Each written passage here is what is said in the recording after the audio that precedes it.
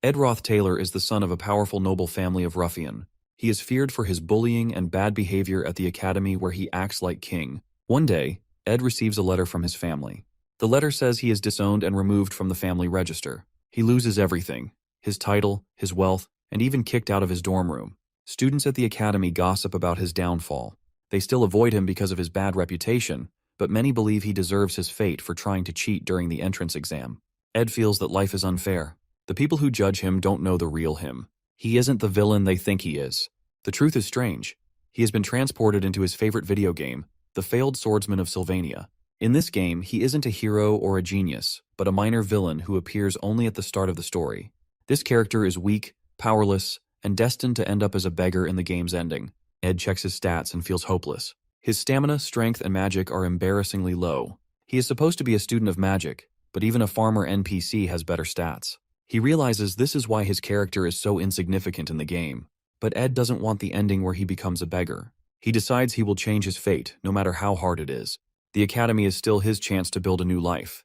It is a top school, and anyone who graduates has a bright future. He knew tough it was extreme starting part of the scenario, but is also extremely important for him. Since his tuition for the first semester is already paid, Ed decides he will stay, work hard, and use his knowledge of the game to survive. His goal is to graduate and live a peaceful life. However, his low stats make him doubt if he can succeed. So, he decides to focus on surviving the next 10 days until the semester starts. To avoid the students and their stares, Ed leaves the academy grounds and goes into the nearby forest. On the first day, he tries cutting logs and moving them with magic. His weak magic drains his energy quickly, and he becomes hungry. Remembering a story from his grandfather, Ed tries to make stew from tree bark. It tastes awful and makes him feel sick. He realizes wood is better for building than for eating. Ed works hard to build a shelter. He cuts logs, makes a frame, and puts everything together. After hours of effort, his shelter is finally complete. His stats improve slightly and earns a small achievement.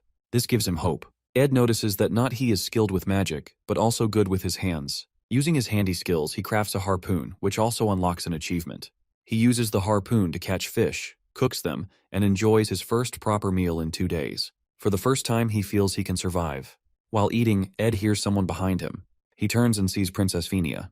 She is the third princess of the Kloll Empire and the person who exposed his cheating during the entrance exam. Because of her, Ed lost everything. Now she looks angry to see him still at the academy. Fenia doesn't understand why Ed hasn't been expelled yet. She thinks he is shameless and warns him to leave the academy. Ed feels nervous because Fenia has a special power that lets her see through lies. If she reports him, he will be expelled, and will be the end for him. As she scolds him, Ed sees his fish burning in the fire, adding to his frustration. Ed knows he needs to calm her down. He tries his best to divert her attention, then simply bends down and thanks her. Fenia looks surprised, detecting no lies from Ed. She knows Ed's family, the Roth Taylors, are infamous for their genocidal experiments on humans, and are considered a trash family that should be destroyed or executed. But for Ed, it's different. He is lucky because he has already been disowned by his family. This gives him an advantage in the academy, or else it would be end for him in the game. Ed begins to wonder why she is alone in the forest without any escort or uniform. He recalls that it's likely for the class placement test in video games timeline, where students are supposed to find magical beads. Ed knows that Fenia wants to join Class A, the academy's top class. He offers to help her, knowing she will struggle to pass the test without assistance. Fenia grows suspicious of his offer, thinking it might be a trick. Ed remains calm and insists he is being honest. He tells her that if he lies, she can have him expelled immediately. This is his last chance, and he knows he has to convince her to trust him. Ed helps Fenia by telling her the exact location of the magical bead, hidden under Marilda's guardian tree in the middle of the island. Following his instructions, she heads there and finds the bead, just as Ed had described. Fenia feels surprised and conflicted.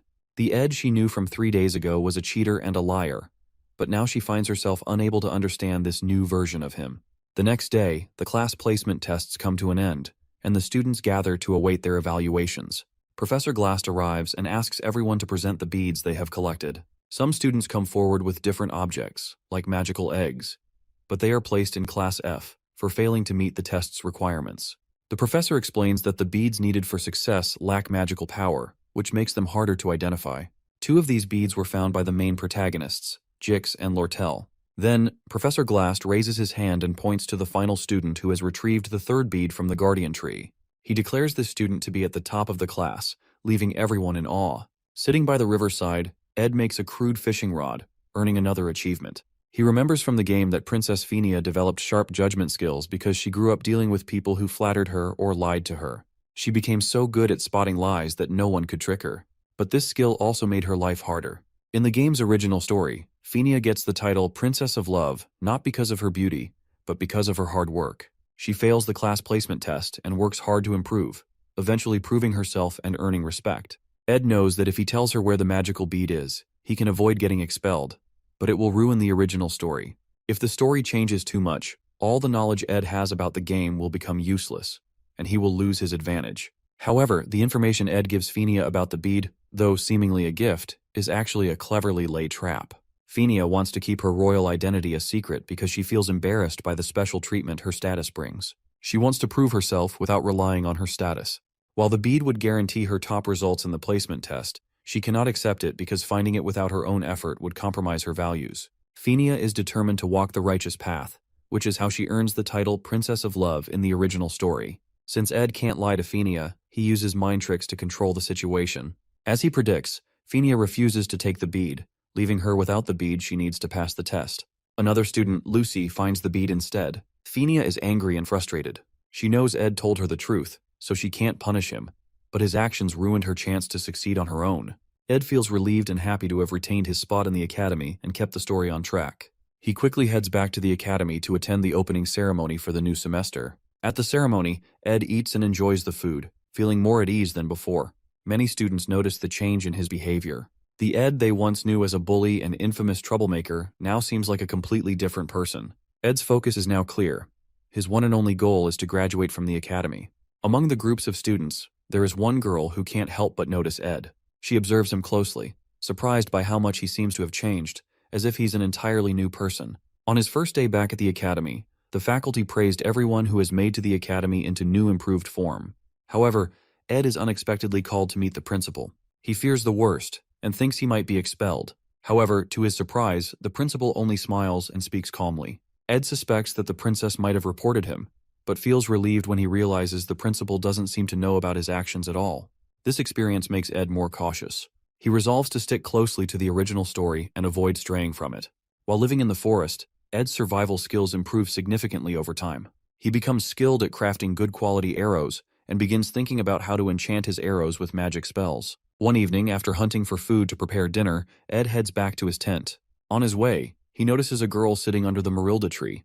It is the same girl who had noticed him during the opening ceremony, Janica Failover.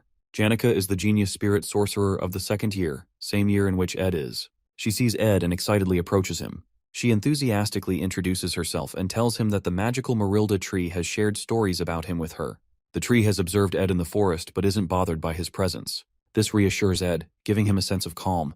He casually remarks that even a fierce wild wolf can have a tender heart. Janica seems surprised for a moment, but then laughs at his words. She stretches out her hand and asks if he wants to touch the spirit which she signed a contract with to be her friend. Ed, however, isn't interested in interacting with Janica further. He politely declines, saying he can't see the spirit in her hand, and excuses himself, claiming he only came to the area to gather food. With that, he walks away.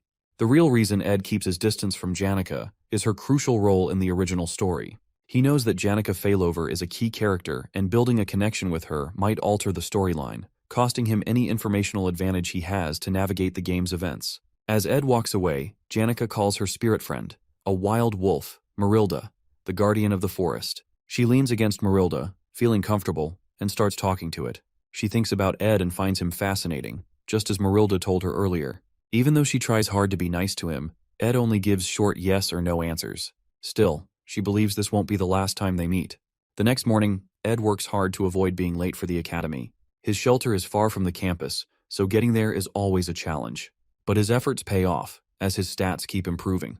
Ed does everything himself, his chores, washing his clothes, and carefully managing his rations and supplies. He is determined to earn a scholarship. Janica can't help but watch him from a distance, curious about his routine. When Ed finally notices her, he yells and asks why she keeps following him. He demands to know if she even realizes who he is.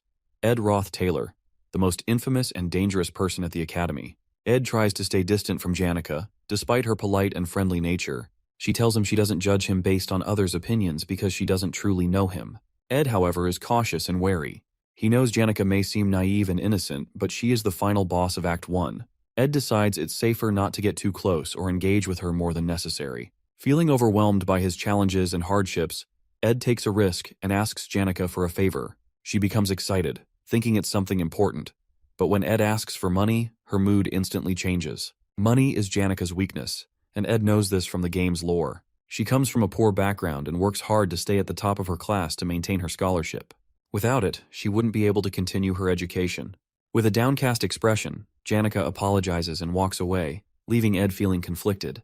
3 days later, while hunting, Ed reflects on his conversation with Janica. He regrets asking her for money, but knows he has no choice but to avoid entangling himself with key characters to preserve the original storyline.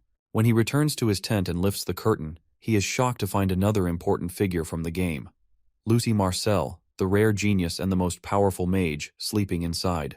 Lucy wakes up and immediately complains about how loud Ed is, saying she can't sleep properly. When Ed demands to know why she is there, Lucy points to the area behind him. She calmly tells him that a spirit wants to speak to him, urging him to save Janica at all costs someday. Despite Lucy Marcel pointing behind him and claiming a spirit wants to speak to him, Ed still can't see anything. He feels frustrated. Not only has he barely managed to get Janica off his back, but now he has to deal with Lucy. Lucy, with her small stature and ability to walk on air, behaves like a stray cat, showing up anywhere she finds comfortable to nap. To make matters worse, she's now using Ed's campsite and resources to skip classes and rest. Ed blames himself for this situation and realizes he needs to act quickly before her presence causes the storyline to deviate further. While setting snare traps for hunting, Ed notices Lucy casually taking the bait, a chunk of beef, and eating it without a care. This frustrates him even more because no matter what he says, she completely ignores him. Ed realizes that if she has already come to his camp multiple times, she will likely keep returning. Worse still, as a seasoned player of the game, he knows there's no strategy to defeat Lucy. Determined to solve the problem, Ed recalls a specific detail from the game guides he read, something most players overlook. He decides to play his last card. Ed tells Lucy that he recently saw maids from Offus Hall searching for her. The moment she hears this, Lucy freezes in shock, her composure breaking for the first time. She hurriedly makes an excuse about remembering something urgent and vanishes into the air in no time. Ed feels relieved and silently thanks his knowledge of the game guides. He remembers that while Lucy is a formidable mage with no known weaknesses in combat, she always flees at the mention of dormitory maids. Apparently she has a habit of avoiding them, as the maids who takes care of Lucy chase after her. With Lucy gone, Ed feels a sense of triumph. He's confident her 2-day stay won't impact the storyline significantly, and is grateful it didn't take him long to figure out how to get rid of her. Once again, he has managed to protect the original story, though he can't help but note how satisfied he's starting to feel. As the game story progresses, the first major quest finally appears: Joint Combat Training. This is a mock one-on-one combat exercise where students use fake weapons to reduce lethality as much as possible. It is also the moment when all the main characters of the game are introduced and meet for the first time. Among them stands the main protagonist, the hero of the game, Taylor, the failing swordsman of Sylvania Academy. Ed shows little interest in the matches at first. He already knows the results since the winners are always the first-year main characters, including Taylor. However, one thing catches his attention: Janica. She appears again, full of the same enthusiasm as before. Despite Ed's repeated efforts to distance himself from her, she continues to stick to him like glue. Watching her persistence, Ed jokingly wonders if she might belong to some dog family, much like Lucy's cat family, given her wandering and clingy nature. Janica, trying to be helpful, shows Ed the match list. He ignores it at first, uninterested in the details. But when she casually mentions his name being on the list, Ed becomes alarmed. In the game's original storyline, Ed Roth Taylor is expelled by the time this quest takes place. Grabbing the list, he quickly scans it to find out who his opponent will be. Meanwhile, the most awaited fight of the event begins: the duel between the main protagonist, Taylor, and the powerful, cat-like mage, Lucy Marcel. Setting the list aside, Ed focuses on the fight. Despite his current circumstances, he still feels a deep connection to Taylor's character, having spent countless hours completing the game alongside him. Though Ed now inhabits a side character's role, he still wants to cheer for Taylor. The announcer calls Lucy to the ring. Ed vividly recalls this iconic moment from the game: Taylor gripping his sword for the first time, skillfully countering Lucy's spells, and catching her off guard. Lucy then uses intermediate lightning magic, which disqualifies her, granting Taylor the honor of being the first person ever to defeat her. Nostalgia sweeps over Ed, and he eagerly anticipates witnessing this scene unfold again. The referee rings the bell, and the match begins. Taylor rushes in with his signature determination, aiming to gain the upper hand by attacking Lucy with his knuckles. But with a single lightning strike, Lucy sends him flying into the wall. Ed watches as Taylor, despite the overwhelming odds, he knows that he refuses to give up. Just as he remembers from the original story, despite of being bumpkin and all the failures he faces, he never loses hope. Taylor grabs his sword, charges forward, and catches Lucy off guard, mirroring the sequence from the game. But then, something unexpected happens. Instead of Lucy using her intermediate lightning spell as she does in the original storyline, she casts a blocking spell, halting Taylor in his tracks. She follows this with wind magic, sending Taylor flying even farther and exhausting him completely. The announcer declares Lucy the winner of the duel. Ed is stunned. Taylor was supposed to win this fight, but now Lucy has defeated him. This small change might seem minor, but Ed knows it could completely mess up the original story. He fears what might happen next. The crowd cheers for Lucy as Taylor walks away from the match, crushed and defeated. Ed feels a rising sense of panic. This is a huge problem. He quickly realizes that the magic Lucy used isn't normal. It's continuous magic, the kind that can only be obtained by forming a contract with a high-class spirit. In the original storyline, Lucy and the forest guardian spirit Marilda have no connection. However, Lucy's unexpected visit to Ed's campsite must have led her to accidentally form a contract with Marilda, making her far stronger than she is supposed to be. Ed blames himself. This change in the storyline is his fault, and now the story is spiraling out of control. Taylor, the main hero of the game, is never meant to lose this match. The announcer then calls for the next match, Ed Roth Taylor versus Princess Fenia.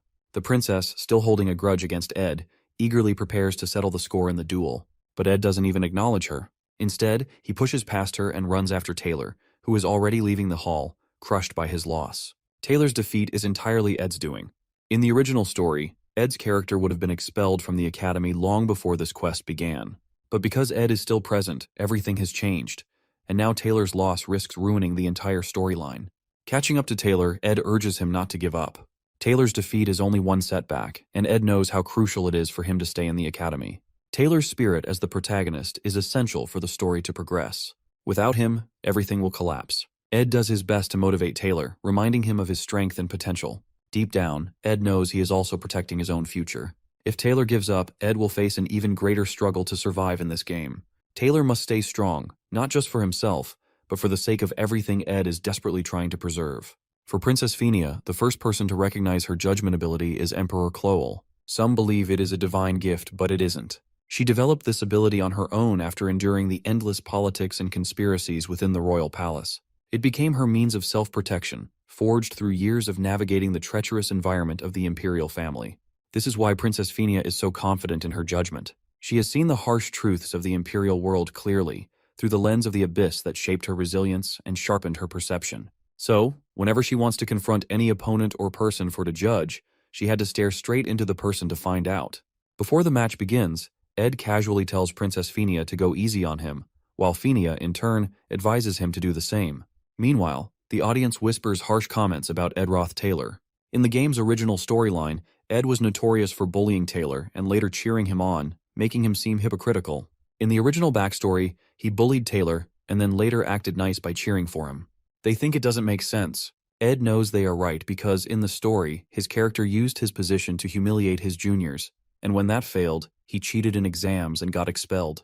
The match begins. Fenia forms a water ball and throws it at Ed, wanting to test him. She thinks he will dodge it using fire or wind magic. But Ed doesn't dodge or defend himself. He just stands there and takes the hit. Fenia is shocked. Ed then calmly declares that he lost, giving the victory to her without even trying. The audience erupts into cheers for Princess Fenia, declaring her the winner while loudly booing Ed. They shout insults, calling him worse than Taylor. Despite this, Ed calmly approaches the princess, thanks her for the match, and quietly leaves the arena. This only deepens Fenia's curiosity. She begins questioning why he acted this way, wondering if he had no interest in the duel from the start. Ed makes an intentional choice to forfeit the match. He doesn't want to interfere with Fenia's place in the story because he understands how important she is to the plot. He quickly leaves the arena and goes in search of Taylor. Ed believes that Taylor is the real protagonist of the tale, much more significant than the princess, and he wants to make sure Taylor doesn't give up. As Ed searches for Taylor, he is startled when Fenia suddenly appears behind him, panting. He's surprised to see her alone, without any escort. Fenia shouts at him, demanding to know what his true intentions are. She accuses him of having no intention to win the match, claiming he only wanted to leave the stage as quickly as possible. Fenia's frustration boils over. She admits that she's tired of everyone at the academy, her classmates, the professors, even the servants. She feels overwhelmed and confused, especially by Ed's actions. She demands to know who Ed really is, which only make her question him more. Seeing her so upset, Ed calmly steps closer, places his hands on her shoulders, and tells her to relax. Guiding her through a simple breathing exercise, he encourages her to breathe deeply and slowly. His calmness helps her focus and eases her frustration, if only for a moment. Feeling calmer, Fenia realizes how she acted earlier and apologizes to Ed for her behavior. Ed notices that she has relaxed a bit and looks for a way to leave so he can continue searching for Taylor. But Fenia starts opening up about her struggles and sadness from living in the royal palace. She talks about how hard it is to deal with constant politics and schemes, which have taken a toll on her. Even after sharing her feelings, Fenia still wants answers. She asks Ed why he picks on Taylor. She wonders if it's because Taylor has a troubled background, and Ed wants a reason to be disowned by his own family. Ed knows there's some truth in what she says, but he pretends not to understand. He avoids giving her a clear answer, knowing it's not the right time to explain everything and fearing it could mess up the story even more. Fenia becomes annoyed again. She demands to know why Ed bullied Taylor but now supports him even though he tried to get Taylor expelled. Ed keeps dodging her questions, giving vague and unrelated answers. This makes her even angrier, but without proof to confront him, she lets him go, though she remains suspicious. At the door, Ed stops and turns back to Fenia. He tells her that while she needs to focus on the tricky politics, she also needs to rest. He reminds her that the academy isn't like the palace. Here, she doesn't need to worry about everything all the time. Fenia is caught off guard by Ed's advice. She's surprised he understands her struggles so well. It leaves her curious, as no one has ever seen through her like that before. Ed, aware that his words might have profound effect, leaves Fenia and continues searching for Taylor, hoping he isn't too late. Finally, he finds Taylor sitting alone, holding his broken sword, looking sad and lost. Just as Ed moves closer, someone steps in his way. Isla Triss, the main heroine of the game. She firmly tells Ed not to get any closer or bother Taylor, standing in his way to protect Taylor from further trouble. Isla blocks Ed and firmly tells him that Taylor doesn't need to deal with him anymore. She accuses Ed of causing enough harm already. Then, something surprising happens. Taylor, despite looking defeated and broken after the match, stands up. He confronts Ed with a determined expression, asking why Ed is still at the academy. Ed is surprised by Taylor's strength to keep going. Even after such a crushing setback, Taylor still shows his fighting spirit. Having played the game with him countless times, Ed knows that Taylor's strength lies in never giving up, no matter how strong the opponent. He also sees the positive influence of Isla, Taylor's childhood friend and biggest supporter, who is always there to motivate him and lift his spirits. As Taylor demands answers, asking what Ed's real intentions are, Ed simply praises Taylor's swordsmanship during the duel. He acknowledges Taylor's impressive skills, a genuine compliment stemming from his experience in the game, where he fought alongside Taylor until the very end in the game. Ed turns to leave, telling Taylor he just came to see him and isn't planning anything. He has no schemes or hidden motives. While Taylor might still doubt him, Ed feels relieved, not because the storyline is slightly off course, but because Taylor, the hero he knows so well, is standing strong. As Ed walks away, Taylor and Ayla glare at him, annoyed by his calm attitude, thinking he is trying to act cool despite everything. Just as Ed leaves, suddenly, a loud explosion shakes the hall, a result of a powerful magic spell. Ed immediately recognizes the scene. In the game, this is a key event during the legendary duel between the Golden Daughter Lortell and Janica Failover. In the original story, Taylor and the other main characters were supposed to watch this match in the hall. But with the changes in the storyline, Taylor and Isla are now outside. Ed decides it's okay since the match is still happening and they may be watching from outside. This duel is important because the winner becomes the final boss of Act 1 in the game. Janica and Lortell's battle becomes fierce. Lortell uses ice magic to stop the fire spirit Janica summoned. However, the fire spirit's strength overwhelms the ice, melting it and striking Lortell. This makes Janica the winner of the match. The crowd cheers for Janica, excited that a second-year student has won. However, Janica notices Lortell being carried away by medics. She feels guilty, realizing she accidentally uses an intermediate magic spell, which violates the rules. Fortunately for her, no one seems to have noticed the mistake. But she gets traumatized by what she has done to her opponent. Unlike in the original game story, Lucy now defeats Taylor, and the whole quest concludes with Janica becoming the only senior winner, protecting the pride of the past enrolled students. Watching this, Ed notes that things are about to get even more hectic for Janica, but he considers this a relief as it might mean she won't bother him at his camp anymore. Ed decides he wants to avoid further involvement with the main characters, since getting tangled up with them only brings him headaches. 2 weeks pass after the joint combat training quest, and Ed focuses on improving himself. He significantly boosts his stats during this time. Now he can study and survive without relying on any of the main characters. His physique, stamina, and other skills grow stronger, making his body more resilient. While bathing in the river, Ed spots Janica sneaking up on him. Embarrassed, he yells at her for invading his privacy. Later, they sit together near the campfire. Janica expresses how much she likes Ed's camp, describing it as a top-secret base perfect for adventures. She mentions she needs his advice on something and asks for his honest opinion. Curious, Ed asks why she came to him instead of seeking help from her other friends. Janica explains that after Ed left the hall, her match against Lortell ended in her victory. However, during the duel, she accidentally used an intermediate-level spell, which wasn't allowed, and injured Lortell. Now she feels guilty and can't shake the thought that she overreacted. She doesn't want reassurance from her friends, as they would likely tell her she did the right thing. Instead, she wants an honest opinion about whether she should apologize to Lortell. Ed tells Janica to do whatever feels right to her and to apologize if she believes it's the right thing to do. While Janica is bubbly, cheerful, and cherished by everyone as the perfect friend, feeling guilty or self-critical won't erase the mistakes already made. People may encourage her and take her side, but that alone won't undo what has happened. Hearing Ed's straightforward opinion, Janica feels happy that he doesn't take sides blindly. She notices how much Ed has changed compared to the person he was last year. Though she is a lively and smiley girl, she is also a keen observer. She remembers how, when Ed once asked her for money, he didn't show the desperation most people would. Instead, his behavior subtly signaled her to keep her distance from him. Janica finds Ed intriguing and admits she likes him a lot. She tells him she wishes more people were like him, as he has become a source of strange but comforting reassurance for her. The next day at the academy, Ed finds himself in serious trouble as Lortell keeps following him and calling out to him, despite his best efforts to ignore her. He knows exactly why this is happening. The game, The Failed Swordsman of Sylvania, is considered a masterpiece, with only a few players managing to reach its true ending. Most new players encounter bad endings early in the story, often caused by wrong decisions or failing to save important characters. These choices lead to tragic outcomes, such as the hero being killed or broken, ultimately resulting in a game over. Lortell, in the early stages of the game, is a hidden hero assigned to a specific role. Unlike Fenia, who is openly admired, Lortell is treated as a villain from the start. Her true nature and importance are only revealed in the later parts of the story. To prevent losing control of the narrative and risking a bad outcome, Ed decides to avoid falling into Lortell's plans. He resolves not to play along with her intentions, and to stay cautious about every decision he makes. As Lortell keeps following Ed, persistently asking him to stop and listen, she eventually steps in front of him, flashing an innocent, angelic smile. She politely requests him to spare 2 hours to hear what she has to say. Ed, clearly annoyed, asks how long she plans to trail behind him. Lortell playfully responds that she didn't expect him to ignore her for so long, gritting his teeth as if her presence didn't bother him at all. Lortell, being the only daughter of the magnate elite Ketchum, is no ordinary student. As part of the elite, she is deeply entangled in the political rivalry with Princess Fenia for control over the academy. Ed, however, has no interest in getting involved in her schemes.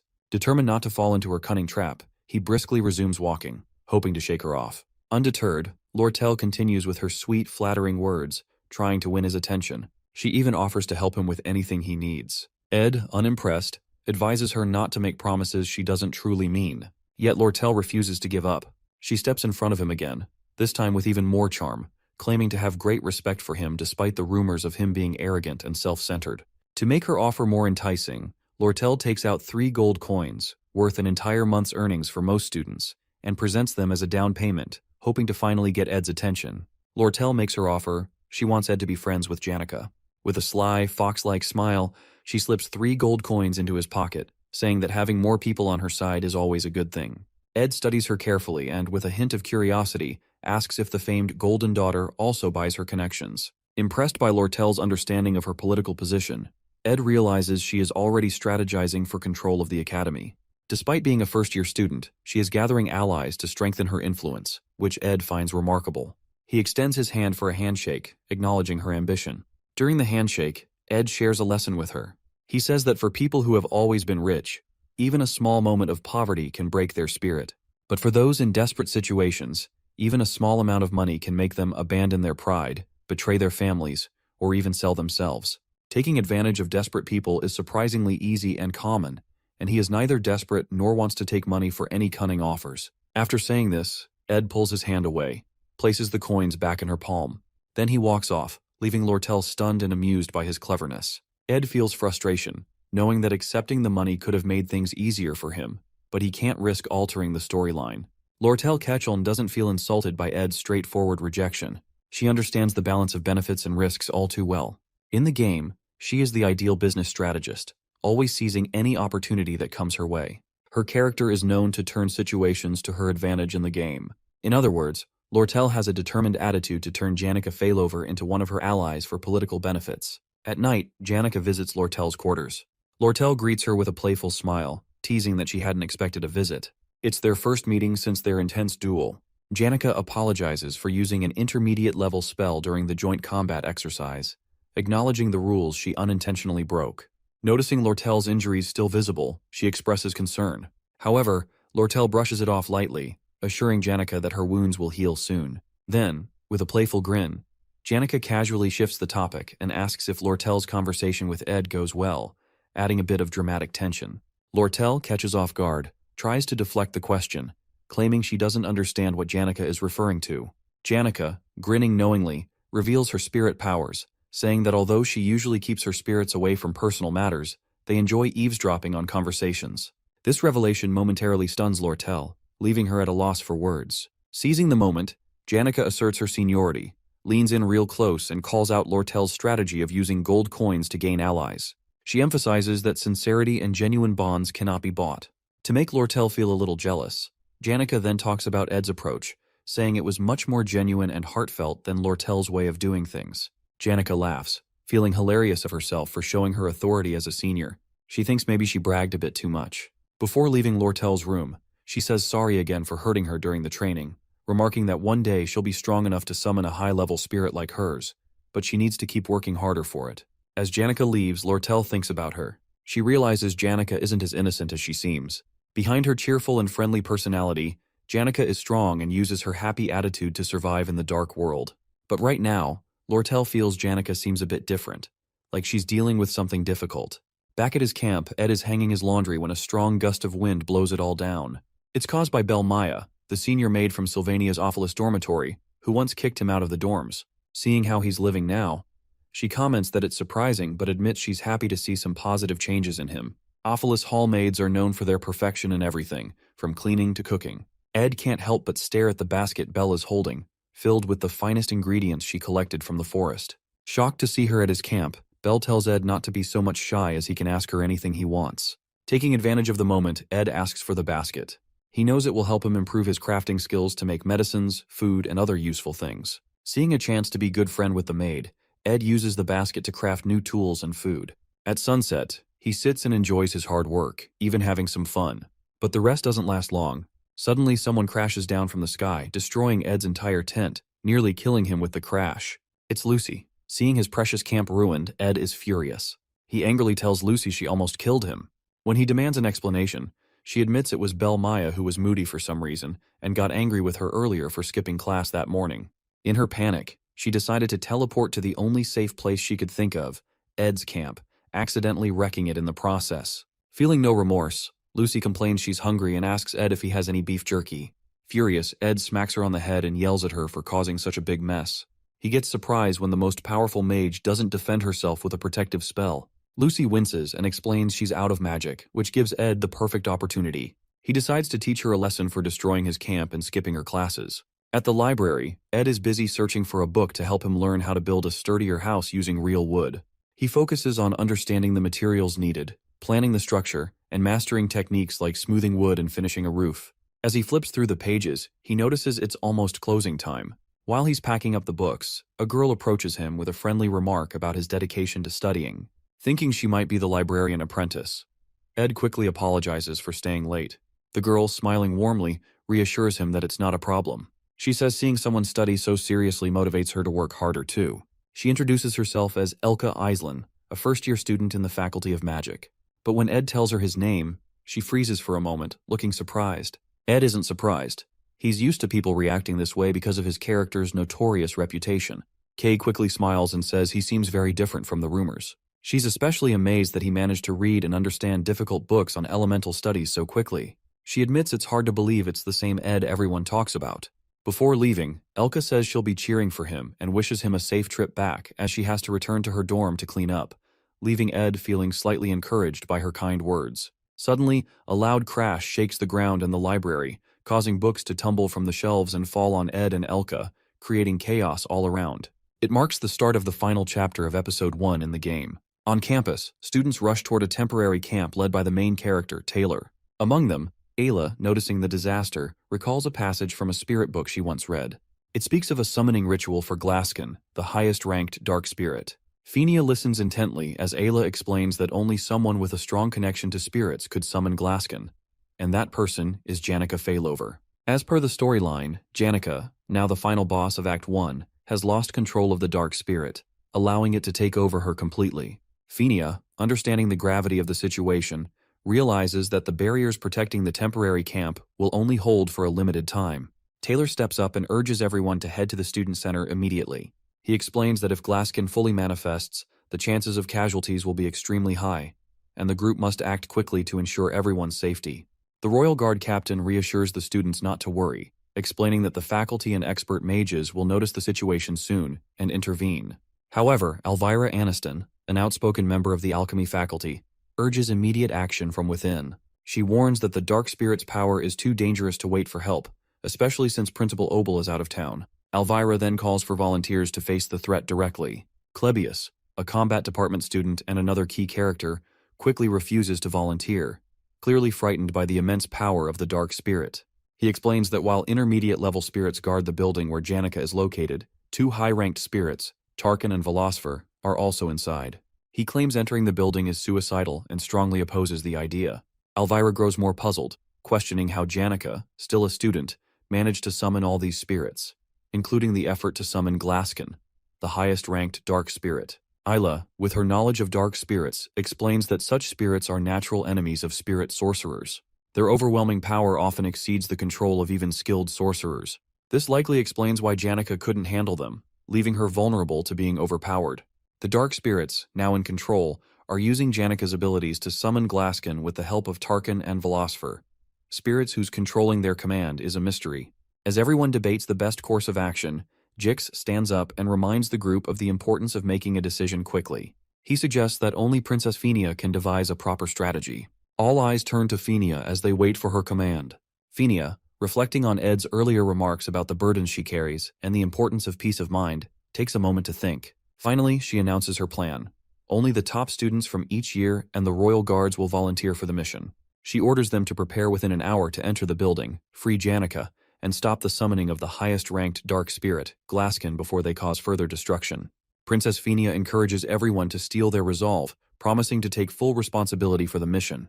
Just then, a student runs up to her, panting and visibly distressed. He informs the princess that the residents of the teaching area will not be able to assist, as they are already defending Audrey Hall to protect the potion archives from attacks. Realizing their limited numbers, Fenia asks if there are any other students who can help. Suddenly, another student, a frightened girl, rushes to the princess, trembling as she reports an emergency in the library. She reveals that Elka, the librarian apprentice, and a sophomore student are trapped inside. Hearing Elka's name, Jix immediately reacts. Grabbing the girl by the shoulders, he demands confirmation that Elka is still in the library. When the girl confirms, Jix panics, stating that he must save his best friend immediately because Elka has no way to defend herself. Fenia quickly intervenes, commanding Jix to calm down. She reminds him that stopping Janica and the dark spirits must be their top priority. Fenia assures Jix that Elka might be safe since a sophomore student is also with her. However, Jix questions the reliability of an unknown student and how they can trust them to protect Elka. Fenia turns to the girl and asks if she knows the identity of the sophomore student in the library. The girl, shaking with fear, hesitates, unable to speak. Jix grows impatient and presses her for an answer. Finally, in a shaky voice, the girl confesses that the sophomore in the library is none other than Ed Roth Taylor. Her answer leaves everyone in shock. The girl starts crying, apologizing for abandoning the library earlier. She explains that she left Elka in charge because Ed was staying late into the night, and his presence had annoyed her. Jix becomes furious, refusing to leave Elka alone with Ed, whose infamous reputation precedes him. His anger and worry for his best friend escalate the tension in the room. Fenia casually advises Jix to relax and trust Ed for once. Her unexpected suggestion leaves everyone frozen in surprise. Jix, however, doesn't find the advice amusing. Fueled by worry and rage, he jumps high into the air, cutting through dark spirits with fury as he charges toward the library shouting Ed's name, determined to reach him and punish him if he touches Elka. Jix's story is unlike other characters. He grew up wandering the harsh northern prairies, separated from his family at a young age with no memories of them. Living like a barbarian, he survived by scavenging from corpses or hunting deer to sell their meat. People feared him because he came from a harsh, chaotic land where only the strong survived. His life as a savage changed when he met Elka, his first true friend. Her family treated him kindly, helping him leave his wild ways behind and become more civilized. For Jix, Elka is everything, and he would do anything to protect her.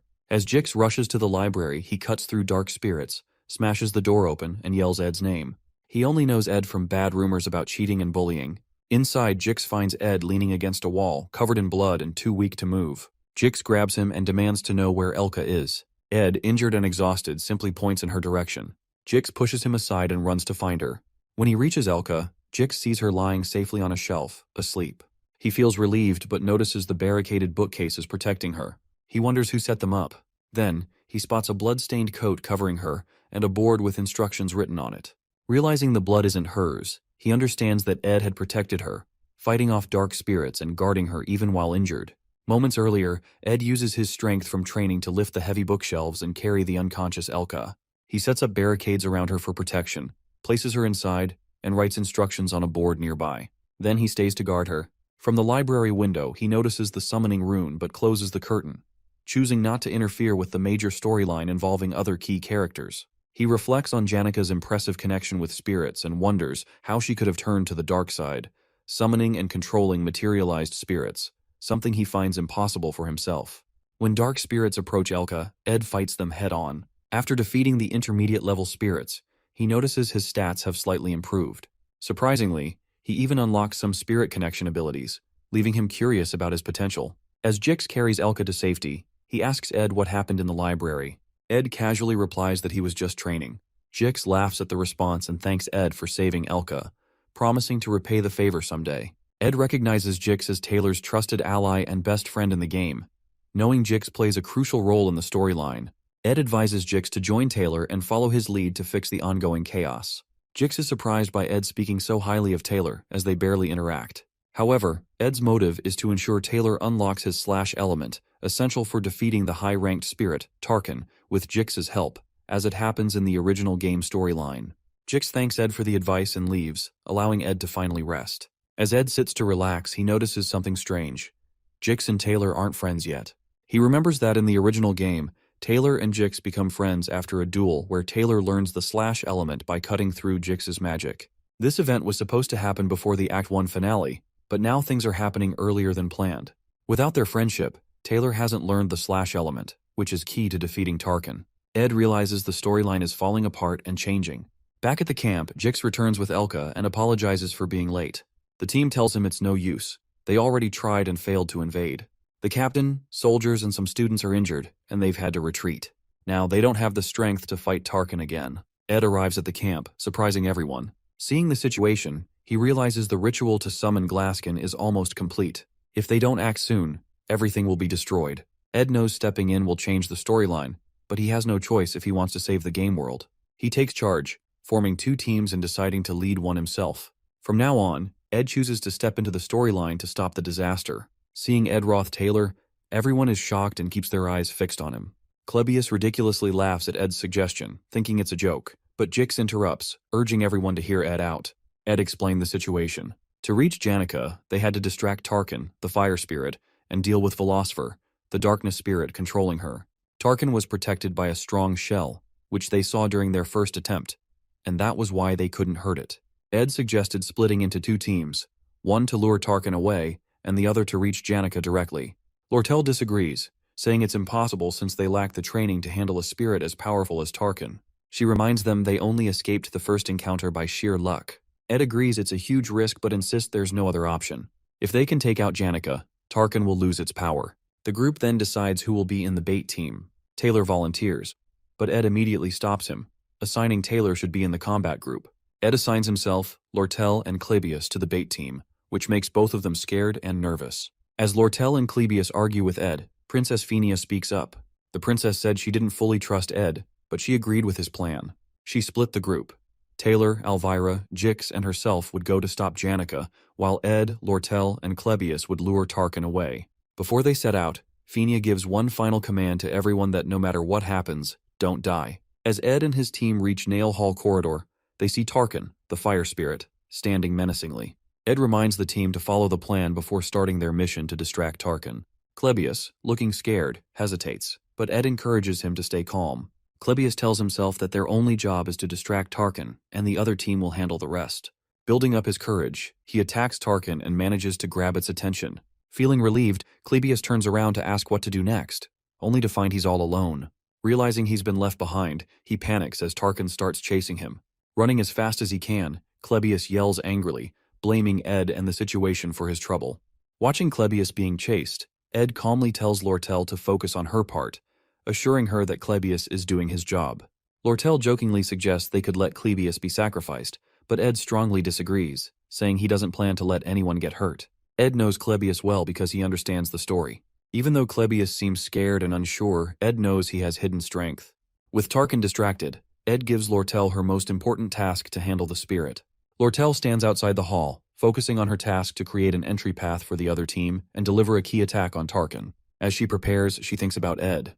Despite his bad reputation, he seems surprisingly cool to her.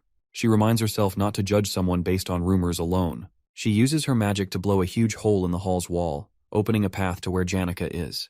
Her powerful move surprises Princess Fenia and the others. Earlier, Ed notices Lortell's hidden magic skills and decides this is the perfect chance to use them. He trusts her with this important role, and she feels grateful for his confidence. With the path open, Lortell turns to fight Tarkin, the fire spirit.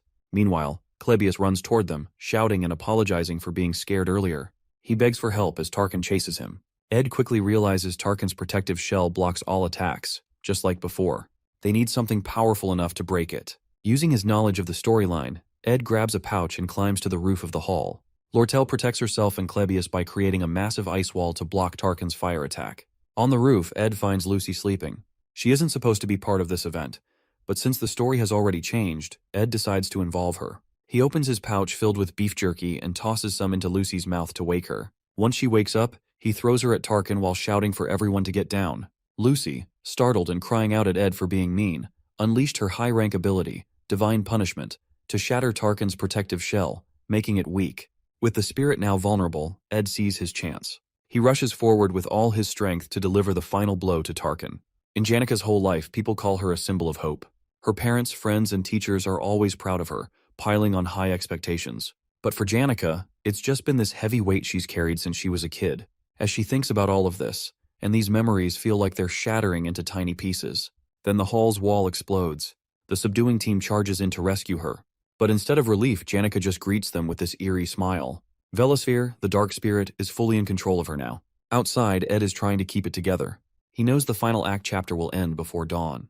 He checks on Lucy, wondering if she's okay after all her effort earlier.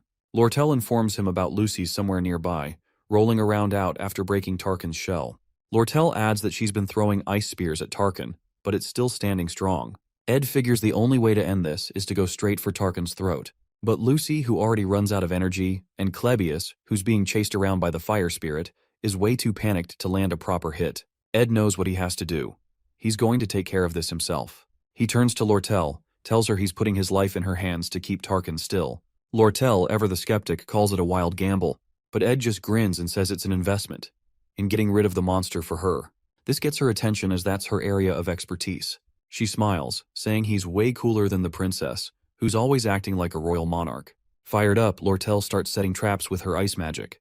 Just as Ed charges toward Tarkin, another massive dark spirit shows up on the top of the hall building, the right hand of Glaskin, making the whole situation even worse. Ed figures Taylor's team must be at the final stage of their fight, but he can't let that distract him. He trusts Lortell will not mess up, even with all this chaos. As Tarkin is about to launch a fire blast straight at Ed, Lortell nails the timing, using her traps to block the attack and give Ed an opening. He slides in close, channels his wind magic, and slices right through Tarkin's throat. The fiery beast finally goes down. As the dust settles, Ed checks his stats and grins. His spirit magic levels are way up, and he's unlocked a spirit contract slot, something he never thought he'd get. He glances over and spots Taylor, who's busy slicing Glaskin's right-hand spirit to bits like it's no big deal. Watching him in action, Ed can't help but feel impressed. Taylor's really living up to his protagonist role.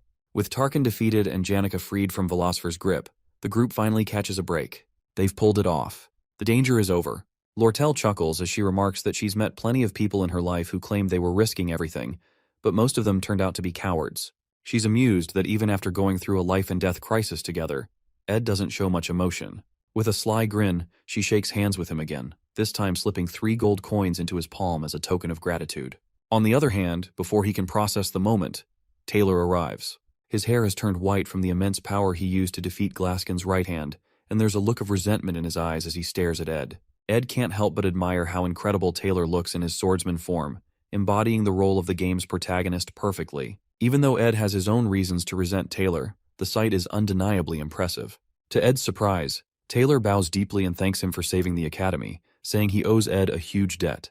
His gratitude is genuine, but Clebius, still shaken, interrupts by sobbing and yelling about how no one should ever trust someone like Ed. This outburst is quickly shut down by the others, leaving Clebius grumbling in the background. Finally, Princess Phoenix steps forward. With her usual grace, she thanks Ed sincerely, acknowledging how much he's done for them all. Princess offers Ed to join the student council for his heroic acts, but Ed gently declines, giving credit to the team instead.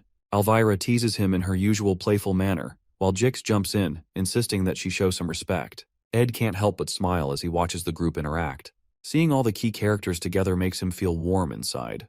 Even though Ed has been staying away from the main characters to keep the storyline intact, he feels a quiet sense of fulfillment watching them grow and bond. Each character has their own path. Taylor grows stronger through every trial. Isla becomes more resilient alongside him. Fenia embraces her role as a monarch and matures into adulthood, and others play their part to build toward a collective success. Ed steps away from the group, heading to the hall to check on Janica. Despite sensing that the storyline might have shifted slightly, he knows his role is to guide the protagonists while staying in the background, ensuring they each shine in their own way. Ed finds a bruised and battered Janica hiding in the chest inside the destroyed hall. Back on the ground, when Ed asks everyone why Janica turns berserk, Lortell shares her theory. She explains that when she visits Janica's room, it is covered with letters and posts on the walls, along with piles of gifts from people outside the academy, mostly from family and friends with high expectations for her success. Lortell believes the overwhelming pressure makes Janica obsessive and vulnerable, forcing her to honor everyone with replies and thanks. The dark spirit Velusfer exploits this darkness in Janica, turning her into a berserk spirit mage to summon Glaskin. Ed wonders why the final act happens so early. He realizes that during the joint combat training, Taylor is supposed to defeat Lucy and gain fame, but instead, Taylor's loss shifts the storyline. The audience becomes fans of Janica, the only senior to win against a first-year student, putting her under immense pressure to maintain her standards. Ed then notes that while both Lucy and Janica make contracts with spirits, Lucy spends more time in the forest, strengthening her bond naturally. Janica, however, lacks that connection, and Ed blames himself for being in the forest and altering the game's storyline. Janica tells Ed she feels forgotten amidst the chaos, which hurts her. She admits that after wreaking havoc on such a grand stage, she thinks others will look for her but they don't. Ed consoles her, making her laugh a little. Janica says she doesn't expect him to find her so quickly and just wants to stay hidden a little longer, as she feels close to ugly crying. This makes Ed tear up as well. Ed recalls Marilda, the spirit wolf, telling him to save Janica one day. He realizes this moment is what he means, preventing Janica from falling into such despairs. Ed now gets why the wolf said those words to him. Everyone else is putting a lot of pressure on Janica, while Ed keeps his distance, making Janica feel like he's the one she can rely on. Because of all this pressure, Janica messes up while trying to form a contract with a high-rank spirit. She rushes through the summoning ritual and ends up being taken over by the dark spirit, causing the faculty building to be destroyed. She studies magic every night and tries to make everyone happy who supports her. But even though she seems to meet everyone's expectations on the outside, she's struggling a lot on the inside. Seeing her work so hard and still fail is both sad and beautiful to Ed. He tells Janica that she's worked hard and offers her comfort with those words. Outside, the main characters are being praised, but the hall is quiet and dark. Hearing Ed's kind words, Janica starts crying. To Ed's surprise, all of Janica's spirit friends appear in the hall to support him. For the first time, Ed sees the spirits. Even though he's watched this part of the story many times, he's never seen them before, and now he feels like he's truly seeing the end of the first act. Ed's stats go up, and he levels up to 10. He can now see spirit animals that want to bond with him. The high-rank spirit wolf shows a lot of interest in him, and they form a bond. 10 days have passed since Janica's disciplinary committee trial. She admits her mistakes and says she's ready to accept her punishment. However, her friends and teachers stand by her, offering full support even during her tough time. Her other friends, including the main characters, argue that Janica shouldn't be punished because it wasn't her fault, She was overpowered by the dark spirit Velocipher and didn't act intentionally. Even Lortell steps in, covering the costs for restoring the building. She doesn't ask for anything in return except a reduction in custom fees on school supplies for the students. Initially, Janica's punishment included losing all her top student benefits, having her achievements revoked, disqualification from the academy. But thanks to the pressure from her friends and teachers, the committee decides to cancel her expulsion and give her another chance while giving only some amount of probation and suspension. Overall, Janica's friends are relieved she's staying, but they notice she seems a little stressed. To cheer her up, they organize a fancy tea party and agree not to bring up anything related to the incident around her. When Janica's friends invite her to join them, she suddenly asks, out of the blue, what the difference is between love and liking. This catches her two best friends, Anis and Clara, off guard. Confused, they ask why she's bringing this up. Janica shares that she's been having the same recurring dream about one of her friends. In her dream, she's sitting in a garden full of flowers, looking like a princess, and holding a flower crown she made for a friend. Then, her friend, looking quite dashing, arrives on a horse. She puts the crown on his head, and they play together. The dream always repeats exactly the same way, which makes her smile as she describes it. This response leaves both Anis and Clara in surprise, fearing they may accidentally uncover Janica's secret love story. Feeling embarrassed and worried that she might say something to upset Janica, Anis panics and quickly makes up an excuse about needing to go help the professor, dashing off before things get more awkward. This leaves Clara sweating nervously as she's left alone to deal with Janica's emotions. She knows she needs to handle the situation carefully to avoid upsetting Janica. If things go wrong, the entire student body might catch wind of Janica's love story, which could spiral into gossip and make things difficult for her. Clara puts on a calm smile and gently suggests Janica to avoid overthinking. She encourages her to be honest with her emotions, explaining that liking or disliking someone is often a mystery, but it's not always easy to figure out whether such feelings are positive or negative. Janica found her words significant and makes her to think. Clara also warns Janica to be cautious when talking about sensitive topics like this, as it could affect her and her friend's reputation and herself. Janica listens carefully and fully understands the advice. Janica thanks Clara for the genuine advice, saying it's just what she expected from her. She then makes an excuse to leave, mentioning she needs to report back to Offus Hall.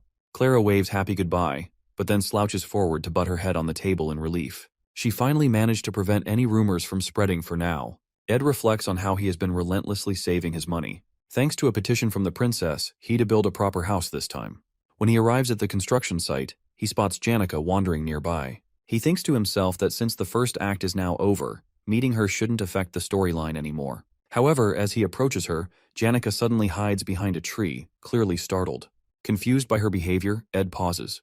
Janica recalls Clara's advice about being honest with her feelings, but, unable to overcome her nerves, she hastily makes an excuse about having things to do at Offus Hall before fleeing. For Janica, confessing her feelings feels like an impossible challenge. Meanwhile, Ed stands frozen in surprise, bewildered by her reaction but deciding not to overthink it, as he has work to do on building his house. On the first day, Ed carefully selects the location for his hut, ensuring it's a suitable spot. On the second day, he starts collecting logs and wood, showcasing impressive skill with cutting trees. As his semester results come out, Ed discovers he has performed exceptionally well, with skills and grades far above the average student. However, back at the academy, special incidents keep occurring. Whenever Janica sees Ed, she hides or avoids him, leaving him perplexed. Meanwhile, her friends Clara and Anis glare at Ed angrily, warning him to stay away from Janica, as his presence embarrasses her and makes her flustered. After countless days of hard work, Ed progresses from cutting lumber to starting construction on his hut. Along the way, he juggles challenges like catching Lucy while she getting beef jerky from the traps, dealing with Belmaya's help, and navigating the ongoing Janica situation. He faces setbacks, like failing to structure the hut properly, but finds support from his new friend Jix. Bit by bit, he works on modifications for the walls and furniture. Finally, on day 45, Ed completes his hut, unlocking a personal achievement for creating something from scratch. At last, he's no longer homeless. As Ed rests peacefully in his newly built hut, Janica shows up, watching quietly from behind a tree in the forest, observing the hut he's made.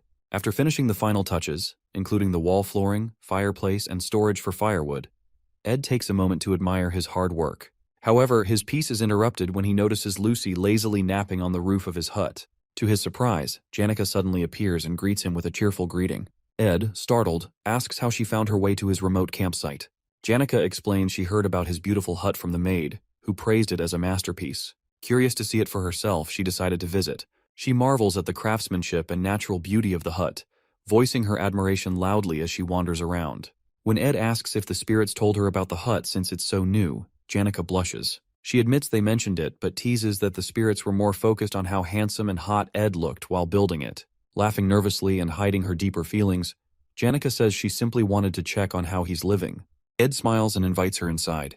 Blushing, Janica nods and follows him in. Inside, while Lucy sprawls lazily on the roof, Janica gasps in amazement at Ed's handiwork. Sitting near the fireplace, she shares her gratitude for the support Lortell and her friends have given her. However, she also expresses worry about how to repay their kindness. Seeing her conflicted expression, Ed advises her not to overburden herself with repayment, especially if she can't afford it.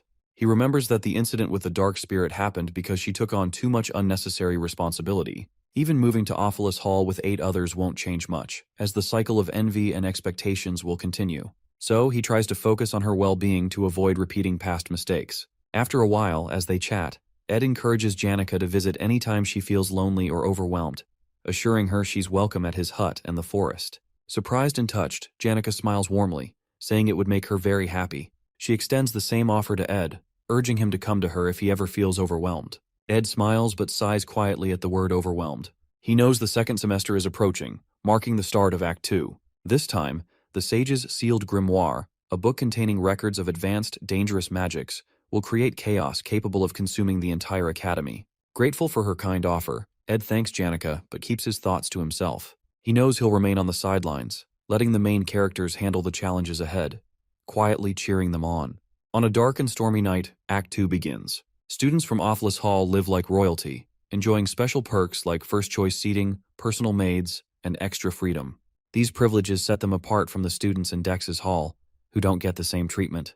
When vacation ends, a heavy rainstorm hits the southwest side of the academy. Offus Hall students are given horse carriages and boats to help them return safely. Even those who are late are allowed extra days without punishment. But Dex's Hall students aren't so lucky. They have to travel in the pouring rain and risk losing points if they don't make it back on time. This unfair treatment makes the Dex's Hall students angry. They come together to protest and demand equal treatment. They want answers for why they're treated so poorly compared to the Offus Hall students. Behind the scenes, Lortell and a clever troublemaker named Willain stir things up. Willain is good at using his words to manipulate people and make things worse. While the students want fairness, Willain's real goal is to cause chaos and hurt Offus Hall's reputation. Together, they push the situation to the edge of a full-blown riot. Lortell proposes a fair solution, suggesting the school extend the deadline for students returning after the storm and should confess that Offus Hall students get special treatment. Although the head maids of Offus Hall and the Academy's review division support her plan, the administration shows little interest in resolving the issue. This lack of action only fuels the protest, making things worse. Frustrated, the protesting students go on strike, plan to burn and damage Offus Hall's valuable assets, like hardwood furniture and artisan-crafted paintings, which will put even more pressure on the authorities to act. As a result, Willain will take benefits from the chaos, using it to damage the Academy's reputation, while Lortell, being in the Merchant Association, uses the Academy's problems to make money and push her own goals, which were already worsened by the Glasskin incident. While negotiations continue, the elite Merchant Association seizes an opportunity to gain a significant advantage by sabotaging the Sage's Sealed Grimoire, a book considered the very heart of Sylvania. Its value is so immense that people, in desperation, are willing to offer anything for it, even their hearts. As protests rage outside the hall, Lortell gazes out the window at the pouring rain, recalling her childhood in the slums. She remembers wandering in tattered rags under the same dark skies. The thought brings a bitter smile to her face as she mocks herself for feeling a moment of relief. Her entire life has been a relentless struggle to survive, marked by betrayal, suspicion, and a refusal to show genuine sincerity. This desperate existence has left her scarred, a reflection of her filthy self. Yet deep down, she wishes someone among the students could see her for who she is, a survivor of a harsh life. She decides to seek out others like her, those who have also endured the life of a gutter rat. Ed describes Lortell as a shadowy figure, always hiding the harsh truths behind the scenes.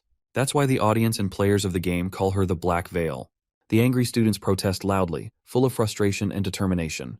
In the original storyline, the Offus Hall occupation incident centers on the main character, Taylor, stopping the students who were provoked into rising against Lortell. Along the way, Taylor and his friends face middle bosses stationed on each floor of Offus Hall, from the 1st to the 5th, who aid the rioting students. The first middle boss is Tote, known as the Decoy. Tote is a bitter student who mocks Taylor by calling him a loser and eventually gets beaten up by Taylor's friends. This humiliation fuels Tote's grudge, and he is later bought off by Lortell. Tote's role in the incident is to capture the maid guarding the first floor from the protesters and sabotage the front door of Offus Hall, allowing the rioters to storm inside. In the scene, the mysterious guy kidnaps the maid and smashes the front door open, surprising the protesters outside and giving Willain the green light to lead the invasion and cause chaos within the hall. According to the original storyline, Tote's role after breaching the door is to block Taylor and his friends from entering the hall as they arrive to confront the rioters. However, as the rioters push toward the fourth floor to declare their control over the hall, something unexpected happens. Willain approaches a mysterious figure and asks if he is working for Lortell. To everyone's surprise, instead of Tote, it is Ed Roth Taylor who is revealed as the middle boss, breaking away from the original story's expectations. Ed explains how he got into this situation. Just 2 days before the Offus Hall incident broke out, he was struggling to hunt for food with a bow and arrow. He feels pain because he has no combat skills and is bad at using the bow. Despite this, he keeps pushing himself. His campsite gets frequent visitors now that people know he's living in the woods. Among them, there are 3 who come the most. The first is Lucy, who always asks him silly questions, but Ed doesn't have many answers for her. The second is Janica, who has fallen in love with Ed. He likes her too because she often brings him food, teaches him laundry tricks, and helps him with tasks. When Ed compliments her, she blushes and acts strangely, confusing him because she's easy to read. But sometimes Janica seems jealous when Lucy visits him. The third is Lortell, who visits Ed at night. She always asks for help, and Ed realizes she's probably trying to gather people who will help her take control of Offus Hall. One night, she explains her plan. She wants him to help sabotage the hall. At first, Ed refuses because he doesn't want to mess with the game's storyline. He believes that if he stays out of it, everything will follow as planned. But when Lortell mentions that Tote passed out after a confrontation with Taylor, Ed becomes worried and asks how it happened. In the original story, Tote was supposed to fight Taylor and get beaten badly, but this time, things are different. When Tote insults Taylor by calling him worse than Ed Roth, it angers Jix even more, beating Tote until he faints. With a foxy smile, Lortell laughs and tells Ed that she doesn't need much from him. Just one simple task, which is take the keys from the maid and open the door when the protesting students flock outside the hall. Ed realizes that if the hall doors stay closed and Lortell's plan fails, things will spiral out of control and the story will fall apart. Even though he doesn't want to get involved, he knows he has to do something to keep Act 2 on track. He takes a deep breath and tells Lortell he's not interested in getting fully involved, but is willing to help if he can keep his role small. Lortell agrees and offers him 20 gold coins as payment. With their deal struck, Ed agrees to play his part, determined to ensure the storyline stays intact and unfolds as intended. Ed realizes that if the hall doors stay closed and Lortell's plan fails, things will spiral out of control, and the story will fall apart. Ed sits near the fire, thinking about how the protesters took over Offus Hall. He remembers the fight over Sage's sealed grimoire and Lortell's clever plan to mess up the Academy's finances. The thought gives him chills, but he also finds the whole situation fascinating. At the Academy, Princess Fenia and Lortell are at the center of a major rivalry. Lortell starts a group called Merchantry, a business-focused faction that challenges Princess Fenia's student association. The outcome of the story depends on which side Taylor, the main hero, chooses. Ed has no interest in picking sides early on. He plans to watch and join the winning side later, ensuring he survives and gets a good ending in the game.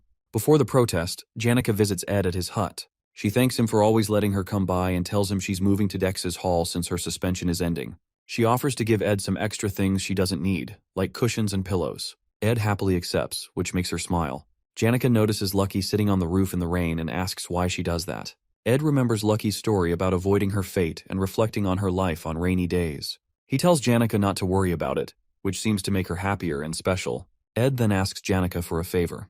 He knows that when the protesters invade Offus Hall, magical protection runes will activate and lock everyone in their rooms for safety. Still, he doesn't want Janica caught in the mess, so he asks her to meet him at the Rose Garden outside the hall at 9 p.m. Janica thinks Ed is planning to confess his feelings and gets excited. She runs off, blushing and waving goodbye. Ed, however, just wants her to be safe and feels relieved knowing she'll be out of harm's way. Back at the protest, Jix is in his room exercising. He notices someone sneaking to the back door of Offus Hall. It's Ed, who is let in by a maid. The maid tells him the other staff are in a meeting, trying to figure out how to block the protesters. She then gives Ed the goods he asked for, and then leaves. At the protest, Willain urges the students to break down the door. Before they can, Ed opens it for them. Willain meets Ed and realizes he's the person Lortell hired to help, Seeing a tied-up maid and listening his story for helping as he once kicked out of Hall, Willain feels touched for doubting Ed and thanks him for his support. Ed brushes it off and tells Willain to get to work upstairs, pushing the plot forward. Ed knows Willain will take the blame for everything, but he doesn't feel too guilty since it's all part of the game. As Ed looks around the hall, he sees the maid untie herself and run to report. He doesn't stop her, knowing the chief maid Alice is on Lortell's side and won't be able to stop the protesters in time. Just as Ed observes the unfolding chaos, Black Veil Lortell appears, setting the stage for the next part of the story.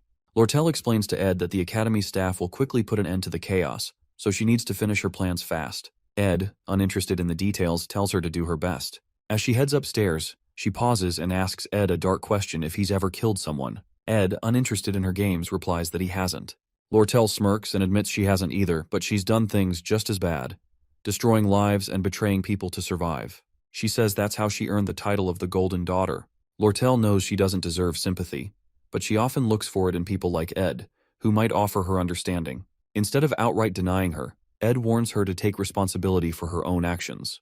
Lortell, with her sly smile, excuses herself to go upstairs and finish what she came for. Ed sits on the floor, waiting for the hall's magical defenses to wear off. He knows that once this happens, the story will take a dramatic turn. Willain will absorb the hall's defense magic and transform into the fourth stage boss of the game. With his role in the events complete, Ed relaxes and waits for Taylor, the hero, to show up. This is the part of the story where the spotlight is on the hero and the boss. Ed has no intention of interfering or changing the plot. He knows his job now is to play the role of a minor villain, take some hits, and keep the story moving along. It's a necessary sacrifice to ensure the game stays on track. At the Rose Garden, Janica sits nervously, waiting for Ed. Her eyes drift toward a golden carriage parked nearby, and she wonders who it belongs to, especially so late at night. She notices a letter on the bench from Ed, apologizing for being late and promising to join her as soon as he finishes some work. Blushing, she assumes he's planning something special for her and resolves to wait for as long as it takes. Janica's mind is full of thoughts about Ed. For the past 3 days, she hasn't been able to stop thinking about him, even losing sleep over it. She also feels conflicted because Marlita, the spirit wolf, informed her about other girls visiting Ed's hut, making her feel both guilty and heartbroken. Still, her feelings for Ed are strong, and she's determined to wait no matter what. As she sits, Janica suddenly becomes self-conscious about her appearance. She wonders if her flower hairpin looks good enough or if the Cosmos hairpin would be better. Overthinking it, she decides to run back to her hall to change the hairpin and then quickly return. Meanwhile, outside Offus Hall, Taylor and his friends Elvira and Isla arrive. They see the trail of footprints leading toward the hall's open main gate and realize the protesters have stormed inside. Elvira becomes furious at the thought of her belongings being damaged and rushes into the hall. Concerned that Elvira might use dangerous magic, Taylor and Ayla follow her to stop her from escalating the situation. Elvira forces the door open wider, only to find Ed Roth sitting calmly in their path. Confused, Taylor asks Ed why he's there. Looking around at the chaos in the hall, Taylor and his friends quickly realize that Ed intends to block their way to the 4th floor, playing the role of a villain. Ed confirms their suspicions, stating he won't let them pass. Angry Elvira steps forward, boasting about her magical abilities and claiming she can easily defeat him. But Ed, unfazed, calmly warns her that she's still just a rookie. Determined, Elvira and the others prepare to fight their way through, while Ed readies himself to hold them back. Taylor makes the first move, charging toward Ed. With skillful precision, Ed uses a spell to hurl rubble into Taylor's path, disrupting his attack. Then, activating a wind spell, Ed cuts the chandelier above him, sending it crashing down. The falling chandelier smashes into the wall, striking Taylor and knocking him to the ground. Inside one of the rooms, Klebia sits trembling, scared by the loud noises of the protesters outside. The shouting and crashing sounds make him more nervous, imagining trouble coming his way. Out in the hall, Taylor and Ayla dodge Ed's wind magic while Elvira keeps trying to push forward. Ed uses his spells skillfully, making it hard for them to get closer. As Elvira moves ahead, a sharp wind blade cuts through the air near her, shocking her. Her bag falls, spilling her important spells and items onto the floor. Seeing this, Elvira turns back to grab her things, but Ed casts a fire spell, creating a wall of flames around her dropped items. Now she can't reach them. Ed moves quickly and thinks ahead, controlling the fight like it's second nature. Elvira, frustrated, starts blaming Jix for not warning them properly about how strong Ed is. She realizes they underestimated him. His magic is far more powerful than they thought. With Ed holding them back so effectively, Elvira realizes something crucial. Ed understands the Academy's biggest flaw. The students rely too much on magic tools and elixirs, leaving them with almost no real combat skills. She reflects on her own overconfidence, relying on spells and dismissing magic rings and necklaces as inconvenient. Now, she sees how Ed has outsmarted her, dropping the chandelier, using a small opening to cast a firewall, and targeting her bag. The first year's top alchemy student is rendered completely helpless. Frustrated and furious, Elvira curses Ed for being so cunning and yells his name in anger. Determined not to give up, she throws a magic spirit bead onto the ground, summoning a spirit rabbit. She applies a fire-resistant formula to the creature, amplifying its strength and turning it into a monstrous berserk attacker. The rabbit becomes her weapon to regain control. Meanwhile, Isla and Taylor struggle to navigate the firewalls Ed has set up. Isla attempts to use a water spell to douse the flames, but the firewalls are protected by wind magic, striking back at anyone who gets too close. Taylor shields Ayla from the sharp wind blades and encourages her to keep trying. He knows Isla excels in magic theory and is above average at casting basic spells, but Ed's precise targeting keeps them pinned down, unable to move forward. Elvira calls out to Taylor, asking if he can take Ed down if he gets close. Without waiting for an answer, she orders her spirit rabbit to attack, using it as a distraction to create an opening for Taylor. The rabbit charges at Ed, its amplified strength making it a real threat. At the same time, Taylor pushes himself forward, trying to seize the opportunity to close the gap. While Ed is distracted by the rabbit, Elvira rushes toward her bag, ignoring the firewalls and narrowly avoiding Ed's spells. Finally, she reaches her scattered items, smiling in relief as she clutches her spells once again. Despite the chaos, she feels hopeful, ready to turn the tide of the battle. As Elvira regains her spells, Ed quickly casts a windblade spell and hurls it toward her while fending off the spirit rabbit. Spotting the incoming attack, Elvira confidently shuts her eyes and casts a release magic spell. The spell neutralizes all of Ed's active magic, turning it into harmless chemical reagents and temporarily preventing him from using any magic at all. With the rabbit spirit now gone and his magic disabled, Ed realizes he's outmatched and makes a run for it. Taylor doesn't let him escape, chasing him up the stairs. At the top, Ed grabs a bucket of fire oil he had prepared earlier, spilling it across the floor. The oil ignites, flames quickly spreading. Alarmed, Taylor and the others hesitate, worried the fire could consume the entire hall and endanger everyone inside. But Taylor, resolute in stopping Ed and ending the chaos, uses an elemental slash to extinguish the flames and clear a path. He charges toward Ed without hesitation. Meanwhile, Elvira notices something unusual. The carpets in the hall have been removed, and the windows are wide open. It clicks in her mind. Ed had prepared the area to minimize the fire's dangers. Before she can warn Taylor that Ed might not be the villain he appears to be, Taylor closes the gap and engages him. As Taylor gets within striking distance, Ed raises his bow and fires an arrow, not at Taylor, but at Ayla. The arrow whistles past Taylor, aiming straight for her. At the last moment, Elvira leaps into action, intercepting the arrow with her claw hand tool. She notices the arrow's tip is wrapped in cloth, not sharp. Alarmed, she yells a warning to Taylor, suspecting Ed might have another trick up his sleeve. Taylor reaches Ed and swings his sword. Ed blocks with his bow, holding him off briefly. Then, a noise from above grabs Ed's attention. Clebius has escaped his room. Realizing the next phase of the act in the game is now in motion, Ed sighs in relief, his role complete. Resigned, Ed lets Taylor's next strike land. The force of Taylor's elemental slash sends him flying into the wall.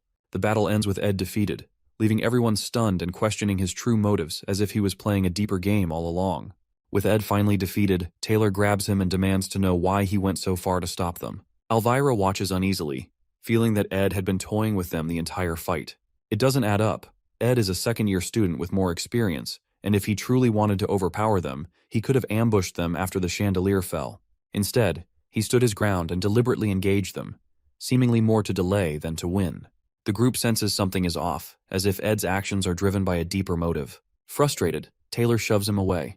Weak and injured, Ed speaks in a quiet but firm voice, telling them to go upstairs if they're done wasting time on him and to stop the real chaos. His words leave them stunned. Elvira demands to know why he tried so hard to hold them back if he's now telling them to go. Taylor and Isla press him for answers, their confusion mounting. Elvira, her voice rising with frustration, yells that she won't leave until Ed tells them the truth. She's determined to uncover his intentions, suspecting there's more to his actions than meets the eye. Before Ed can respond, the hall door creaks open behind them. A girl enters, shielding herself from the rain with a hood. As she steps inside, her eyes widen at the scene before her. Taylor, Elvira, and Ayla standing over a battered and bloodied Ed, with the hall in complete disarray. It's Janica. She had been waiting for Ed at the Rose Garden, thinking he might be at the pavilion nearby, but seeing him like this, her heart sinks. Shocked and concerned, she cries out, asking what they've done to the hall, and to Ed. Her voice echoes in the tense silence, leaving everyone frozen in place. For Janica, Ed is someone who has become incredibly important in her life, making her feel special. Despite being caught up in a complicated situation, Ed's simple lifestyle and the way he treated her during the Glaskin hunt have made her care for him even more. He has a way of making her believe he'll always figure things out, no matter the problem. As she stands there, seeing Ed battered and surrounded by chaos, she starts to reflect on everything he's done for her. She now understands he has lured her out of Offus Hall to protect her from the disaster, knowing she had already been punished for her involvement in the Glaskin incident.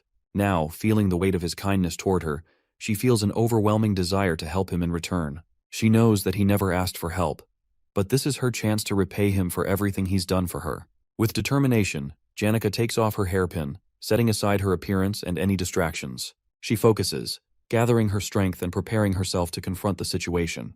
Her tone shifts to one of tension and authority as she demands what is everyone doing. Her voice is filled with resolve, and her presence suddenly feels much stronger, as she stands ready to do whatever it takes to take control of the situation. Taylor, still unsure of Janica's intentions, expresses relief that she's safe, and quickly informs her about the protesters who have taken over Offus Hall. He also explains how Ed has been acting irrationally, preventing them from reaching the top floor. Taylor suggests that Ed might be trying to protect someone else hidden within the hall. However, Elvira interrupts him sharply, pointing out the drastic change in Janica's demeanor. She warns that Janica could now be their enemy. Suddenly, Janica releases a powerful aura, creating immense air pressure that swirls violently through the hall. Ed, alarmed, calls out her name, but she, now fully possessed by her magic, calmly reassures him to be okay. Taylor and his group stand frozen, sweating and wide-eyed as they witness her summoning an entire battalion of intermediate-level spirit beasts, showcasing overwhelming power. Realizing the grave danger, Elvira panics and insists that they retreat, acknowledging that fighting Janica, now seemingly unstoppable, is far beyond their abilities. But Taylor, being the heroic character he is, refuses to back down. His unwavering determination to face any challenge keeps him rooted in place. Elvira desperately tries to make him see reason, but Taylor's resolve remains unshaken. At that moment, Ed intervenes. Despite his weakened state, he grabs Taylor and shoves him aside, saving him from a crushing blow by one of Janica's spirit beasts. Ed orders Taylor and his group to leave and stick to their original plan. Confused and shaken, they question why Ed, who had been so intent on stopping them, is now urging them to go upstairs. Elvira, reluctant to leave, argues against abandoning the fight. In response, Ed lightly bonks her on the head, handing her bag of chemicals back, and sternly tells them to do as he says. Realizing they have no choice, they leave Ed behind with Janica and rush upstairs. While Janica is still immersed in her summoning magic, Ed approaches her slowly. Janica, noticing him, tries to reassure him that she will handle everything, and that he doesn't need to push himself anymore. But Ed, weak and battered, softly calls her name. He places his trembling hands on her shoulders, stunning her. It's the first time he's ever touched her in such a way, and the gesture leaves her momentarily speechless. In a weak voice, Ed gently asks her to call off her spirits, explaining that the wind is too strong and he can barely stand. Seeing him in such a pitiful state, Janica's heart softens. She immediately cancels her magic, dismissing the spirit beasts and restoring calm to the hall. Taylor and his group, watching from the stairs, are shocked that Ed has managed to stop Janica so effortlessly. Ed then turns to them and urges them to go quickly, emphasizing that time is running out. As he finishes speaking, his exhaustion overtakes him, and he collapses to the floor. After some time, Ed and Janica are seen sitting together. Janica is gently tending to Ed's wounds, her face filled with worry. She angrily scolds Taylor and his group for being too harsh, blaming them for Ed's condition. Ed, trying to ease her concerns, jokingly mentions getting revenge next time they meet Taylor and the others. This makes Janica even more worried, and she urges Ed to promise her not to get hurt again. Ed feels grateful for her care and thanks her softly. He feels relieved that he completed his task, even if things didn't go perfectly according to plan. Now, all he wants is to rest, so he gets up, ready to return to his camp. Before he steps away, Janica hesitates and informs him of something strange she noticed earlier. She describes a large carriage adorned with a golden crown parked near the garden. Ed freezes, instantly recognizing the symbol. It belongs to the leader of the Merchant Association's elite, the Golden King, who is also Lortell's adoptive father. Ed remembers the game's storyline, where the Golden King appears much later as a fake antagonist before being defeated by Lortell in Act 2. Ed is confused and alarmed by the Golden King's early arrival, suspecting that something unusual and beyond his game knowledge is happening. Meanwhile, on the 5th floor of Offus Hall, Lortell gazes out of a large window, her expression cold and calculating. Beside her stands Alice, the chief mate of the hall. Lortell begins speaking to Alice, recounting her earlier encounter with Ed. She describes him as cruel and unfeeling, mentioning how he dismissed her pleas for sympathy without any hesitation. She reflects on how people like herself, shaped by lives of hardship and betrayal, have learned to expect nothing but cold indifference from others. Alice, who has been working in Offus Hall since she was 15, listens silently. She has risen from nothing to become the hall's manager through years of hard work and competence. Recognizing Alice's strength and influence, Lortell invested a considerable amount of money in securing her loyalty, seeing her as a valuable ally. Offering Alice a box of gold coins, Lortell thanks her for being on her side. Though Alice remains quiet, Lortell believes she has found someone like herself, someone willing to set aside their values for the sake of gold. In her mind, she believes Alice is someone who shares her understanding of survival and sees her as a kindred spirit. Lortell's thoughts briefly return to her difficult past in the slums, where life was a daily struggle for survival and betrayal was commonplace. Despite her tragic origins, Lortell has embraced her role as a hidden villain in the game's narrative, using cunning and manipulation to achieve her goals. Her current plan is to give Berserker defense magic to Willen's group on the 4th floor to destroy Offus Hall from the inside, targeting the students in there too. Feeling confident in her plan, Lortell walks with Alice toward the storage room to set everything in motion. She assumes Alice is fully on her side, her loyalty secured with gold. But as they go in their way, Alice suddenly draws her sword and points it at Lortell's neck. Her aura flares, creating a heavy, tense atmosphere, coldly announces she is not from the same kind as Lortell is. The words leave her frozen, her mind racing to understand the depth of Alice's resolve. For the first time, Lortell feels a crack in her carefully constructed world, the realization of her solitude sinking deep. She remains motionless, caught between fear and disbelief as Alice's blade hovers close to her neck. As the game continues, Taylor and his team face many challenges but manage to overcome them one by one. They calm the panicked Clebius, defeat the maid bosses, and handle every problem with skill. After their tough fight on the 1st floor, things go more smoothly. Eventually, they reach the 4th floor, where everything takes a turn for the worse. The scene on the 4th floor is pure chaos. Willen is trapped in the effects of the defensive magic runes and loses control. His body glows with unstable energy, and the crystal ball of defensive magic in his hands becomes extremely dangerous. Willen cries for help, but the magic is taking over his body and mind. The situation becomes even more dangerous as students panic, thinking the building will collapse. They rush out of their rooms in fear, adding to the confusion and danger. The once organized protest falls apart completely. Taylor and his group act fast. Taylor blocks the blasts of magic from Willen, protecting the students while the rest of the team helps evacuate them. Once the students are safe, they turn their attention to Willen, who is still under the dangerous effects of the magic runes. His attacks grow stronger, and destructive magic spreads across the hall. Elvira realizes that normal magic won't work to stop Willen. She pulls out an anglerweed reagent, a special substance that can weaken magic, and prepares to help. She tells the group they must physically knock Willen out because magic alone won't save him now. Taylor takes charge and runs toward Willen while Elvira throws the scared Clebius ahead as a distraction. The group moves in a zigzag pattern to avoid Willen's wild attacks.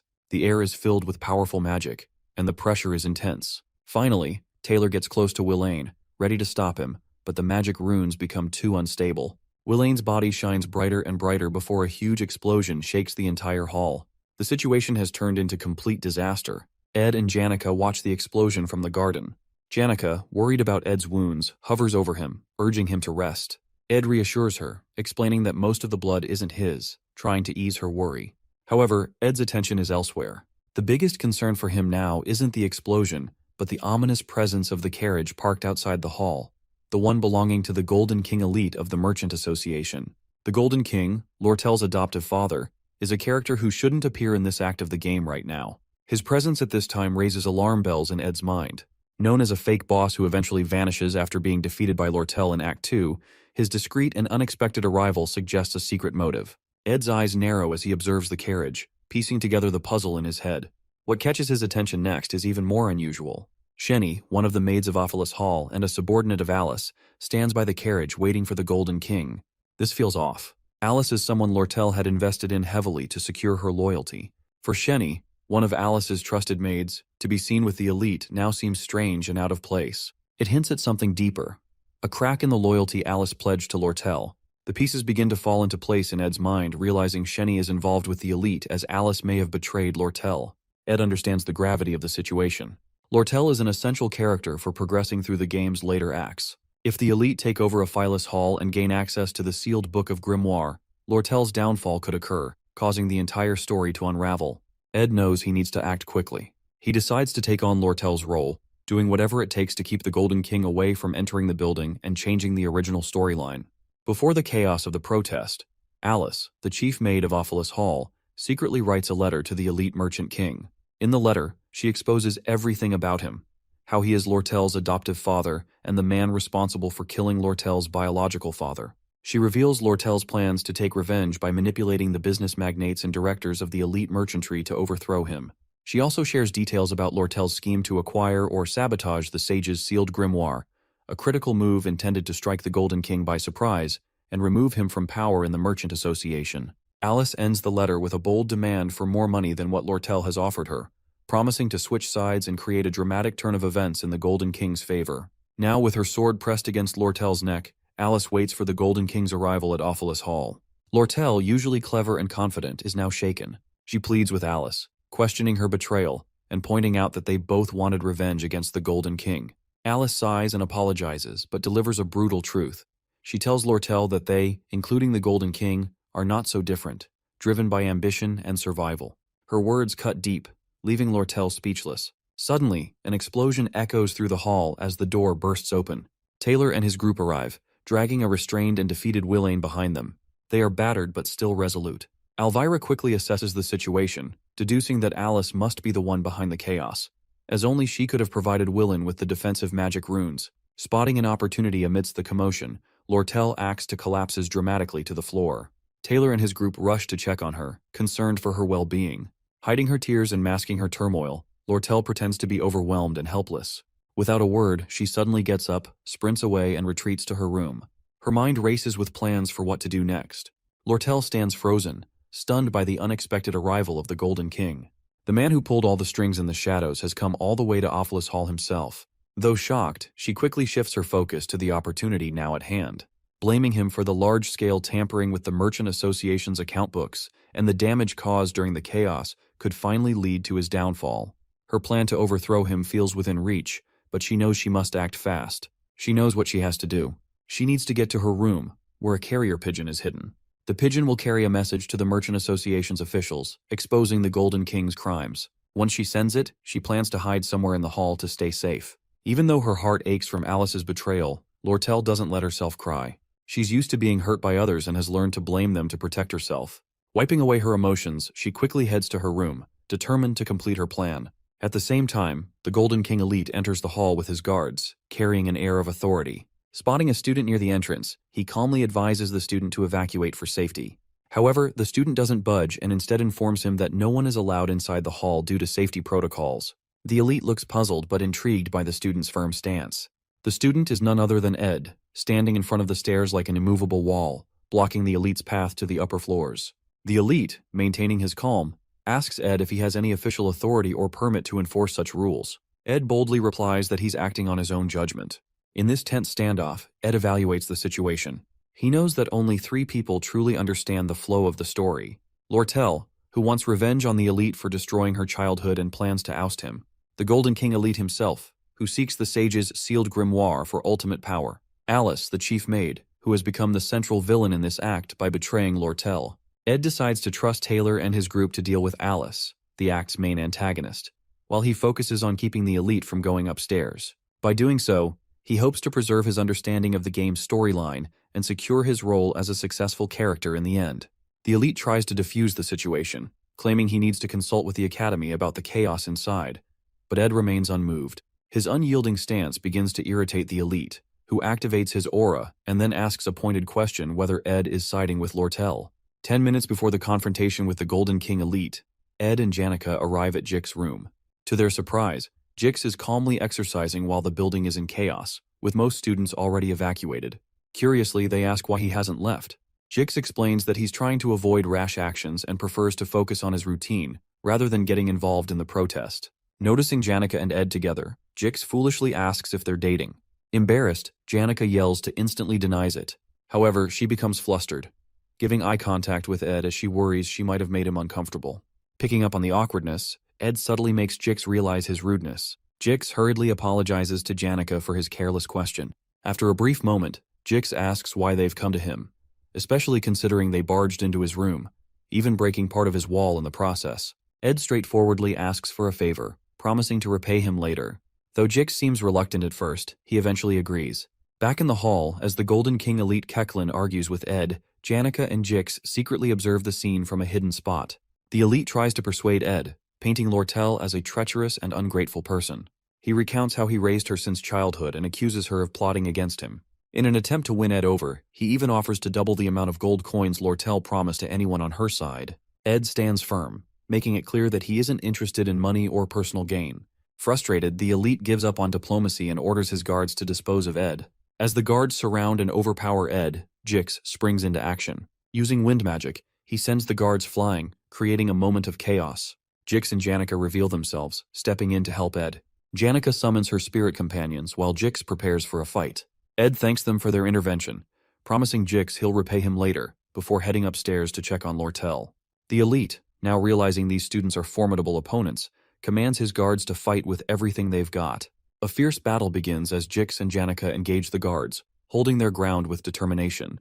Meanwhile, Ed rushes up the stairs, floor by floor. When he finally spots Lortell, he doesn't waste a moment. He urgently tells her to escape through the hall's back door and run as fast as she can. In Lortell's world, kindness and goodwill always come with a price.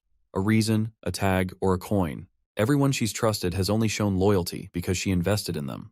Now, as she reflects on her choices, she regrets the foolish mistake of believing in anything else. She looked up to Janica Failover, who seemed to grow up surrounded by love and care from others without expecting anything in return. Watching Janica and Ed's connection, built on trust and understanding, made Lortell wonder if she could ever have that kind of bond with someone. But now, betrayed by Alice after sharing all her plans, she feels foolish and scolds herself for ever thinking she could live a life like Janica's, one filled with trust and genuine relationships. Lortell convinces herself she should have stayed true to her cold, calculating self. Among the 5 people she trusted to occupy the hall, Alice betrayed her by siding with the elite. The twin maids, Shenny and Kelly, joined Alice, and even Willen leaned toward the elite's side. The only one left was Ed. But Lortell feels he'll eventually betray her too. After all, why wouldn't he? As they run through the hall, Ed asks Lortell if Alice betrayed her. Lortell suddenly stops and stands still. Her voice is low and regretful as she apologizes, saying she can't guarantee the 20 gold coins she promised him. The situation is too unstable now, and she's lost control. But Ed doesn't care about the money. He firmly tells her he's not doing this for gold. Without hesitation, he grabs her arm and pulls her forward, urging her to run. He warns her that if the elite catches her, it's all over. They need to escape quickly to secure the plan and ensure her survival. Hearing Ed's words takes Lortell by surprise. For the first time, she wonders if Ed sees something in her worth believing in. She starts to question her assumptions about trust, wondering if maybe there are people who act without ulterior motives. Still, the idea confuses and unsettles her. As they run, Ed asks her what's really going on with the Merchant Association and why the elite came to the academy himself. Lortell explains about her adoptive father, Elite Ketchlin, has been covering losses due to manipulating market prices through secret deals and monopolizing the armor trade within the association. This scheme has left him in desperate need of money to secure his power and position in the association. To fix his financial problems, Ketchlin plans to sell Sage's sealed grimoire for a high price. He sent Lortell to the academy to find a way to steal or sabotage the grimoire. For years, Lortell has worked to build alliances within the Merchant Association, buying the loyalty of merchants and committee members and turning them into her side. Her ultimate goal is to expose her adoptive father's manipulations and remove him from power, avenging her past. Ed realizes that Ketchlin's desperation explains why he's arrived earlier than expected in the story. His rushed actions to monopolize the armor trade and secure the grimoire have put him in a vulnerable position. Ed knows how important it is to keep Lortell safe to ensure her plans succeed. Lortell knows her plans can only work if her father is away from the merchantry headquarters. With him gone, the merchants on her side will have the chance to transfer the rights of sale to her. Ed quickly pieces everything together. He realizes that Lortell has been using this elaborate plan to disrupt the Academy's finances by burning Offus Hall. This chaos would push the negotiations for the Sage's sealed grimoire in Elite's favor. Now, Elite Ketchlin's urgent need for money has brought him to the Academy, giving Lortell a perfect opportunity to send a message to her allies and execute her plan to bankrupt him. Surprised by Ed's sharp understanding, Lortell informs she has a carrier pigeon ready to deliver the message to her allies. However, she also reveals that her father expects her to get caught and plans to use it to expose the traitors inside the merchantry. When they reach Lortell's room, Ed pauses and gives her detailed instructions. He tells her to stay hidden and avoid being seen by anyone. He explains how she can escape using the horsemen in the quarters, ride to the Arkan Mountains. He advises her to leave the horse carriage at a spot to mislead Elite's guards, and then hide at his place in the forest for 3 days, as he will write and send the message to her allies from her room in the hall. Ed notices someone suspicious guarding the back door, and warns Lortell to wait until it's safe. He firmly grabs her shoulders and emphasizes the importance of staying hidden. Lortell is stunned by how calmly and decisively Ed handles everything, and for the first time, she starts to trust him. When Ed sees her frozen in thought, Lortell suddenly asks in a soft, innocent voice why he is helping her so much. Ed simply replies he is doing it for no reason, as he just feels like he should help her. With that, he leaves the room. Alone in her room, Lortell sits down, confused by her feelings. She hears a loud beating sound and soon realizes it's her own heartbeat. For the first time, someone has helped her with kindness, expecting nothing in return. This unfamiliar warmth fills her with emotions she has never felt before. Meanwhile, at the back door, Sheni, one of the twin maids, stands guard. Ed approaches, ready to confront her. As Taylor's group battles fiercely with Alice, the chief maid, the stakes rise. Alice gathers all the hall's runes and takes control of their magic, using them to launch powerful attacks. Despite her expertise as a veteran intermediate magic user, Alice cannot match Taylor's strength. Being the hero of the game-failed swordsman of Sylvania, Taylor's determination and skill are unmatched. With this, the final battle of Act 2 begins. Meanwhile, Ed confronts Sheni, one of the twin maids, at the back door. Sheni draws her sword, ready to fight. As she dashes forward with a lightning-fast attack aimed at Ed's leg, he uses his quick reflexes to dodge her strike. Ed, being a skilled player of the game, already knows her fighting patterns and starts anticipating her moves. He jams her sword with his foot and grabs her hands just as she tries to draw her knives, disarming her. But Sheni isn't done yet. Sharing a magical ability with her twin sister Kelly, due to their shared birth star, she uses low-level telekinesis to hurl objects and blades at Ed while attempting to stab him. Despite taking some hits, the wounds aren't deep due to her unrefined magic. Ed pulls the blades from his body and manages to pin Sheni down, pressing his knee against her back to immobilize her. As Sheni struggles, she begins crying and yelling about how she cannot fail Alice, revealing her deep loyalty to the maid. Ed calmly tells her that Alice will lose, but Sheni shares Alice's backstory, how Alice raised orphans and saved lives, including Sheni's. Meanwhile, Taylor and Klebius, with help from Elvira and Isla, close in on Alice. Taylor uses his powerful slash-element attack, causing a massive explosion that shakes the entire floor. Seeing the explosion, Sheni screams in despair before passing out from shock and exhaustion. Ed, unaffected by the emotional backstory, stays focused on surviving the game. He drags the unconscious Sheni into the hall and props her against the wall before quickly leaving. He knows that these side stories won't affect the main plot and chooses to prioritize his own survival as the story progresses. Ed reaches Lortell's room, noticing the neatly arranged books, luxurious wooden furniture, and decorations. He's impressed by how perfectly the room matches Lortell's character. Without wasting time, he writes a message, attaches it to the pigeon, and sends it flying toward the headquarters. This gives them a crucial time advantage since Elite Kechlin, currently in Sylvania, will take at least 3 days to return to the headquarters. Later that night, under a rain-soaked sky, Ed, battered and tired with cuts and bruises, limps toward his hut to rest and heal. He successfully stopped Elite from reaching the hall, with Jix and Janica's help, and created an escape route for Lortell. His quick thinking left Elite with no choice but to chase the horse carriage Lortell hired. Everything was falling into place, and the storyline remained intact. As Ed finally reaches his hut, expecting Lortell to already be there, he's startled by an unsettling scene. Lortell, holding a knife, walks toward him with a dark and sinister expression. Panic sets in as Ed begins to think she might be the true mastermind, eliminating everyone one by one, and now targeting him. His body tenses, unable to move as his thoughts spiral. But as Lortell draws closer, she unexpectedly tears a piece of her clothes and patches up his wounds. Ed's fears vanish, replaced by relief and confusion. Lortell, with soft and caring eyes, helps him to the hut where she's already prepared a warm fire. Lortell asks Ed they should warm up first by sitting together. Her cheeks blushes faintly. Ed and Lortell sit together by the fire, the warmth helping Ed dry off and recover. As they chat, Lortell mentions the carriage driver who promised to draw attention away from her by diverting the Elite's guards, even at the risk of his own life. Ed, curious, wonders how she managed to gain such loyalty. Then, remembering that it's Lortell Kechlin, he decides not to ask further and remains silent. After a pause, Lortell thanks Ed for his help and reminds him that she now owes him a significant favor. Noticing his quiet demeanor, she teases him for being so dull. Ed politely replies to just only hand him over the 20 gold coins as per their deal when the time comes. They sit for a while before Lortell breaks it with a question about him and Janica being close. She asks, as her voice carrying a hint of curiosity. Ed speaks highly of Janica, describing her as kind and dependable.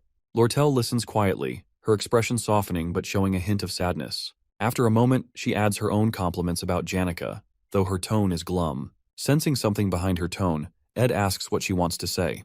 Lortell takes a deep breath before sighing lightly. In a better mood with a faint smile, she says she is not like Janica, who is caring, always thinking of others. At the same time, in Offus Hall, Jix and Janica are doing their best to hold off Elite Kechlin and his guards. However, things take a turn when Elite gets a report from one of his men that Lortell has escaped.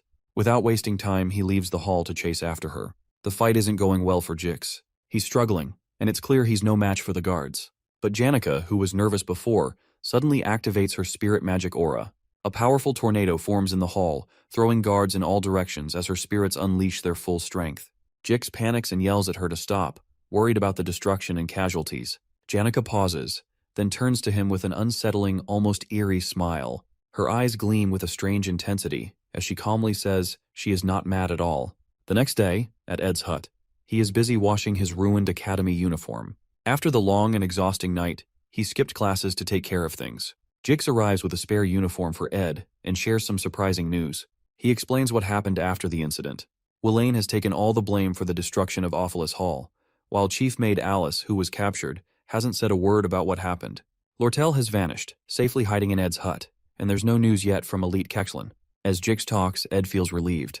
His plan worked, and now all he has to do is wait for the carrier pigeon to return with good news. Stretching his sore muscles, Ed feels the aches and pains from the night's events, but stays determined to keep moving forward. Later, Ed notices something new. His stats have improved, and he has reached the intermediate craftsman rank. This upgrade unlocks advanced crafting skills, giving him access to new abilities. Excited, he decides to learn Spirit Formula Infusion, a skill that combines spirit sorcery with magic engineering. With this ability, Ed can form contracts with spirits and create powerful weapons, magical artifacts, and useful tools. Feeling more confident in his abilities, Ed starts planning how to use these new skills for the challenges ahead. Later that day, Janica visits Ed with a cheerful smile. Ed is exercising outside the hut when she arrives and takes a seat beside him. Curious, Ed asks why she isn't in class. Janica explains that she's feeling tired and needed a break, so she decided to come to the woods for some fresh air. Concerned, Ed asks if she got hurt because of him. Janica shakes her head and smiles reassuringly, saying she's fine. Then with a slight frown, she asks if Lortell is doing okay. Ed tells her that Lortell is resting inside the hut, which makes Janica feel a little jealous, though she hides it well. Inside the hut, Lortell leans back, feeling relieved that the chaos of the Offus Hall incident is finally over. However, her work isn't done yet. She still needs to persuade the chief maid, Alice, to help lay the groundwork for negotiating the purchase of Sage's sealed grimoire. For now, though, she waits anxiously for a reply from the elite merchant's headquarters. While waiting, Lortell can't help but notice how safe and comforted she feels in Ed's presence. His unconditional kindness and trust make her heart race, and for the first time, she feels something more precious than gold. Blushing, she realizes she doesn't want to lose Ed to Janica, whose life is already full of family and friends. Lortell quietly resolves to win Ed over, even if it means competing with Janica. Spending 3 days with Ed only deepens Lortell's feelings for him. She starts to develop a bit of a fixation, even imagining showering him with gold if that's what it takes to win his affection. But then, she decides a different approach might be better, one that feels more natural. She resolves to show him sympathy and kindness, and even considers helping him with his tuition to subtly gain his favor. Lortell's heart races with determination. For the first time in her life, she's discovered something worth more than wealth, and she's ready to fight for it, no matter what it takes. Fantasizing about Ed makes Lortell feel embarrassed and awkward, especially since she has never had a boyfriend before. Suddenly, Sleepy Lucy barges into the hut and claims her spot near the window. However, Ed quickly intervenes, dragging Lucy out and setting her up in the small tent outside the hut, which he had made specifically for her. Ed then apologizes to Lortell, asking if he disturbed her. Lortell feels unsettled by Lucy's presence in Ed's hut, seeing her as yet another rival for his attention and labeling her in her mind as a natural disaster. On the second morning, Lortell wakes up early, hoping to spend some time alone with Ed. However, to her disappointment, she finds Janica already with him as usual. Sighing, she turns back, noticing Lucy still asleep in the hut as well. Meanwhile, Ed works on crafting homemade bricks, adding another achievement to his stats, and learning the stonemasonry skill. Using this new skill, he builds a brick fireplace inside the hut. Later, he grills beef jerky for everyone, and they all dine together. As they eat, Lortell remarks that since nothing significant has happened that morning, it means everything is going according to plan. Ed thanks her for the good news but warns them not to let their guard down. Feeling a bit competitive with Janica, Lortell offers to compensate Ed with supplies and goods instead of the 20 gold coins they agreed on earlier. Ed appreciates her offer and asks if she has any construction materials or spare magic engineering equipment. Lortell promises to check. Ed then turns to Janica and asks her for a favor, to teach him some basic spirit magic and how to make a spirit connection. Overjoyed that Ed is seeking her help, Janica eagerly agrees. She demonstrates using a spirit bird, explaining how to focus and make a connection. But unexpectedly, the spirit bird speaks up, scolding Janica for giving Ed incorrect advice. The bird also reveals that during their last spirit meeting, Janica received tips on how to use Ed's cabin construction as an opportunity to get closer to him. Embarrassed, Janica hastily dispels the bird, sweating nervously as she asks if Ed heard anything.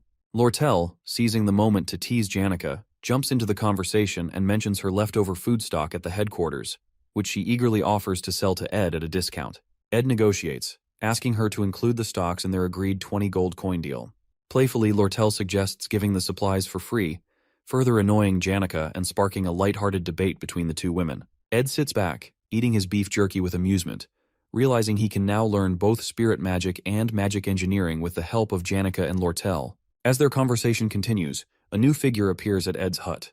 It is Belle Maya, the new chief maid of Offus Hall. She apologizes for the sudden visit, explaining that she brings bad news, a message from the former chief maid, Alice. Hearing this, Lortell's expression shifts to worry, and the atmosphere becomes tense with suspense. Before Belle Maya's visit to the hall, Clara, one of Janica's friends, drops by to see her. Clara gossips with Belle, revealing a top-secret piece of news, but she warns Belle not to show any shock or let it slip. Leaning in close, Clara whispers that her friend Janica is in love with Ed Roth Taylor. Belle feels conflicted, trying not to show any surprise while maintaining her composure. The two chats about Ed, who has a reputation as a troublemaker but seems to be improving his image lately. Clara admits she supports her friend Janica, but can't help noticing that Janica keeps bringing up Lortell's name. She confesses that she doesn't understand either of them. Relationships, she says, are all about balance, and Janica is too naive for the game. Clara complains that Ed is acting clueless, completely ignoring the obvious hints Janica keeps dropping. She pleads with Belle to step in and do something. Belle, trying to calm her, suggests that Ed might be too preoccupied with his own problems to think about romance right now. She adds that maybe it's just his luck, or lack thereof, when it comes to relationships, leaving Clara uneasy and slightly creeped out by the idea. At Ed's hut, Belle Maya grows annoyed seeing Lucy, Lortell, and Janica all gathered together at Ed's place, giving her headaches. When Lortell why she's there, Belle Maya informs her of an important message from the former chief maid, Alice. That evening, Belle Maya decides to take sleepy Lucy and Janica with her, leaving Ed frustrated.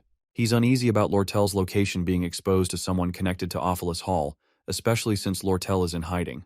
To avoid further risks, Lortell chooses to leave Ed's place and go with Belle Maya, who offers to take her to a safe house. Before leaving, Lortell gives Ed a repaired uniform as thanks for his help. Ed expresses his gratitude, noting it'll make a decent second set for the academy. A pigeon carrier also arrives with good news, a letter announcing a victory over the elite in business sales, signaling his downfall at the Merchant Association headquarters. Relieved, Ed feels he can now return to school as usual. Lortell reads the letter, commenting that her father, the elite, must now be making his last stand and won't have time to chase her in Sylvania, ensuring her safety for the time being. However, she warns Ed not to underestimate her father, who might still have tricks up his sleeve. Even so, she expresses confidence in her allies at the headquarters, believing she can become the next Merchant Association chairman. Lortell's main concern, however, is now Alice. When Ed asks if Alice might expose her role as the mastermind behind the Offus Hall incident, Lortell dismisses the worry, explaining that Alice will side with whoever wins. In Alice's letter, she details the orphanages she sponsored, urging Lortell to support them financially for the next year. Lortell shares Alice's backstory. Years of relentless work caused her health to decline, but the academy ignored her struggles. Unable to manage her responsibilities, including the orphanage, Alice took a gamble during the Offus Hall incident, switching sides for money and support. Though her actions were seen as betrayal, Lortell acknowledges the dire situation Alice was in. After reading the letter, Lortell concludes that Alice is only siding her because she sees her victory as inevitable in her. In the cutthroat world of merchants, sympathy is rare, and Alice knows this well. While Lortell agrees to keep Alice on her side, her trust in her will not be same as before after the betrayal. As she prepares to part, Lortell reminds Ed to stop by the Merchant Association branch to finalize their contract for supply deliveries. Before leaving, Ed hands her a fire torch to guide her way. Lortell pauses, looking at Ed thoughtfully. When he asks why she's still standing there, She comments on how tall he is. She admits that she often takes risky moves to win. With that, she steps closer to Ed, adjusting his tie on his uniform. Flirting, she remarks that he looks handsome in the new set. And suddenly, she pulls him by his tie, leans in, and kisses him unexpectedly. Flirting even more, Lortell teases Ed by commenting on how delicious the raspberries they ate were, claiming she can taste them again through their kiss. She chuckles happily, clearly enjoying the moment, while stoic Ed firmly warns her to stay within her limits. Unbothered by his serious tone, Lortell playfully mocks his boring reaction, adding another teasing remark. Next time, she says, he should try pulling her closer during the kiss, as she needs practice in pretending to push him away. Taking the torch from Ed, she finally sets off, but once she gets a certain distance away, she dashes off quickly, disappearing into the forest. Ed stands there, utterly embarrassed by her boldness. No matter how much he tries to avoid becoming too involved in the main events of the game, things always spiral beyond his control, leaving him flustered and off track. Later that night, as Ed sits by his campfire, gazing at the starry sky through the trees and listening to the crickets chirp, he feels uneasy. The storyline seems to be deviating, and he can't shake the discomfort of being pulled into the center of the unfolding events. His original plan was simple: observe the game's events from the sidelines, stepping in only when necessary to keep the scenario on track. He has no ambition beyond surviving, graduating from the academy, and carefully managing his stats. However, the plan that seemed so straightforward now feels like an endless and reckless challenge. As summer quietly fades into fall, Ed reflects on how quickly time is passing and wonders what twists the game might throw at him next. The next day at the lake, Janica gathers with her spirit friends to discuss her growing concerns about Lortell and how to handle her. The spirits inform Janica about the incident between Ed and Lortell, which immediately infuriates her. The spirit labels Lortell as an intimidating foxy redhead as Janica anxiously asks how Ed reacted. She breathes a sigh of relief when she learns that Ed responded coldly and didn't show any emotion. However, her relief is short-lived as Spirit Tarkin warns her that Lortell's persistence will only intensify if Janica doesn't act quickly to secure Ed's attention. Amid a flurry of ridiculous and cringy suggestions from the Spirit Tarkin, the other spirits take Tarkin away for a while. Spirit Marlita offers a more sensible idea.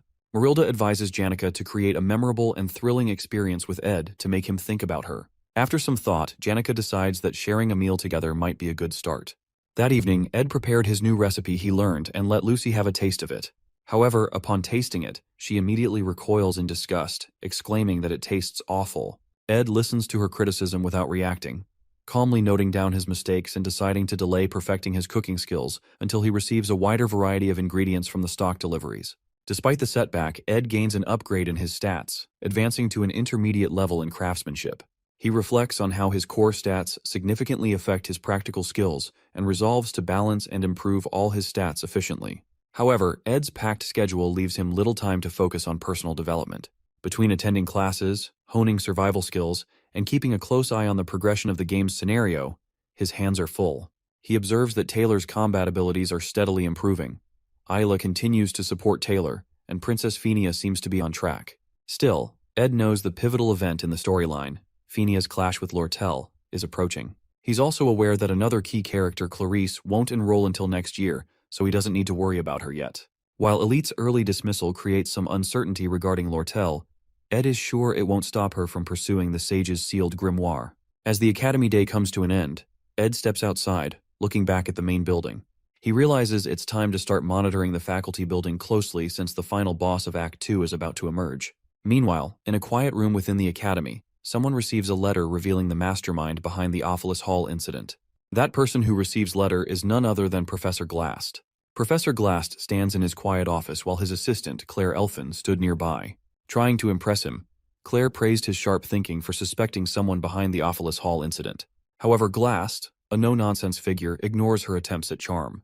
Removing his glasses, he exudes a dark and intimidating aura, ordering Claire to find the divine science thesis he had asked for earlier. Startled by his stern tone, Claire quickly rushes out to do as he says.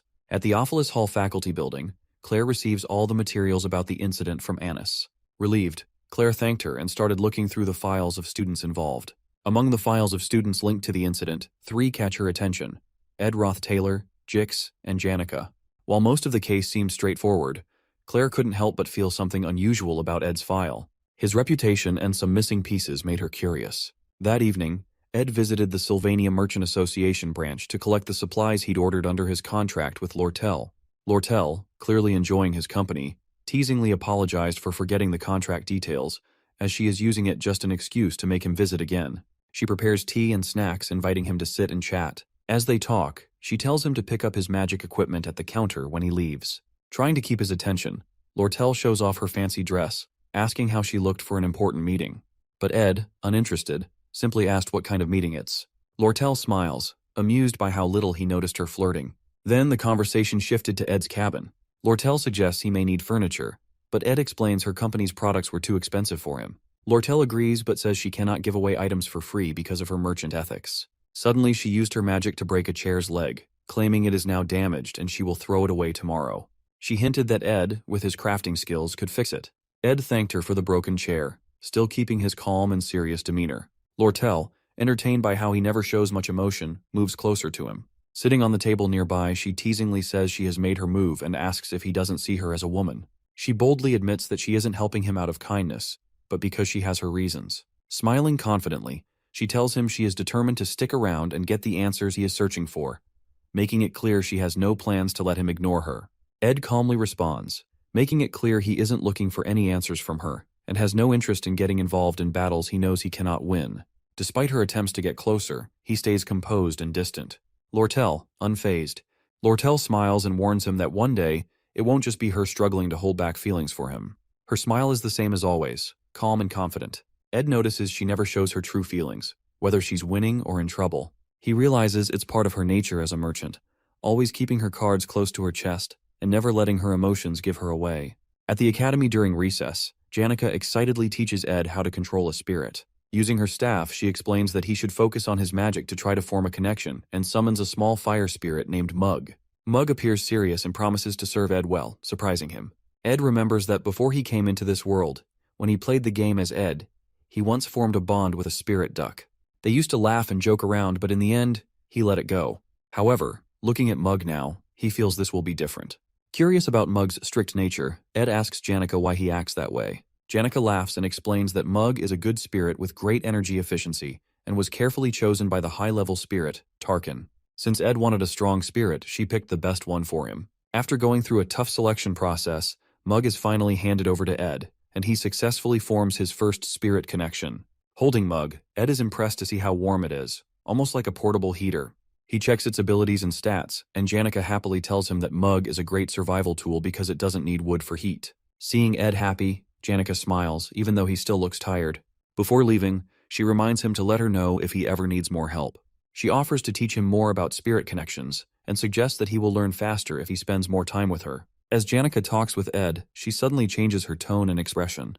Just as she promises to come the next day to help him, she quickly switches, claiming she is very busy and that many others are waiting in line for her lessons. She remembers her spirits and her friend Clara advising her to keep things cool with Ed and not get too close too fast. Smiling awkwardly, she says it's a bit too much for her to teach him magic all the time. Ed, feeling guilty, apologizes for taking advantage of her kindness and offers to pay her for her help as a token of appreciation. Hearing him mention money, Janica gets upset and insists that she's helping him out of friendship, not for payment. She calls his offer cold and reminds him that they are close friends, and such things shouldn't come between them. Confused, Ed points out that she was the one who mentioned compensation earlier. Realizing she contradicted herself, Janica gets flustered and embarrassed. To make things right, she admits that her friend Clara told her she's too generous and needs to learn to say no sometimes. Ed appreciates her honesty and agrees that Clara is right. After some time, Janica waves goodbye, promising to meet him again at combat training and bring a special accessory next time. She leaves Mug, the spirit, with Ed, and he waves back. With his new crafting skills from Lortell's magic engineering and the low-rank spirit from Janica, Ed finally feels like he has a proper setup. Now he can learn proper crafting skills and can keep his fireplace lit all the time, making his life much more comfortable. Looking out of his hut's window at the night sky, he suddenly remembers that he forgot to check the traps and heads out. Meanwhile, deep in the forest, Claire Elfin is investigating Ed, suspecting him to be the mastermind behind the Offus Hall incident. With everything she knows, his disownment by his family and his lack of connections to Offus Hall, he stands out among the other students and teachers. Reports say he often appears in the woods, which leads her here. As she carefully moves through the forest, she suddenly hears footsteps and quickly hides. What she sees is terrifying. A man carrying Lucy over his shoulder while dragging a dead deer behind him. The man doesn't use magic but seems to rely on raw combat skills, which makes Claire realize that it's not Principal Obel, At that moment, her suspicions are confirmed as that man isn't Principal Obel at all. It is Ed Roth Taylor, the true mastermind behind the Offus Hall incident. Realizing her intuition is correct, Claire feels proud of her detective skills. She quietly follows Ed through the forest, surprised to discover his hidden hut. Watching from a distance, she sees Ed throw Lucy into a tent he set up for her and place the deer near the fireplace. After that, Ed heads inside his hut, planning to sleep early for tomorrow's work. Claire cautiously sneaks closer, determined to rescue Lucy. Just as she reaches the tent, Lucy suddenly casts a warning spell, startling Claire and demanding to know who she is. Sweating nervously, Claire introduces herself, but Lucy, uninterested, returns to her tent and starts eating beef jerky. She then eyes Claire suspiciously before casually flying away, leaving Claire standing there, completely baffled. Back at the office, Claire rushes into Professor Glast's office, presenting the evidence she has gathered, convinced that Ed is guilty. She reminds Glast that Ed was disowned by his family, emphasizing how suspicious he is. However, Glast, uninterested in low-ranking students, barely remembers who Ed is. Claire mocks him for his indifferent attitude and insists that Ed is dangerous, recalling how he easily overpowered Lucy in the forest and kept her imprisoned in his tent. But Glast dismisses her claims, stating that Lucy often wanders and sleeps in the woods, and it's nothing unusual. Claire, frustrated, realizes convincing him won't be easy. Claire takes a different approach and confidently reveals that she used magic to record the memories from the first floor of Offus Hall. Glast, raising an eyebrow, questions whether she had permission to use magic for such purposes. Flustered, Claire quickly tries to cover up, claiming she lies to the authority and recovers the memories from the floor by herself. Unimpressed, Glast sternly orders her to write an apology and explanation letter for her actions. Despite this, Claire insists that Glast should still look at the memory she brought. The recorded memory clearly shows Ed sitting on the stairs, striking a perfect pose that makes him look like a mastermind. It also captures him stopping Taylor and his group from going upstairs, which seems highly suspicious to Claire. However, Glast remains uninterested and asks if she has any stronger evidence. Claire, eager to convince him, mentions the recent forest incident, explaining how Ed was carrying an unconscious Lucy, making it look like he was trying to trap her. Glast, staring at Claire in silence for a moment, simply reminds her once again to submit the apology and explanation letter. Sighing in frustration, Claire leaves his office, feeling exhausted. Glast, now alone in the office, finally looks at the memory globe seriously. As he watches Ed blocking Taylor and his group, he becomes intrigued. He finds it hard to believe that someone as ordinary as Ed could hold off the Sword Saint Taylor and the natural-born alchemist Elvira. The memory flashes again, replaying Ed's actions and combat techniques. For the first time, Glast's expression changes as he realizes Ed might not be as ordinary as he thinks. The globe finally catches Glast's attention. Back in the forest, Ed successfully crafts an impressive weapon using both magic engineering and spirit magic. Ceremonial dagger, explosion. He admires his work, realizing it's the best weapon he has made since he started living independently in the game. Feeling a sense of pride, he examines the dagger closely. Mug, seeing Ed pleased with his creation, advises him to improve the weapon's efficiency by using it frequently. Then, trying to flatter him, Mug begins singing a song in his honor. Ed, who has been observing Mug's flattery and overly formal behavior since they met, suddenly picks him up and shakes him, demanding to know the real reason behind such behavior. Mug stammers and tries to apologize, but Ed pushes further, asking if Janica promised him something in return. Mug hesitates, but Ed insists he should be honest since they are now bonded through their spirit connection. Feeling the pressure, Mug finally cries and confesses. He admits that he deeply respects Ed, but is ashamed of his own low ambitions and success. The real reason he agreed to the contract was to take advantage of the refined magic around Janica, which allows him to grow at twice the normal rate of a low-ranking spirit. Ed sighs, asking if there's anything else Mug has been hiding. Mug, feeling guilty, reveals that he also heard rumors about Ed's strict and authoritarian reputation at the academy. Fearing Ed's temper, he tries to stay on his good side by constantly flattering him. After hearing Mug's full confession, Ed calmly tells him that he understands his situation and that it's only natural for him to want to grow stronger. With that, they head back to their hut together, while Mug comfortably sits on Ed's shoulder, chatting with him along the way. Back at his hut, Ed chops wood for the fireplace. His stamina has improved, and his storage is now full of meat and vegetables. He no longer has to sleep outside feeling hungry. With enough supplies, he can now focus better on his studies by reducing sleep and practicing more, forcing himself to absorb the information quickly. However, all this effort makes him exhausted, and he falls asleep. Later, Ed wakes up to find Janica standing beside him while he's lying outside the hut. She advises him to take better care of his health, saying she's worried about him. Ed decides to focus more on himself, especially because he has received 3 letters. The first letter is from the Academy, and the second one is from the merchantry. However, it's the third letter that grabs his full attention. He realizes that this letter will decide the future direction of the game's storyline. In the original game, the main event of Act 2 was a negotiation over the Sage's sealed grimoire, a tug-of-war between the Academy's Student Association and the merchantry. But things have changed. With the fall of the elite, the original client who wanted to buy the grimoire involves Roth Taylor family. The plot has shifted into a three-way conflict. Now, with the Roth Taylor family has stepped in, Crippen Roth Taylor, the family head, gets involved personally. He wants the grimoire to further his research on eternal life. Crippen is originally supposed to be a major boss in Act 4, and appearing this early in Act 2 makes things much more difficult. In the game, no player will strong enough to defeat him at this stage right now. Ed knows how dangerous Crippen is, and wants to prevent him from getting involved, hoping to keep the storyline intact and avoid unnecessary chaos. If Crippen Roth Taylor succeeds in buying the Sage's sealed grimoire, it will become impossible for Ed to complete the game, even with all the knowledge he has about it. Creppen's involvement would throw everything off balance, making Ed's survival and progress impossible. The third letter holds critical information about Creppen's actions and suspicions regarding the grimoire. However, the sender of the letter remains unknown, adding another layer of mystery to the situation. During recess at the Academy, Princess Fenia enjoys her tea in the garden. Captain Claire approaches her, reporting that he delivered Ed's letters as she instructed. She thanks him for his service. For Fenia, the Sage's sealed grimoire is the heart of the Academy, and selling it just for money would bring disgrace. Even Principal Obel asks help from her, informing the princess about the Academy's financial troubles and requesting her support. However, what concerns Fenia more is the unexpected interference of Crippen Roth Taylor in the grimoire's sale. Captain Claire suggests that maybe Ed reported the sale to his family in hopes of being accepted back. He believes Ed might do anything to regain his family's recognition. Before the conversation continues, Lortell, known for her cunning nature, arrives and interrupts Claire. She doubts his theory, and politely asks the princess for permission to join her tea session. Fenia finds Lortell's visit surprising, as she always thought Lortell disliked her. However, Lortell smiles and clears up any misunderstandings, offering some inside information as a sign of goodwill. Lortell reveals that it was not Ed, but Elite Ketchlin, her adoptive father, who involved the Roth Taylor family in the grimoire business. To Fenia's surprise, Lortell adds that Crippen Roth Taylor was the one who originally requested the grimoire.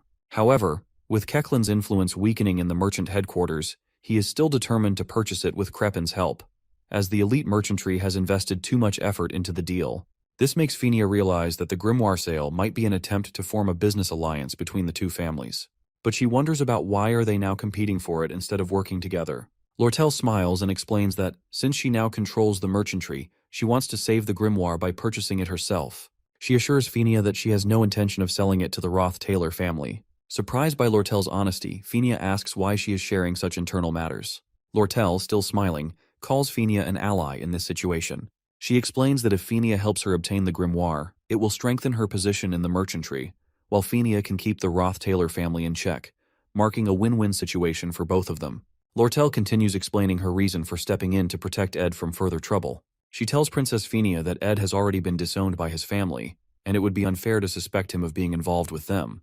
Fenia listens carefully, observing Lortell's way of speaking and how she carefully chooses her words. She starts to suspect that Lortell might be hiding something, as she surprises that Lortell never worried so much for any person. Wanting to test her, Fenia casually brings up Ed and comments that he is quite a useful person in such situations. She suggests that she might interrogate him personally, using her authority to bring him to their side. And if he refuses to cooperate, she won't hesitate to exploit him. Hearing this, Lortell, who was calmly holding her teacup, suddenly starts shaking and shivering. She carefully puts down her tea, then bursts into laughter as she realizes that even Princess Fenia isn't above exploiting others for her own goals. Captain Claire, surprised by Lortell's mocking attitude, becomes agitated and questions how she dares to disrespect Princess Fenia. However, before he can act, Fenia calmly orders him to stand down. Lortell stands up gracefully and reassures Fenia that they are allies. She then gives Fenia one last piece of advice. Never underestimate Ed Roth Taylor. She warns that if Fenia does, she will end up regretting it. As Lortell walks away, Fenia falls deep into thought. She struggles to figure out the truth. Is Ed really the one behind Crippen Roth Taylor's sudden involvement in the bidding? Or could it be Lortell, who always acts so confident and never bows, even to a princess? Watching Lortell leave, Fenia wonders if she will ever have the chance to face her again. For the first time, she feels unsure about what to do next. At the merchantry branch, Lortell spots Ed with Janica and can't help but feel a little jealous. Janica, noticing Lortell's gaze, greets her teasingly. Lortell, who had prepared only 2 cups of rosemary tea, one for herself and one for Ed, now finds herself reluctantly offering a glass of cold water to Janica. Janica smirks and teases Lortell for not having extra tea ready for guests. Lortell, keeping her cool, fires back, reminding Janica that as a merchant, she can't afford to waste her merchandise so easily. Ed, visibly tired and drained, takes the cold water instead and hands his tea to Janica. This small gesture makes Janica happy, while Lortell watches, feeling slightly annoyed as Janica continues to tease her. After some time, Lortell presents the magic engineering equipment she promised Ed. As the glamorous tools are unveiled, Janica suddenly yells in protest. She accuses Lortell of breaking merchant ethics by offering Ed brand new equipment for free. Janica's jealousy flares up, suspecting Lortell of trying to win Ed over with expensive gifts. Lortell, maintaining her composure, brings the equipment closer and points out the minor defects, assuring Janica that they aren't brand new. But Janica, unconvinced, insists that Lortell might have done this on purpose. Lortell just laughs, further fueling Janica's irritation. As Ed looks at the equipment, he hesitates, telling Lortell that he can't accept more free items, especially since he hasn't even paid her for the previous ones. He reminds her that this is already the 4th time she's offering him something. However, Lortell waves off his concerns, saying that since he's her regular customer, he can always renew his contract, and there's no issue at all. Janica, sensing Lortell's clever tactics, suggests Ed quickly finish his payments and cut ties with Lortell before he ends up too deep in debt. Lortell, unimpressed, tells Janica to mind her own business, sparking a playful but competitive argument between them, both clearly trying to get Ed's attention. As the two continue their banter, Ed suddenly feels a strange sensation take over his body. A light, floating feeling, as if he's drifting in water. It's something he experiences when he's overworked. His mind, occupied with thoughts about dealing with the grimoire problem and building a better mattress for proper sleep, can't keep up with his exhaustion. Before he can react, he collapses to the ground. Lortell and Janica immediately rush to his side. At Sylvania Academy, Princess Fenia reflects on Ed's calm and precise demeanor, whether it was when she saw him fishing at his camp or during the Glasskin incident. His composed attitude and reputation among students, who claim he only focuses on his studies, make her rethink Lortell's words. She begins to question whether her assumptions about Ed were wrong and decides she needs to confirm it one final time. To do this, she is the one who sends Ed the 3rd letter, an invitation to visit her at the royal residence, a letter meant to be highly secret. As she reviews her schedule for the next day, she asks Captain Claire about Ed's expected visit. However, Captain Claire delivers unexpected news that Ed has collapsed from overwork. This revelation surprises Princess Fenia. In the game, when a character accumulates exhaustion status, they are usually given several rest days to recover. Now, despite all the pressing matters and preparations for the Ed Roth Taylor event, Ed is forced to rest, delaying his plans. When Ed wakes up in his hut, his body feels incredibly heavy, and a strange warmth spreads through his lower belly. Looking down, he finds Lucy sleeping on top of him, mumbling in her sleep. Seeing her sleeping so soundly, Ed is reminded of how unnaturally light she is when he threw her during the Glasskin incident, making him question whether she's even human. But with his exhaustion, he lacks the strength to even move her off. Noticing the new blankets and mattress around him, he assumes that the merchantry must have brought him here to recover. Just as Lucy wakes up, she immediately starts talking about how hungry she is. Upon realizing Ed is finally awake, she offers him mana treatment, helping to restore his distorted mana flow. Lucy mentions that she has been doing this treatment repeatedly while he was in his weakened state. Once she finishes, she drifts back to sleep right next to him. Before falling asleep, Lucy gives Ed some advice. Not to keep getting sick because it's a hassle for her, and warns Ed that being weak can be dangerous. Ed knows her grandfather died bedridden from an illness like he is now. So, he thanks her sincerely for the magic treatment and her concern. Just then, Jix enters the hut without knocking, checking if the stove is working properly to keep the place warm for Ed. Seeing Jix walk in so casually, Lucy quickly flies away from the camp to another location, feeling embarrassed. Now fully awake, Ed contemplates how he seems to attract so many people in this so-called open society, despite his efforts to stay independent. Turning to Jix, he asks why he's here, to which Jix replies that he has been checking in on him while others are out. As they talk, Jix casually mentions that it's autumn season, offering Ed a bowl of soup. Still processing everything, Ed asks if there's any news from Sylvania Academy. Jix shares updates about the Academy exploration problem, mentioning that Taylor and Klebois managed it well, and other incidents like the Demon of the Sewers Act, which seem to be under control according to the storyline. This reassures Ed that nothing critical has changed and everything is going according to the storyline. However, the most important event, the struggle over the Sage's sealed grimoire, is still looming. Ed urgently asks how long he has been unconscious. When Jix tells him it's been 10 days, Ed realizes with shock that the main event has already started. To add more worry in Ed's attention, Jix further informs that Lortell gets no choice but to leave for an important negotiation in his absence. Panicking, Ed immediately jumps up, insisting that Jix help him send a message to Lortell right away. Meanwhile, at Sylvania Academy, the bidding war over the sage's sealed grimoire has begun. The major players are gathered. Princess Fenia Kloll representing the Student Association, Lortell from the elite merchantry, and an unexpected third party. The man who has deviated from the original storyline, stepping into the hall with an imposing presence. The patriarch of the Roth Taylor family, none other than Ed Roth Taylor himself. At the luncheon, all the key players gather to assess each other before the bidding war for the sage's sealed grimoire. Ed Roth Taylor greets Princess Fenia warmly and expresses his delight at seeing her in good health. He personally apologizes for the actions of his foolish family member, Ed Roth Taylor, and assures her that Ed's past misdeeds do not reflect the values of the Roth Taylor family. Princess Fenia responds politely, telling him not to worry too much. However, she carefully observes him. Ed appears noble, compassionate, and wise, with his attendants showing unwavering respect in their every action. But through her judgmental ability, she clearly sees Ed as an evil man. Ed then turns his attention to Lortell Ketchon, asking if she represents the elite merchantry. Lortell stands and bows respectfully, introducing herself as Lortell Ketchon and expressing her honor to be in his presence. As they talk, Ed tests Lortell's knowledge and motives with calculated words. Lortell responds strategically, revealing only what benefits her. She asserts that her interest lies solely in profit, maintaining a composed and confident demeanor. The bidding process begins, and each participant writes down their bid, knowing that the highest offer will win the sage's sealed grimoire. The Academy wants to keep its financial problems a secret, so they put Vice Principal Rachel in charge of the auction, with Princess Fenia as the only royal observer. The auction takes place quietly inside the Academy building. Fenia watches carefully, knowing the grimoire is more than just an expensive item. It has great magical value for research. She knows about how rare books like this are usually sold and realizes that knowing the other bidder's highest offer is the key to winning in this type of auction, where there is no price limit. Lortell and Ed sit in silence, observing each other's movements carefully, weighing their strategies before submitting their final bids.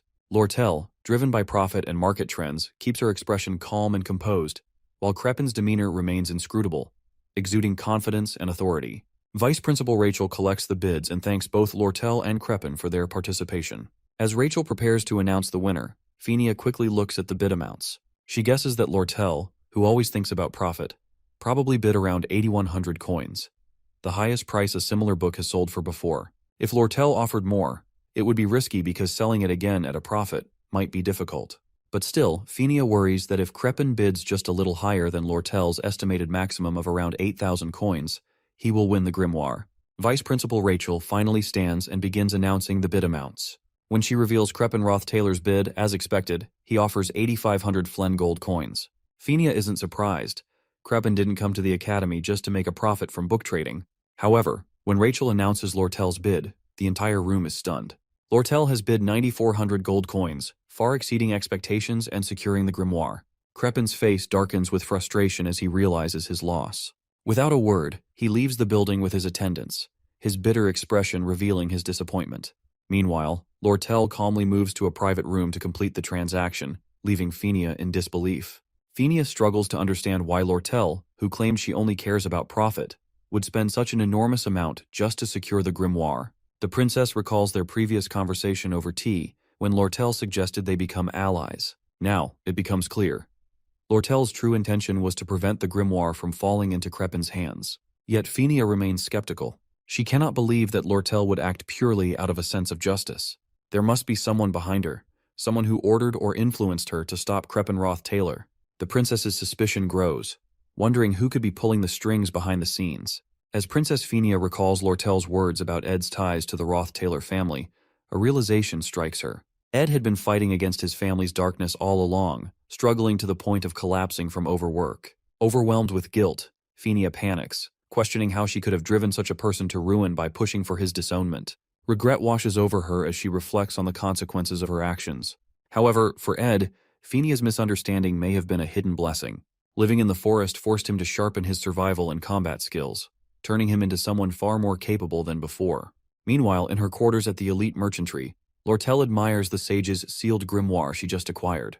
She carefully calculates her potential profits if she were to sell it, realizing the difference would only be 900 gold coins. Yet, deep down, she knows she didn't do it for profit. She did it for Ed, following his request without hesitation. Determined to win him over by any means, she sees the grimoire as an opportunity, one she can leverage to ask him for anything in return. Lying on her bed, Lortell indulges in the thought of having Ed in her debt, considering the small price of 900 coins a worthwhile investment. She smiles to herself, romanticizing the idea of Ed being within her grasp, believing she has finally secured a way to make him hers. At the campsite, Ed feels better after hearing that Lortell won the grimoire. Jix sits nearby and laughs, telling Ed that he should have seen Lortell's face when Elka gave her the news. Ed knows that Lortell might have used her charm to get what she wanted. She often relies on it, but he worries if that will be enough this time. Even though she won, Ed is still worried. He thinks Ed Roth Taylor must have had some secret information to enter the auction. Ed feels that things might not be over yet, and Kreppen won't give up easily. At Ed's hut, Janica suddenly arrives, panting and asking about his health. She looks worried and quickly apologizes for any trouble she might be causing with the rumors about him. Ed laughs and tells her it's okay as he already hears everything from Jix. Hearing this, Janica gets angry at Jix for telling Ed how she runs around the academy crying over him, which starts rumors about her being heartbroken. Frustrated, she orders her spirit bear to take Jix away. As Jix gets dragged off, she waves goodbye while Jix looks defeated. From Janica's hair, Ed's spirit, Mug, suddenly appears, crying with guilt. Mug apologizes, saying he doesn't know Ed is pushing himself so hard that he collapses. He begs for forgiveness and even says he's willing to be punished. Mug wants to hug Ed, but he's afraid of affecting Ed's mana, so he clings to Janica instead. Ed, seeing Mug making a fuss, calms him down. Jix returns after his scuffle with the spirit bear and tells Ed that Mug isn't overreacting because he has passed out for 10 days. Hearing this, Ed is shocked. He realizes his stock of meat and vegetables must be spoiled, and he has to gather everything again. But this time, Jix and Janica offer to help him out. Seeing their determination, Ed feels grateful. He thinks back to when he first builds his wooden shelter and sleeps alone in the forest. Now, with friends supporting him, he realizes he's not truly alone anymore. Janica watches Ed, noticing how tired he looks. She remembers her earlier conversation with her spirit friend Marilda. Sitting under a magical forest tree, they talk about Ed. Marilda tells Janica that this is her perfect chance to get closer to Ed before the cunning Lortell pulls another scheme to win him over. Marilda, acting as a dating expert, advises Janica to start dressing like a countryside housewife to appeal to Ed. Janica tries on a shabby-looking outfit, feeling unsure, but Marilda encourages her and says it is fine. Marilda then gives Janica tips on how to make progress with Ed the next time they meet. But as Janica hesitates, acting too innocent, Marilda gets frustrated. She leans in and asks what Janica is planning to do once she gets closer to Ed. Hearing Janica's unsure response, Marilda howls in frustration, scolding her for being too naive. She warns that if Janica doesn't act now, she might lose her chance forever. Ed is growing stronger every day, and he won't always be in such tough situations where he needs support. Feeling pressured by Marilda's scolding, Janica finally comes up with a plan. She whispers it to Marilda, who nods in approval, saying it is a pretty good idea. At night, after eating a nice stew that Janica makes for him, Ed gets up to rest as he is still tired despite all the help he receives from Jix and Janica. His main focus is on recovering. As he lays down on his bed, the door suddenly opens, and Janica appears, standing there. With a romantic pose and soft voice, she tells Ed that he looks really tired. Ed, seeing Janica doesn't return back, starts wondering if she is planning something. Janica, looking at Ed with romantic eyes, walks into the room. As Ed asks what she is planning, she only smiles and moves closer to his bed. She then sits down beside him. Trying to seduce him, she softly says that he needs to admit he is having a hard time, reminding him that exhaustion affects everyone both physically and mentally. She tells him that she understands how tough his schedule is and how much he is enduring, more than anyone else. Janica then confesses that Ed has helped her the most, simply by staying quietly by her side when everyone else rushed to offer support. She wants him to acknowledge his struggles so that he can finally rest peacefully beside her, as she also wishes to support him quietly. Seeing how much Janica cares, Ed rests his head on the pillow and finally admits that he is really having a hard time. Just by saying it out loud, he feels a deep sense of relief and quickly drifts into a peaceful sleep. By morning, he wakes up to find Janica sleeping beside him. But what makes him happiest is that his fatigue is completely gone, and he feels fully recovered, all thanks to Janica. In the morning, after waking up, Ed is surprised to see Lortell visiting him. They get to the river to sit there. She looks happy to see him feeling better, but she also tries to gain his sympathy by mentioning her own health issues, claiming she's suffering from chronic fatigue. At first, Ed thinks she's just exaggerating, But when she struggles to walk over to him, wincing from joint pain, he realizes she might really be unwell. She finally sits down next to him with some effort. Concerned, Ed asks why she came all the way to the forest when she's both busy and not feeling well. But Lortell, who mainly came to see Ed, brushes off his concern and says she has something important to tell him. She reveals that she is renaming her merchantry into a trading company and offers Ed a key role in it. She wants him to help manage assets, products, and external affairs, offering him the position of co-executive. Lortell tries to convince Ed by saying he would visit the company every day and they would be just one wall apart. She also promises him great benefits, including shares in her personal assets. In her mind, she dreams of this as a step closer to being together with Ed, almost like they are married.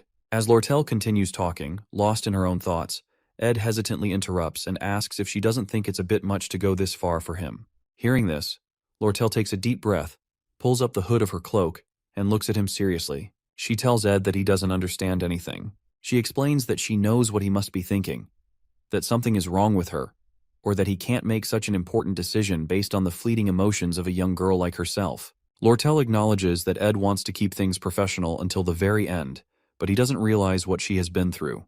After living a life where hundreds of gold coins come and go, and facing betrayal countless times, she has come to understand one thing. She needs someone she can truly trust, someone who will never betray her, even if all her wealth disappears one day. She tells Ed that while most people have family or friends to rely on, she has seen too much. Great merchants rising and falling, fortunes vanishing overnight. And through it all, her biggest fear is that one day, something might happen to her, leaving her with no one to trust. Finally, with a deep, heartfelt expression, Lortell asks Ed to stay by her side forever, no matter what happens. Ed looks at Lortell in surprise, but she just laughs and says she almost had him fooled. Frustrated, Ed yells at her for being too emotionally manipulative. Lortell, still laughing, admits with a smile that she has a habit of touching people's hearts and making them waver. As they sit together for a while, Lortell takes a deep breath and says that her feelings aren't a lie after all. However, Ed tells her that he plans to graduate from Sylvania Academy first and doesn't intend to leave until then, and tells to consider her co-executive offer only after his graduation. Lortell, smiling, stands up and tells Ed she can wait for him to graduate.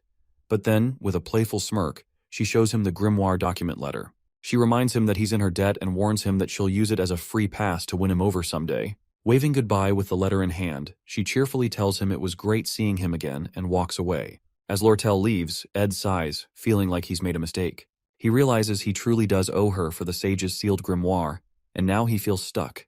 Meanwhile, as Lortell walks back, she feels nervous about the risky move she just pulled. She had wanted to confidently tell Ed that he belongs to her now, but seeing his serious reaction completely threw off her plan. She even forgot to give him his change for the magic engineering products he bought from her, and now feels awkward about seeing him again.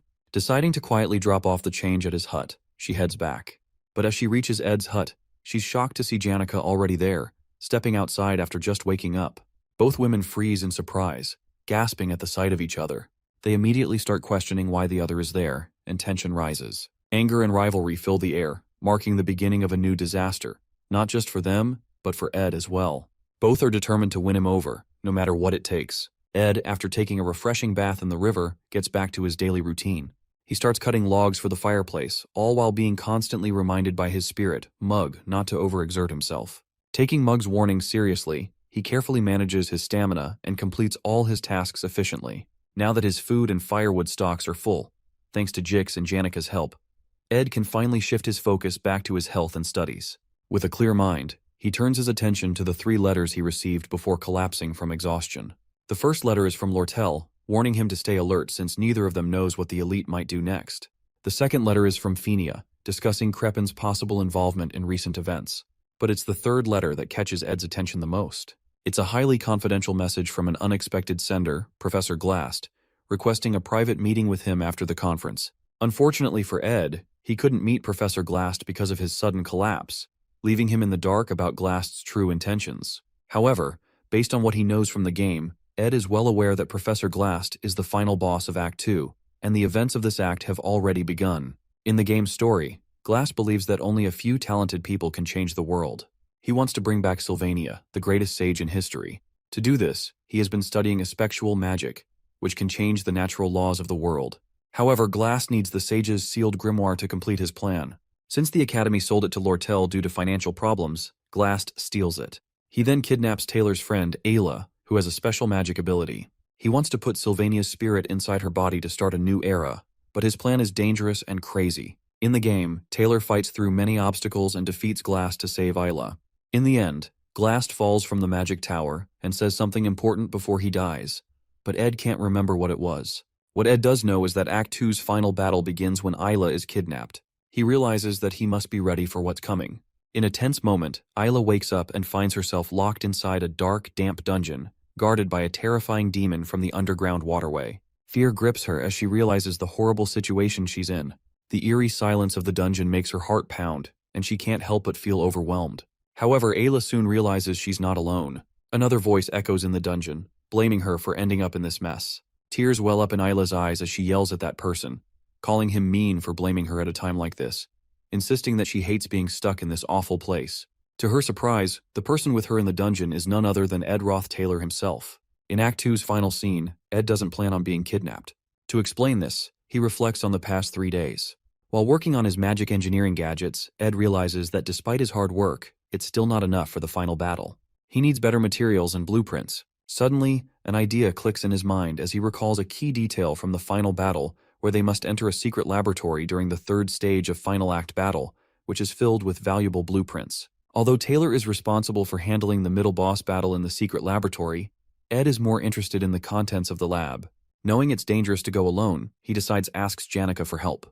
At the academy, Professor Glast announces that 2 new students, Adele from Class B and Ayla from Class C, will be joining Class A. This decision comes as the academy needs to accommodate more talented students. Jix realizes that with the addition of these 2 students, Class A will now have 5 members, marking a significant change after many years under Professor Glast's supervision. Even though Ayla might not be the strongest student, her unique aspectual magic stats make her stand out. Curious, Jix asks Glast whether the class criteria are based strictly on talent. Glast responds firmly, warning Jix not to underestimate the student's efforts. He advises that the quickest way to ruin someone's life is to give them false confidence and vague talent and offer inadequate support, ensuring that everyone, including Jix, understands the lesson. Professor Glast is a man who strongly believes in talent and is almost stubborn about it. This is mostly because of his daughter, Muiri. He had a lot of faith in her as a parent, even though she was just an average mage. Muir wanted to prove herself, so she joined a monster hunting mission too soon. Sadly, she was killed, which broke Professor Glast's heart. After losing his daughter, Professor Glast changed a lot. He became even more focused on proven talent and spent most of his life at Sylvania Academy studying aspectual magic. But what makes his research interesting is that he is not doing it to improve magic. Instead, he wants to bring back Sylvania, the greatest mage of all time and the creator of magic. At the end of the class, Professor Glast calls Lortell as if he is about to say something but then stops and changes his mind. Instead, he tells her that he will speak to her separately tomorrow about the lesson. However, Lortell knows exactly what he wants to ask. He is concerned about Sage's sealed grimoire, which she has already purchased. She also knows that he wants to scold her, considering it a disgrace, since the grimoire is crucial for aspectual magic research. But Lortell is not worried, as the passing ceremony and the official transfer of the grimoire to her are just around the corner, and his talk will not be any use. At the academy, as Claire's class comes to an end, Ed gets ready, knowing that the Sage's sealed grimoire connection ceremony is about to begin, marking the start of the final battle in Act 2. Ed's original plan is to closely follow Taylor as he fights his way through the stages from Phase 1 to Phase 5 to rescue Ayla, picking up any leftover items along the way, just as he planned. Looking at his must-have items list, Ed focuses on the crucial items he needs to collect, especially from Phase 3. These include Glock's Eye and Delheim's Hourglass. He needs these 2 items because their materials are difficult to obtain, and they can usually only be crafted in the final stages of the scenario. Collecting them will give him a major advantage in the upcoming story progress. At the same time, he plans to admire Taylor's progress up to Phase 5 before returning to camp once his mission is complete. To get Janica's help, Ed tells her that they need to go to the underground waterway because he lost something there and wants to find it together. Even though he expects Janica to dislike dark and narrow spaces, she enthusiastically agrees to help. This makes Ed feel a little guilty, as he can sense her concern for him, but he knows he still needs her support for the battles ahead. Just as Ed is preparing to leave, Assistant Professor Claire arrives and informs him that Professor Glast wants to see him in his office. Surprised and confused, Ed cannot figure out why he is being called. However, he assumes it might be because Professor Glast had previously summoned him, but he was unable to respond at the time due to passing out. Thinking Glast might want to discuss something important, Ed decides to go to his office. Upon arriving, Ed is even more surprised to see Ayla already there. She immediately takes a defensive stance, still wary of Ed's intentions ever since the Offus Hall incident, where he shot an arrow at her. Ed, on the other hand, is confused to see Ayla standing safely in the office instead of being kidnapped as expected for tomorrow's event. Puzzled about why he was called, Ed quickly senses something is off and begins scanning the professor's desk and surroundings for any clues that might indicate a change in the future storyline. Eventually, he discovers a report on Glast's desk, written by Claire, detailing her observations and investigations of Ed about the Offus Hall incident. At that moment, Ed realizes that Professor Glast knows about his abilities and actions and may have figured out what he did. As he is still processing the situation, the office door suddenly opens, and Professor Glast walks in. Instinctively, Ed draws his dagger. Ayla, startled by Ed's sudden reaction, screams and rushes toward the professor for help. However, Ed is not the villain, Professor Glast is. He has now revealed himself as the final boss of Act 2. Without hesitation, Glast uses his espectual magic to trap Ayla in a time prison. Reacting quickly, Ed throws his dagger at Glast while calling out to Mug to trigger an explosion. However, the experienced professor effortlessly blocks the attack and even praises Ed's quick response and ability to search through his research materials in such a short time. Despite being impressed, Glast tells Ed that it will take more than that to understand his true motives. Taking cover, Ed asks why the professor is restraining him, and even promises to stay quiet and not interfere if Glast only needs Ayla for his plans. However, Glast refuses to leave any potential threats unchecked. After witnessing Ed's combat skills and resourcefulness, he decides to eliminate him as a potential obstacle. Realizing that even if he manages to escape now, Professor Glast will continue to pursue him, disrupting the original storyline. Ed contemplates his options. If he allows himself to be captured, there is a high chance he will be taken to the secret laboratory, the very place he wants to go. After weighing his choices, Ed ultimately surrenders and allows Glast to kidnap him. Observing Ed, Glast remarks that Ed is a product of effort, not talent. Despite his impressive combat abilities and survival skills, Glast considers his approach weak. Seeing Ed, he is reminded of his daughter and her struggles in the past. As Ed is trapped in the time prison, Mug stealthily sneaks out of his pocket and escapes from the professor's office. The small creature rushes towards Ed's hut, where Janica is preparing lunch, unaware of the events unfolding. An old man writes his life story, chronicling his travels across the southern continents where he uncovers many magical truths. He dedicates much of his writing to his late master Sylvania, one of the greatest mages who tragically passed away at a young age. In his heart, she remains eternally beautiful, and throughout his life, he longs to break the natural laws of the world just to see her face once more. However, he understands that what is lost cannot be regained. Instead, he chooses to pass on his knowledge by training a young apprentice, preparing her to carry on his teachings. On his deathbed, he places Sylvania's hat on his apprentice and hands over his life's work. In the final words of his book, he dedicates his legacy to his young apprentice, Lucy Marcel. In the game's story, that old man, Glocked, accepts his approaching death with serenity, waiting for it more sincerely than anyone else. Lucy, his apprentice, has no choice but to let him go, yet the sorrow of losing her beloved master, whom she calls grandfather, cuts deeply. Ed reflects on whether Lucy's pain will ever fully heal or if the scar will remain forever. The only small comfort Lucy finds is in the pouch of beef jerky she keeps from Ed's hut. As Lucy shakes her beef jerky pouch and finds it empty, she climbs down from the hut's roof to refill it. However, she spots Janica standing below, activating a deep, sinister purple aura filled with anger, while the spirit mug speaks to her. Meanwhile, at Trix Hall, the Academy's main conference room, the sage's sealed grimoire passing ceremony begins. Elite members of the Merchantry and Academy faculty gather as Lortell stands ready to receive the grimoire from Principal Obel Forsyth in front of the audience. As she looks at Principal Obel, she recalls Ed Roth Taylor, who is the same age but appears strikingly different. Back at after the bidding for the grimoire concluded, Crepin personally met with Lortell, urging her to hand it over to him. In response, she countered with a bid of 12,000 gold coins, which Crepin accepted without hesitation. Before leaving, he revealed crucial information to Lortell that her father, Elite Ketcheln, had hired a group of mercenaries who were now heading to Sylvania.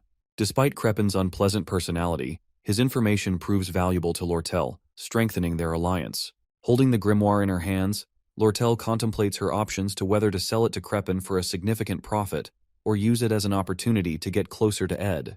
A subtle smile crosses her face as she gently touches the grimoire, weighing her choices. Suddenly, Professor Glast uses espectual magic to create a powerful barrier, preventing anyone from approaching the grimoire. At the same time, he summons two enormous spirits, forcing Principal Obel and Lortell to retreat under their overwhelming pressure. Without hesitation, Glast seizes the grimoire and swiftly leaves the hall. With no obstacles left in the way, the story moves forward without any changes, signaling the official beginning of the final scene of Act 2.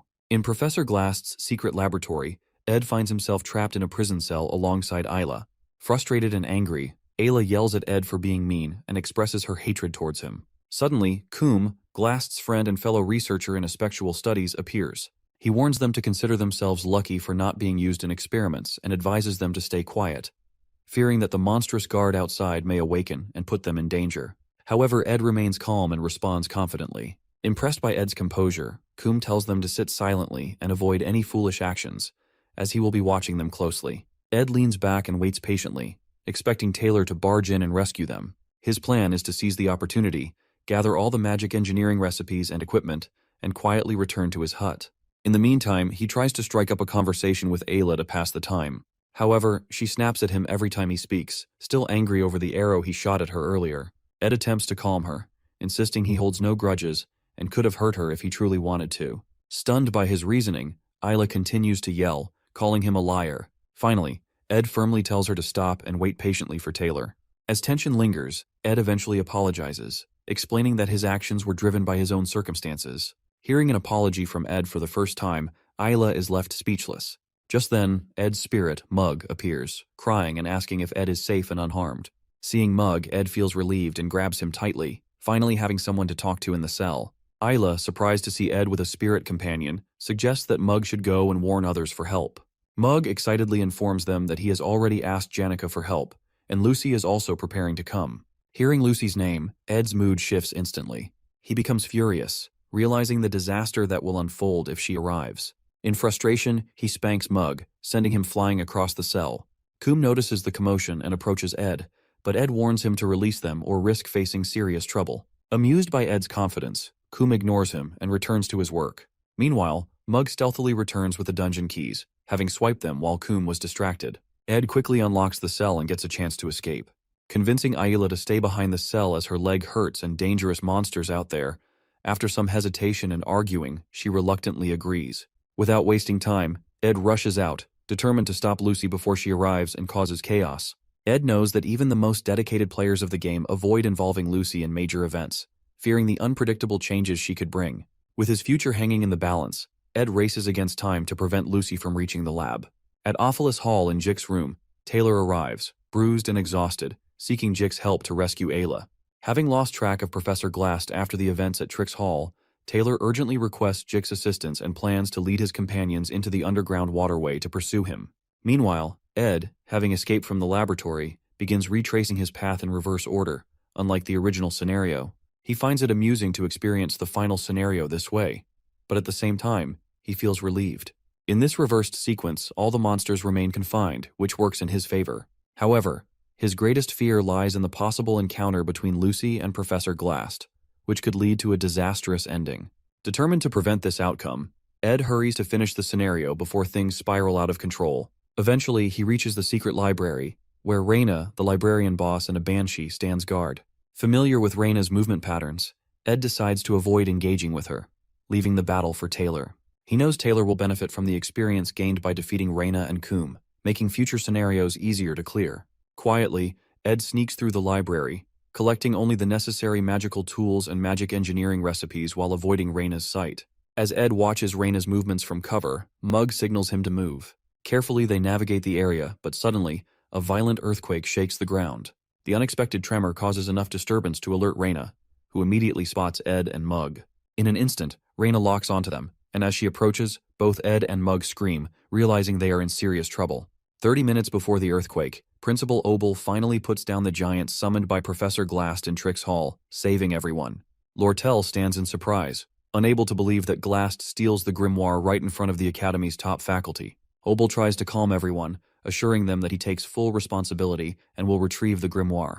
However, he expresses his concerns about Glast, suspecting that he is planning something dangerous. As the others listen in confusion, Obel explains the 3 major taboos of magic which are seeking immortality, resurrecting the dead, and traveling through time. These acts defy the natural laws, disrupt time, and challenge human destiny. Lortell, remembering Glast's obsession with his late daughter and the legendary mage Sylvania, realizes that he might be using the grimoire to attempt one of these forbidden spells, which most likely to bring back the dead. Obel then asks Lortell what she thinks Glast will do if he has truly mastered a spectral magic for resurrection. Before she can answer, a faculty member rushes in, reporting that Taylor is spotted chasing Glast into the underground waterway. Worried about Taylor's safety, he also informs them that eyewitnesses see students being kidnapped, including Ayla and Ed. Hearing about Ed being kidnapped, Lortell stands in shock upon hearing the news. Believing that Principal Obel, the greatest mage of the time, will keep his promise to retrieve the grimoire, Lortell feels confident that he can easily rescue Ed and the other students as well. She decides that the most sensible thing to do is to wait in the hall. However, as she glances outside, she notices something massive moving in the distance. Curious, she grabs a pair of binoculars and sneaks to the window. Looking through them, she spots the entrance to the underground waterway and is shocked to see a huge spirit dragon, ridden by none other than Janica herself. Realizing that Janica is heading into the waterway, Lortell quickly makes up her mind. She orders her personnel to prepare for action, deciding that they will personally go to retrieve the grimoire and join the battle against Glast's madness. In the underground waterway, Janica spots Dorothy, a third-year student and one of Professor Glast's helpers. She grabs Dorothy for interrogation, but the sight of Janica's massive fiery dragon, Tarkin, leaves Dorothy trembling in fear. As Tarkin growls and Janica's dark aura intensifies, Dorothy faints on the spot. Confused about where to go next, Janica recalls the directions Dorothy mentioned before passing out. She sighs, feeling a bit guilty, and gently covers Dorothy's face to hide her sorry state. As Janica does so, Lortell arrives with her team, greeting Janica with a playful tone. Observing Janica's powerful spirits, Lortell realizes that Janica will do anything to ensure Ed's safety, even if it means destroying the entire waterway. However, jealousy creeps in as Lortell imagines a scenario where Janica wins, and Ed falls in love with her.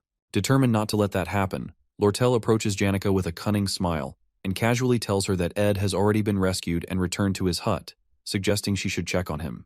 However, Janica, always sharp when it comes to Ed, doesn't fall for it. She questions Lortell logically, asking how Ed could have escaped when she was the first to arrive and didn't see anyone taking him. As the two engage in playful argument, Janica casually mentions that she also asked Lucy for help, but Lucy simply yawned and walked away, leaving the two of them to handle the situation. Realizing they are left with no choice, both Janica and Lortell decide to split up and search for Ed in different directions. Both of them rushes to find and save him, hoping to win him over. Meanwhile, inside the secret library where Ed and Mug are trapped by Reyna, an unexpected event occurs. The roof suddenly collapses right on top of Reyna, trapping her under the rubble. To Ed's horror, Lucy casually falls down from above, yawning and explaining that she got bored and decided to come help. Seeing Lucy now in the scenario, Ed looks at her in shock, realizing that things are going to get much worse now. While the event unfolds, Principal Obel and his friend watch the sunset, discussing whether they should step in to retrieve the grimoire or stay out of it.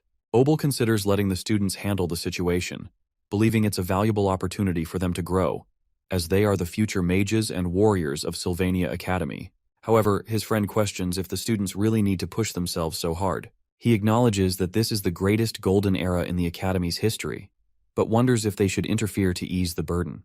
He mentions talented students like Taylor and Jix, rare finds among their peers. Over time, many students have risen to the challenges faced by the Academy, showing great potential and shining like stars. He and Obel have high expectations for them. Hearing this, Obel's excitement rises. He feels something big is coming.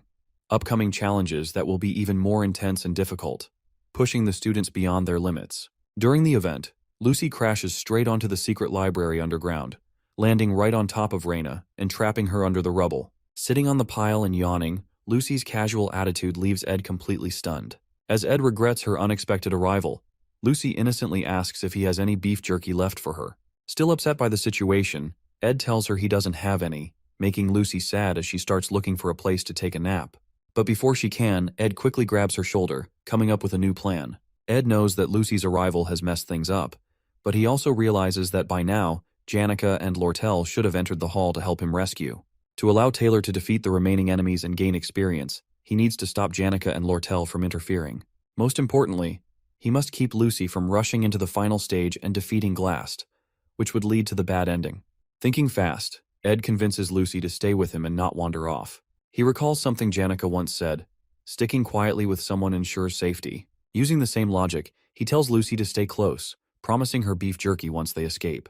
Now with Lucy on his side, Ed plans to gather all the magical equipment from the library, find Janica and Lortell, and get out of there, leaving the scenario for Taylor to handle. As they start their escape, Lucy unleashes her ignition spell, burning all the attacking bats in their path. Ed watches in awe, realizing just how powerful she truly is. He tries to stop her from taking down too many enemies, wanting to leave enough for Taylor to fight and grow stronger. As Janica and Lortell search for Ed, they take different approaches. Unlike Janica, who relies on her spirit connection ability, Lortell is skilled at quickly finding the right paths. As she navigates through the underground waterway, she feels a growing sense of genuine concern for Ed, something beyond her usual motives of wealth and power. For the first time, she realizes she truly wants to help someone without expecting anything in return. Eventually, she reaches a concealed wall with a spell cast on it. Just as she pauses to listen, a loud blast shatters the wall, and out comes Ed, carrying Lucy on his back while holding advanced magic equipment. The sight of him immediately brings relief to Lortell, who is worried about his safety. Without hesitation, Ed hands her some of the expensive magic tools to carry. Lortell, however, is stunned. Seeing Ed carrying Lucy so casually ignites a fire within her. She had taken every opportunity to grow closer to Ed, making the first moves and being proactive, unlike Janica, who hesitated and played it safe.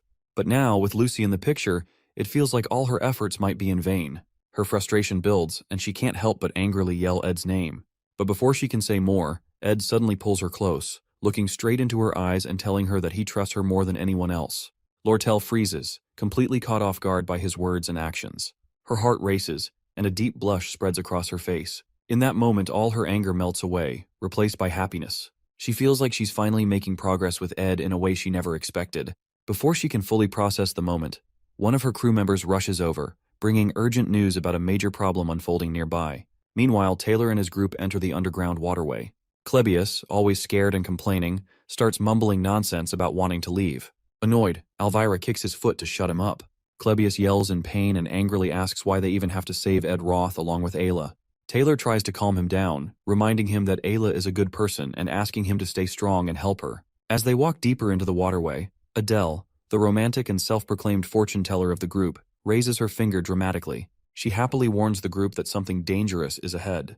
Adele's prophecies are usually spot on, almost like she can see the future, which is why Taylor trusts her to guide them. Right as Adele points in the direction, an explosion happens. Suddenly Tarkin, the fiery dragon spirit, appears, carrying Miss Claire. Janica is demanding Claire tell her where Professor Glast is. Terrified, Miss Claire stumbles and faints, just like Dorothy did earlier. Janica notices Taylor and his group nearby and greets them with a smile. But Taylor's group immediately gets defensive, preparing for a fight. Janica looks confused, but Taylor assumes she might be an enemy they have to face to move forward. Everyone is tense, except for Jix, who casually waves at Janica. Taylor, determined as always, readies himself to fight. But Jix stops him, sensing that there's been a misunderstanding. Before things escalate, someone yells for everyone to stop. Ed Roth and Lortell appear from another direction. Taylor freezes in shock. He now sees Janica, Lortell, and Ed together, and the realization hits him as it's impossible for his group to defeat them. Taylor remembers how Ed, with only basic magic and archery skills, managed to hold off his group and him during the Offus Hall incident. Now Ed looks even stronger, both physically and in combat ability. Taylor knows their chances of winning are zero.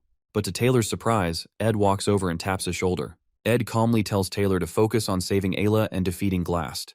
Ed assures that Taylor will now take care of the story while he will take care of the side threats, the elite Ketchuln. As Lortell's crew member rushes to her side, he delivers alarming news that the elite Ketchuln has arrived on Arkan Island, accompanied by mercenaries. Hearing this, Ed immediately understands the situation. The elite Ketchuln, the mid-boss of Act 2 in the game, wasn't properly defeated before. Because of this oversight, he has returned, taking advantage of the mistake Lortell made by leaving many of her trading company members behind. Without their leader, the elite had no trouble to take them down one by one. However, Ed knows he now holds a unique advantage, which is the magic tool that lets him see the future of the game. As he examines the unfolding events, Ed realizes everything is still following the original storyline. With Act 2 nearing its conclusion and Taylor progressing the main story, Ed sees his role clearly. If he can handle the new mid-boss, Elite Ketchuln, just as it happens in the original story, the plot will stay on track. Confident in his strategy, Ed encourages Taylor and his group, giving them a boost of morale. He wishes Taylor good luck, knowing that as the main character of the game, Taylor will face even greater challenges ahead. Trusting Taylor to handle the main storyline, Ed leaves him and his group to focus on their mission. Without hesitation, Ed heads outside, determined to confront the elite Ketchuln and eliminate this new threat before it disrupts the flow of the story. Ed thinks the elite might attack Lortell's trading company to find proof of her involvement in the armor sale scheme, which caused him to lose his position in the association. While they are running toward the trading company, Janica suddenly tells them to stop for a moment. But Ed insists they keep moving quickly. Janica stops in her tracks and forces Ed to stop as well. She reminds him that he already collapsed before and barely escaped from Glast's prison. With tears in her eyes, she begs him not to get hurt again and says the elite's problem has nothing to do with him. Ed knows that this isn't really his fight, but he also understands that the elite is a big threat. If he doesn't deal with this, it could ruin the safe ending he is trying to protect. He also realizes he'll need Janica's and Lortell's help to handle the situation. Lortell agrees with Janica and says it's her fault for involving Ed in her problems. She tells him he should be resting somewhere safe instead of putting himself in danger. Ed feels touched seeing Janica and Lortell getting along, even if it's just for a moment. But he knows this isn't the time to rest. He thanks them for caring about him, then firmly says that Lortell's problem isn't just someone else's problem for him. Hearing this, both Janica and Lortell freeze, surprised by Ed's words, changing the atmosphere completely. They stare at Ed, surprised and moved by what he said, as a new resolve begins to form among them. Ed insists they should keep running, eager to reach the exit as quickly as possible. As they run, he feels embarrassed and regretful about the awkward explanation he gives to Janica and Lortell. It's always hard for him to say things properly. Noticing Ed's troubled expression, Janica tries to lift his spirits. She tells him that he's right. It isn't just someone else's problem, as she reasons that if the elite takes over the trading company, Ed's contract will be ruined, cutting off his magic tool supplies. Hearing her explanation, Ed is impressed by how smart she is, as expected. Meanwhile, Lortell blushes silently, lost in her own thoughts about Ed's words. As they near the exit, Ed notices the scene ahead is in complete chaos. Destruction is everywhere. For a moment, he wonders if Taylor could have been responsible, but he's surprised when Janica admits that she's the one who caused the destruction. She confesses that it was an accident, and explains nervously that Dorothy passed out in the chaos. Janica worries that Ed might think she's heartless, but she tries to convince him that it wasn't intentional. Lortell's crew member informs them that they are almost at the exit, and that there's a carriage waiting for them outside. The plan is to use the carriage to quickly reach the association building, where Lortell's staff is waiting. However, when they step outside, they're met with a horrifying sight. The carriage has been destroyed, and Lortell's crew members have been killed. Standing amidst the wreckage is none other than the elite himself, waiting for them. Lortell tries to play it cool, mocking the elite for showing up sooner than she expected. The elite chuckles darkly and replies that he once taught her how to handle company records, ensuring that no evidence would remain if anyone searched her files. But this time, he exploited a gap in her personnel management. By bribing one of her crew members, he was able to lead them all into this trap. Elite mocks Lortell, seeing her struggling with the betrayal of her crew. He cruelly taunts her, saying she has finally mastered the expression of smiling through betrayal, but that it's a shame he'll ruin her with torture to make her confess. With a snap of his fingers, he transforms Lortell's beaten crew members into zombies, who immediately attack Ed and Lortell. As the fight begins, Lortell mocks Elite, accusing him of never fighting alone and always relying on mercenaries to do his dirty work. With a dark smile, Elite responds that this time he has brought the best mercenaries on the continent. He orders them to kill everyone except Lortell, who they are to capture alive. The mercenaries unleash a volley of arrows at the group, but Janica quickly activates a wind spell, blocking the arrows just before they strike. Observing the mercenaries' precise and calculated moves, Janica warns everyone to stay alert. Elite, knowing how difficult spirit successors like Janica can be to deal with, reveals his trump card, the legendary item Belarus's Prejudice, which suppresses the surrounding mana. Ed recognizes the item as a powerful, high-ranking tool, but he also knows it has a major drawback. It takes time to activate, and the preparation is obvious. However, even with this knowledge, Ed realizes they are at a severe disadvantage. The mercenaries are veterans, and their group consists mostly of mages, making it nearly impossible to cast spells under pressure. Lortell informs Ed that Elite is well prepared and already knows all of their strengths and weaknesses. If Belarus's Prejudice is activated, their fight will end in defeat. When she questions Elite about how he plans to deal with the Academy holding him accountable for his actions, Elite grins darkly, saying that it's better than losing his life. Ed feels the weight of the battle as he watches the chaos unfold. He regrets leaving this third-rate villain alive earlier in the story, as the butterfly effect of that decision has now made Elite an almost impossible foe to defeat. Remembering Elite's dark backstory, including how he killed Lortell's parents and his ruthless rise to power, Ed sees him as the ultimate villain. But despite the overwhelming odds, Ed remains determined. He knows that in the original story, Elite was defeated, and he plans to make that outcome a reality. As Elite's mercenaries continue to block their path, Ed gets an idea. He crouches down, gently unloading Lucy from his back. Nudging her, he tells her it's time to wake up. Lucy yawns lazily, complaining about how noisy everyone is. Then, without hesitation, she activates her magic aura. The overwhelming power of her spell clears the way, sending mercenaries flying left and right. With Lucy, the slothful but immensely powerful mage, finally awake and joining the fight, the tide of the battle begins to turn. At Glock's small cabin, his travel journal, written in the final days of his life, was barely known to anyone. In it, Glock wrote about Lucy. He recognized her natural talent and her blessing from the stars, but warned her not to stop learning or become lazy because of her gifts. He also advised her never to be alone, as her great power would bring loneliness. Before finishing the journal, he made Lucy promise 3 things: never to kill anyone with her magic, avoid actions that might stain her hands with blood, even by accident, and to live a peaceful life as a student at Sylvania Academy. In the present, when Lucy activates her magic, the veteran mercenaries, who had faced danger and death countless times, become terrified. They had never seen such a powerful force before. Even Elite, who had been so confident, shouts at Lucy to stop and orders his men to fight her. One brave mercenary charges at her with a sword, but with just a snap of her fingers, Lucy uses her magic to throw him away with overwhelming force. Seeing this, the rest of the mercenaries panic and run, leaving Elite behind to face Lucy alone. Elite, now sweating and scared, tries to threaten Lucy by saying he'll use his magic tool if she comes closer. But when Lucy asks if he's the leader, her powerful presence terrifies him so much that he falls to the ground. Just as she's about to finish him off, Ed steps in and signals her to stop. Elite has already been defeated, and there's no need to do more. Suddenly, the ground shakes violently as a huge earthquake begins. In the sky, the 7 brightest stars align in a straight line. Ed realizes that Glast has advanced his magic to a point where he's breaking the laws of nature, causing the magical realm to descend. This signals the start of the final battle of Act 2. Ed thinks about Taylor, who has defeated the monsters in the underground waterway and is now stronger and ready to face Glast with his group.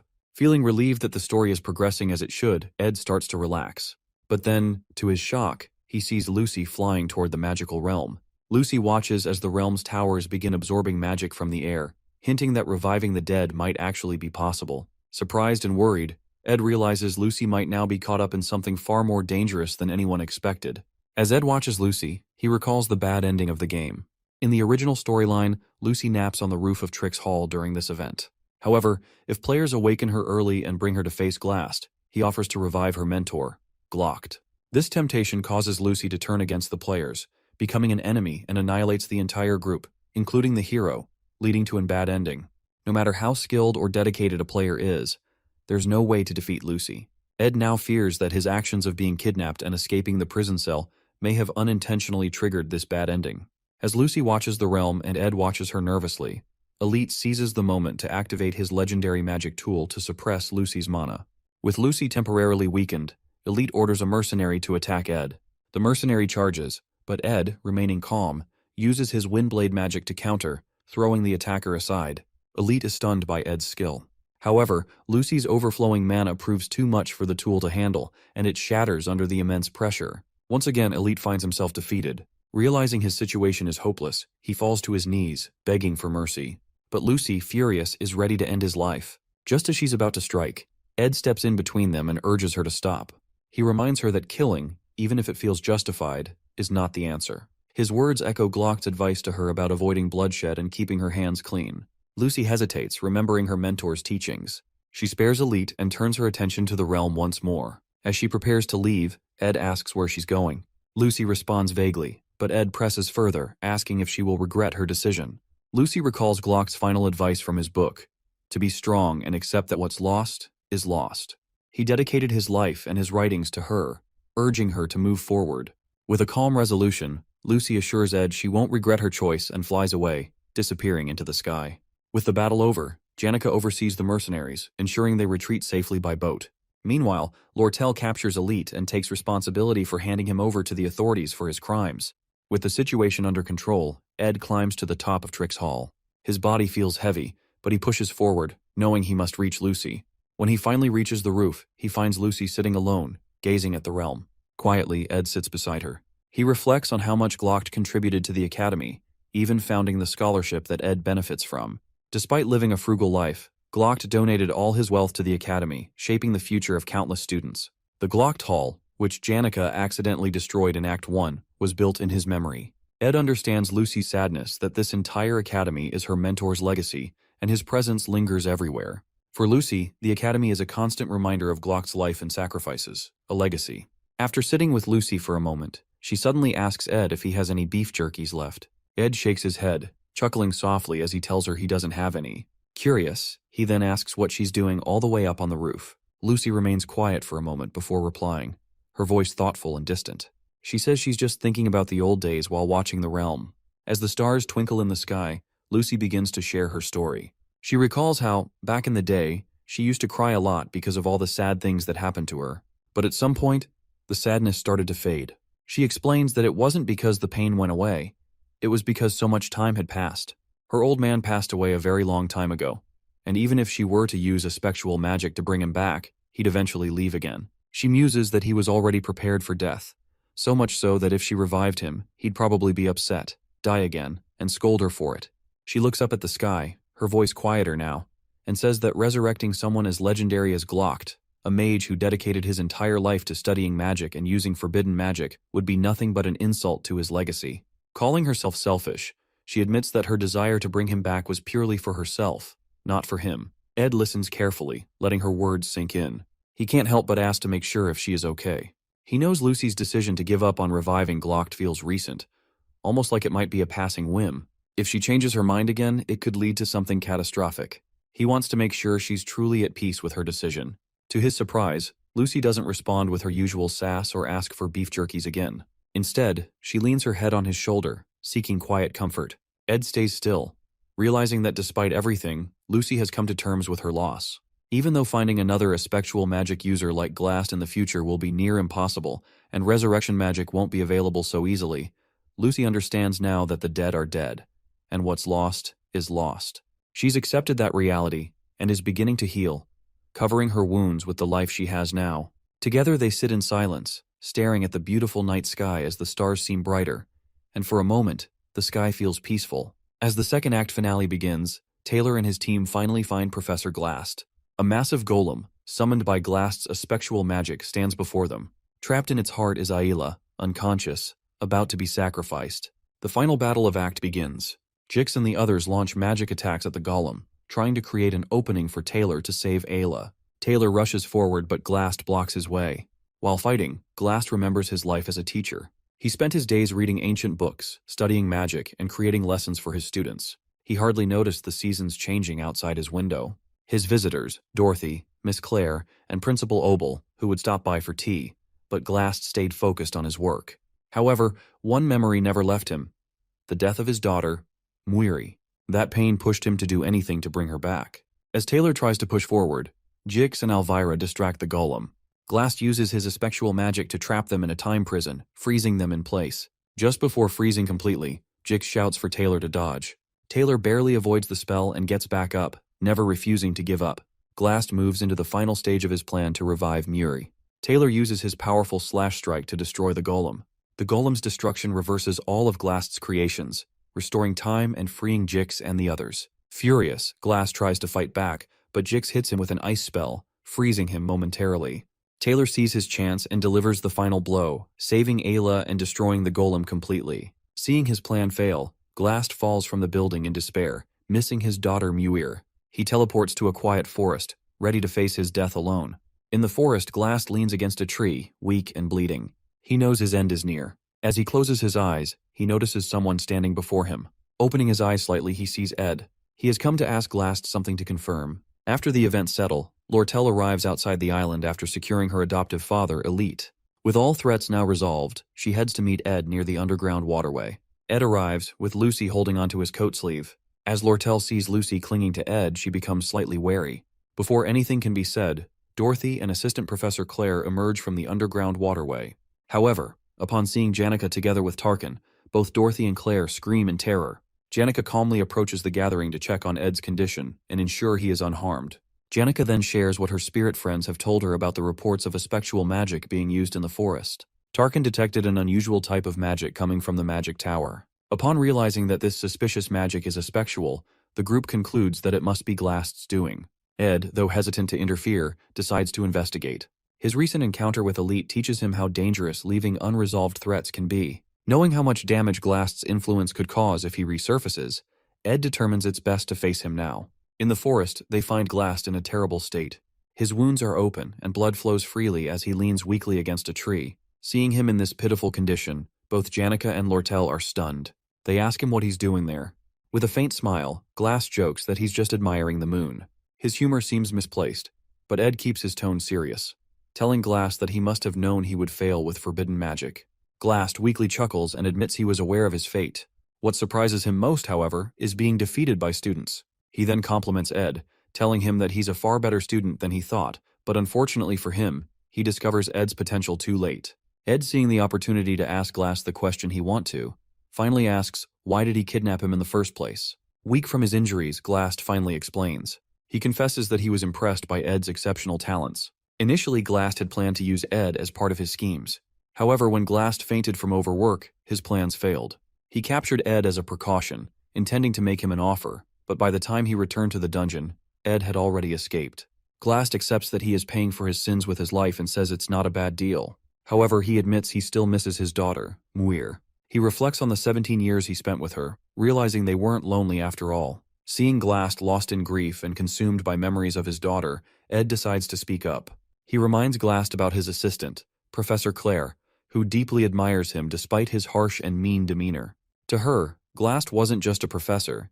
He was the most scholarly and brilliant mind she had ever known. Ed also mentions Dorothy, who saw Glast as a precious mentor, someone she respected immensely. Ed tries to make Glast realize that, while he may have recklessly endangered the lives of students and lost his way, his existence still left a lasting impact. Even though he sits here alone, reflecting on his life, saying he will die alone, is like mocking his own legacy.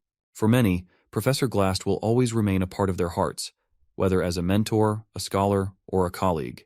Hearing Ed's words, Glast smiles weakly and slowly removes his glasses. Summoning his remaining strength, he hands Ed the key to his personal library, entrusting him with its secrets. Inside are legendary rank crafting formulas and years of knowledge. A surprised Ed hesitates, asking why Glast would give him something so valuable. With a faint smile, Glast replies that Ed should be happy to receive such a gift. He then jokes, urging Ed to clean up all the mess he made before the Academy's investigation team arrives. Finally, Glast turns his gaze to Lucy and offers her a piece of advice to look around herself every once in a while. With those final words, Glast closes his eyes forever. His body rests peacefully beneath the moonlit Zelkova tree, as if he is merely in a deep sleep. Ed, Lucy, Janica, and Lortell stand in silence, watching him, each carrying their own thoughts about the man who had once been their enemy and, in some way, their teacher. The next morning, Ed is summoned to the dean's office for an investigation into the recent events. The dean questions him about Professor Glast's motives for kidnapping him, how Ed managed to escape without bringing Ayla along, and his unexpected involvement with Taylor's group. Ed explains everything him about his actions during the event, his encounters with Janica and Lortell, and how they worked together to resolve the dangerous situations. After hearing the full account, the dean pauses, observing Ed carefully.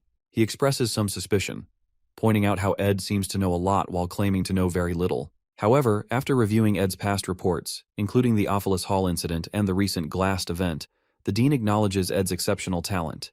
Apologizing for the Academy's negligence and the suffering Ed endured, he decides to reward him. To Ed's surprise, instead of focusing solely on the report about the recent incident, the dean pulls out Ed's entire report card. After their conversation, Ed is dismissed from the office. Outside, Janica approaches Ed with a cheerful smile, asking if he's okay or if he's hurt. Ed, concerned about her, asks the same. Janica assures him she's fine, brushing off his concerns by saying her injuries are only minor rashes. As her spirit bird chirps something in her ear, Janica asks if Ed is really okay, or if he's hiding any pain. Ed, reflecting on everything that happened, tells Janica that he realized something during the event, that she is always the one working tirelessly to help, and often ends up suffering in the process. Feeling guilty, Ed apologizes for taking her kindness for granted and unintentionally causing her pain. Janica, initially trying to cheer him up, suddenly grows worried. She stops him and admits she lies and isn't hurt at all, as she only pretending to be injured to get his attention. Ed is surprised but quickly reassures her, revealing something unexpected, that starting next semester, he will be living in Dex's hall, same where Janica lives. The dean rewarded him with proper student housing, allowing him to finally leave the wilderness behind. Hearing this, Janica's face lights up with excitement as she congratulates him with genuine happiness. Later, Ed returns to his hut, feeling a mix of relief and nostalgia. Although he has grown fond of his small hut and the peaceful woods, the idea of living a normal student life feels like a significant change. As he approaches the door, ready to rest, something unexpected happens. Lucy suddenly crashes in front of his door, landing behind him. Surprised, Ed turns to face her, wondering what brings her here this time. Meanwhile, in a dream, Lucy walks through the woods and realizes she's no longer on Arkan Island, but in the northern Ramelin mountain range, where she grew up. She wonders why she's dreaming of her childhood now, but decides to go to her old house to see her father's face regardless. When she steps in, she finds him on a rocking chair in a house filled with cobwebs. However, when he turns to face her, his face is deformed, and he demands to know why she didn't save him when she had the chance. She soon realizes she's having a nightmare and wakes up. After getting up, her maid arrives to prepare her for school. Oddly, Lucy doesn't respond, but instead uses high-level spatial magic because, for some reason, she feels an urgent need to go to the northern forest immediately. She lands on the roof of Ed Roth Taylor's cabin and watches as he walks toward the house after speaking with the principal. Finally, a smile crosses her face as she feels an unexplainable sense of relief. Suddenly, she overhears Ed talking about how his camping life is about to end, causing her to slip off the roof and land in front of him. Meanwhile, a professor named Frieren teaches his students how unpredictable cats are. They let you think you've gotten close to them, but once you try to pet them, they act aloof and distant. However, when you lose interest and get busy, they become clingy. Professor Frieren explains to the students who want a cat-type familiar that the best way to attract one is to act indifferent, which will make them approach first. The ladies in the class laugh about how this is even harder than dating while the ecology class on cat creatures continues. These lectures are very popular, and most students have good grades, but Ed's were initially among the lower ranks. However, he soon got ahead in his preparation and ensured his notes were better than everyone else's. After class ends, Professor Frieren calls Ed to his office to inform him about the Academy's scholarship program. It's a system where students contribute to academic tasks in exchange for tuition discounts. The professor recommends that Ed consider it while he pets his snake. When Ed asks what kind of tasks he'd be doing, Frieren smirks and vaguely says he'll handle various academic duties, including assisting Assistant Professor Claire.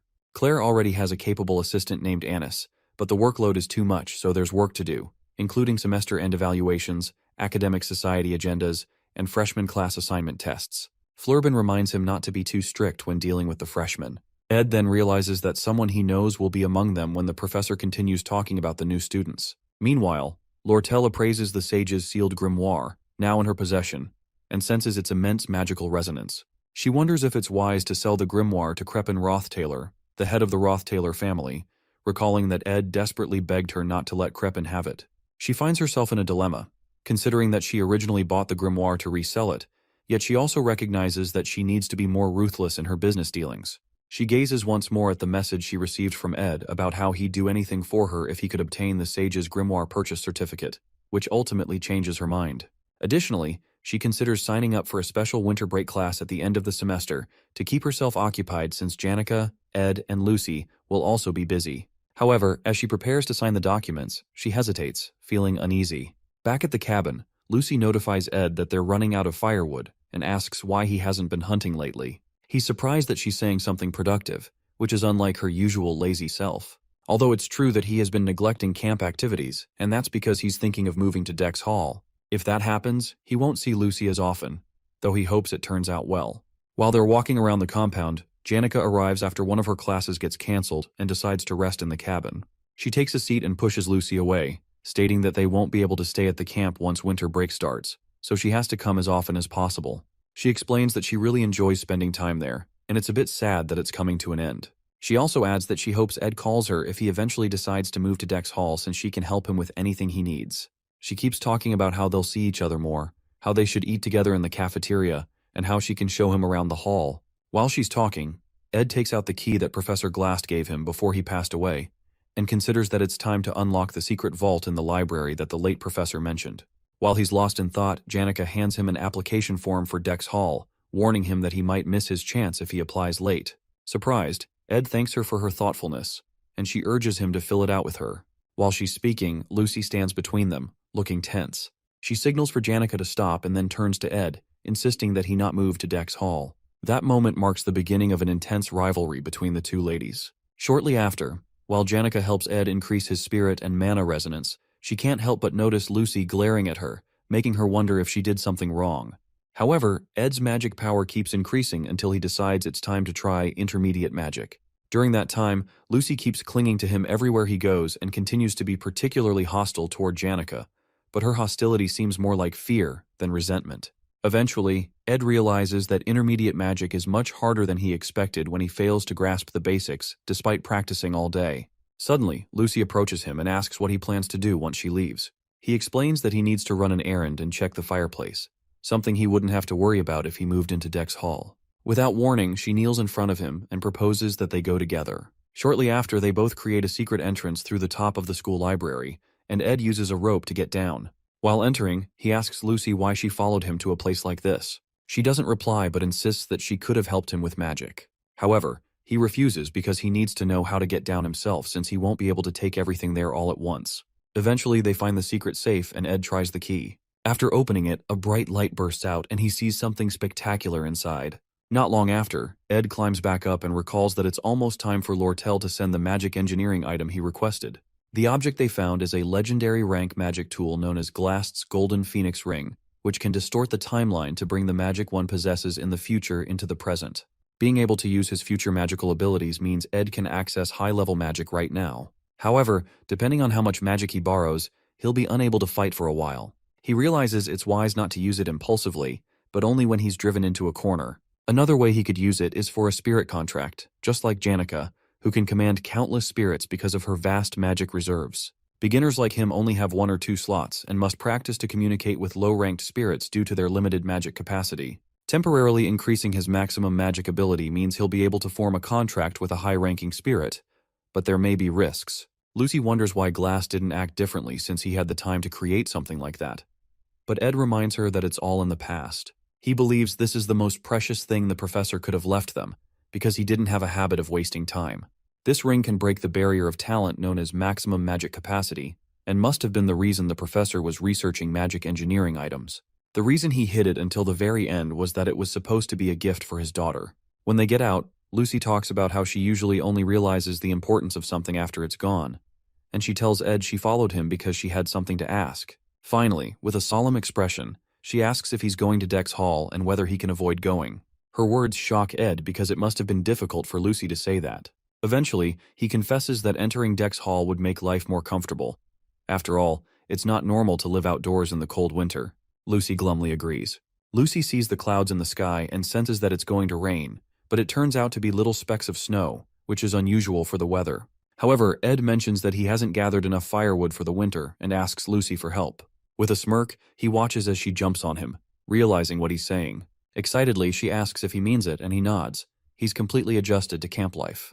This is how the second act of the failed Swordsman of Sylvania game ended. It's now officially the third act, where the scale of the trials will grow.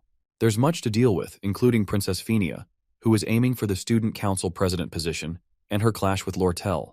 Additionally, new enemies and main characters will enter as new students, and the final boss of the third act will be none other than Lucy Merrill herself. It won't be easy, but Ed decides to put aside his worries for a moment, hopeful that they will both be living well and staying healthy. He had never seen Lucy display such emotions in any scene or route while playing the game, so he's hopeful. Soon after, winter arrives in full force, and Ed spends half the day shoveling snow. He then begins cutting wood, determined to finish his chores quickly because he's been called for a student scholarship task. Eventually, Ed goes to meet Principal Obel to turn down the dorm privileges, but ends up receiving tuition privileges, which grant him more free time. However, he still can't just come home to rest because of Lucy. He's given up on throwing her out, not because she'd get cold, her protection magic ensures she won't, but because it would make him feel bad. Finally, he steps out to practice with the ring and attempts to contact Marilda, the guardian spirit of the forest. Meanwhile, Janica is lured to the Laplace bakery with high-quality refreshments by her friend Clara, as there was no other way to get her to come out, while Annis is also present. Clara immediately informs Janica that she thinks she is slowly approaching a dangerous line and has completely fallen under Ed's spell. Janica is shocked that Clara knows this, but Clara clarifies that she's not trying to stop her because her assessment of Ed has changed. She probes Janica by asking how fast her heart pounds and how nervous she gets when she's with him. After continuous probing, Janica confesses that she feels comfortable and snug around him. This further frustrates Clara, and she explains to Janica that she's heading for the worst possible ending in a dating relationship, becoming a comfortable girlfriend. Apparently, what frustrates Clara is that Janica is the only one showing emotion instead of making Ed desire her. She explains that following him around is a terrible approach to a relationship, and Janica's spirit friends give Clara a thumbs up for making a good point. However, Clara calms down and advises Janica to focus on activating Ed's desire to protect, rather than doing ridiculous things. While all this is happening, Anis watches silently as Clara dishes out solid advice she has gathered from her many friends' love stories. Clara is largely responsible for changing the negative perception people used to have of Ed, simply because he's the guy Janica likes. Everyone now seems to trust Ed, but Anis holds a different opinion. Sometime later, Anis returns to school and sees Professor Claire being scolded by the librarian for not returning a book on time. The scenario makes her feel that Claire has no dignity whatsoever, and she wonders how Claire ever became a professor. However, all the serious professors praise Claire's abilities. As Anis goes in to submit her report, a guy offers to help her carry it. Meanwhile, she reflects on how her assistance is the reason Assistant Professor Claire, who has an incredible academic mind but is terrible at work, has managed to handle all her important tasks. She thanks the guy but refuses the offer as she walks in. She is a second-year student in the magic faculty, and the reason the clumsy assistant professor's personal research lab is always clean. She drops the report on the table, along with some secret information about Ed that she collected at a rate akin to stalking, something that would have gotten her in trouble if she had been caught. Other than Janica and Clara, not many people know her true appearance, and to her, human relationships are like a game of switching masks. Since she has 20 minutes before the professor returns from getting snacks at the bakery, she analyzes all the details and information about Ed Roth Taylor. He is from the Roth Taylor family, the strongest family within the Clowell Empire, and is the only son, with 2 sisters. She reads more about Ed's birth and family history. When Anis was admitted, her family was unstable, and she had no choice but to fend for herself by working as a student teaching assistant and a scholarship student. She has great survival skills and even considers Lortell her role model. As she reviews Ed's family history again, she supposes that he must have been indoctrinated with a domineering mindset after growing up in a restrictive environment. She concludes that he is probably the kind of person who avoids responsibility and seeks a woman who will give him positive feedback to help him express himself. He would likely prefer a pretty woman, given that he has been surrounded by luxury all his life. Based on his history, he doesn't seem like someone who would appreciate a proactive woman, so she decides it's necessary for her to remain only adequate. Although he has changed a bit since his excommunication, she reasons that someone who has lived a certain way for dozens of years cannot change so easily. Regardless of whether he has become more hardworking, she believes he is still his arrogant self. After preparing a profile on Ed, she decides to practice embodying the kind of woman he might like, since they will be working together soon. Suddenly, Professor Claire bursts in with some confection she got from the bakery, but accidentally spills the tea that Anis had made for them. Fear grips her, as she expects Anis to react angrily, but instead, Anis asks if she's hurt. Something completely unlike the Anis Claire knows. Not long after, in Lucy's room, Ed thanks the Academy's maid, Belle, for cleaning his uniform. Belle insists that it was nothing but notes that she has found many blonde hairs in Lady Lucy's clothes, and many white hairs in young Master Ed's clothing. She also asks Ed why he keeps speaking to her so formally, but he explains that it feels comfortable, especially since she is the Academy's chief maid and has many people to manage. Nonetheless, she insists that he has even more people to manage, referring to Lucy, Janica, and Lortell. Regardless, Belle offers to always do his laundry, no matter his decisions regarding the 3 ladies, especially since Offus Hall has been fully restored. When she mentions that 7 new students will be joining after the break, and one has already requested to move in, Ed realizes she is talking about Tanya Roth Taylor, his younger sister, and instantly dreads the upcoming break. Sometime later, Jix visits the cabin and informs Ed that he will be going to his hometown for the break to spend time with his best friend, Elka. Jix asks if Ed will be staying in camp for the entire break, and Ed replies that he will stay to learn how to use medium magic since he will be a 3rd year soon. However, Ed reminds him not to push himself too hard. When Ed notices that he can't sense any magic from Jix, he checks his temperature and asks if he trained past his limit. Ed, who had secretly used a ring, gives a vague answer. Jix then informs Ed that Aya has been asking about him and mentioned dragging Taylor over to apologize properly. However, Ed asks him to tell her that he doesn't want an apology because he isn't upset. Shortly after, since Jix is quite good at keeping secrets, Ed hands him some money to help hire manpower to organize Professor Glast's basement library. Jix responds that he doesn't need the money, as it's like training for him, and learns that Ed wants to use the library as a workshop. The next day, Anis welcomes the Academy's scholarship students on Assistant Professor Claire's behalf, as Claire has been awake for 2 days doing paperwork. Anis informs them that scholarship students mainly help prepare the class assignment exam for new students and supervise on the day of the exam. While she speaks, Ed recalls that Professor Glast used to handle this exam every year, but now Assistant Professor Claire will be responsible. Annis quickly assigns Clebius the equipment he requested from Trix Hall and hands another student, Onyx, some of Assistant Professor Claire's work. Finally, because she suspects that Ed looks like a player, especially since he is surrounded by so many girls, she decides to test him for Janica and Clara's sake. After conducting her research, she has created the perfect persona he might be attracted to in order to see if he can resist her seduction. She then informs him that he will accompany her to conduct the field survey. Ed and Annis head northwest to Oran Mountain to survey the field for the exam. While working, Annis mentions that she's tired and asks Ed if he is too. He proposes they take a break. In a cute, pretentious manner, she thanks him and commends his stamina and manners, which apparently dispel the misconceptions she had about him. When he asks what she's talking about, she explains that she's close to Janica and was worried Janica was spending time with a bad person, which was why she acted cold toward him. However, Ed replies that it's fine and that he doesn't care about that stuff. He comments that she must be tired from being a student TA and working so hard, but she seductively grabs his arm and replies that it's okay since he's here now. She starts talking about how she feels supported by his presence and shares that she was also excommunicated from her family, but had to support herself through school. Ed respects her strong ability to survive and solve problems that come her way, so he tells her not to be too distressed since she's endured it very well. Excited, she thanks him and remarks that they have a lot in common. However, Ed notes that something seems to have changed about her usual cool-headed and realistic image. Suddenly, she trips over nothing and falls into Ed's embrace. He catches her and asks her to be careful, but is surprised to notice she tripped over nothing. When she becomes more dramatic, he grows confused, so she asks him to wait while she goes to handle something. While alone, Annis notes that he's reliable and trustworthy and wonders if he's putting up an act. She had played her cards right by forming a relatable point of affinity, sharing that she also endured a difficult academy life, displaying her weakness so he'd want to protect her. She also tried creating contact a few times, but that didn't seem to change much. Oddly, she finds herself admiring how muscular his body feels, even though he acts like a nerd, and how he's much better at work than she expected, considering she thought he was a noble family's young master who couldn't do any work. Apart from that, she thinks he looks gorgeous, and it's no wonder Janica fell for him. Suddenly, it occurs to her that this is how Ed makes women fall for him. So she decides to stand her ground because she's different. Meanwhile, Ed waits for her while enjoying the beautiful view from the top of the mountain, which briefly makes him forget all his worries. One of his major concerns is Ed Roth Taylor, a villainous young lady. Tanya is a genius when it comes to politics and trickery, and she is trying to become the first student council president in Sylvanian history. She will soon begin gathering the influential figures in the academy.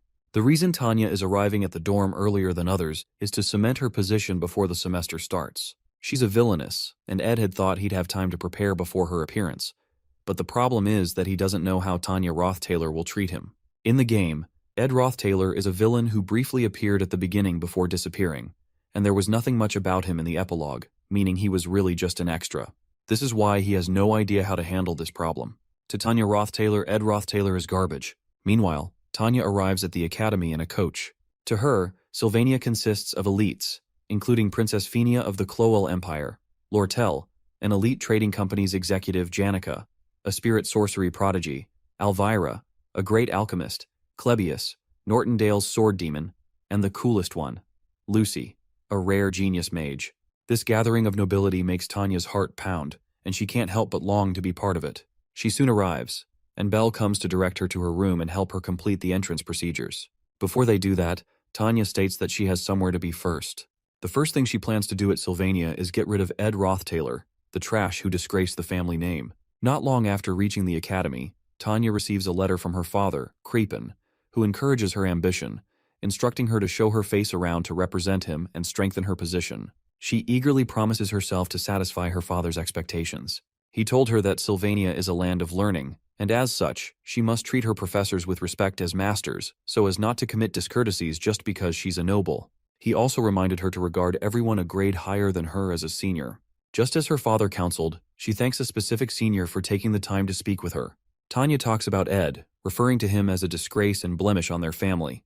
The senior finds her words interesting, so she continues, saying that Ed is full of bluff, a crude person, and was only the heir of their family because of his age. She comments that his pride is so high he never acknowledges his incompetence, and that he barely managed to get into Sylvania.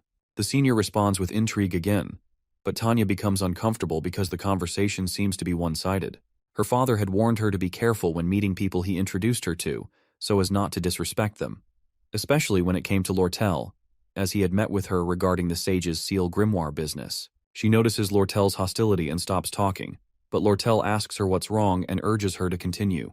However, she stammeringly asks if Lortell is upset, but Lortell only smirks and asks what she's talking about. Sometime later, Ed checks off establishing a workshop organization plan, finishing academy scholarship student work, understanding medium magic theory, and contracting with a high-ranking spirit from his winter break list. He has acquired a mid-rank magic skill known as Particle Explosion, and another named Root's Desire. He got these skills from a book in Professor Gast's library last night. That morning, he heads out and tries to ignite a flame, but he still can't use magic due to the effect of the ring, preventing him from practicing what he's been learning. To light the fire, he wakes up Lucy, who is curled up under his blanket, and carries her outside to help.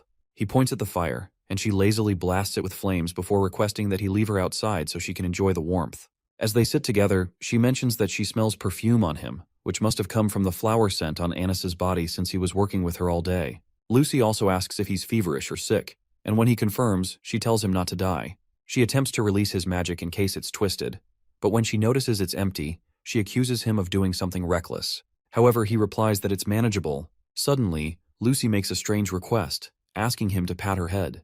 He obliges while reading a book. She rests her head on his legs and enjoys the warmth of his gentle touch. Out of nowhere, Lortell appears and tells Ed it's been a while since she last saw him. He assumes she's here because of the favor he asked her, and wonders why she didn't just call him to the trading company. However, Lortell tensely clarifies that she has other matters to discuss and wanted to ask him something. Meanwhile, Tanya thanks some seniors for listening to her and offers to reward them the best she can if they help her punish Ed. She offers several antiques from the Roth Taylor family storage, which excites Elka, but Jix gives her an intense look, wanting to confirm if she's really Ed's younger sister. The ominous aura he exudes suggests his body is well trained, and Tanya realizes she needs to be wary of him because of the strength of his magic. When Jix confirms she's Ed's younger sister, he smiles at her and announces it to Elka. Excitedly, he hands Tanya a mandatory magic engineering item for new students to help train her magic resonance. Tanya looks confused, but Jix also gives her Elka's copy of Professor Delorf's elemental study notes. After gathering several essentials for her first year, they fill an entire box with useful items. Surprised, Tanya asks if they properly heard her offer, but Jix dismisses it, saying that siblings always have trouble with one another. Soon after, Jix and Elka board a ship to their hometown, and Jix finally introduces himself as a second-year student. He explains that he's Ed's junior and is close to him because they're indebted to each other. He reassures Tanya that she'll do great and pats her on the back, acknowledging her noble lineage. As they depart, Tanya collapses under the weight of the gifts they gave her, annoyed at how things turned out. Meanwhile, in Assistant Professor Claire's office, Anis commends Claire's hard work and mentions that they'll be able to take it easy for the rest of the break if the new student's assignment exam goes well. Claire compliments Anis's stamina, as she has done most of the work assigned to the scholarship students. Most of them struggled with the tasks, except for Ed, who had no flaws in his document processing. He efficiently resolved practical issues at a level rarely seen among high-ranking nobles, which surprises Anis. While working, Claire asks about her experience with Ed and shares a secret. After the Offus Hall accident, she tailed him and discovered that he had built a camp bigger than their lab, entirely on his own using tools. She commends his perseverance and work ethic. When she also mentions that Ed contracted with a spirit, an incredibly difficult feat, Anis realizes she may have underestimated his practical abilities, which are vastly different from his noble upbringing. After some thought, Anis, who had investigated Ed due to Janica's interest in him, concludes that he's simply a decent and hard-working man. His appearance is outstanding.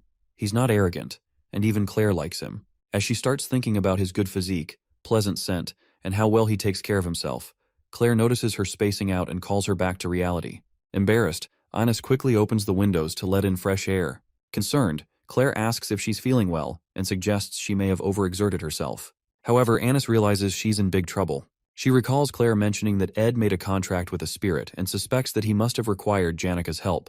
If that's the case, the spirit he contracted with must be trustworthy and could report everything to Janica, including her attempts to seduce him.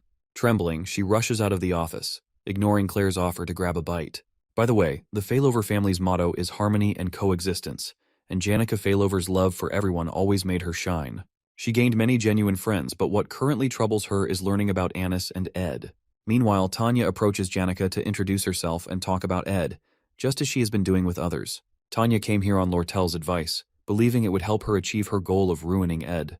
However, as she approaches Janica, the normally peaceful sorcerer rises with a fearsome spirit looming behind her.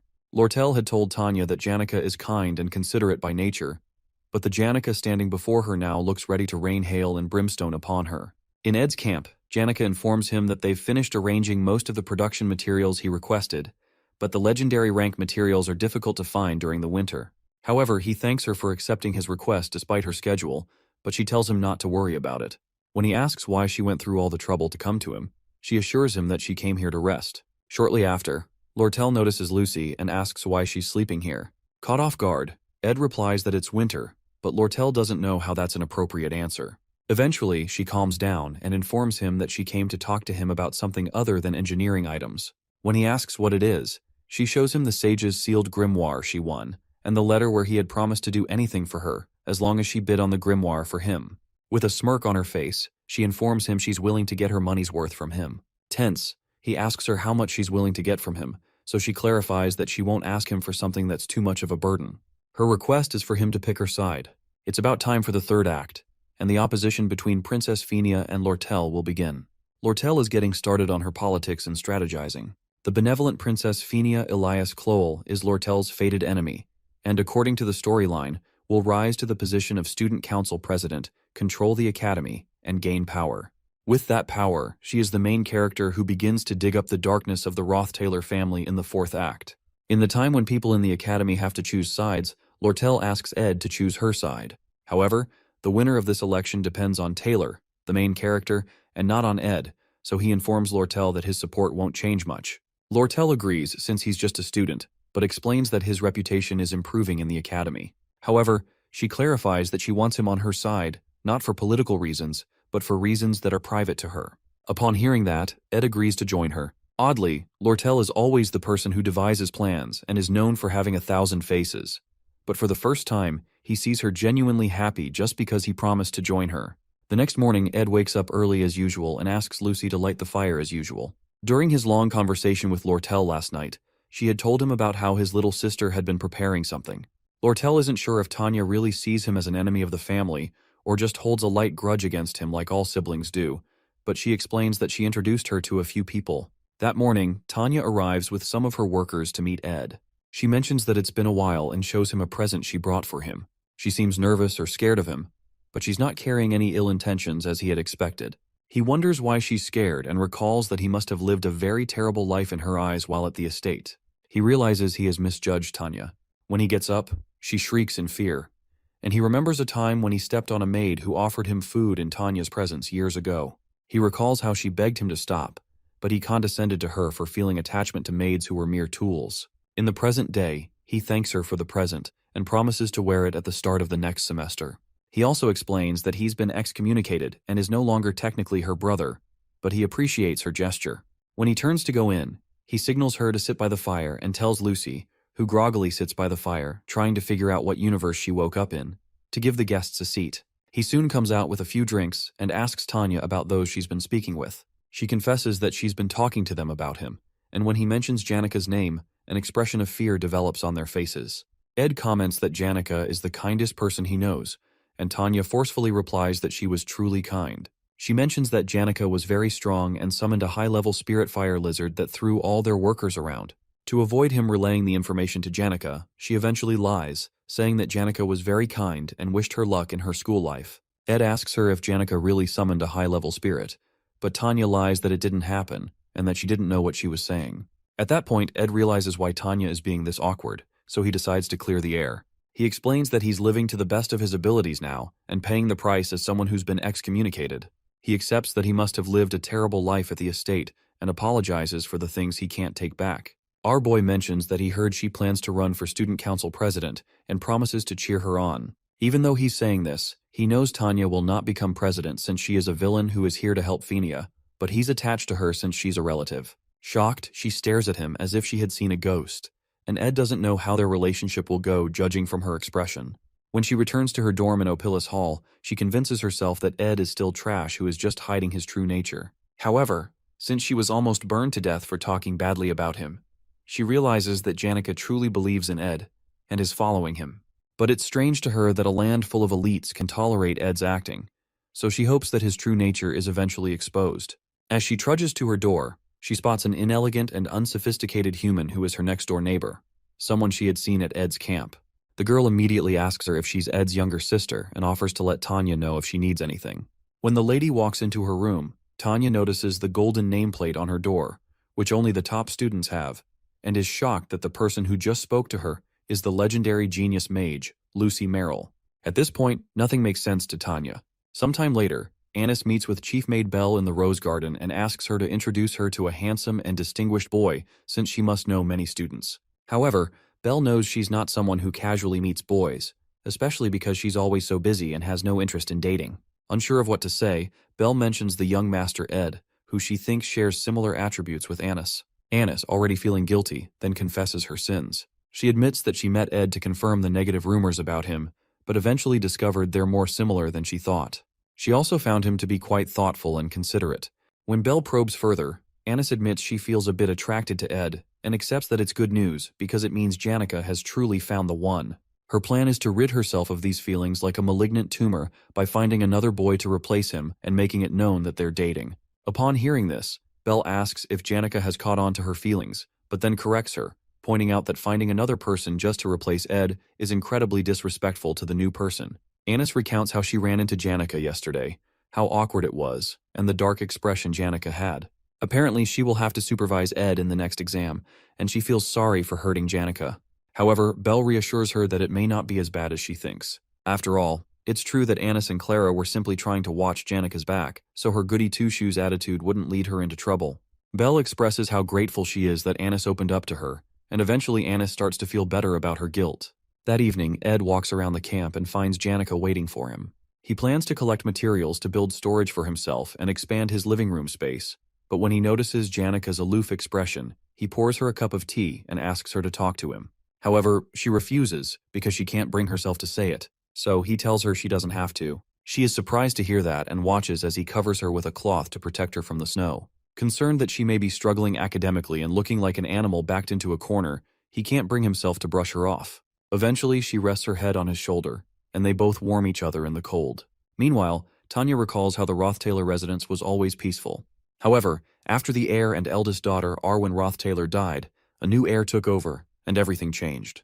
Ed changed once he gained power, becoming a pathetic piece of trash who acted as if the whole world belonged to him. She remembers a time when he spitefully reminded her that she could do nothing to him and forcefully handed her a sword, telling her to kill him and become the next heir. When she collapsed to her knees, he laughed at her, continuing the daily torment that sometimes made it hard for her to breathe.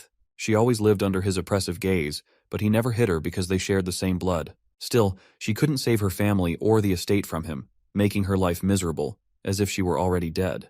But an opportunity arose when he was eventually excommunicated, and all that remained was for her to prove herself, something she planned to do through the upcoming Student Council President elections. On the day of the new student's class assignment, Annis warns Ed to stay away from her because his advances won't work on her. He just watches her in confusion, certain she must have a reason for her actions. Meanwhile, Assistant Professor Claire joins them as they prepare for the next exam alongside the other scholarship students. This class assignment exam is taking place on Orin Mountain, and Claire is in charge this time. Unlike previous exams where students had to find difficult-to-locate magic marbles, this time, there are easy-to-find magic stones. They aren't particularly hidden and don't have varying point values. Anyone in this exam can qualify for A class as long as they find a stone and place it on the altar of substitution. That's the easy part. However, because she is the disciple of the ruthless Glast, there is also the challenge of fighting and defeating countless monsters and wild animals. Only the students who survive will qualify for A class, which is why she calls it the Orin Mountain Survival Exam of Hell. In the end, none of the new students make it to A class at Sylvania Academy this year. At least, that's the original scenario according to the gameplay, and it's crucial that no one advances to A class because it directly ties into an important future event in the game. That's precisely why Ed decides not to comment on the difficulty of Claire's exam. However, he only feels comfortable because no casualties occurred, even though the exam is essentially diabolical. This is because the students will be fighting imaginary monsters, summoned using a magical engineering device called the Vision Disc.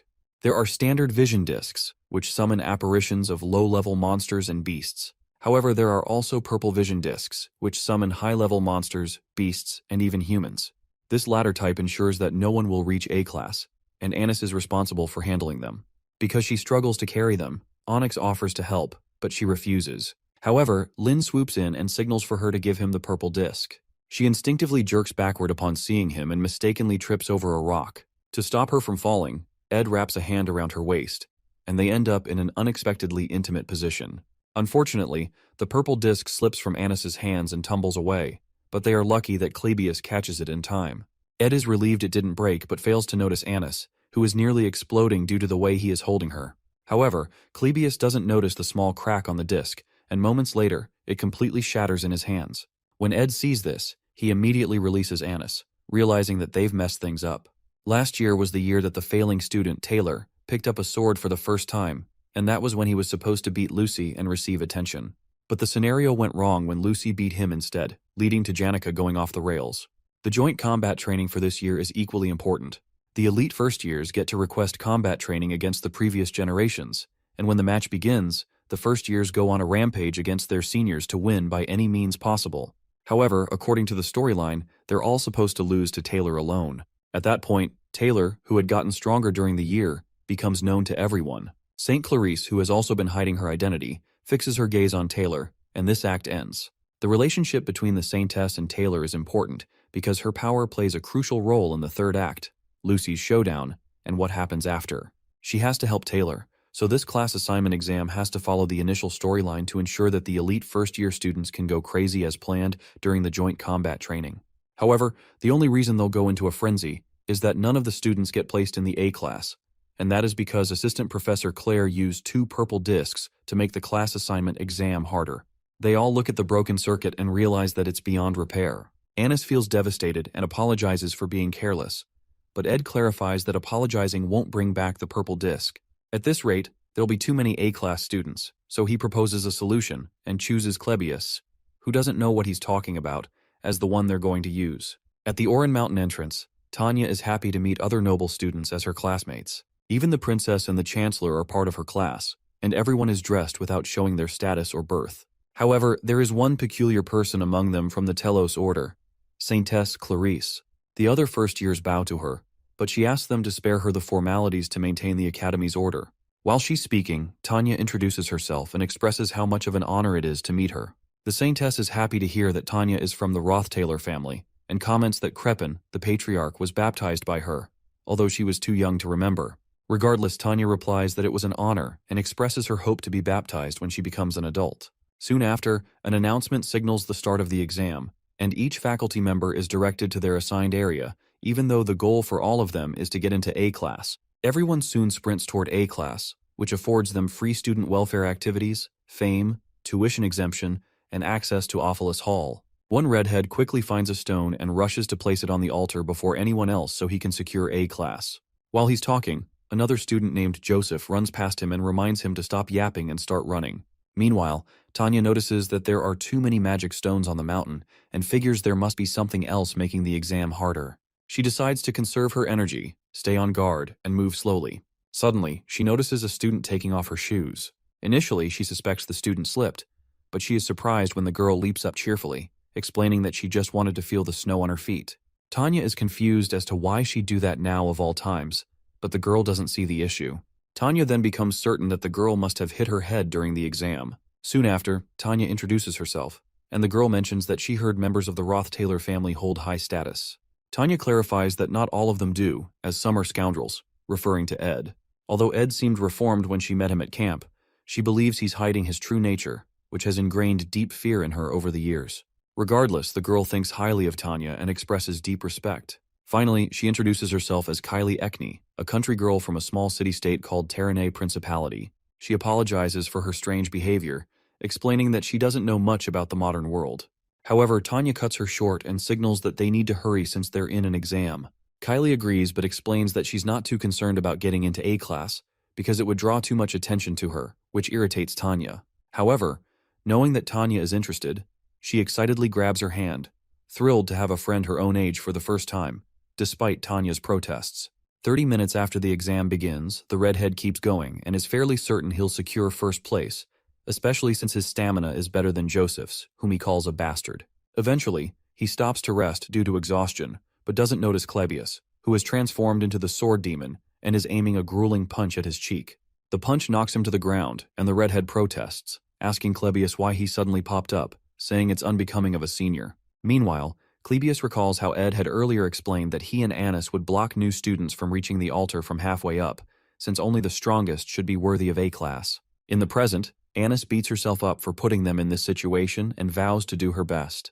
Meanwhile, Onyx, a master of flight magic, is put in charge of safety, while Claire has to draft documents to report the changes in the exam. Since everyone has their assigned roles, Ed decides to stay back and guard the altar.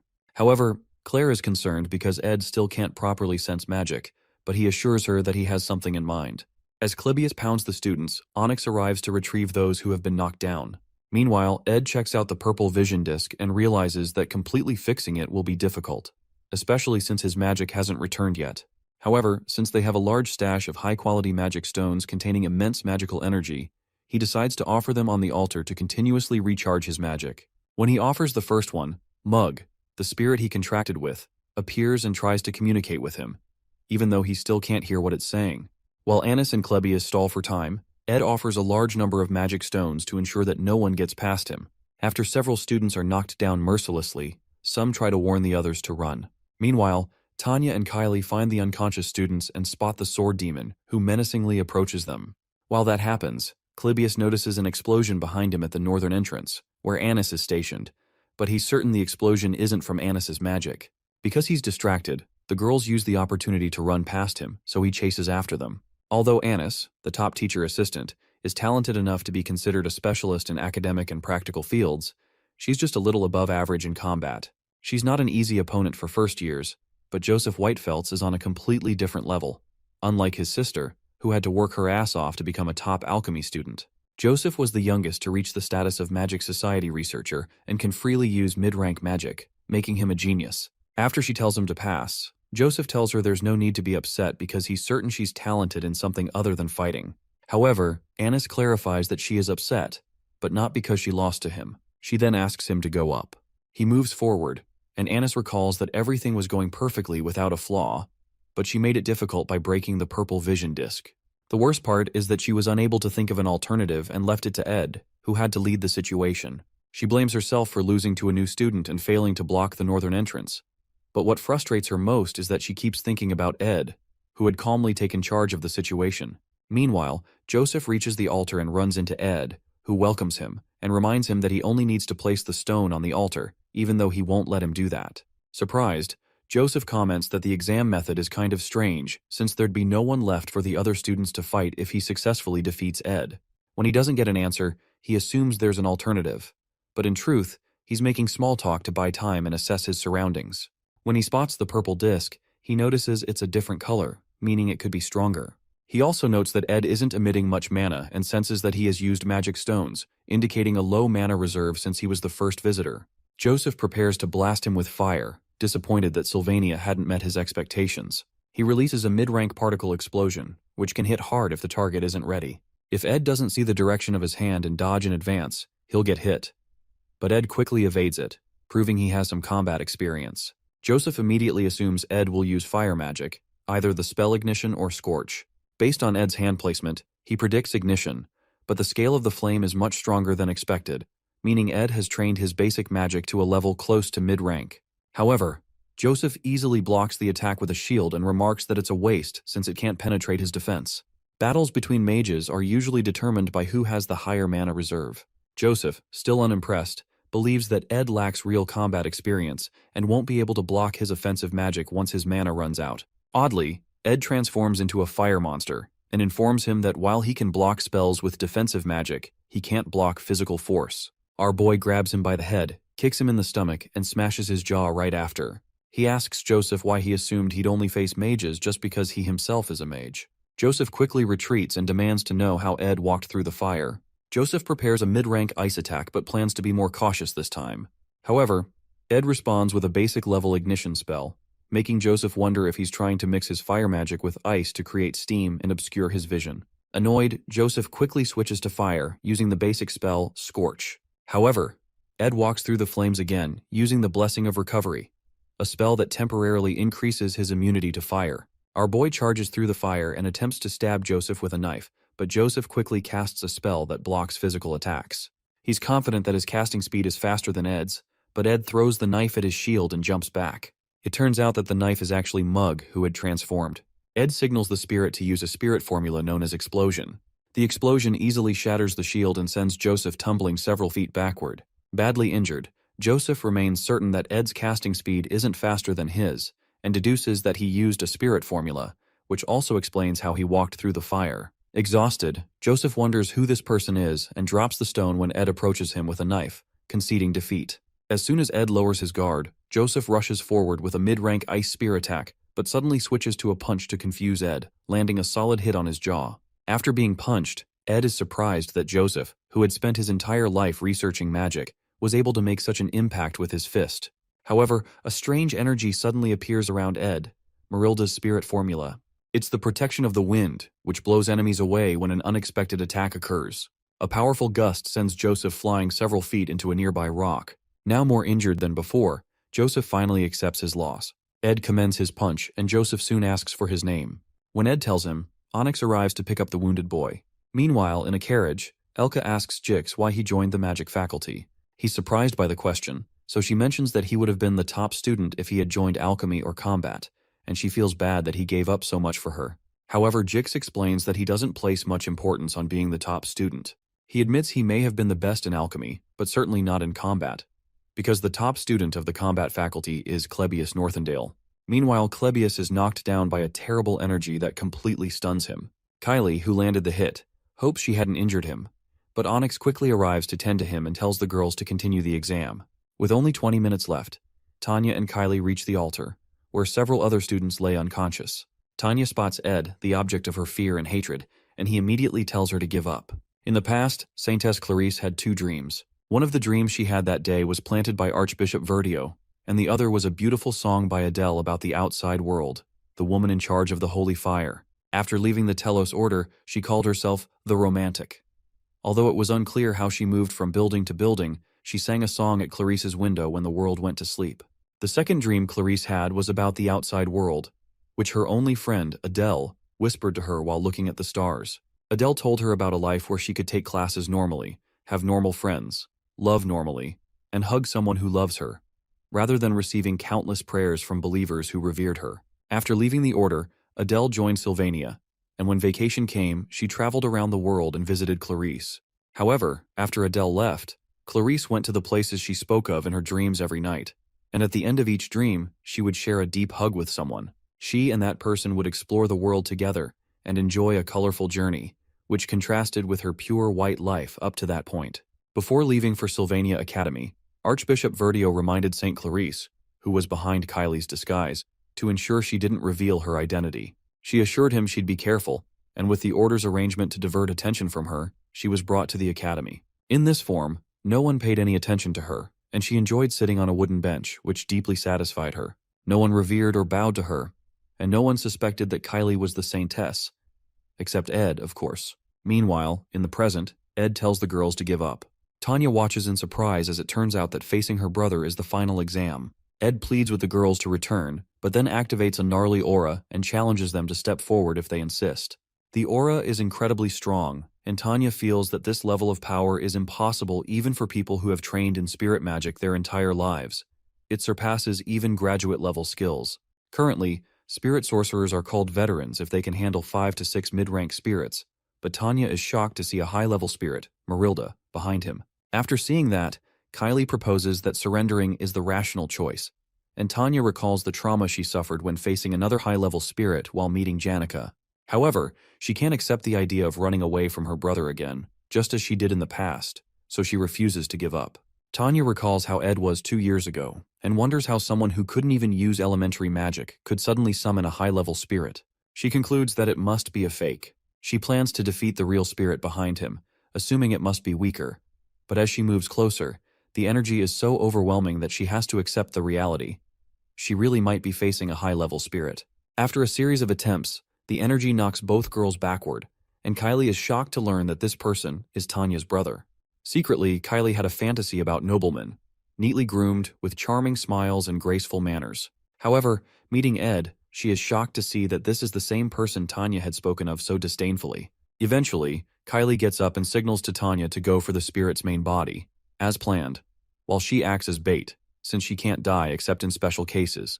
Tanya worries she'll get injured, but Clarice assures her that she'll do it. After all, Tanya had said Ed was truly a bad person, and Clarice is willing to protect her first friend at Sylvania. Normally, Tanya would have dismissed such absurd words, but she had witnessed Kylie's abilities during their fight with Clebius, and how effortlessly she deflected his attack. She wonders if Kylie possesses a special power as she watches her charge into the storm with tears in her eyes.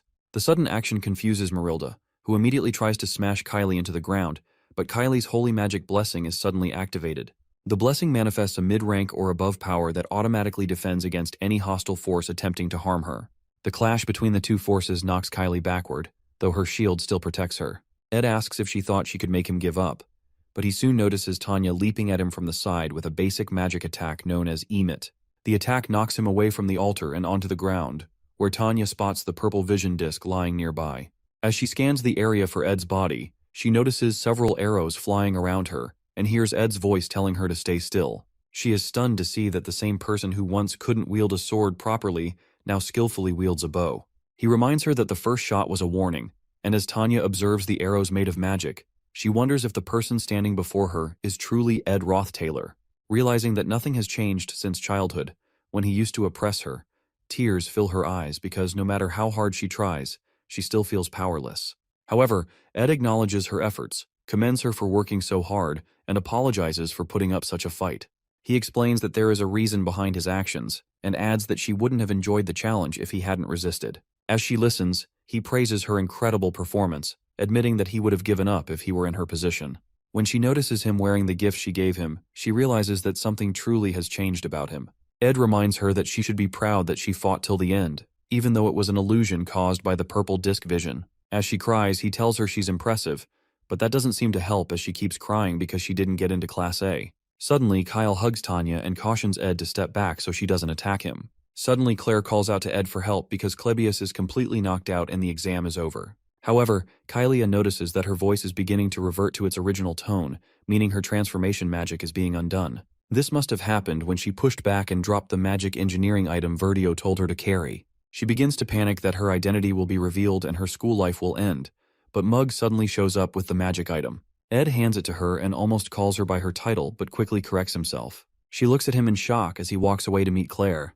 The class assignment exam ended, and Ed was able to return everything to the original storyline, except for one thing. One change that was created, even though it was quite meaningless, is that the Saintess's eyes, which were supposed to focus on Taylor, are now focused on Ed, because she noticed he almost referred to her by her title. While Ed lies on the ground, Matilda speaks to him about beauty that transcends generations and values, such as what is seen in the setting's nonsense. Ed, however, interjects that she's talking nonsense, so she protests that humans are unable to appreciate the moment, even though they live short lives. It turns out that Matilda wasn't just a vision, she was really there, but Ed didn't want to tell his sister. Matilda reminds him that he needs to learn how to appreciate small things, and Ed realizes she's a chatterbox, just like Janica told him. However, Matilda chastises him for always being thorough about everything and not paying attention to his well-being. Eventually, she spells it out for him. He needs to date someone who can help his well-being. To gain some credibility, she asks Mug if she's right. Mug agrees and even tells Ed to listen to Matilda and at least pretend to agree. When Matilda asks what he means by pretend, the little guy apologizes for misspeaking and attempts to repent by offering up his death. Ed, tired of their yapping, throws Mug away and asks Matilda why Janica looked unhappy the last time he saw her. She asks him if he's worried but states that she can't tell him since Janica didn't want to tell him herself. However, she reminds him not to worry too much because even Janica needs to go through difficult seasons and grow from them, especially since the world isn't a fairy tale. Soon after, Matilda hurries them along so she doesn't consume all of his mana. She explains that she's an expensive spirit, and the only reason he was able to handle summoning her, apart from the mana stones he consumed recently, is because someone else was handling part of the mana load. She clarifies that a spirit like herself wouldn't contract with just one person, and Ed realizes he truly can't summon a high-level spirit for long. As he wonders whose mana it was, the answer becomes clear. Climbing to the top of a nearby structure, he finds Lucy and teases her about coming up here to take a nap. However, she clarifies that she didn't come here to sleep. She just didn't want to stay in the hut alone, so she took a walk that led her to the altar of substitution. The thing is, Ed knows that her coming here marks the final stage of the third act. Soon, the distrustful Saintess will begin to suspect the Order after she realizes the darkness of the Holy City. Then, Telos's apostles will come to Archon Island to condemn Clarice, and the characters in the Academy will decide to follow the Archbishop's orders since they don't know the whole story. In the end, everyone's swords will be pointed at the one girl trying to protect Archon Island, Lucy, who is following her master's final will. Regardless of their insults, Lucy will not complain and will remain firm until she finally awakens. When that time comes, she will defeat all the main characters at Archon Island and take down more than half of the raid party by herself. But in the end, her stamina will run out, and she will be defeated by Taylor, who has learned the final swordsman form. After the truth is revealed, everyone will learn why Lucy was trying to kill the god's apostles and realize she wasn't a villain after all. However, at that point, it will be too late to change anything. Perhaps it's her innate nature or because she felt they wouldn't have listened, but Lucy will keep everything to herself until the very end. Back in the present, Ed still plans to stop her. He can't handle sacrificing her just to keep the storyline intact. In a flashback to the past, the old man Glock explains to a younger Lucy that Sylvania will be able to overcome most trials on its own, but a time will come when a trial arrives that they cannot overcome. He pleads with her to lend them her strength, even if only for his sake. He told her of the events to come before they happened, and it felt terrible for her to lose her master and only family. Suddenly she leans over and places her head on Ed's legs. She tells him that she recently realized she gets lonely, so Ed decides to always inform her in advance whenever he plans to leave the hut. The next day, Clara returns from her trip home and reunites with her family. She gives Belle a gift she got for her. Clara, who is from a very wealthy noble family, ached to return and quickly heads out to see her friends, Annis and Janica, for a tea party since she hasn't seen them in a long time. Eventually, when she finds Annis and Janica, the table is awfully silent, and Clara wonders if the two had a fight. In all the years of their friendship, she's never seen this kind of tense atmosphere and wonders what she should say to lighten the mood.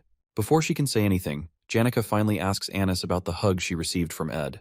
Meanwhile, Ed Roth Taylor builds a wooden wind-blocking wall and realizes that working on such low-rated items no longer raises his stats or production proficiency, so he considers looking for something new. He's doing this to prepare for strong winds, but he's soon approached by Belle, who has come to forcefully take Lucy. Belle explains that the Academy has implemented a new policy.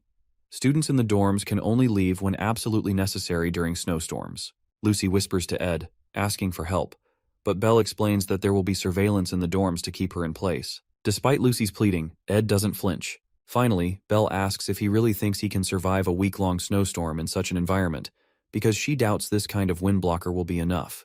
However, Ed explains that he's only setting this up to protect his supplies, but he used twine to secure his hut's roof and tie it to the ground. Since he plans to focus on magic engineering research at the Spirit Library during the storm, he assures her that he has another place to stay. When Ed notices the worry on Belle's face, he urges her to speak, but she only wishes him the best of luck and says nothing. Meanwhile, after Janica accuses Annis of hugging Ed, Clara turns to Annis in shock. Backed into a corner, Annis says nothing, while Clara tries to clarify that there must be a misunderstanding. To break the tension, Annis admits that she did flirt with Ed and apologizes. She explains that she didn't find him trustworthy because he looked like a playboy, so she was trying to get to know him. When Janica hears that, she asks Annis if she's lying, but Annis assures her that Ed isn't even her type since he looks like a thug and is quite rash. At that point, Janica stops her from speaking poorly about Ed, so Annis apologizes for flirting with him without talking to her. However, Janica, now crying, asks Annis why she's doing things she never asked her to, making her so worried she couldn't even sleep one night because her precious friend betrayed her. She's also distressed that she's not in a position to be betrayed because she doesn't even know where she stands. But Annis assures her that from what she's seen, she's more than a friend to Ed. After hearing that, Janica protests that it wasn't right for Annis to assess Ed like she did, but since she did it for her, there's no reason to be mad. She thanks Annis for being honest that she doesn't have feelings for Ed, and Clara is relieved because she was afraid Annis had fallen for him. Suddenly, Janica rushes away when she realizes she hasn't been to the Northern Forest in a while. With Clara and Annis left alone, Annis asks Clara to introduce her to a man, but when she realizes that's not enough, she decides to break the stereotype by asking Clara to date her. Confused, Clara just watches as Annis rambles. When Clara doesn't respond, Annis plans to kill her feelings by avoiding Ed once the Academy Scholarship student work ends after the break. However, she's devastated to learn that the Academy Scholarship students will continue working as student assistants when she returns, because they were quite proficient. Becoming student assistants will grant them more scholarships and other privileges, but to Annis, it sounds like a nightmare. Going through Ed's magic power details, he finds that he can now learn intermediate magic. He has 4 spirit slots, with Mug in one and Marilda in the other. When Janica arrives at the camp, she informs him that he needs to make a contract with a mid-level spirit soon. Ed comments that she looks back to normal since she seemed rather sad the last time she visited, but Janica pretends not to remember. Her reaction makes Ed smile as he realizes Janica makes him loosen up. She's the only third year he can truly call a friend. Soon after, Janica mentions that she knows about his contract with Marilda, but she finds it strange since it's too early for him to handle a high-level spirit. However, Ed is up front and shows her the golden phoenix ring that Glast gave him, informing her of his future plans. When she realizes he can't use magic for a while, she understands that making a contract with a mid-level spirit will be difficult for him right now. It turns out that Ed's magic will return when the break ends and the semester begins. Janica congratulates him for making a contract with a high-level spirit, as it's rare among spirit sorcerers. Finally, she asks if he plans to stay in the spirit library through the snowstorm and comments that he works quite hard. In response, Ed teases her, saying she works even harder since she's the top student. He mentions that people will probably pay attention to her in the upcoming student council president elections. Regardless, Janica responds that she intends to stay neutral during the elections. She asks if Tanya is also running and whether he's close to his sister. Ed admits he can't say so confidently since he's been excommunicated, but that doesn't change the fact that they're related, and he plans to maintain a good relationship with her because he cares about her. Hearing that, Janica concludes that Tanya's reaction was just sibling rivalry. Suddenly she grabs his hand, and with tears in her eyes, she asks if there's something Tanya would like as a gift, or food she enjoys. At that moment, Ed realizes Janica must have done something wrong to Tanya and is trying to make up for it. However, Janica insists she didn't do anything.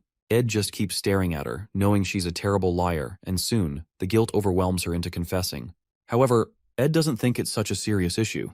Meanwhile, Kylie is informed that the storm will begin in the morning, and that leaving the dorms will not be allowed except for special reasons. As she hears this, she can't help but recall the terrifying sight of Ed, the third-year student she saw a few days ago. But more than that, she feels uncomfortable, especially when he almost called her by her honorifics, making her wonder if he knows her secret. Now, in her true form, she places the form-changing magic engineering item by her side, worrying about how hard she worked to lead a normal academy life. If even one outsider discovers her identity, her academy life will end. It wasn't hard for her to gather information on Ed because she overheard Joseph scolding the red-haired boy about failing to get close to the altar. Joseph mentioned that Ed isn't human at all and that he heard Ed built a hut in the northern forest where he lives. The only problem is that she can't go there since students won't be allowed to leave once the storm begins. And once the snowstorm ends and spring arrives, the new semester will begin, leaving her with no chance to seal his lips or do anything else. She soon opens her window, but fear grips her, the fear of Ed, the darkness, and the bitter cold. Living surrounded by pure white walls and ceilings has deteriorated her ability to appreciate the world's beauty, but she decides she must experience it for herself. So, she jumps out the window with the form-changing item in her hands. Landing on the ground, determined not to lose the freedom she fought for, she heads to meet Ed to ensure he isn't planning anything. Meanwhile, in the academic building, Klebius recalls how his eyes have long adapted to the dark, because darkness is all he's ever known. The most vivid memory he has is of his brother, who stayed by his side even when everyone in the household avoided him, especially the memory of when he stabbed him through the heart. After the break ends, Claire asks him if he doesn't want to be a student assistant. He explains that he felt like a burden to them last time, even though he liked the good treatment. From the way he's talking, Claire suspects that another lab is trying to scout him, but she soon gets him to agree to take the job as a student assistant. Meanwhile, Ed feels like he is trained to the limits of what he can handle. During the break, he was able to concentrate on training and increase his stats in the advanced crafting skill slot for spirit formula infusion and magic engineering. He has improved both advanced skills enough to be considered his specialties, and he plans to spend the remaining week working on them in the library to use them more effectively. As he climbs out, he recalls that he gave Jix some money to clean up the mess in the library with a bit of magic, but Jix had even helped organize the books by theme and title. For that to happen, it seems he got some help from Elka, even though he had told him it was a secret. He'll have to find a way to repay them later. He picks a book from the shelf and decides to focus on a few formulas instead of trying to learn hundreds, aiming to create at least one legendary magic engineering item. After that, he plans to craft a few more to raise his magic engineering skills, and then make other rare items once he masters the basics. While working on his plans, he reaches into his bag but doesn't find the items he needs. It seems he left them in the hut, so he's forced to return in the storm to retrieve them. Meanwhile, Kylie pushes through the painful storm and eventually finds the river in the northern forest that Joseph mentioned. She checks the map she brought and tries to pinpoint the hut's location. At this point, she feels like she's on an adventure. Clarice is not weak. She's more talented than most mages, and her holy magic is even stronger than others. The holy magic's blessing ensures that anyone who attempts to harm her will have the damage returned twofold. So even if she encounters a wild animal or a robber, she won't be harmed. Regardless, she feels a certain fear when it comes to Ed, especially because he may have been baptized by the Telos order since he was the successor to the Roth Taylor household. The issue is that the holy magic's blessing does not harm those who have been baptized by the order. However, there should be no reason for him to harm her. She just needs to be certain that he doesn't know who she is. Soon after, she reaches his door and tries to push it open, but it won't budge. When she forces it open, she notices a small pot filled with blood placed behind it, and her force spills its contents onto the ground. She stands there, confused, but soon becomes afraid when she sees a wild boar tied nearby. There's blood everywhere, and fear grips her. Has she entered hell? As if that's not enough, she soon hears footsteps and quickly hides. Moments later, someone steps through the open door and notices the blood on the ground. Meanwhile, Kylie hides, trembling, as the person approaches her hiding spot and pulls out a huge knife from one of the drawers. Trying to muffle her whimpering, she accidentally hiccups, and the person turns toward her, asking who she is. While she stammers, Ed recognizes her and calls her name in confusion. Surprised, he asks what she's doing here and why she's shaking. However, Kylie, overcome with fear, releases a divine holy magic explosion toward him, an attack that nullifies most of the opponent's magic while inflicting physical damage. The blast hits Ed, launching him backward and sending him crashing through a bookshelf. When she sees that he's been severely injured, she falls to her knees, trembling, realizing she didn't mean to kill him. In tears, she prays to Telos, believing she has committed a grave sin. She was supposed to live a life of purity, but now she is stained with sin. Pledging to burn in the depths of hell to atone, her prayer is abruptly interrupted by an angry Ed, who walks up to her and asks if she's kidding him. Shocked to her bones, the spirit within her seems to leave her, and she faints on the spot. Meanwhile, in Offus Hall, the chief maid is summoned when it is discovered that Kylie is missing. Belle is one of the few people aware of Kylie's true identity, as the order decided the person in charge should know what's going on. The nation would be in an uproar if they knew the Saintess had disappeared into a snowstorm. But Belle stays calm, determined to handle the situation discreetly, especially since the Saintess possesses the holy magic's blessing. To avoid reducing the staff required to maintain the hall, Belle decides to search for the Saintess alone. Before heading out, a maid informs her that a witness last saw Kylie heading toward the northern forest. Hearing this, Belle realizes that Kylie is heading toward Ed's territory, the same Ed who is strangely blessed with women. Worse, it's a snowstorm, and a man and a woman left alone together, forced to rely on each other until rescued, doesn't sound like a good situation. The imagery in her mind makes her uneasy, so she rushes out, knowing she must find them as soon as possible. The Saintess is in danger. There is a suspicious man in the forest who walks around carrying the bloodied corpses of beasts. These were the rumors among the students, but Belle knew the truth. She knows he's a pretty considerate person, and he faithfully carries out his duties despite the many women who approach him, which makes him worth trusting. But the thought of relationships getting more complicated by adding the Saintess to the mix worries Belle, especially because she's certain that Ed doesn't know Kylie's true identity. When she enters through the door, she finds a dazed Kylie with Ed, who looks severely injured. Confused, Belle asks what happened, so he explains. Afterward, Belle informs him that she has to take Kylie back soon so the snowstorm doesn't get too intense for them to pass through. Ed knows why the Saintess came all this way, but it goes against the storyline since her identity is supposed to be revealed much later. It's not time for that yet, but he knows Kylie is unsure of him. He apologizes for his rude behavior and pleads with her to put the chair down, but he accidentally calls her Saintess. Kylie puts the chair down but recoils again when both women realize Ed just called her that. The Saintess asks if he already knew, and he mentions that he's a baptized follower of the Telos order and was able to recognize her up close when her spell was undone. Within himself, he plans not to change his decision to avoid getting involved with the main characters. However, at this point, Saintess Clarice might do something unexpected, so it's better to let her know he's aware of her identity so she's no longer anxious. To help her, he explains that he understands she must have hidden her identity because she's tired of living without restraint. Before she can reply, he asks her what she thinks of the kind of life he's living in the forest. After hearing his question, she reasons that Ed isn't living a life of freedom. It looks more like survival. It seems there is a light and dark side to everything, and Ed's life is the dark part of freedom. However, Ed apologizes for being so rash, explaining that he spoke that way because he felt no one else would say it to her. Shortly after, he asks them to leave, so Belle takes the Saintess back to the hall. As they head back, the Saintess plans to enjoy a delicious soup in a warm room, while Ed will keep smelling blood and enduring the harsh reality of the storm. She had never imagined that the person who stood against the students at the altar would be living this kind of life. He had destroyed her idea of freedom, but she still respects him nonetheless.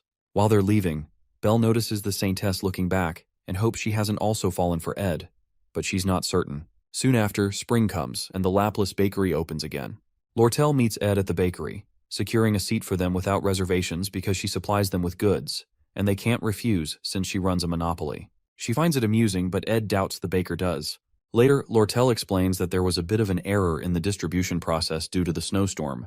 The bakery had ordered a bunch of supplies they didn't need beforehand, but canceled all their orders when the storm got closer. It was unethical for them to monopolize food that could have gone to other businesses by placing fake orders, so Lortell had to handle it. While they chat, the baker returns to beg Lortell to change her colleagues' minds about limiting orders, as it will affect the bakery. However, Lortell ignores him and simply asks Ed if he'd like to walk her to her afternoon class. Ed notices Lortell's cold attitude toward the bakery. She explains that she doesn't want to be harsh, but the snowstorm cut off their main distribution base, and funds are tight at the moment. Ed accepts her explanation, so she reassures him that she's an expert in managing money and will ensure the company's funds aren't wasted because that's what it takes to run a business. Suddenly, she notices he isn't carrying his textbook, so he explains that he'll have to run to the library to borrow one, but running is good for his health. That surprises her since the textbook isn't expensive, so she asks why he doesn't just buy one. When she thinks about it more, she realizes that textbooks aren't actually cheap for most students, so she asks him how much it costs. Seeing her pull out her purse, Ed replies that he appreciates the offer, but it's not necessary. Soon after, she mentions that the student council election is approaching, but she won't run for a position because the trading company is her priority. However, she wants someone who likes her to become student council president, so she suggests Ed run for the position, promising to support him. Ed refuses, so Lortell asks if his sister is running, especially since she doesn't want to suck up to Princess Fenia if she becomes president. However, it will be hard for Tanya to win, even if all the top students support her, because the gap between her and the princess is too large. Hearing that, Ed realizes Lortell is right. It makes more sense for the princess to become president. Tanya, on the other hand, does almost anything to get votes, no matter how desperate, but she can't close the gap and will eventually lose by an overwhelming margin. Suddenly, Lortell asks if Ed supports the princess. He confesses that he leans more toward Tanya. That answer makes Lortell happy because most people admire Princess Fenia, and she was worried he might be the same. Lowering her head, she asks if he knows she likes him, admitting that she almost got jealous. In a vulnerable moment, she places her hand on his chest, but isn't sure if her attempt works since Ed doesn't say anything. Regardless, she rests her head against his chest and suggests checking his heartbeat. Immediately, Ed pushes her away. Lortell protests, asking if she did something wrong. Ed responds that she didn't, but he doesn't plan to date anyone until he graduates. Hearing that, Lortell asks if he plans to date after graduation, but he doesn't reply. Happy that she's gained some insight, she rejoices. Graduation isn't too far off, and she's eager to see if he can keep rejecting her. While she talks, Ed remains silent, thinking about how graduating safely isn't an easy goal. The main character must defeat the final boss at the end of the story to restore peace, allowing him to graduate. Clarice, the symbol of the Order, and Fenia, the symbol of the royal family, need to support the protagonist in order for him to defeat the final boss, the Sacred Lance Dragon. In other words, Taylor must grow as the storyline intends and make allies.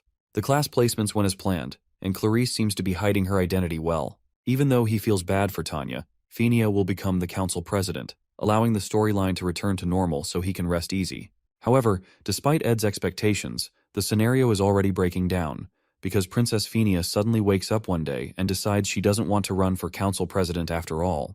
Meanwhile, Clebius freaks out because a first-year student had sent him a duel request form and wonders why they didn't pick someone else. He's the first person the student sent the form to, and he begins to curse about his damned life and why it has to be him that this person wants to duel. While that is going on, this first-year student also goes to inform Jix that he'd like to duel with him. When Jix asks why, the guy says he'd like to learn from him, but Jix tells him not to give some shallow reason like that. When the guy hears that, he comes out plain that he'd like to prove his worth. Jix asks him why he needs the duel since he's already claimed the position of top student in his year. But the boy protests that being top student doesn't mean much since he's just a first year. However, since Janica is the top student of all the third years, Drake is the top student of the Faculty of Combat, and Ed is popular among the first-year Faculty of Magic, he plans to duel against them all. But, to follow the proper order of things, he sent a request to Clebius, the top student of the second-year Faculty of Combat, but it seems like he's avoiding it. The guy plans to win against him and then duel with Elvira, the top of the Faculty of Alchemy, before dueling with Jix. Jix wonders why he's next when he's not a top student, so the guy explains that the top student of the second-year Faculty of Magic, Lucy, is out of the question, so that's why he chose Jix. Intrigued, Jix tells the boy he's self-centered, and it seems that the first lesson he needs to be taught in Sylvania is that he's not always right. The guy informs Jix that he doesn't think it'll be easy to defeat him, but Jix responds that what he means is that he won't even get to fight him, Janica, or Ed, because he won't even be able to defeat Klebius. That statement annoys the first-year student, but Jix tells him to learn to perceive reality properly if he wants to defeat him. Shortly after, Jix steps out and runs into Ed, who thanks him for his help in the library. Jix soon informs him about Wade, the first-year student who's sending out duel requests to all the top students. Interestingly, Ed already knows that Wade Callermore's challenges will go on from Act 3, Episode 3, to Episode 5. In the third episode, Wade, who is a skilled swordsman and the son of the commander of the Northern Border Territories, was able to easily become the top student in his year. Unsatisfied, he goes on to challenge his seniors, and in the end, he defeats them all with ease, even Jix. Jix had already been exhausted going into the fight, so it was kind of unfair, but it still ended in a loss. Wade's rampage, which seemed like it wouldn't end, was eventually stopped by Taylor, who had improved over the year. Jix asks Ed if he'd like to check Wade out at the welcome party for the first years that night. But Ed turns down the offer because he already knows what Wade looks like. As he walks away, he notices that the refreshing atmosphere of the school is giving him more energy. Meanwhile, Jix wonders if he should have told him about something else he's noticed. Since he's in the same grade as Fenia and sees her often, he's noticed she's been looking rather down recently. But whenever he's talking to someone and Ed is brought up, she always listens. Sometime later, Jix intentionally calls the name Edward, but focuses on the Ed part, and he notices how the princess jolts back to look at him. However, Jix decides he can always tell Ed later, especially after he's looked into the matter more. Because it's spring, the scenery of the northern forest soon becomes warm. Lucy, who's chilling on the hut's roof, chases away butterflies that are disturbing her while Janica teaches Ed and compliments his improvement. She explains that he should be able to enter a contract with a mid-rank spirit now, and adds that it would be unbelievable that he did this in 1 year. Janica seems to be in her teacher mode, so to play along, Ed comments that he was able to because he has a great teacher. Surprised by the comment, she replies that usually he'd have to climb mountains and valleys to find a spirit whose mana flow matches him well. When Ed protests that he didn't think about mana flow when he made a contract with Marilda, Janica explains that that is because he matches well with fire and wind elements. She suggests that he look into a spirit that's not also wind or fire, and he considers that she's right because finding another element would make it easier for him to respond to various situations. When Ed realizes it will be pretty difficult to find this spirit, Janica responds that most people consider finding their mid-rank spirit a work of fate. However, she helps him first connect and then concentrate his mana into his eyes, allowing him to see the myriad of mid-rank spirits that Janica had chosen for him. When he sees them, he wonders if she doesn't get distracted with all these spirits around. But Janica responds that they like her and she always talks to them all. However, his job is to pick out one of them, so the spirits come forward to introduce themselves one by one. While Ed checks them out, he notices Mug rating them too and wonders what he's judging for when he's just a low-rank spirit. However, our boy feels a bit weird, so Janica asks him what's wrong. He responds that it's nothing, but inside, he hopes to meet his spirit by fate too and wonders if they're using the right method. That night, a welcoming festival is organized for all the first-year students. It's pretty meaningful for the new students. But the organizers soon find out that Janica and Lucy, the top students for the third and second years, were unable to attend due to personal reasons. The faculty became worried that the festival would be unenjoyable because of their absence, but it didn't eventually have any impact because the dignified Princess Fenia attended. The first years were quite afraid to speak to someone of royal blood, including the nobles. There was only one person who was able to talk to her during the event, and that was the top student of the first year, Wade Callermore, who's from one of the 3 greatest swordsman households. They both play a game of chess, and Princess Fenia commends Wade's skill, even though she eventually wins. While they talk, she mentions that she thought she was the best at reading people, but she's found out that she was wrong. Kicking Ed Roth Taylor was only a small concern to her initially. However, he saved Janica, made a home in the forest, and as more time passed, his presence grew bigger until even the incoming students spoke highly of him. As his presence in the school grew, her mistake also grew bigger. She understands that she can be wrong sometimes, but for some reason, she keeps acting like a child by evading her problems, which means that nothing will be resolved. Suddenly, while enjoying the game, she finds new strength and decides that she cannot run from her problems forever. She decides to take 4 days to resolve everything and then go to Ed's hut in the northern forest and talk freely with him. After that realization, she felt refreshed until the morning of the 3rd day, when the news of Ed Roth Taylor's death reached her ears. Sometime later, Tanya writes a letter to her father, as she always does, talking about how there are many things she's not used to while living away from home. She mentions the busy schedule, how she's made a few school friends, how she's been working toward the goal she told him about before she left, and her plan to become the youngest student council president. She explains that she's worried because she heard Princess Fenia will be running for president too, but she'll try her best. She also adds that she's met with Lortell, and negotiations for the purchase of the sage's sealed grimoire will begin soon. Finally, she talks about how she met Ed, noting that he seems to have become hardworking and diligent, as if he's a completely different person. She recalls a dream from her childhood where her older sister Arwen held one of her hands, while the other person was either her father or Ed, back when he wasn't much of a scoundrel. She suggests that he's either turned over a new leaf or returned to the way he was before, and she ends the letter. After reading through the letter, Kreppen holds a deadly poisoned sword, capable of killing with even a slight graze. Soon after, he hands it to a butler and informs him that he sent a response to Tanya to assist her with the student council president elections and the negotiation for the grimoire's purchase. He has decided to send her a trustworthy subordinate, to whom he also hands the poisonous sword. Normally, sending a subordinate into Sylvania isn't allowed, but since this is for business purposes, the Academy has to permit it. After dismissing the men so they can set off for Sylvania, Kreppen removes his gloves, exposing a very red-colored hand with eyes on it. The eye is of the highest-ranked magic called cause and effect, which allows him to see the results of any action he sets in motion. He places his hands on a round ball, which drains a significant amount of his mana. He can't use it often for that reason, but the method is tremendously powerful. Suddenly, a vision appears before him, one of his subordinates driving the poisoned sword through Ed's stomach, then dropping him off a cliff as Janica rushes to save him. Kreppen doesn't consider this the best plan, but he views it as a necessary sacrifice. 3 days before Ed's death, Tanya considers how popular Princess Fenia is and realizes her chances of winning against her are nearly zero. As she thinks about giving up, Jix walks past and asks if she's heard of elemental studies training.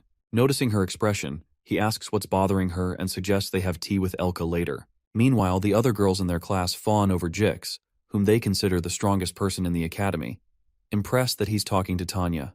Later, Lortell shows up in Tanya's classroom to set a time for their negotiation meeting.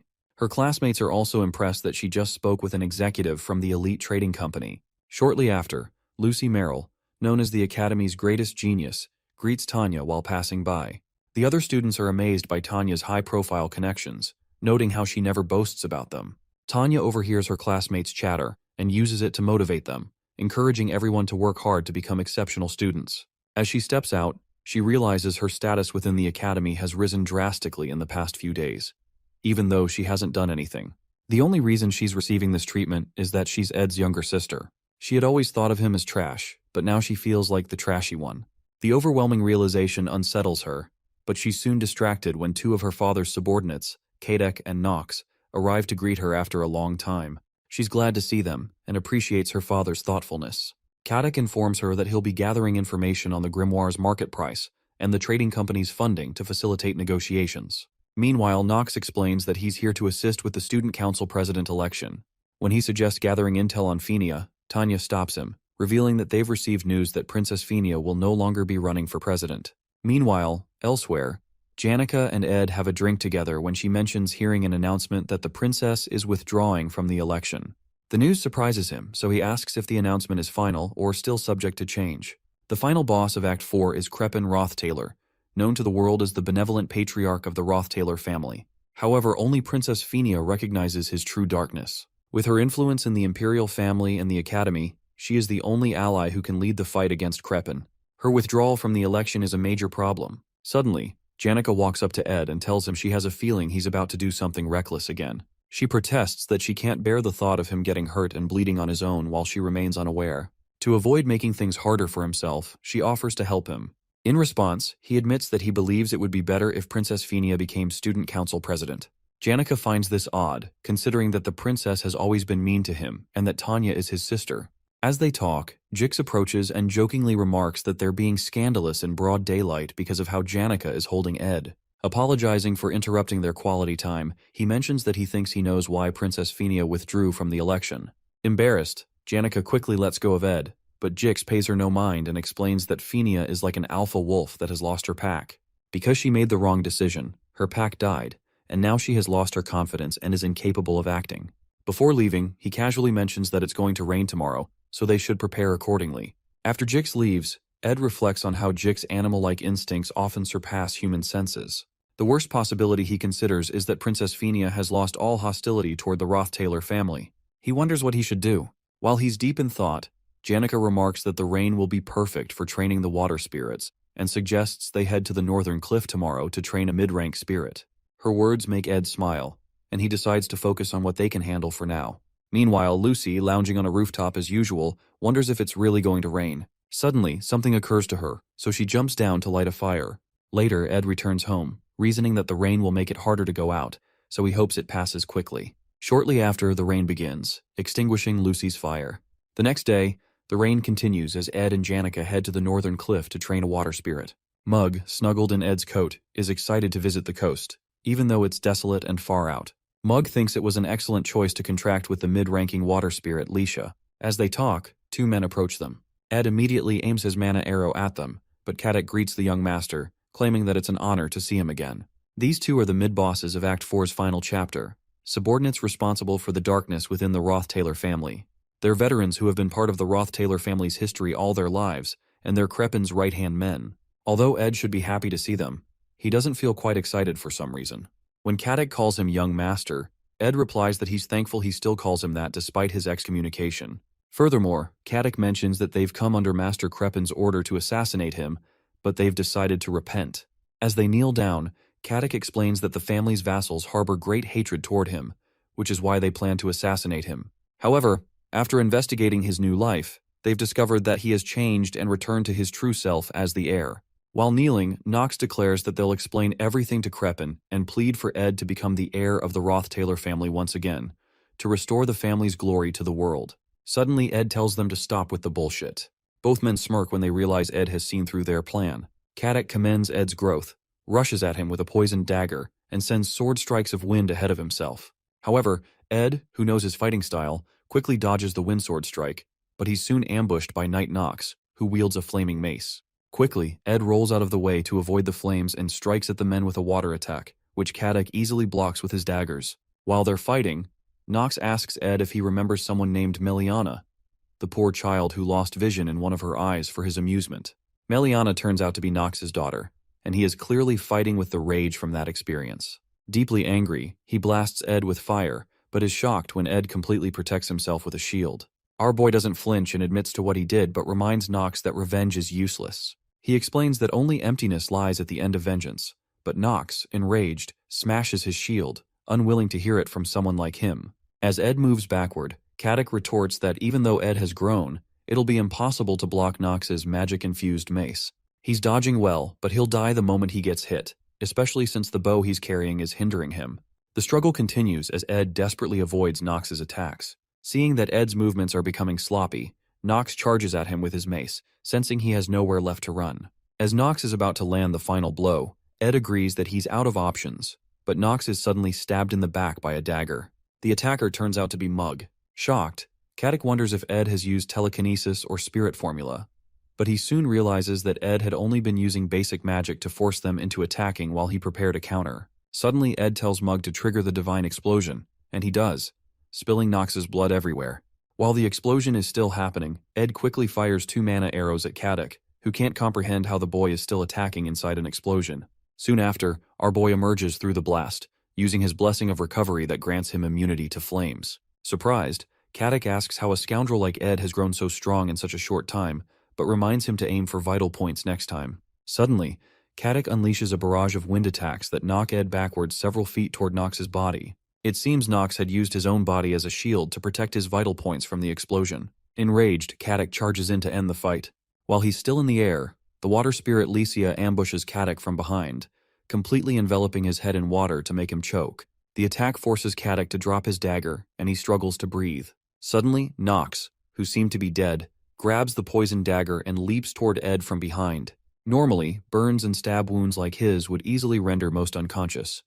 But as a battle-hardened veteran knight, Knox remains conscious, a factor Ed hadn't accounted for. As the knife inches toward Ed's face, he realizes his mistake, but Marilda immediately activates his protection of the wind skill, which blows enemies back when an unexpected attack occurs. The blast of wind strikes Nox, but instead of launching him backward, it only dazes him, causing him to collapse. On his knees, Nox asks Ed to finish things quickly, but Ed grabs his hands and tells him he's the one who should be making that request.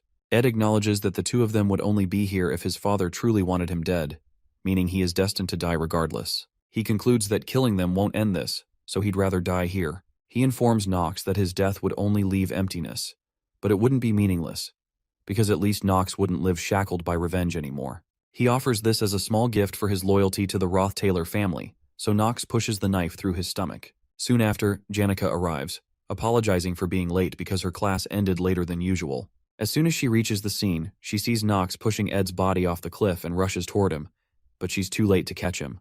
Nox realizes they're in trouble because there's a witness. Suddenly his body becomes immobilized, and he doesn't understand what's happening. A strange energy bursts from Janica's body, and the seasoned warrior, who thought he had seen everything on the battlefield, realizes there are things he has never encountered before. He soon beholds the summoning of the highest level spirit, one even stronger than a high-level spirit, of which only one exists per element in the natural world, and only one girl who can execute it. She turns to him, bloodlust in her eyes, and asks if he understands what he just did. A giant white circle appears, which not many people can understand. This is the summoning of the highest-ranked darkness spirit, Glaskin's right hand, the sun that scorches the earth. It possesses a tail larger than the Imperial City, and is the one who burned down the Alphonse Mountains during the Age of Myth. This is the highest-ranked fire spirit, Teorphus. Even summoning just one of his hands would be enough to burn all the northern forest to ashes, and Nox doesn't even know whether to be in awe or afraid. It is clear that what comes next for him is absolute death. When Janica turns to him again to ask if he understands what he just did, he starts choking on his spit. Suddenly, an intense wave of heat covers him and begins burning his skin. Out of nowhere, Marilda appears behind him, shielding him from the heat wave, and urges him to run. When she repeats the instruction, it makes no sense to him why she's helping him. But she insists he must survive and report everything he has seen and experienced. Severely injured, Nox crawls away from the site. Annoyed, Janica demands to know what Marilda is doing and orders her to move. Marilda refuses and explains that she wasn't the one who summoned Teorphus, urging Janica to think about it carefully. In a flashback, Lortell asks Ed how his magic engineering is going, since she had given him some magic engineering items and ingredients before. Actually, all Ed did throughout the break was train his magic engineering skills, and his efforts were so successful that he managed to create a legendary rank engineering item. The item he created was Delheim's Hourglass, which reverts all physical states by a few seconds, removing all damage and wounds. However, it is a one-time use item. As Ed crawls out of the water onto shore, he recalls how he reversed the effects of falling off the cliff and the poisonous dagger. Since he only reversed time by a few seconds, the injuries he sustained earlier remain, but the salt water that seeped into his wounds is causing his temperature to drop rapidly. He had summoned Marilda because the situation at the top of the cliff seemed abnormal, but he doesn't know how things turned out because of how injured he is. This legendary item shouldn't exist in the third act, and he never expected to use it this early. His long-term efforts now seem wasted. However, at least he survived. To him, Crepin's cause and effect determination magic is extremely troublesome. Even if he were to defeat Katic and Nox and survive, Crepin could repeatedly use his enormous mana pool to find a future where Ed truly dies. That's why he needed to die once. So Crepin would lose interest in him for a while, believing him to be dead. He figures that the only reason the Academy would allow the subordinates inside would be to help Tanya with her election and purchase the grimoire. After that, they would have to leave. In the meantime, he'll have to live like a dead man. He can survive, but the issue is that his body isn't moving well. While lying on the ground, a fire spirit belonging to Janica finds Ed, which brings him relief. Before he can say anything, Janica jumps on him, hugging him tightly and pushing him to the ground. Happy, Ed apologizes to Janica for always making her worry and hugs her back. Later, he explains to her that it's better for him to stay hidden until the election ends. To help, Janica promises to bring him essential supplies and daily tools. When he mentions that his injuries hurt, she quickly removes her hands from around his neck and apologizes for hugging him so tightly. Meanwhile, Lucy hides under the hut's covering, watching the falling rain. Although it seems like she's doing nothing, she's practicing the art of waiting. Normally, Ed would walk through the forest grass, and once he confirmed the fire had gone out, he'd kick the wooden reinforcements to ensure they were sturdy. Then, he'd put away all the clothes drying on the line, place rust-prone tools under the tent, greet Lucy, and sit at his desk to read a magic engineering book. Meanwhile, Lucy would always sit near the fire and sleep while listening to the rain and the sound of Ed flipping through his books. Suddenly, she detects manna laced with the scent of blood but chooses to ignore it. Eventually, she heads out to investigate and runs into subordinates of the Roth Taylor family. When Knox spots her, he asks for help, claiming he tripped in the forest and that his partner was mauled by a wild animal. However, much to Knox's confusion, Lucy's eyes light up, and she offers to let him live if he tells her the truth about what he was doing in the forest. Meanwhile, some guards discover the seal of the deadly poison dagger, an advanced seal so rare that one might only see it once in a lifetime. The lead guard laments that these kinds of incident reports always happen during his shift. However, from the traces on the dagger, he deduces that it was used to kill someone. Considering the fall from the cliff, finding the body will be difficult, especially after the rain stops. The man turns to Janica, who explains that she was on her way to meet Ed to practice spirit sorcery. But when she arrived, he had already been stabbed. He asks if she saw the culprit, and she confidently states that it was the subordinates sent from the Roth Taylor house. The guard proposes that he will speak to the dean in the morning, but before he can finish his sentence, Lucy appears. Janica immediately tries to calm Lucy down, promising to explain everything back at the camp, but Lucy reveals that she has already captured the murderers. As she picks up Ed's bow, a bright energy pours out of her body, and she instantly vanishes. Janica urgently informs the guard that they need to catch Lucy before things escalate further. Meanwhile, back at the camp, Knox writhes in excruciating pain under Lucy's power. Lucy stands before him and demands answers about the Roth Taylor family. Knox, however, tries to explain that they were only assisting Tanya and had permission from the academy. Mentioning Tanya's name only makes things worse. Lucy immediately storms off toward the hostel, enraged, to confront Tanya. In deep rage, Lucy demands Tanya Roth Taylor, and Belle quickly rushes out to ask Lucy what's going on. Belle activates one of her magic engineering items to try to subdue Lucy, who is levitating with the Kadak and Knox by her side. Belle asks Lucy why she's doing this, but Lucy breaks apart the magic engineering item in her hand with just a glance, demanding that they bring Tanya to her. Meanwhile, another huge explosion occurs somewhere else, and Wade commends Elvira for putting up a good fight, even though he beat her. She accuses him of arrogance for beating the second years, but Wade explains that he still has to beat Jix to complete his plan of defeating all the second years. Jix, who is standing nearby, is surprised that Wade was able to beat Elvira, the top alchemy student, even though his specialty is one-on-one battles. Wade is the heir of the renowned swordsman family of Callermore, and some onlookers gossip that he might really beat Jix after all. Before they begin their fight, an explosion shakes the building. It turns out to be Lucy, who is in a fit of rage. They quickly rush toward the noise to investigate, but when they arrive, Jix realizes they're too late. He sees Belle and the others turn to stone. In reality, they are all frozen in a time prison using time-type aspectual magic, and Lucy is likely the only genius who can witness aspectual magic, which someone spent their entire life researching, and copy it after one look. Still deeply angry, she orders them to bring Tanya to her, and one of the maids signals to the students to quickly follow her. The maid explains that they don't know what to do, but if Lucy is telling the truth, it seems Ed Roth Taylor has died after being killed by the subordinates of the Roth Taylor family. Shocked, Jix stops running and tells the others to go ahead. Wade warns him not to seek revenge but to evacuate with them. However, Jix insists they go ahead, saying he'll evacuate later.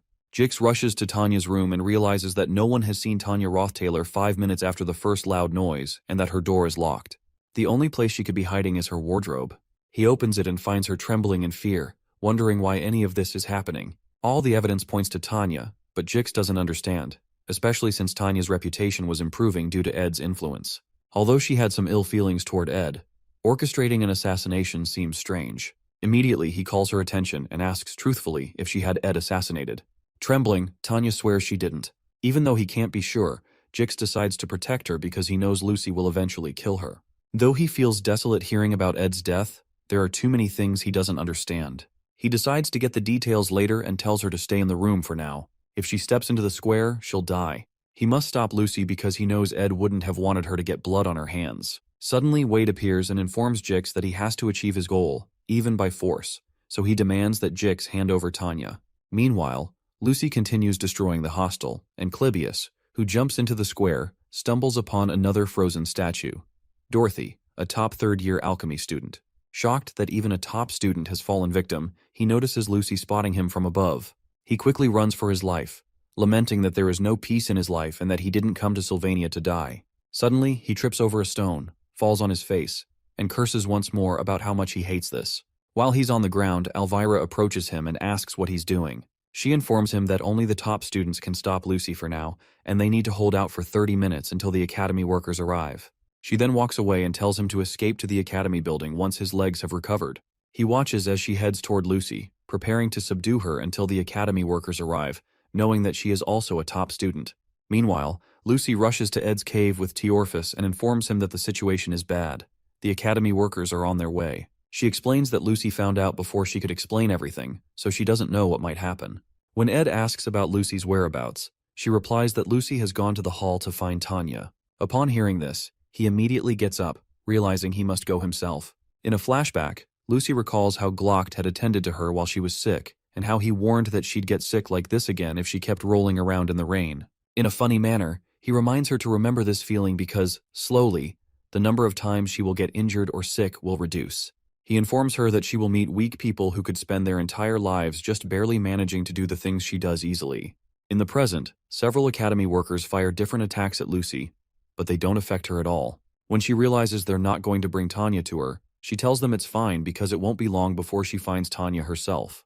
Glock had told her that she would become such a powerful mage that no one would rival her, and life might get tedious because of her innate talent, even seeming meaningless. Meanwhile, as Lucy walks toward the workers, all of them become stone as they're frozen in the time prison. She recalls that Glock had told her that everything, including pain, would eventually become a distant memory to her, but she believes he's a lying old man because she's certainly in pain right now. As she takes a step forward, she steps on a trap that triggers a huge explosion. After the smoke clears, Lucy appears unscathed, and Elvira, who had thought the trap was a good plan, laments that Lucy's casting speed is abnormally high. With one wave of her hand, Lucy commands Elvira to move, and a huge power envelops and throws away the poor girl. As she's being thrown away, she realizes that Lucy was able to cast so fast not because of a specific type of magic, but because of the level of mana she was emitting. So, in the end, the problem was mana, because a mage is only as strong as the level of their mana. However, Elvira informs her that alchemists can understand mana and transform it into something that isn't magic, like magic engineering items or reagents. Lucy's eyes widen as Elvira pours something called a red quartz reagent onto the ground, onto all the magic engineering items she had positioned, to use the power of the reagent to channel Lucy's mana to activate the items. Elvira explains that if she activates all of these items with an increased output at the same time, all the mana in the area will evaporate. Even though all the magic engineering items she's spent her entire life making will get ruined, she plans to do it to help all the students and the maids evacuate. Suddenly, Elvira activates them all, but Lucy doesn't move an inch while she's doing that. Suddenly, Elvira receives an overload message that the amount of mana has surpassed the limit of the tool. Shocked, she watches as each of the engineering items explodes around Lucy. Calculating the amount of mana it takes to overload all magic engineering items is theoretically possible, but no one does it because it's not academically valuable, and no one has that amount of mana. If someone like that existed, it would be impossible to stop such a person in the first place. The time it took to apprehend the head maid, Bleal, the fourth-year top alchemy student, Dorothy, 14 high-class maids, and second-year top alchemy faculty student Elvira, is 3 minutes. Lucy walks past Elvira, who is severely injured, but Elvira grabs her leg and asks if she doesn't think she will regret it if she keeps going. She reminds Lucy that she could have easily sent the entire hall flying at once with all this mana, but the fact that she hasn't done that probably means she feels that Ed wouldn't have wanted her to do this. Regardless, Lucy continues and says she'll decide that after meeting Tanya. While she's talking, a strange being approaches her in the dark with a sword. However, Lucy had detected him and cushioned the hit of his sword by protecting herself with a shield. It turns out to be Clebius, who tells Lucy he's not going to let her get past him, even referring to her as a mother fair. In response, Lucy creates a small explosion in her hands and releases it into Clebius's torso. The time it took to apprehend the second-year top combat faculty student Clebius is 1 second. Meanwhile, Wade tells Jix that he has to achieve his goal, even if he has to do it by force, and demands Tanya. He swoops in to strike Jix with his sword, but Jix quickly averts the attack and retaliates with his own sword. Wade is surprised that Jix is able to use the island family swordsmanship, the swordsmanship of a beast that once roamed the northern grasslands and became civilized after staying at the island estate. As the men continue to battle, Wade reasons that this is real swordsmanship experience. However, it's incomplete, and he can find a weak spot in Jix's center of gravity. He goes in for his next attack with a maniacal smile, certain that he's won. As he's about to strike Jix by his side, a bright green light appears called the Wind Blade, which knocks back Wade's blade and allows Jix to knock him to the ground. When Wade is on the ground, Jix asks him if he wants to keep going, and Wade gets up, prepared to continue. The swordsman confesses that he enjoys fighting strong people, so there's no need to give up this opportunity. As he leaps in for another strike, he begs Jix to entertain him more, but Jix comments that it's shameful that Wade only enjoys victory and not fights. He accuses him of only showing drive when it comes to fights in which he sees the potential for victory, because if he truly wanted to fight someone strong, he wouldn't have chosen Jix, especially because Lucy Merrill is the magic faculty's top student. Stung by his comment, Jix calls Wade a cowardly bastard who keeps looking for an excuse. With one move, Jix pushes his sword down and goes in for the last strike, but eventually stops when he gets close to Wade's throat. Wade asks him what he should have done against an impossible opponent like Lucy, since it would be foolish to challenge her. Jix tells him that that's his limit. Meanwhile, Lucy makes her way into the hall. In a flashback, someone considers how pride is the leading cause of warriors' downfall more than anything else. This person advises caution against men who charge pompously into battle, with no respect for those who have put their lives on the line. He believes Clebius would be wiser if he relied on fear rather than pride. Behind Lucy, Clebius still follows after her, despite the fact that he's literally oozing blood. In the flashback, the person tells Clebius that if he lives with fear in mind, there will come a day when he will not be able to move his feet off the floor, and he will be able to escape. But as his body trembles, his hand will be firm and steady on his sword, and he will know loss is inevitable. That will be his conviction. Suddenly, a crimson energy surrounds Clebius's body, and he transforms into the sword demon. Elvira, who is still watching nearby, is shocked by the beast Clebius has transformed into. However, Lucy isn't fazed and uses Ed's bow to fire a fire arrow using a mid-rank fire magic called Flame Pillar, then multiplies it by 100, causing a huge explosion. As she does that, she keeps in mind that she promised not to kill anyone. The reason she can do that despite making a promise is because she's confident that she cannot kill that monster with just this much. Her eyes widen when she realizes the arrows didn't touch him, and that he has gotten faster. She looks back and notices him charging toward her with his sword. Before he can hit her, her protection of the wind is activated, since she has a contract with Marilda, and the wind blows Clebius backward. However, he's not knocked down and manages to stabilize himself with his bare hands. More wounds form, and more blood spills over Clebius's blood-stained body. It wouldn't be strange for him to have fainted from all the blood loss. But the amount of mana surrounding his sword and body increases the more he is injured, and the more his blood flows. With ridiculous speed, he makes several strikes on Lucy's shield, and even though she's protected, it worries her that he's holding a cursed sword. This is the Nortendale family's taboo: blood swordsmanship. Several drops of sweat cover Lucy as Clebius attacks the top of her shield again with intense rage. Finally, she raises her hand and generates an explosive force in her palm, firing it at him. Oddly, instead of destroying him, the monster charges through the attack and breaks through the shield. Quickly, Lucy creates another shield around herself and blasts the monster with a stronger attack. This attack launches Clebius backward by several feet, with blood spilling out of every hole in his body. Blood swordsmanship uses the blood flowing from your body as a new mana source and is a taboo among taboos. In a flashback, some men find Clebius after he had transformed and call him a bastard for killing someone. Even the Nortendale family itself forbade Clebius from inheriting it. While the men shout at him, Clebius's brother walks up to him and reminds him that he's not a monster. In the present, while blood oozes from his body, Clebius wakes up again and gets back on his feet. He's the monster who learned blood swordsmanship on his own, and after many years, he had to acknowledge that he's a monster. However, when Lucy raises her hands into the air and activates a high-level lightning magic called Divine Punishment, he has to acknowledge that Lucy is the real monster. Meanwhile, Jix runs away with Tanya, but they abruptly stop when Lortell blocks their path. Lortell tells Jix that he can escape if he goes through the door at the end of the hallway, but Jix stops Tanya from moving forward because he senses that something is off. Regardless, Lortell comments that Tanya is lucky to have Jix helping her. Jix, still cautious, asks Lortell if she's heard about Ed, but she replies that she's not sure. Jix asks her what she was going to do if it was just Tanya by herself, so Lortell replies that she would have ripped her to shreds. However, Jix reminds her that would be rash, so she agrees that instead of killing her, she should start with her fingernails to make her confess. When Tanya hears that, she pleads with Lortell, insisting she wasn't the one, but Lortell asks them to go ahead, especially since she can't beat Jix in a battle anyway. When Jix hears that, his body instinctively freezes. As everyone in Sylvania knew, making an enemy of Lortell was a foolish choice. The moment this girl began to show hostility toward you, you could never know what was waiting for you behind the door. Unsure of what to do, Jix freezes, deep in thought. But he hasn't caught on yet because, at this point, they shouldn't be safe. It shouldn't be possible for him to spend this time frozen in thought. Meanwhile, Lucy asks Clebius how many times he plans to get hit by her high-level magic before giving up. In a flashback to the past, Clebius's brother told him not to blame himself too much because it was the fault of those who wanted to test his powers, not his. His brother asked him to lift his head because this wasn't a curse. He told the young Clebius that the power he had was from a hero who charged forward to hold the line against an enemy bearing down on him like a mountain, and this was the power their progenitor, Belcus Nortendale, used to protect their family. He informed Clebius that he could also become a hero just like Belcus with this power. In the present, Clebius curses and tells himself that his brother was wrong.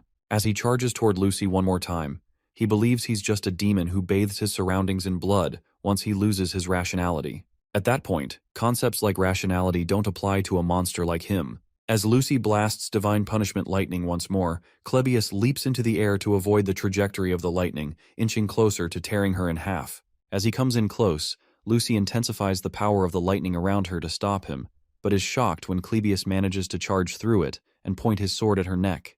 Clebius remembers how his brother told him he could become a hero with this power, until he finally killed him. After Clebius stabbed his brother told him it was a relief that he was the one who got killed this time, and not someone else because he could at least forgive him. His brother's last words were to not blame himself too much, as he bled out against the wall. To Clebius, the true hero was his brother, who died that day at the hands of a monster. In the present, he transforms back to normal and tells Lucy he really can't go on any longer. He doesn't want to become a hero, but he just doesn't want to become a monster. Finally, he crashes to the ground as his sword shatters. As the maids and students evacuate in the rain, Clebius believes he's done his part. In blood swordsmanship, the amount of mana surrounding your body and sword increases the more your blood flows. Ironically, the closer you are to death, the more powerful you become. But even that great power is insignificant in the face of Lucy. Yet perhaps due to her complacency or his determination, a moment occurred that could never be repeated. She definitely could have died. Lucy, who had lived her entire life as the strong, could never get used to that feeling.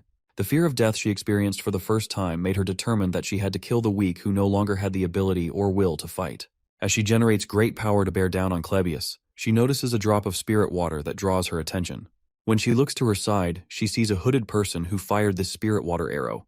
Clebius spots the person who fired the arrow, and he angrily confirms that this Mother Fear, as he puts it, is alive, just as he suspected. Meanwhile, Jix doesn't know what to do, and he realizes he has to hurry up and make a decision. Suddenly, while he's looking at Lortell, the glass window close to Lortell breaks, and Janica leaps into the room, jumping on Lortell. Surprised, Janica helps Lortell up and turns to Tanya, relieved to have found her. Lortell notices that Janica seems fine even after hearing the news about Ed and wonders if she's gone crazy. Janica turns to Marilda and asks if she's misinterpreting the situation, but Marilda, who had probably told her about it, assures her that she arrived just in time. Out in the square, Ed is shocked to see Clebius in such a battered state. Clebius retorts that he knew all that fighting was for nothing, and that he'd never be able to reach Lucy's toes even if he put his life on the line. However, he didn't run away because of everyone else who fought, even though they knew they would be unable to stop her. He even mentions Elvira, who sacrificed everything she had worked on her entire life without hesitation. In a flashback to a time with his brother mentions that their progenitor, Belcus, could have given up like the others. But Belcus believed he could become something like a hero. As Elvira helps Clebius up, he curses again, wondering why his brother didn't just let him run away, only for him to end up losing anyway. As Clebius laments that it's all so meaningless, Ed places a hand on his shoulder and thanks both of them because their efforts weren't meaningless. Regardless, Clebius doesn't take the compliment and beats himself up for being an insect piece of shit until he collapses due to blood loss. To Ed, none of what he said was flattery. He has a full understanding of all the main characters in the academy, but he never thought anyone would have the ability to stop Lucy, including himself. It took at least 10 minutes to evacuate everyone and for Ed to arrive, and Clebius stood his ground that entire time. Clebius, the failed swordsman of Sylvania and the third act's final boss, went against the awakened one, Lucy Merrill. This whole time Lucy doesn't say anything and just stands there. Ed apologizes for not telling her beforehand, but informs her that he was in a situation where he had to die. But his life was also in danger, so he couldn't prepare a way to tell her in advance. While he's talking, she runs to hug him, and with tears streaming down her face, she tells him she thought he was dead. Ed places a hand on her shoulder, reminding her that he's still here, and then puts his arms around her. Meanwhile, Jix reasons that he was certain nothing would cause him to feel fear again after entering civilization. In front of him are the high-level spirit, Marilda, and now Janica, who proclaims that she's been looking for Tanya all along. He believes that the two ladies aren't in their right minds due to the news of Ed's death. But as Jix prepares to react, Janica tries to stop him and confesses that she has something to say about Ed. However, he doesn't hear her over the explosive force he uses to destroy a nearby wall. He immediately tells Tanya to run down a nearby path and go west from there until she reaches the life buildings, where she can ask for help. He explains that she must find someone from the Imperial forces or a noble family with whom she has a relationship. Before she leaves, Tanya asks what he will do. He says he'll block them to the best of his ability so they don't go after her, even though it might not be possible. As she heads out, she asks him why he would go so far, and he informs her that it's because she's Ed's younger sister before urging her to run. After she passes through the entrance he created, Jix prepares himself to fight, sure that the ladies won't listen to him no matter what he says. He tries to calm Janica by saying he understands her feelings since he also has someone he loves, but Janica, who is explaining the situation to Lortell, wonders what he's talking about.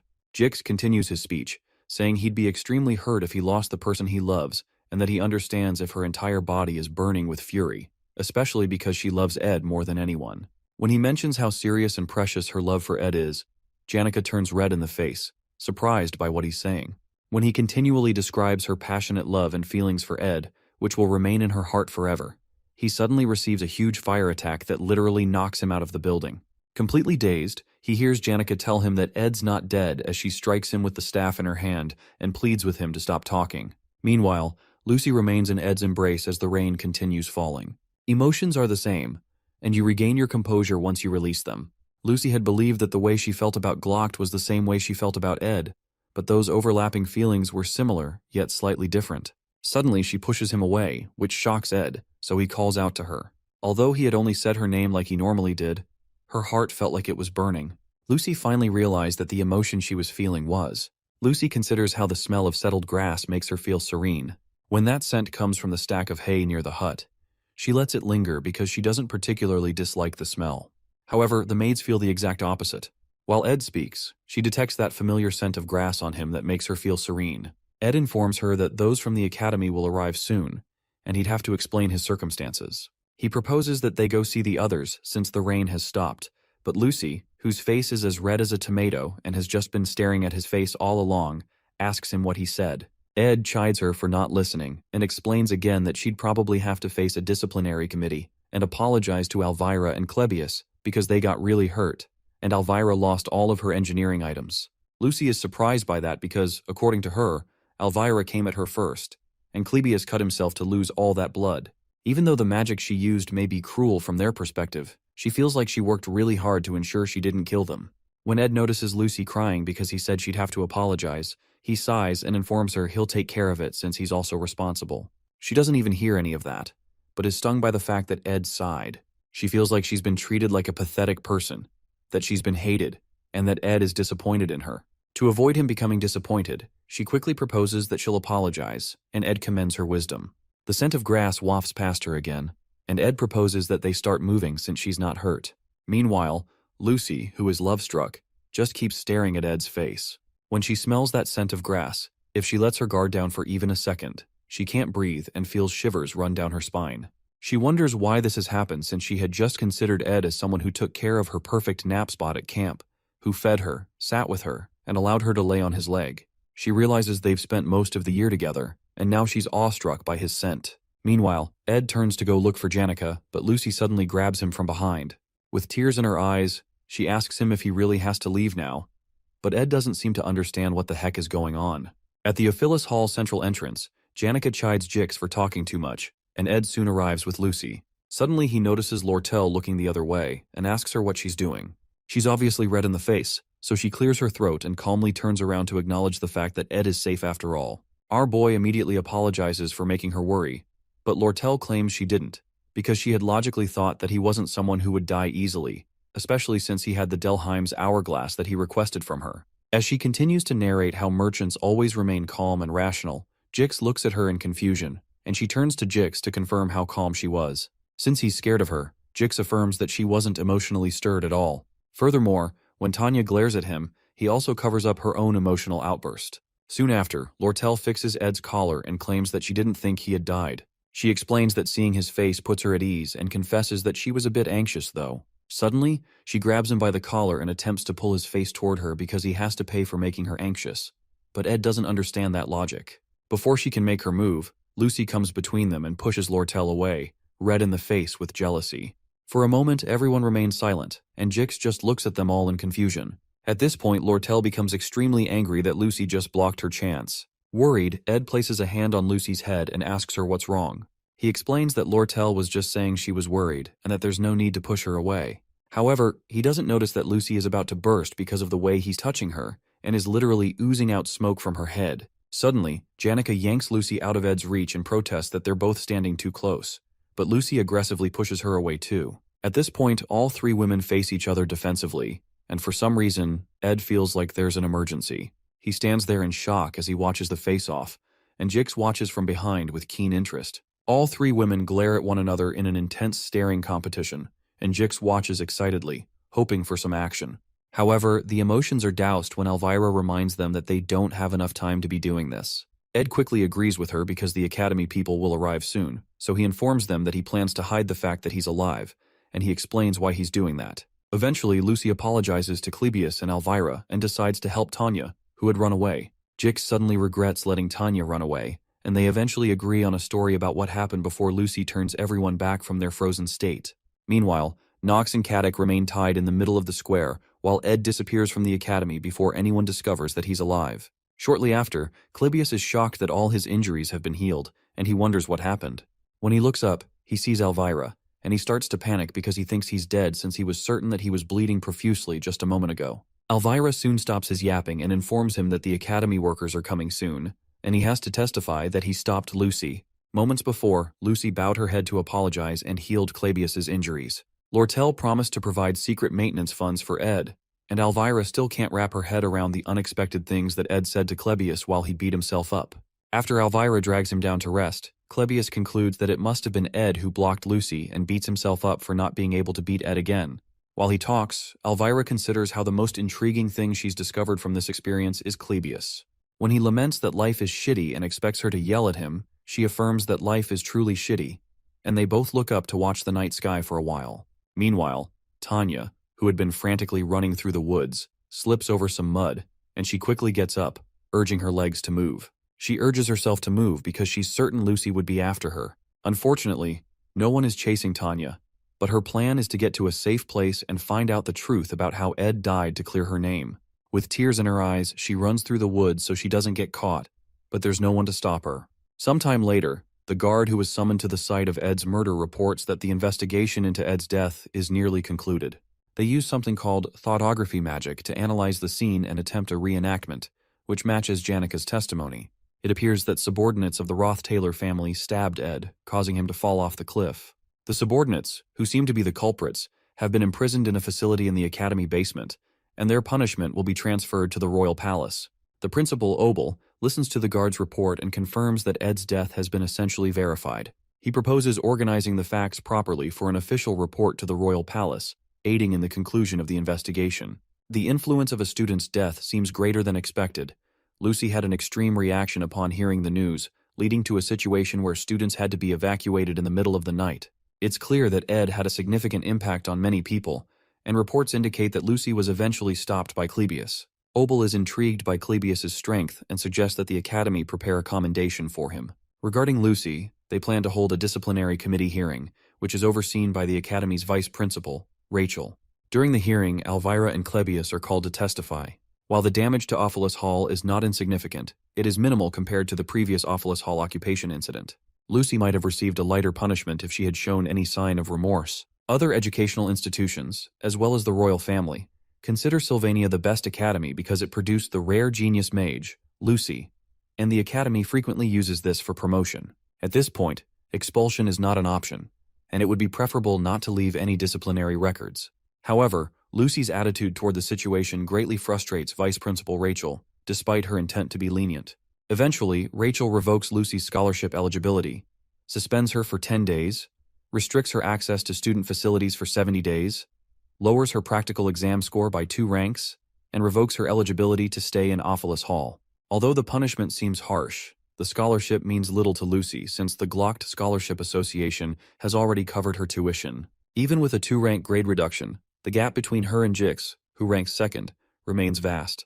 She also rarely uses the school's facilities, so the restrictions do not affect her significantly. Lucy is about to sign the punishment agreement when Belle interrupts the proceedings. As a witness, Belle suggests that forcing Lucy out of Offus Hall is not an effective punishment and won't make her truly reflect on her actions. When Belle starts speaking, Lucy frantically urges the vice principal to hand her the document so she can sign it quickly.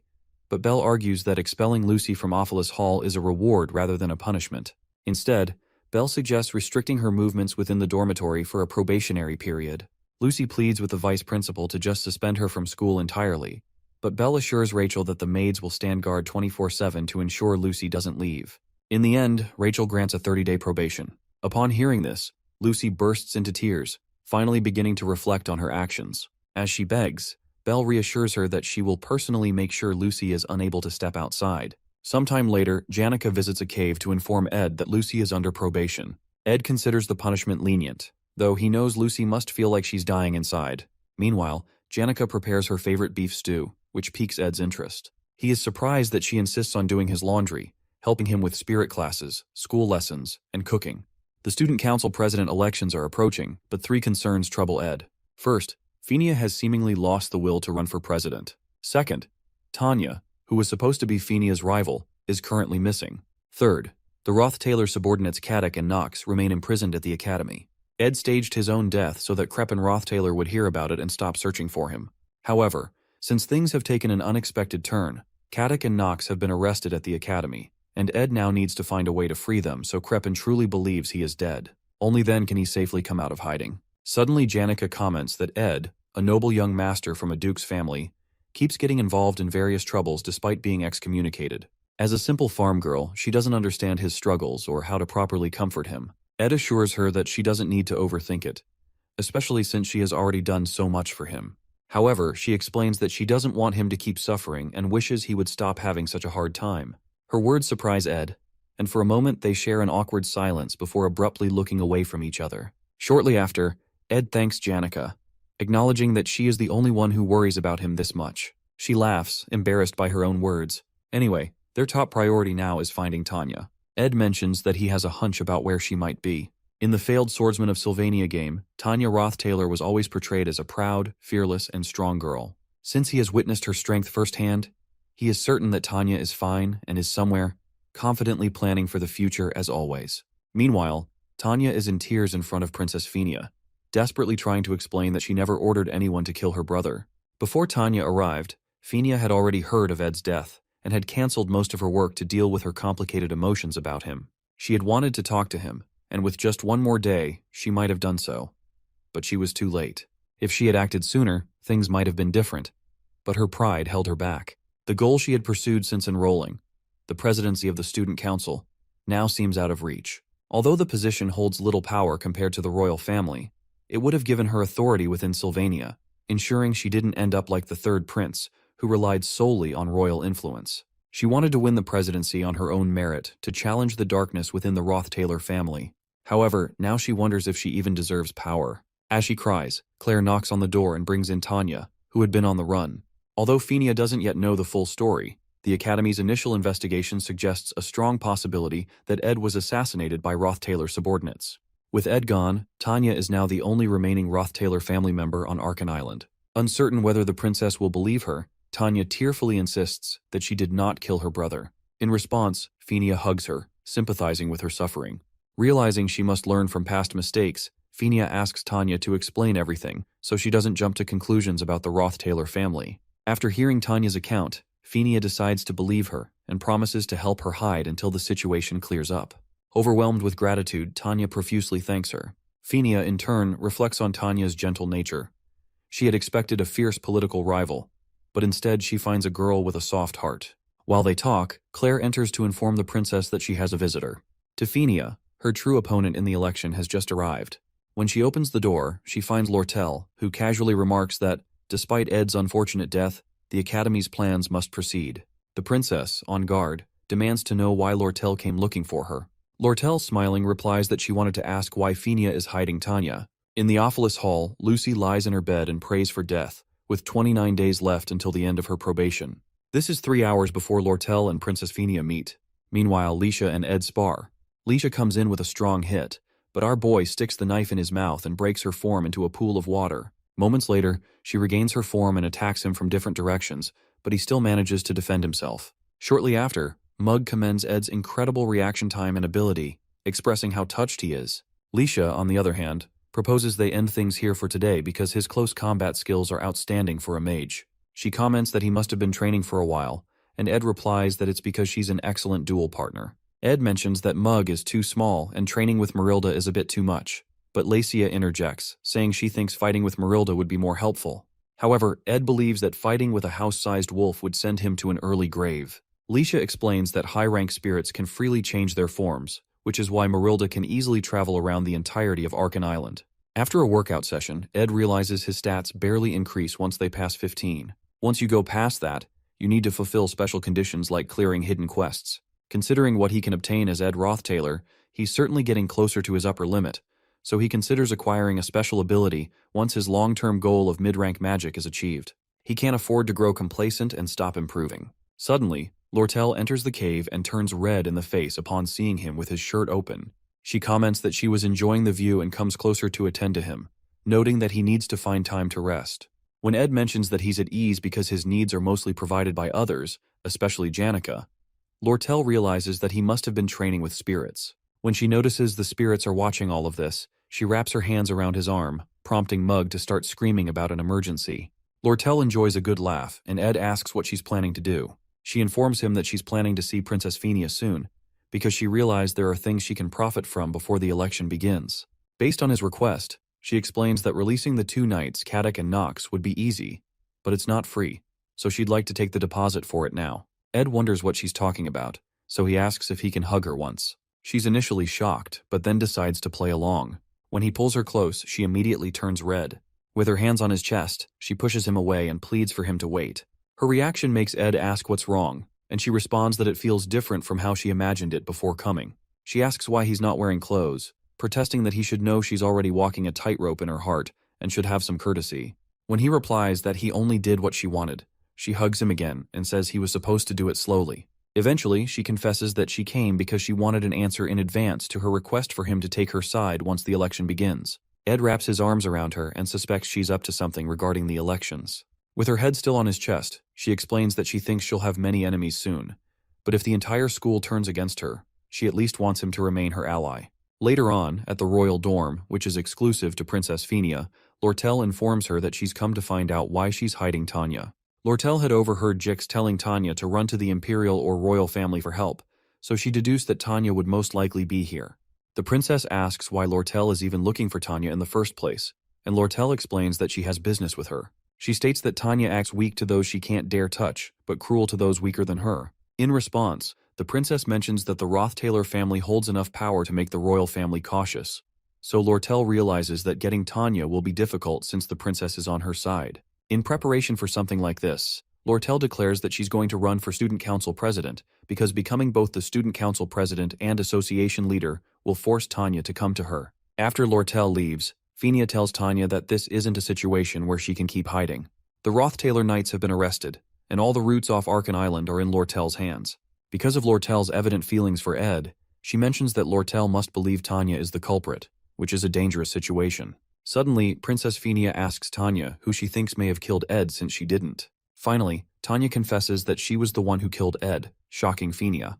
The girl explains that Caddock and Knox came to Sylvania under the pretext of assisting her, and the one who gave the order was their patriarch, Crepin Roth Taylor, who didn't care about Ed. She suspects he did it because she mentioned Ed in her letter, making her believe she was the one who caused Ed's dreadful fate. Princess Fenia assures Tanya that she didn't commit any crimes and asks what her plans are. Tanya recalls how Ed never gave up and showed her how much a person can change, so she proposes that the only way to survive and uncover the truth behind his murder is to run for student council president. The princess reminds her that it won't be easy since she's currently a murder suspect, but Tanya considers Ed and those who have helped her. Since she's been backed into a corner, she refuses to remain intimidated. Upon hearing this, Fenia informs Tanya that she will publicly support her. Those words shock Tanya, and when she asks Fenia why she would go that far, the princess confesses that she's not sure but has a debt she couldn't repay to Ed Roth Taylor. Sometime later, Lortell's secretary, Liena, gathers several related documents to help Lortell run in the upcoming elections. Liena reveals that she has obtained information that Tanya will also be running with Princess Fenia's support, but she doubts Tanya will gain much support since she's a suspect in a crime. Liena also protests that Lortell is doing all the work herself. losing sleep, and questions whether the council president position is truly achievable. When Lortell asks her to only ask necessary questions, Liana quickly apologizes and heads to the academy to submit the documents. After Liana leaves, Lortell wonders why she's asking such useless questions and determines to show her soon. Meanwhile, Lucy, who is severely bored, rejoices because she manages to make her pillow stand on its own. Eventually, the pillow slumps, and so does her excitement. She asks a nearby maid how many days she has left, and she's told there are still 27 days remaining. Suddenly, the maid remembers that the disciplinary action was passed yesterday and took a long time to process because the academy has been busy. Because of that, they have to restart the count, meaning she now has 29 days left again, nearly giving Lucy a stroke. Meanwhile, in the academy prison, Caddick considers how Duke Crepin was correct because Ed was able to react with incredible battle proficiency, even though he wasn't fully technically developed. This means he'll be a future threat to the Roth Taylor family. Knox agrees, adding that it's not just Ed's abilities that are impressive, but also the spirit sorcerer, who summoned a spirit with the resolve to burn through all her mana, and the mage who resolved to take revenge in a moment. Since Ed was able to build relationships with such people, his potential could not be calculated. Although they were aware that Ed, the delinquent heir of the Roth Taylor family, was a terrible person, Caddick and Knox still weren't sure why Crepin ordered them to assassinate him. But after completing the mission, they suspect that Ed, with this much power in his grasp, had thoughts of opposing the Patriarch and pretended to be a lunatic after being named heir in order to run away to Sylvania. Knox worries that Ed may have been raising forces here, but that's not their main concern now. Their main concern is leaving this prison and reporting the events that have occurred to the Patriarch. Suddenly, the guard watching them approaches the gate, opens it, and informs them that there are those who would benefit from the confusion of their escape. He introduces himself as Dune, the decoy of the trading company. Sometime later, Lucy lies on her bed, thinking about Ed and the hut. When Belle informs her that she has 24 days and 3 hours left, Lucy asks her to kill her. Meanwhile, a beautiful lady walks around the academy, receiving glances from everyone who passes her. She's quite pretty and has a fascinating aura, but she suddenly disappears, only to reappear in front of Kylie, who had been admiring her. Surprised, Kylie wonders who she is, and the woman pledges to learn all she can about this place and live her life to the fullest. Her excitement is soon doused when she opens the academy newsletter and sees Tanya, whom she had hoped to see after the incident, still in seclusion. She is surprised to hear that Tanya is running for student council president, but is quite glad that she's safe. The more shocking news is that the third-year student, Ed, is dead. She recognizes that the subordinates of the Roth Taylor family are the likely culprits, and she still remembers what she saw at Ed's hut and the things he said. The painful part is that Tanya, her first friend, is said to have a hand in the murder. Although Kylie believes in Tanya, public opinion about her in the academy is worsening, especially after news of the Roth Taylor Knight's escape. Also, the air around the academy after Ed's death is quite dark and gloomy. Meanwhile, Principal Obel realizes that the paperwork concerning Ed's death is massive, so he is pleased to assign it to a professor who has interacted with the people involved in the incident. When Obel asks if there's anyone like that, the work, as usual, gets assigned to Assistant Professor Claire. While doing the grueling paperwork, she comments on Ed's death, saying that one never knows what will happen in the future, and Clebius gives a short reply. Claire notices that Annis has also stopped talking. Annis, staring at the profile she made of Ed, feels tears fill her eyes and pain swell in her heart. She comforts herself, telling herself she'll be fine, and recalls that it was Janica who testified about the event in court. She considers that Janica must be having an even worse time than she is. She goes to check on Janica, who excitedly declares that she's going to try using curry to cook today. When she asks Annis for advice on cooking a new dish, Annis suddenly hugs her out of nowhere, surprising her. Annis, believing that Janica must be hiding her emotions, tells her to wake up and advises her to accept that Ed is dead, with tears in her eyes. Janica, who doesn't know what to say, simply remains in her embrace and silences Driss, who has returned from picking up groceries, so he doesn't ruin the moment. Sometime later, Ed receives a copy of the Academy's newsletter from Janica, who also informs him that Tanya has returned to the Academy on her own after leaving the royal dorms, where she had been hiding. Apparently, Tanya has been actively cooperating with the investigation to prove her innocence, and the princess has chosen to publicly support her, even though more people support Lortell. Suddenly, Janica asks what happened when Lortell came to the cave, surprising Ed. She pretends it's none of her business, as girls do, but Jix soon interrupts by saying that Lortell will become student council president. Jix believes it doesn't matter if Lortell becomes president, but is worried that the knight's escape has strengthened the rumors about Tanya's involvement in the murder. He mentions that he went to the royal dorms after Princess Fenia called him and noticed that Tanya is in really bad shape.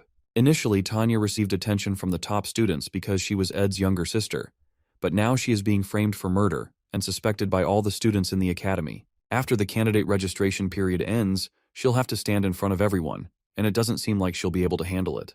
Jix hints that Ed should do something about it. Right now it's Act 3, Scene 2, right before the election. According to Ed's memories, this act doesn't have a single fight scene. It is meant to clearly show all the relationships the protagonist, Taylor, has built so far. Normally, Taylor would actively support Princess Fenia since she was the one who chased Ed Roth Taylor out at the beginning and saved him.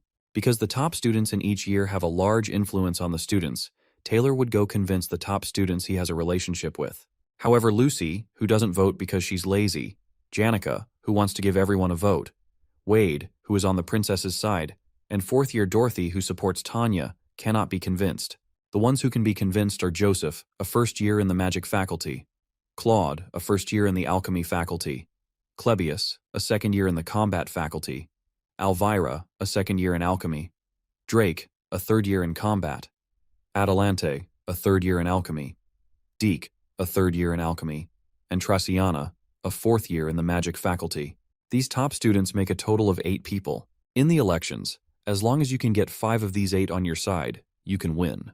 With this method, the princess would win the election, and Taylor would obtain the royal family's support, which is the biggest force backing him until the end. In the 4th act, he especially needs the royal family's power to go against Crepin and the final boss. Maintaining the flow of the scenario is a matter of life and death because it's the most assured way of guaranteeing survival in future trials. Although small aspects have changed, Ed considers that he needs to ensure the major parts of the storyline continue and that the princess becomes student council president. If he continues to hide, opinions about Tanya will worsen, and to prevent Lortell from becoming president, Princess Fenia might decide to run. It might be better for him to let the princess know he's alive so he can convince her to run and persuade the top students he knows to sway things in her favor. However, until the registration period is over, there are still many ways to turn Princess Fenia into a candidate. Another issue is Tanya, who was supposed to be a one-time villain that would disappear later, is now being accused of murder. She's experiencing a great ordeal that was never in the storyline, and Ed must choose between Tanya and the storyline. While he's thinking, Jix notices his concern and asks if he'd like to cancel their plans for today. But Ed assures him he's fine and proposes they begin. Our boy plans to confirm the results of all the training he's been doing and find something to distract him. Jix thanks him for the opportunity, as he hasn't had a proper opponent in a while and has been itching to sweat. With a maniacal look in both boys' eyes, they prepare for their light sparring. Meanwhile, Tanya thinks about old memories of her time with Arwen and Ed when she was much younger. She tries to recall every scene of how they walked hand in hand to the hill covered in blooming flowers. Perhaps that was her last happy memory, and her life has been filled with great responsibility and heavy pressures since then. Looking out the window, she hears the chants of several students protesting that she stepped down since she's a murderer, and she wonders how things ended up like this. Meanwhile, because Tanya, who has been driven into a corner, will have a heavy influence on the storyline, Ed hesitates a bit before taking action. They soon begin their sparring, and Ed considers how Jix, the strongest second year other than Lucy, who was a comrade to Taylor until the end and should have lost his fight to Wade due to exhaustion, charges towards him. Jix lands the first strike on the ground using a skill called the First Sword. Although it's a small detail that Jix didn't lose the fight to Wade, it still bothers Ed. As he blocks the attack, he wants to check how much Jix has improved, and how much he himself has improved, since he's the one who has changed the most from the original scenario. He uses basic defensive magic to create a shield around himself to block the attack that shatters the ground before him. The moment the dust clears, he's surprised to see Jix leap right at him, realizing he's fast. He wonders how Jix is moving so quickly, but he considers that it may also be difficult for him to dodge because of the speed. He throws his burning dagger, crafted from Mug, at Jix but misses. Jix stares at the dagger on the ground, and in an instant Ed calls out to Mug, triggering a huge explosion of the sword. As the fire clears, Ed is surprised that Jix has phased backward and blocked the flames. He wonders about Jix's unnatural movements, and as he picks up the dagger to slash at Jix, who also slides backward without moving his legs, Ed realizes he's using telekinesis magic to move his body during battle. No matter how much control Jix has over his magic and physical abilities, those movements aren't ones that can be replicated because they require a battle sense that surpasses simple theory. Suddenly, Jix uses mid-rank magic, Ice Spear, and blasts Ed, who realizes Jix is fighting with no mercy. He wonders if Jix assumes he'll dodge it, but in reality, he's just barely managing to. It's clear to him that this move was a diversion to activate greater magic. Ed comments that he thought this was supposed to be a light spar, and Jix agrees, saying he thought the same but changed his mind. Suddenly, Jix activates high-rank magic called Advanced Mana Armament. With a smirk, Jix explains that practice should feel like the real thing, so he delivers an explosion so great that Janica, who is cooking far away, gets worried. She also wonders if Ed will be okay with the curry she put in the food and decides to hurry up. Meanwhile, Jix immediately moves in to crack Ed's shield right after the explosion. He slams his axe against the shield and it eventually cracks. As the impact pushes Ed backward, he quickly prepares a water spirit arrow and fires 3 arrows toward Jix. However, the arrows are stopped by an energy field around Jix because the mana armament move creates equipment around the user using their mana. Most mages don't have a reason to arm themselves in such a way, so there's usually no need for such high-rank magic. But as the only mage who can use all types of weapons without limitation, this is Jix's unique magic. As Ed keeps firing arrows from all angles, Jix abruptly moves out of view, using telekinesis to get behind him. As he wields 2 of his weapons toward Ed, our boy turns around in shock, realizing that these telekinetic movements can't be predicted. As Jix comes in to strike, Ed's Blessing of Wind activates due to his contract with Marilda, knocking Jix backward and cutting him enough to draw blood. Eventually, Jix lands on his feet, but he's surprised to see he has landed on one of Ed's water arrows. He immediately wonders when Ed managed to fire the arrow, but our boy quickly activates a spirit formula known as Manifest Waterhead. The move causes the water droplet on the ground to transform into Leisha's form, and Leisha immediately jumps at Jix, who quickly slices the first form with his blade. The moment he turns the other way, he sees Ed inches away, preparing the mid-rank magic, Particle Explosion. Our boy releases the explosive energy toward his sparring partner. After the move, Ed realizes that Jix is strong, especially since he was able to learn mana armament. At this rate, Taylor's party would have no problem facing enemies. While he's thinking, something incredible happens. Jix immediately flies back into the air, declaring to Ed that he can't let his guard down and will be getting serious from now on. With a deadly look in his eyes and explosive energy around him, Jix smirks and activates an advanced mana armament known as Convergence. Ed immediately directs Leisha toward him to match the energy Jix is throwing at him. This is only the beginning of the 3rd act, and the ability that Jix has shown so far is the maximum of what Ed expected at this point in the storyline. There's apparent shock on his face because he hadn't expected to see Jix use this form so soon. This is the same form from Act 4, Scene 7, during Jix's final battle at the Grigol Cathedral infiltration. Jix wields a huge lance known as Nature's Lance, with several bright swords hovering around him. Jix explains that instead of fighting Ed in a ridiculous mental battle, he'd rather crush him with the overwhelming difference in power. Jix points the lance and all the swords toward Ed, who immediately launches fire attacks at the incoming swords to stop them. At one point, he becomes worried because he had to use Particle Explosion and the sword, leaving him almost out of mana. As if that's not enough, the major problem is the next attack that follows. As another wave of bright swords is launched at Ed, he slams his fist on the ground to create a bright shield around himself. Breathing heavily, he brings out a magic engineering tool known as the Impact Amplifying Ball. Jix comments that Ed's use of a magic engineering tool means he's out of mana. Excited, Jix moves in for the final attack and tells Ed that this is the end. As he moves in to impale Ed with the lance, he's shocked when Ed suddenly triggers something resembling wind magic. He wonders how Ed is able to do that since he's out of mana, but Ed replies that he needs to go all out since Jix is prepared to do the same. The tool Ed is using is the legendary rank magic engineering item, Glast's Phoenix Gold Ring. Since he can't afford the ring rendering him unable to use mana for a while, he decides to use the least amount of mana possible while still manifesting its power. As he's about to blast Jix, he hears a spirit tell him that he's finally been able to summon her without the help of the Altar of Substitution, Lucy, or Janica's mana. The spirit commends him for being able to make a great strike, and it turns out to be Marilda's human form, which was previously impossible to summon due to the drastic mana pull. Days later, at the academy, Lortell gives her candidacy speech, and the crowd goes wild with excitement. Dune, who is standing in the crowd with Liena, wonders why there are even 4 contestants when the election's result is clear. Suddenly, the crowd begins to chant Lortell's name because her sincerity and leadership ability in the trading company proves she'll do well as president. Liena asks Dune what he will do if Lortell becomes president, and he affirms that this means nobody within Sylvania Academy will be able to stop the company leader. As Lortell proudly walks off the stage, she runs into Tanya, who looks tense, and makes a snide remark to mock her. As she walks past Tanya, she asks what's wrong because she seems nervous, but Tanya musters up the courage to say she did not kill her elder brother. Tanya then bravely steps onto the podium and prepares to give her speech to a crowd that doesn't seem interested in listening. She clears her throat, introduces herself, and declares her intent to run for student council president.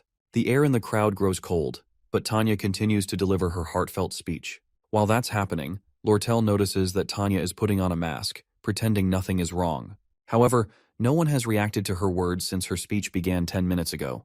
The moment Tanya ends her speech, several people in the crowd call her a murderer and start throwing things at her. They demand she explain the murder charges brought against her and whether they stem from internal conflicts within the Roth Taylor family. As they continue throwing stones, she struggles to turn her face away and still thanks them for listening to her speech. Suddenly, she slips on a plastic bottle and laughter erupts from the crowd. Immediately, Tanya falls to her knees and wonders if it was foolish to step onto the podium. She reasons that she should have run away, and as she beholds the menacing crowd seeking to devour her, she decides to flee. Suddenly, a bright light erupts in front of Tanya, pushing away the hateful students.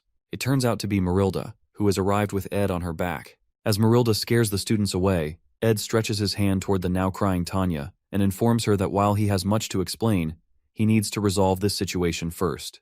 Several days before Ed appeared on the podium, Marilda visited Ed in her human form. She commends his improved magic power efficiency, but notes that it still isn't enough. Marilda then activates a spirit formula called Updraft, which lifts everything around into the air and restricts movement. Immediately, Jix is thrown into the air. Ed assumes that Jix's growth at this point in the plot has maxed out. He also considers that he hasn't used a large amount of magic power with the ring, yet he has completely exhausted his reserves. Having used every possible magic technique available to him, combined with Marilda's cheat-level secret technique, it seems he will win. While Marilda complains about being summoned in this form, with a small mouth, no fur, and no tail, she suddenly detects Jix behind her. However, because movement is difficult in this form, she is unable to stop him before Jix gets his sword right in front of Ed's neck. Quickly, Ed accepts his defeat, and Jix disintegrates his sword. Jix is impressed that Ed has trained himself so much in just 1 year. Ed realizes Jix has grown stronger than he did in the original plot and wonders how that happened. When Ed mentions this, Jix explains that watching Ed grow stronger daily pushed him forward as well. As they both lie down to rest, Ed reflects on how he has done everything he could to keep the plot on track, partially to maintain his knowledge of the future, but also to ensure Taylor's victory in the final act. He once believed the plot was the only answer, always managing to steer it back on course. He feared factors beyond his control, and after hearing of the knight's escape, he hesitated to save Tanya. Now, what little remained of the original plot seems to have slipped from his hands. Still, he decides to focus on what he can do. Jix, who will be Taylor's ally in the final act, must grow stronger. Just in case, Ed has also trained himself and built reliable comrades. Although it may be naive, he considers that deviating from the original plot doesn't mean they are doomed to a bad end. On the day of the candidacy speech, all the students run for safety, and Joseph tries to calm them down because he has seen the high-ranking spirit before. Right in front of them, Ed removes his hood, and they realize he's alive. He walks to the microphone, introduces himself, and proclaims that he wasn't murdered by Tanya, whom he supports more than anyone else. As he speaks, Lortell walks away with a smirk on her face. Since Tanya already has the support of Janica, Lucy, and Princess Fenia, they still need the votes of Clebius, Elvira, Jix, Joseph, and Wade. However, it shouldn't be too difficult to win them over. After Ed clears the air, he finally feels at ease. Shortly after, he heads to the school's security office to explain how he used the Delheim's hourglass to survive. He stayed alone in a cave before being rescued by Janica and immediately returned to defend Tanya. The security leader recounts everything Ed has said to confirm the details, and Ed affirms them. By this point, he already has dark circles under his eyes from being interrogated by nearly 20 people. He hopes the investigation is over but begins to think otherwise when he is called to meet with the principal. Ed enters the principal's office, and Principal Obel comments that he must have had a hard time after reading all the investigation reports. He apologizes to Ed for the lack of security at an academy level, but Ed replies that the enemy was meticulous, and it would have been hard to detect this with regular security measures. The principal appreciates his comments but adds that it feels very deliberate. It seems as if Ed waited for Caddock and Knox to escape to inform the one who sent them about Ed's supposed death before he felt safe enough to reveal himself. Obel explains that he has no intention of digging into the internal conflicts of the Roth Taylor family, but as the head of the academy, he has to report Ed's appearance to the Imperial family. However, if he reports to the Imperial family, the Roth Taylor family will also find out that he's alive. When Ed suggests postponing the report, Obel asks why. Ed explains that his death was ordered by Crepin, his father, who is the real power behind the Imperial family, but Obel comments that he has no interest in matters outside the academy. When Ed continues to plead for a postponement, Principal Obel mentions that his grades are rising rapidly, and his reputation among the students is increasing. To Obel, it's as if Ed has become a completely different person, and because Sylvania always stands with its students, Obel assures him he'll keep his secret. Later that evening, Kylie stops a boy from approaching Tanya because her schedule is over for the day, and she doesn't accept inappropriate gifts. Meanwhile, Tanya approaches Ed, whom she had been expecting, and Ed congratulates her because he heard her election is almost certain. However, Tanya explains that she can't let her guard down just yet. Tanya's innocence has been proven, and she eventually received an overwhelming number of votes. But the major reason Tanya could receive these votes is because of Lortell's downfall. Lortell persistently framed the election as a one-on-one battle between herself and Tanya, making everyone forget the other minor candidates. And at the perfect time, when their supporters were fairly equal, an article about how Lortell embezzled trade funds and abused her business partners was released, causing her to naturally resign in disgrace. As a result, only Tanya's supporters remained. Sometime later, Tanya meets with Ed and notes that they haven't had time to talk since she's been busy running for office. She mentions that she wanted to thank him, but he reminds her that he's told her it's fine, especially as she kneeled before him with tears in her eyes on the day she announced her candidacy. However, Tanya interjects that the thing she wanted to thank him for was something else. She considers asking him an inappropriate question, but decides to ask anyway. She asks him why he supported her when she announced her candidacy, especially because he was supposed to stay hidden. She mentions that she felt as if he couldn't stand the injustice she was going through, so Ed agrees that that's why he did it. He mentions that she's his family, so it's clear that he'd take her side, which makes her smile. Since she's now student council president, she requests that he inform her if a crisis comes so she can do whatever she can to help. As Tanya walks away, Ed watches her with a smile on his face, but his reflection is soon interrupted by Lortell, who teases him about the touching statement he just made to Tanya. Ed wonders how much of what he said she heard, and asks her how she's been coping with the terrible rumors about her recently. She sits down next to him and cheerfully declares that it's all according to plan.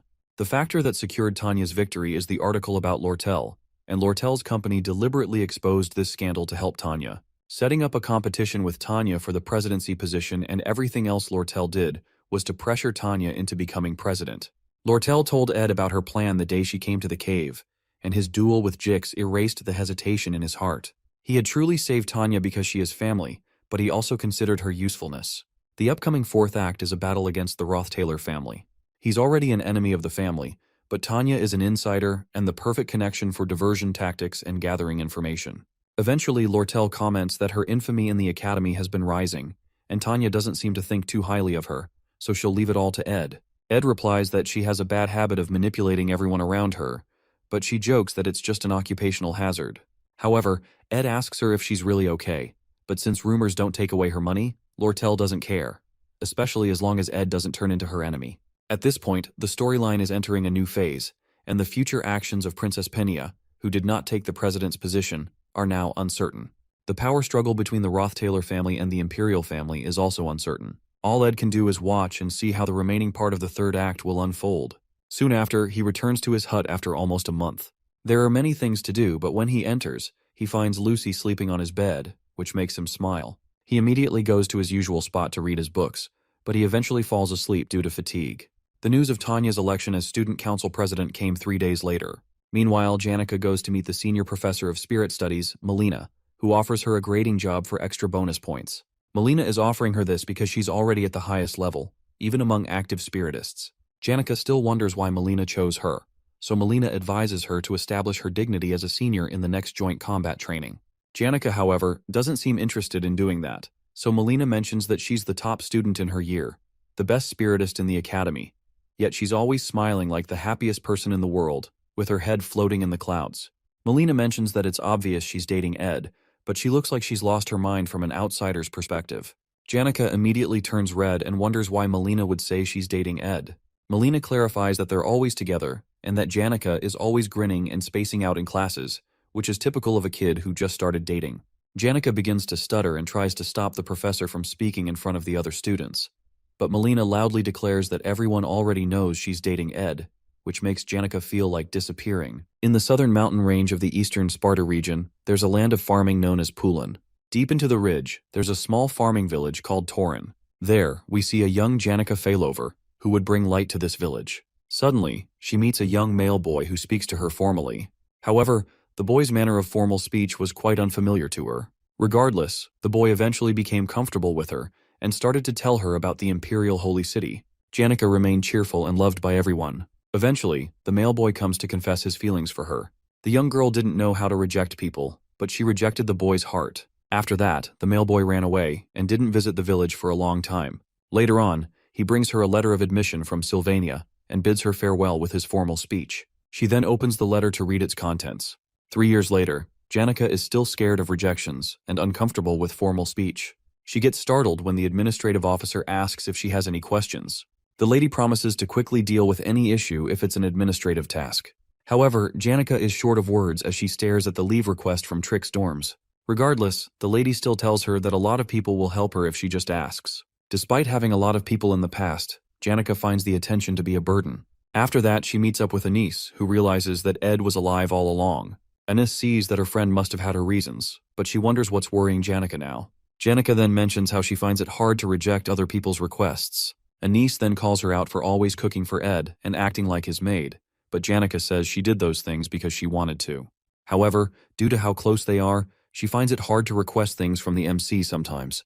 Anise then suggests that Janica should put some distance between her and Ed. Since they're so conscious of each other, she feels this would help. Nevertheless, Anise is worried that they might become too distant because of this. On the other hand, Janica thanks her friend for the advice and takes her leave. Anise tries to stop her, but it's too late.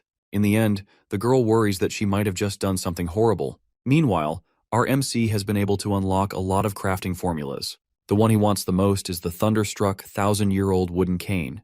The formula is quite simple, but the cane still has a very high force rank. Ed needs a branch from a tree that's over 1,000 years old and has been struck by thunder. He can easily find a tree that's old in the northern forest, but the issue is finding thunder. His attention suddenly moves to Lucy, and he decides to wake her up.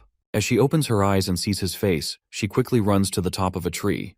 The protagonist then asks her why she's acting so surprised. Lucy tells him to talk, but he decides to postpone what he wants to tell her. Later on, Janica pops up at the camp. Ed notices that she's late, but she tells him that she has no particular reason to be late.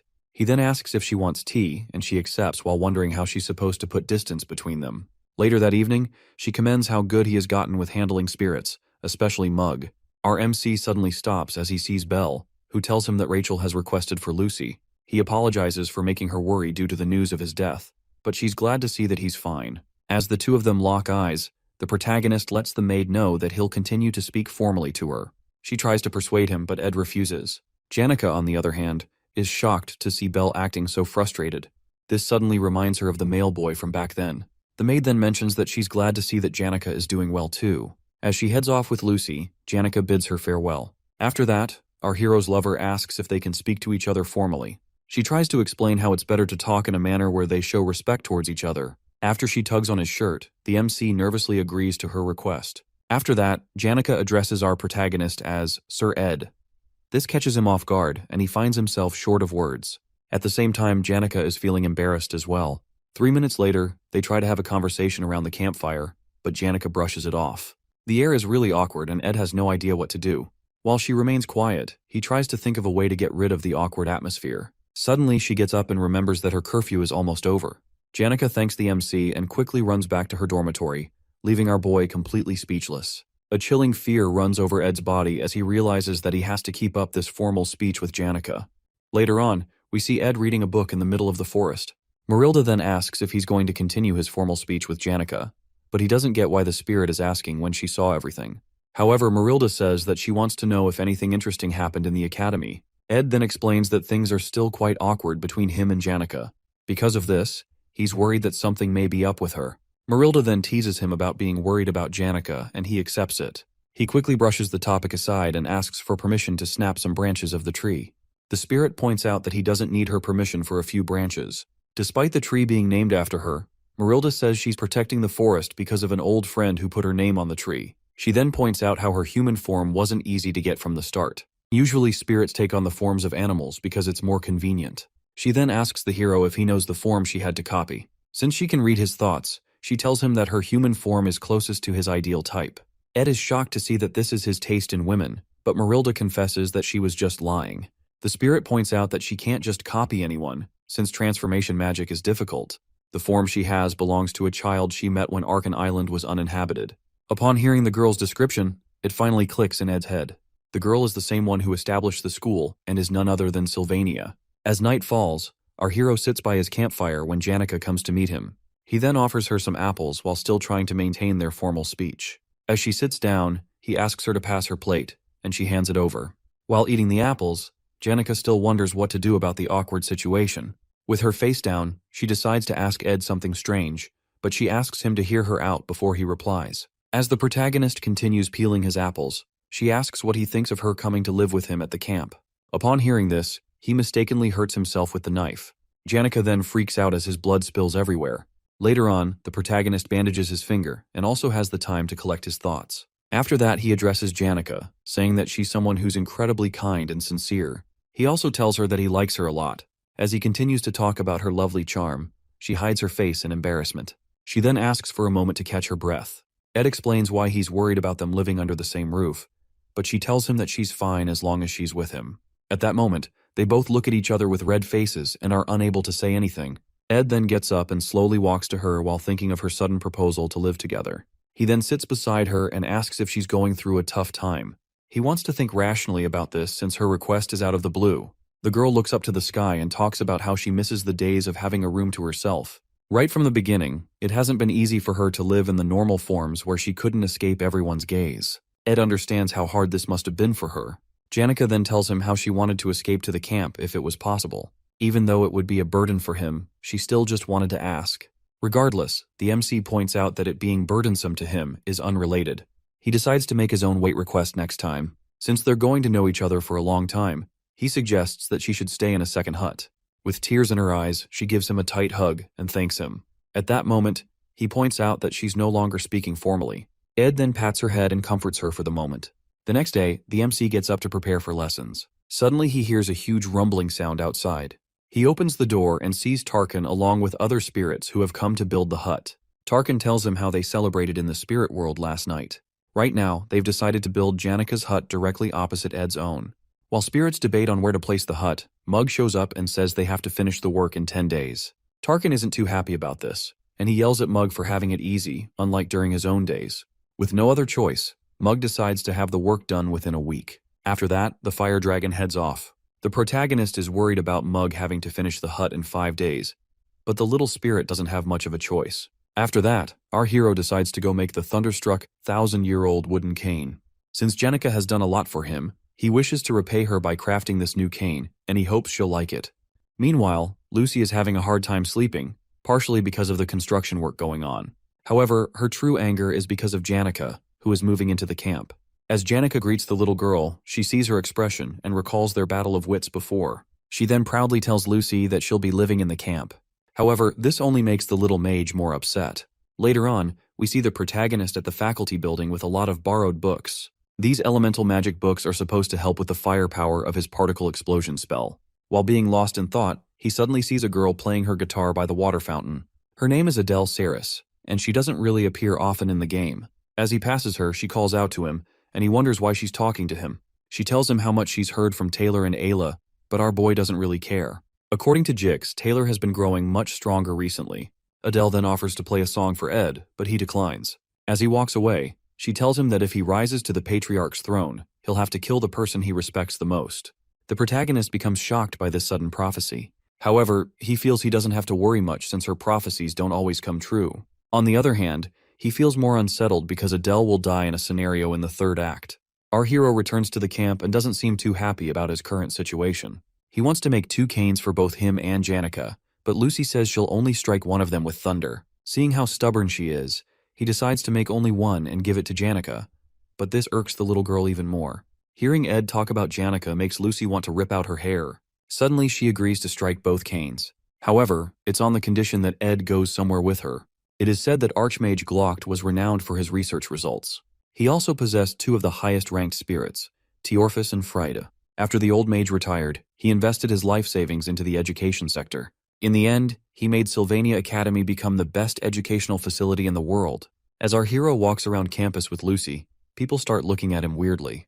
It's also said that Glocht met Lucy at a monastery in the Great Ramelin Mountains. The old mage was shocked by the little girl's magic talent. So, he spent his remaining days polishing this gem, which he had found. Sadly, his later years weren't so great. Not only did his wife die, but all his colleagues had passed as well.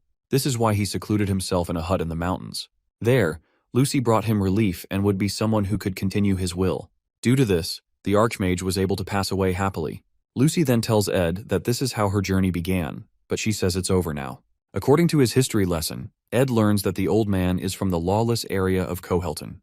However, Lucy says he's wrong because that's just where the Archmage spent his youth. According to her, Glock's hometown is actually Arkan Island. She says the old man was always worried about the academy and how his heart saw Arkan Island as his hometown. Back then, she covered his corpse with a blanket and froze the body with ice magic. At her young age, she was able to maintain the ice magic for a while and carried the body out of the hut. She headed south of the Romellan Mountains and passed many lands before arriving at the Clole Empire's borders. After that, she passed through many more counties, rivers, and forests, before finally reaching the Mexis Bridge that connects to Arkan Island. The journey took a toll on her body. According to her, it took her 3 months and an extra week to find a strange cave. According to her, this is where the Archmage and the Great Sage taught each other. She then takes Ed to where Glock's body is buried. There, he sees a book about spectral magic written by the Archmage. Glock's book on the southern views already cost 7,000 gold. Upon seeing this posthumous book, the hero can't imagine how much it could be. Lucy tells him he can take it since she already knows everything there. She feels she might begin a new journey soon, but she plans to keep her promise to Glock by protecting Sylvania.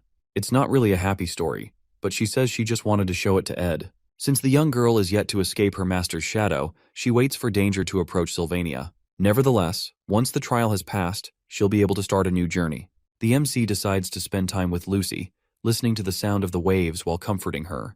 The atmosphere was just right, which is fortunate for them. Janica's cabin is finally finished, and she's shocked to see how fast it was built. She looks back and sees that the spirits are completely exhausted from being overworked. Mug tries to explain that this is all Tarkin's fault, but he pushes it aside and ascends with his companions. After that, Janica writes the word cohabitation on the ground and becomes increasingly excited at the thought of it. Ed's cabin door opens and Lucy steps out. She quickly gives Janica an evil look, and the girl is surprised to see her. After looking at the words on the ground, she takes pride in the fact that she's in a better position than her rival. Meanwhile, Ed unlocks the ability to use basic spectral magic. Mana particles gather at his fingertips, but Marilda notices that he's finding it difficult to use. Lucy says he'll get the hang of it after practicing a couple of times. She quickly shows off her skills by lifting all the work tools in the camp. Her face goes completely red as Ed pats her head and commends her for being a genius. The MC is shocked to see that a spectral magic can actually be learned in the game since it's basically the greatest power. Apart from the danger it poses, it's a very difficult magic to grasp. It'll be difficult for Lucy to teach Ed, which makes him wish that he had Professor Glast right now. His face becomes very grim as he remembers the professor. Suddenly, Jix approaches him, shocked to see him with another woman. At this point, he wonders what kind of trouble Ed will get into. The protagonist then unsummons Marilda and Jix apologizes for reading the situation wrongly. After that, the guy shows Ed the books he asked for. The protagonist decides to repay him, and Jix asks for assistance with his student council work. He is concerned about the request due to the last issue with Tanya, but Jix tells him that the council president wants people she can trust. The council president has already gathered some top students and plans to recruit more, including Ed. Jix feels that the protagonist will reject the offer because he already has a lot going on. However, Ed is shocked to see that he expected it. After Ed saved Tanya, a lot of things have become unknown, such as Jix joining the student council. The joint combat training will be happening soon before the third act's final event. During this event, there's a scenario where Claude loses in the final battle. Ed remembers it as one with a bad ending, but it's out of his hands now. Right now, the flow of things is all unknown to him. Later on, we see a giant carriage known as the Wheeled Palace, moving and being guarded by a lot of elite knights. On top of the palace, there are two people sitting, known as Archbishop Verdio and the Holy Pope, Eldine. The two dignitaries will be arriving in Sylvania soon. With Verdio and Eldane visiting, Tanya is pressured to make sure that preparations go as planned.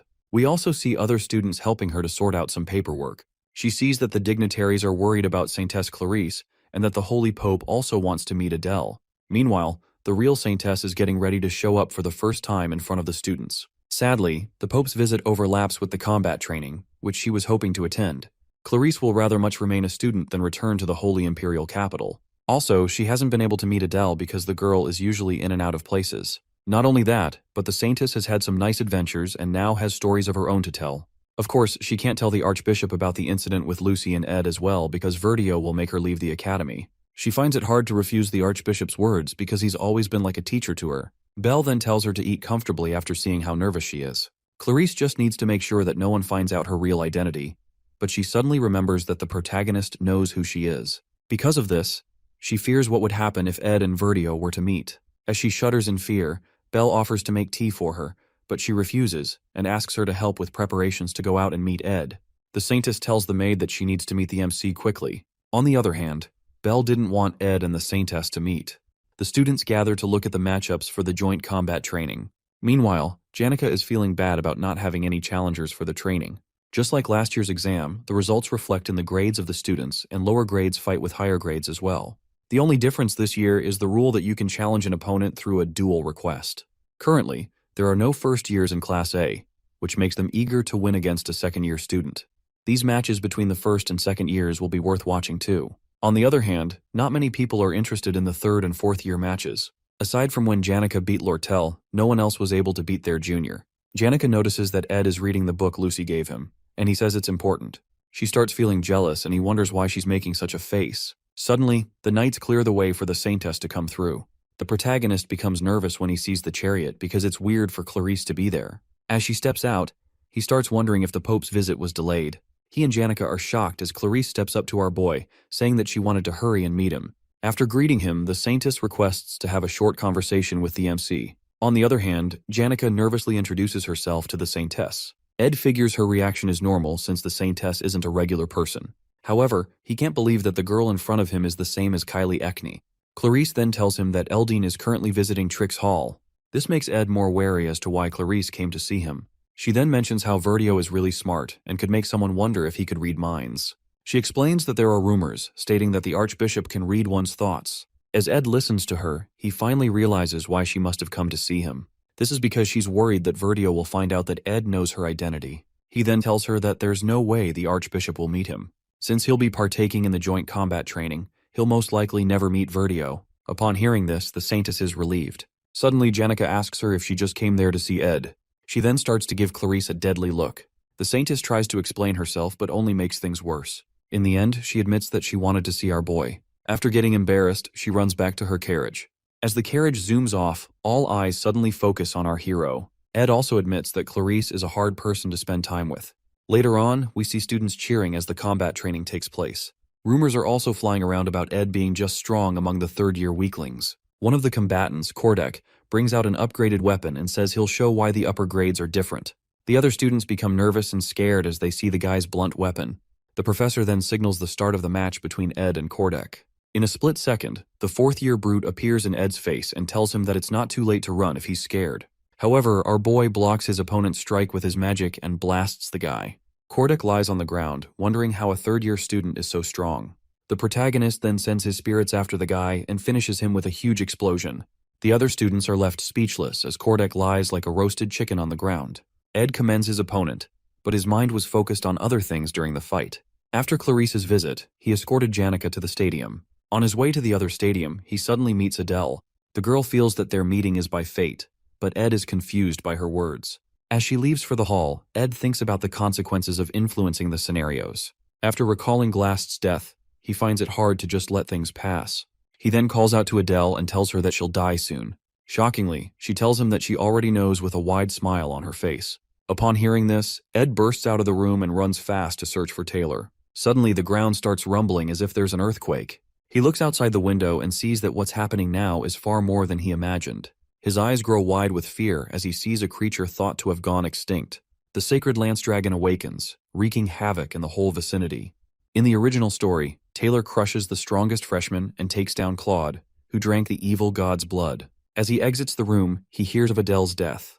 This incident causes Clarice to lose trust in the Order and become a different person. Due to this, players named her the Faithless Servant. As the Order dispatched troops to deal with Clarice, an awakened Lucy completely wipes them out. However, this is changed with the appearance of the sacred dragon, Wellbrock, which is supposed to appear towards the end of the main story. Ed wonders just what the hell is going on.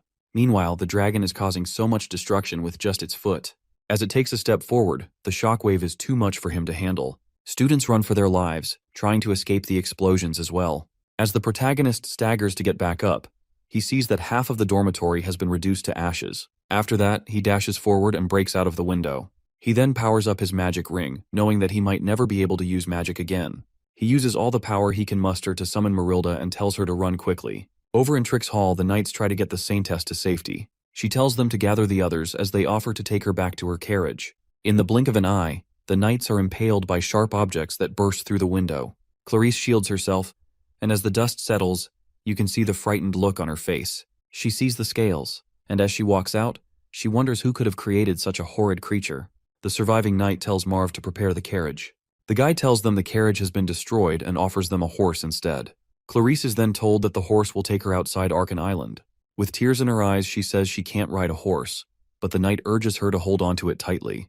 With his remaining strength, he taps the horse, and it sets off with the saintess. As Clarisse looks at the horrible scene before her, she recalls the stories that the archbishop once told her. Wellbrock rages out, and she rides to safety. With its magic breath that resembled the sun, it completely destroys everything beneath him. As Clarisse screams in fear, a barrier suddenly appears, defending her from the dragon's attack. She looks up and sees Principal Obel, who says that the dragon has awoken too early. Wellbrock raises its foot to crush Obel as the man prepares a spell. As things look grim for him, suddenly, purple chains sprout out and hold down the beast, thanks to Lucy. The dragon thrashes out and breaks the chains, leaving the young girl bewildered. After that, the dragon stomps her back to the ground, shattering the earth. The shockwave is so strong that Clarisse can barely hold on to her horse. Luckily, Lucy survives, thanks to her magic shield. Obel then thanks her for buying enough time for him. He then unleashes a high-ranked defensive magic to hold back the beast. Lucy also comes in to support him. Meanwhile, the Saintess is completely traumatized by the dead bodies around her. She needs to run away quickly, but the fear and shock have left her confused about what to do. Suddenly, Ed shows up in front of her, and he's glad to see that she's safe. He extends his burnt-out hand to help her up and explains that he knew she would be at the Trix Hall. He also tells her that she can't escape the dragon's range even if she were to leave the island. The protagonist then helps her onto the spirit wolf. He looks over to Lucy and Obel, knowing that their strength will barely be enough to hold back the dragon. In the original story, Taylor would raise his power and acquire the ultimate swordsman form. At this point, Ed wonders if he should give up, but he then tells Marilda to run. In order to resolve this, he needs to find out what caused the plot to change. At first, he blamed himself for the recent changes in the plot, but this doesn't explain why the final act of Chapter 5 is taking place now. In order to find out what summoned the dragon, he needs to get information about the major characters of Act 3. Lucy is currently fighting the dragon, and Clarisse has no idea what's going on. Since Taylor must be trying to save people, Ed is shocked to see who this leaves out. Over at Nail Hall, as the students are running for their lives, Adele sees that the combat training plans have been cancelled. However, she is sure that fate will allow her to meet the Saintess one day. As the battle goes on, Ed figures if he finds Adele, the truth will be revealed. With him using the ring to borrow power from his future, he doesn't have much time. He arrives at the Offus Hall and tells Clarisse to head inside. However, it turns out that the barrier wasn't able to block the dragon's scales. The Saintess shudders as she sees that most of the students are dead. The protagonist quickly grabs her land and runs inside, knowing that someone is still maintaining the barrier. As he rushes to the top floor, he finds Belle's body impaled by scales. Clarisse offers to use holy magic to save her, but Ed already knows it's hopeless. Our hero figures that Belle crawled up to the top floor after suffering the dragon's attacks. With her remaining strength, the maid gives the MC a key before passing out. Knowing her, she'd say she did what she had to do. Tears flow down Clarisse's eyes as she looks at the dead maid. As Ed closes Belle's eyes, Clarisse believes that the maid will be all right. However, the protagonist grits his teeth in anger and runs out of the room with the Saintess. He opens the door to Clarisse's room and tells her to keep a strong heart while he heads out. The Saintess tells him it's too dangerous, but as he tries to explain how things are outside, his words get cut off when he sees a huge gathering of mana particles in the air. He notices that it's aspectual magic and begins to search through all the books in the room. He feels the book he's looking for has to be there. Eventually, he comes across Glock's introduction to aspectual magic. As he assesses the situation, he notes the method of aspectual magic being used is nothing like he's seen before. Meanwhile, the Sacred Lance Dragon blows down fire on Obel's shield, and he can barely hold on any longer. As the flames head for where Ed is, he finally figures out why things are so weird. When Clarisse asks if he has figured out something, the dragon's flames burst through the window, causing a blinding light to shine in the room. The entire room is destroyed in a huge explosion, and as the dust clears, there's barely anything left of the building. The Saintess then opens her eyes to see Ed standing over her with an iron rod through his body. While barely holding on, he tells her to ask for help if she needs it. Tears fill her eyes as she looks at him. He suddenly starts calling out some numbers, but the Saintess tells him to save his strength as she tries to heal him. Sadly, her efforts aren't enough. Our boy then dies and falls on her shoulder. The aspectual magic outside starts to grow bigger. Meanwhile, Clarisse cries out, wondering why everyone had to die like this. She holds on tightly to Ed, begging and apologizing for all that has happened. Suddenly, her eyes open, and she sees herself back when she met with Ed and Janica. The students around are wondering why Clarice came to meet the protagonist. With the confusion, Ed asks the Saintess why she came to meet him. She suddenly dashes over the table and rips his shirt open, embarrassing our boy in the process. She doesn't see any wounds on his body and wonders how this is possible. Janica quickly calls her out for her actions. Clarice sits back down, breathing heavily, and wondering if everything she just experienced was a dream or a hallucination. She doubts the possibility after seeing the blood marks on her hand, and she realizes that she must have come back to the past. The Saintess recalls how she came to warn Ed about Vertio. After that, she went to Trix Hall to wait for the Holy Pope. While waiting for the Pope, the Sacred Lance Dragon attacked, and a lot of people died. Right now, she stares at her hand in complete disbelief and fear. As Ed calls to her, she quickly grabs his hand and runs off with him. He tries to tell her that she needs to meet Eldine as he gets shoved into the carriage. On the other hand, Clarice desperately says that they have to hurry to the Mexis Bridge. As the carriage speeds off, the other students are still confused by what just happened. Janica wonders if the Saintess is eloping with her love. Meanwhile, the protagonist tells Clarice that her actions will cause problems. She then tells him how a dragon will attack the island and everyone will die. Clarice explains that she already died once and has now returned to the past. Back then, Ed was about to tell her something before being crushed by the rubble. However, she reminds him that he told her to come to him for help no matter what. Upon hearing this, our hero has no idea how to respond. As they get to the bridge, they have to wait for the inspection personnel. Ed tells her that it's better to go back and meet the Pope, but she starts reciting the numbers that he said back then. Upon hearing this, Ed is completely shocked. The carriage's driver notices how crowded it is and tries to tell the Saintess that this will take time, but Ed tells him to get through fast because there's an emergency. He tries to highlight how everyone will be in danger if they don't break through. The coachman then tells them to hold on tight as he breaks through the crowd. Our hero decides to believe Clarice after she recites the numbers that no one else in that world would understand. Those numbers were his military service number before he came into this world. As they ride off, Ed starts to understand why the Saintess chose to escape. For time to have been rewound, it means a spectral magic was definitely involved. While he continues his explanation, Clarice asks him to allow her to lie on his chest for a little while. Meanwhile, Ed figures that the magic used should have been impossible with a human's magic power. Suddenly, Wellbrock rises up and roars loudly over the horizon. Clarice screams in fear, but they have successfully escaped this time. However, the same nightmare occurs again for her. She turns back to look at Ed, who calls to her and is terrified to see him impaled by the dragon's scales. As she weeps, she tries to heal him and apologizes for not being able to help him again. Once again, our hero has died for her sake, and all she can do is say sorry. Nevertheless, Ed comforts her, telling her not to cry and saying that he's sure that he'll help her again. After those final words, he dies. Clarice begins to blame her blessing, wishing that Ed had it instead of her. As she wishes to return to the past once more, she finds herself at her initial meeting with the protagonist again. As he asks why she came to talk, she rushes to hug him with tears in her eyes. This time around, she swears to save him. She quickly shoves him into the carriage again and tells the driver to head towards the east. After explaining the situation to Ed, they decide to find a place to hide. However, the dragon's attacks still reach them, and the protagonist dies by her side again. She regresses for the 4th time again, but Ed still dies in a cavern by the Western Sea. On her 12th time, they go to Glast's secret lab, but the dragon still strikes them there. Clarice regresses up to 22 times, but the results are always the same. Again and again, Ed keeps dying, and Clarice only sees herself in a pool of blood and misery. No matter where they ran to, the Archbishop and the Holy Pope were never present, but our hero kept dying and saving the Saintess. She calls out Ed's military service number to him again and wonders what to do now. Meanwhile, they're back at the Mexis Bridge where inspections are taking place. As Ed leaves the carriage, she expects him to yell out how they need to pass, but this time he asks the driver to stop. Then, he asks the Saintess to get off because he can tell that she has been through this process a lot. Ed gives her his jacket and tells her to get some rest. He then tells her that he knows some people worth asking for help from. Clarice asks the protagonist to run away because she's tired of seeing him die. Despite trying countless times to save him, nothing worked. In the end, all her efforts are in vain. Ed tells her that it's okay and wonders why her wounds won't heal, despite going back in time. As he tends to her wounds, he notes how the holy magic's blessing protects her body and gives her resistance against the same type of magic as well. This means that time is being rewound due to holy magic in the first place. She then realizes that Ed must have found this out when he was searching through books the first time he died. With this, he tries to show her that there's hope. As she flings herself on him, he asks how many times she has repeated the day. The Saintess tells him that she lost count after the 10th time. Ed tells her to calm down and commends her for coming this far. As she looks up at him with her teary eyes, he tells her to leave it all to him. Now, they have to remove the source of this issue. Ed finds it strange the way Clarice changed after Adele's death. The faithless saint was basically a destruction of her original character.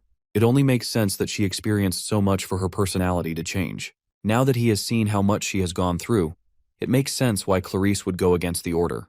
This also means that the original story hasn't changed. Later on, Ed storms into the nail hall and tells the Saintess that they need to stop the resurrection of the Holy Lance Dragon. They need to find the Archbishop and the Holy Pope, but no one knows where they are. She finds it strange because these two dignitaries should attract attention normally. As they enter the training room, they see Taylor and Wade sparring. Taylor gets distracted and hit on the head, then their attention turns to Ed and Clarice. Ed quickly covers the Saintess with his jacket and moves through the crowd. Seeing that they have to find Verdio and Eldane quickly, our hero meets with Lortell, who will most likely know their whereabouts. As she grabs the hero's hands, she's shocked to see that Clarice is with him. She calls him out for trying to hypnotize the Saintess, but Ed tells her that he needs to find someone quickly, and he offers to pay any amount of money she wants. Upon hearing this, Lortell asks him to explain what's going on. At the carriage depot, she successfully gathers all the intel and teases Ed about charging a high fee. She understands Ed's behavior, but doesn't understand why the Saintess has changed so suddenly. The protagonist begins to tell her how the combat training will be ending soon, and he also highlights how she keeps a clear head in most situations. He then tells her to stay calm and believe what he's about to say. With time running out, he starts explaining the situation, and Lortell can't believe her ears. Suddenly the ground begins to rumble and destruction engulfs the city as the dragon begins its attack again. Ed uses his body to protect Lortell from the scales, leaving her shocked by the current situation. As the dragon moves, the tides shift, and a great storm befalls the city. As Lortell comes back to her senses, she sees the protagonist leaning over her with injuries. He then asks her how much she wants. She is speechless for a moment but decides that she owes him for saving her life. From the intel she gathered, Verdio and Eldane used a concealment rune to hide their movements. However, they headed towards the academic cathedral in the faculty building. As Ed and Lortell head towards there, Clarice bursts out of the carriage and tries to stop Ed. Seeing how worried the Saintess is, Lortell starts to feel awkward. The merchant girl then tells them to get moving. Luckily, there's a horse that can still get them to the faculty building. Ed gets on it and asks for the reins. As Lortell hands it over, she tells him that one of them needs to stay back. She quickly helps Clarice to get on the horse and tells Ed that she believes in him. While Ed swears to repay the favor, she quickly grabs him and plants a kiss, leaving the Saintess feeling awkward. Clarice then looks at Lortell and notices her deadly gaze. Nevertheless, Lortell now has her insurance. After that, the horse starts to move out. The merchant girl then tells Clarice that clinging onto someone's property can get quite messy. After bidding them farewell, she slowly walks through the field of dead bodies. She forces herself to put on a smile as the dragon is about to crush her, but those who laugh in the face of danger find themselves as the victors in the end. While Obel and Lucy fight the dragon, our hero and Saintess ride off to find the culprits of this calamity. Ed tells Clarice to take to heart what he has told her. However, she wonders how he's so calm in the midst of all this. Suddenly, their horse gets struck, and he shields her as they fall to the ground. As she opens her eyes, she notices that Ed is bleeding a lot. However, he tells her not to worry because he's had far worse injuries.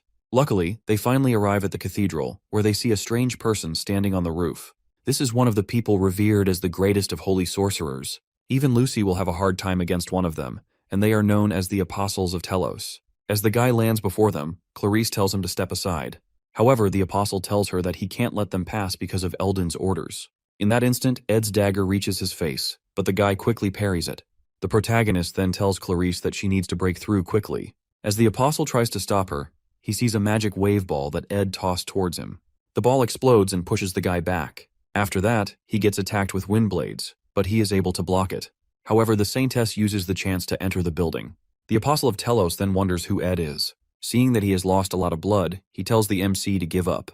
Suddenly, the ground begins to rumble as Ed charges his mana and gets ready to fire a magic arrow.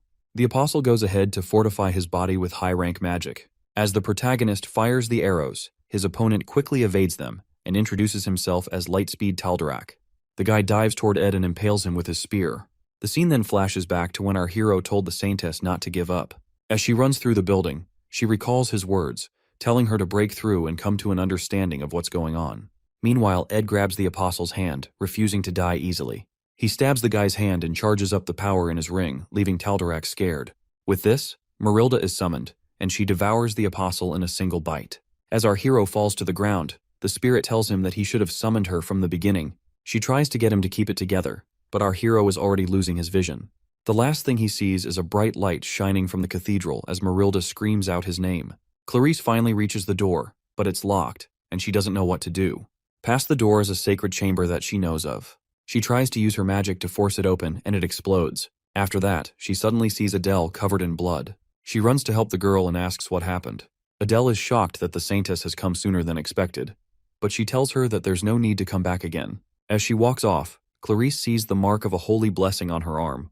For that one mark, the holy dignitaries must be gathered, and there is only one person who can have this blessing inscribed on their body.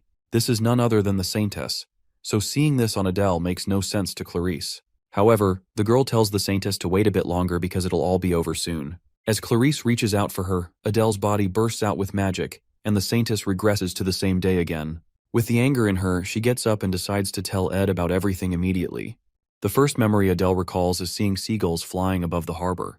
There, two kids are running around and playing. She then tells them to be careful and watch where they're going. Her parents ran away from their homelands to the trade city of Oldek to seek refuge from the war. Sadly, they were still used and scammed and could barely afford a piece of bread for the day. One day, while she's enjoying a nice meal, her dad tells her he'll be back soon after taking care of something. As the man walks away, he occasionally takes a look back at his daughter. Meanwhile, the wonderful sandwich Adele had tasted like nothing at all to her. After that moment, she became an orphan. She then goes to Delderos Orphanage, where she worked together with the other children. Luckily, they were able to rest occasionally and receive support from the Telos Order. She also learned to play the lute, which made her spend more time at the church. One day, Archbishop Verdio gets congratulated on his entry into the Holy Imperial Capital. While Verdio thanks everyone, his robe suddenly catches fire. As the fire begins to spread, it is quickly doused with a bucket of water. The Archbishop is shocked to see Adele with buckets of water. He then asks her how she knew it would happen. She tells him that she has dreams about the future, but she can't see her own future. Upon hearing this, Verdio grabs her hand and calls her the Saintess of Telos. Just overnight, Adele saw herself at a table with luxurious meals and the respect of high-ranking clergymen. Her new life was incomparable to the one she lived in poverty. She received baptisms from the Holy Pope, Verdio, and the greatest apostle. She also bore the Holy Magic's blessing on her body. With this, her holy power grew stronger. All that remained was the baptism of the stigmata, and for the first time, Adele was able to see her future. Later on, Verdio lashes out at her because she wants to give up on being the Saintess.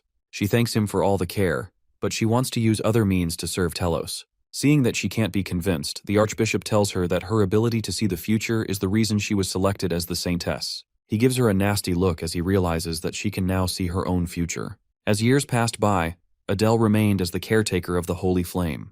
As she plays the lute through the night, her future would appear once she fell asleep. There, she sees the feral dragon, Wellbrock. Verdio then decides to offer her as a sacrifice because his plans have gotten out of hand. While in the imperial capital, she heard a lot of things. Thanks to Emperor Kloll, the world was finding peace, but the Pope's influence was reduced. Verdio, who was also a businessman, knew that they needed to turn things around with fear and the miracle of God. They planned to summon the Holy Lance Dragon and have the Order subdue it. For this, Verdio was searching for a sacrifice which was none other than Adele. However, several years later, she meets Clarice, who has an incredible gift for holy magic. Clarice then asks her what she has to do to live a pure life. Adele stops her music, thinking of how to tell Clarice that it's her fault that she's the Saintess now. She then starts singing for Clarice while telling her to run away in her mind. As they enjoy the night, Adele hopes that Clarice will be able to run away. She would sing these songs, hoping that Clarice would run, but the guilt always came back to stab her. One morning, she decides to run away to the Sylvania Academy. As she walked through the place covered in blood, the students were speechless. However, she eventually realizes when and how the Holy Lance Dragon will revive. When she heads to the chapel, she meets Taldarak, who tells her that outsiders aren't allowed inside. She would then show her holy blessing mark and enter the chapel, where the apostles are waiting. There, she sees a chest containing Wellbrock's fang. She tries to convince Verdio and the apostles to stop, but they won't listen to her. Seeing that Saintess Clarice isn't there, they must have thought that tales of the dragon were fairy tales. However, the appearance of the mighty beast proves them wrong. In the end, Verdio tries to quickly get the Saintess to be used as a sacrifice. The magic circle on the floor would seal the dragon once the Saintess was sacrificed, so Adele decides to use herself as a sacrifice and endures the pain. Nevertheless, she didn't predict that the holy magic blessing would protect her body from the necklace. The aspectual magic within her gets pushed to its limits, so the process repeated itself again and again. Adele was shocked when Clarice managed to enter the chapel the last time. Now, she pushes herself to try 1 or 2 more times to finally end the loop. As she drags her bloody body to the chapel again, she suddenly bumps into Ed and wonders what he's doing there. Monsters infiltrated the world, causing it to succumb to despair. People fought until their last breath to safeguard the place they called home. Among those brave souls was the protagonist of this story, Carcelian Levandian, who fought against the menace just as viciously. Many years passed with him battling countless monsters, relentlessly piling up dead bodies with the only blade he had, and not an ounce of fear in his heart. Then finally, a day came when he fought Irn's brother from another mother. That bastard was one tough nut to crack. The battle was brutal, but he eventually took down the piece of shit. In the aftermath of the battle, he too succumbed to death. But fate had other plans. With his soul drifting through this endless void, he met a human boy hailing from some planet known as Earth. The boy's name was Seo Dojin, who was on the brink of death for some unknown reason. Before dying, he wanted to make a simple request to Vandayan, who immediately refused even before listening to what this boy wanted to say. After all, bro just wanted to die peacefully. He was done with all the shit. He lost his country to the monsters, lost his loved ones, and eventually died a dog's death. While this boy, Seo Dojin, didn't really want to live either, he desperately wanted his family to have a good life. Well, it seems like Vandayan is finally ready to listen to this dude's request. The boy lights up like a kid in a candy store and musters up the courage to say he wants his family to live peacefully. And so, our boy gladly takes on the job to protect this boy's family, and finds himself on Earth. Now rocking the body of that teenage boy Dojin, our guy is on a mission to infiltrate Namsen Gate, which is ranked C for obvious reasons. Only registered heroes are allowed to enter, so the automated machine keeps blaring at him to scan his ID card, which our guy obviously doesn't have. He simply crashes through the guarded and authorized building to enter the gate, triggering the security alarm blaring about the infiltration. Once inside, he starts walking around trying to find monsters to smash. That's when he stumbles across a party of heroes, folks who have official licenses and permission to be there. They assume our boy is someone who got lost and offer to show him the way out, especially since they're heading for the exit too. Dojin stays silent, giving off a weird vibe. Even these heroes can tell something's off. He's wearing casual clothes and doesn't look like a hero at all. Sure, porters nowadays dress more casually, but our boy's outfit is way too simple for its own good. And what's up with that bag on his back? For all they know, he's probably just a clueless porter who got abandoned by the party he originally came with. Then again, they're not so sure. Dojin finally speaks up, acknowledging why they're feeling super skeptical, but makes it clear he came here on his own without any hero's party. Hearing this, one of the heroes sighs, understanding the reason behind our boy's presence. He has seen plenty of cases where people catch a hard boner to become a hero and hunt monsters after watching some flashy TV commercials. But that burst of motivation can get someone killed real fast if they barge into gates recklessly without going through legal procedures. First, you need to get officially certified as a hero. Then you go through training and testing. Not to mention, this gate is C rank for a reason.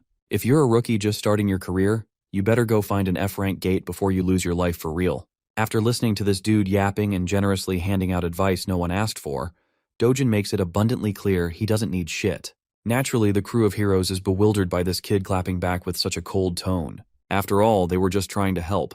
So they get a bit pissed, but the leader tells his comrades to hold their horses. If the guy doesn't want help, then fine, leave him be.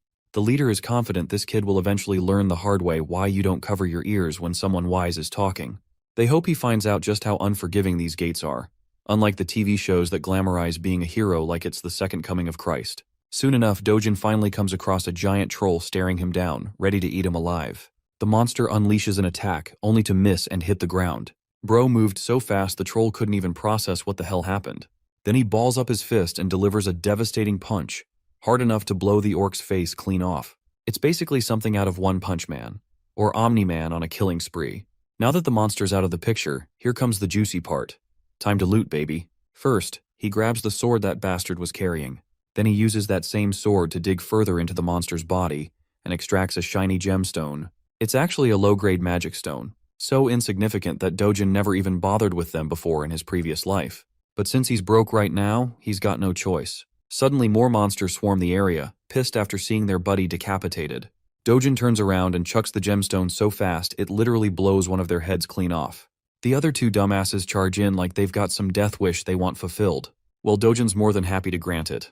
While he's wreaking havoc, we cut back to the crew of heroes trudging through this monster-infested territory. Currently, their minds are still stuck on the encounter they had with that young man. The orange-haired woman is actually worried about Dojin's well-being, fearing he might end up dead. But the leader of the pack assures her that's highly unlikely. If he is some unauthorized guy who barged into the gate, agents from the control center will find him soon enough. Those agents on missions are always B rank or above. And since this gate is C rank, there's no way in hell he's dying here.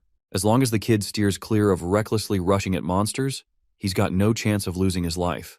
The Baldy agrees with his leader's assessment. He's pretty sure the arrogant brat must be trembling in fear, waiting for the agents to save his ass from doom. Well, the story is pretty much the opposite.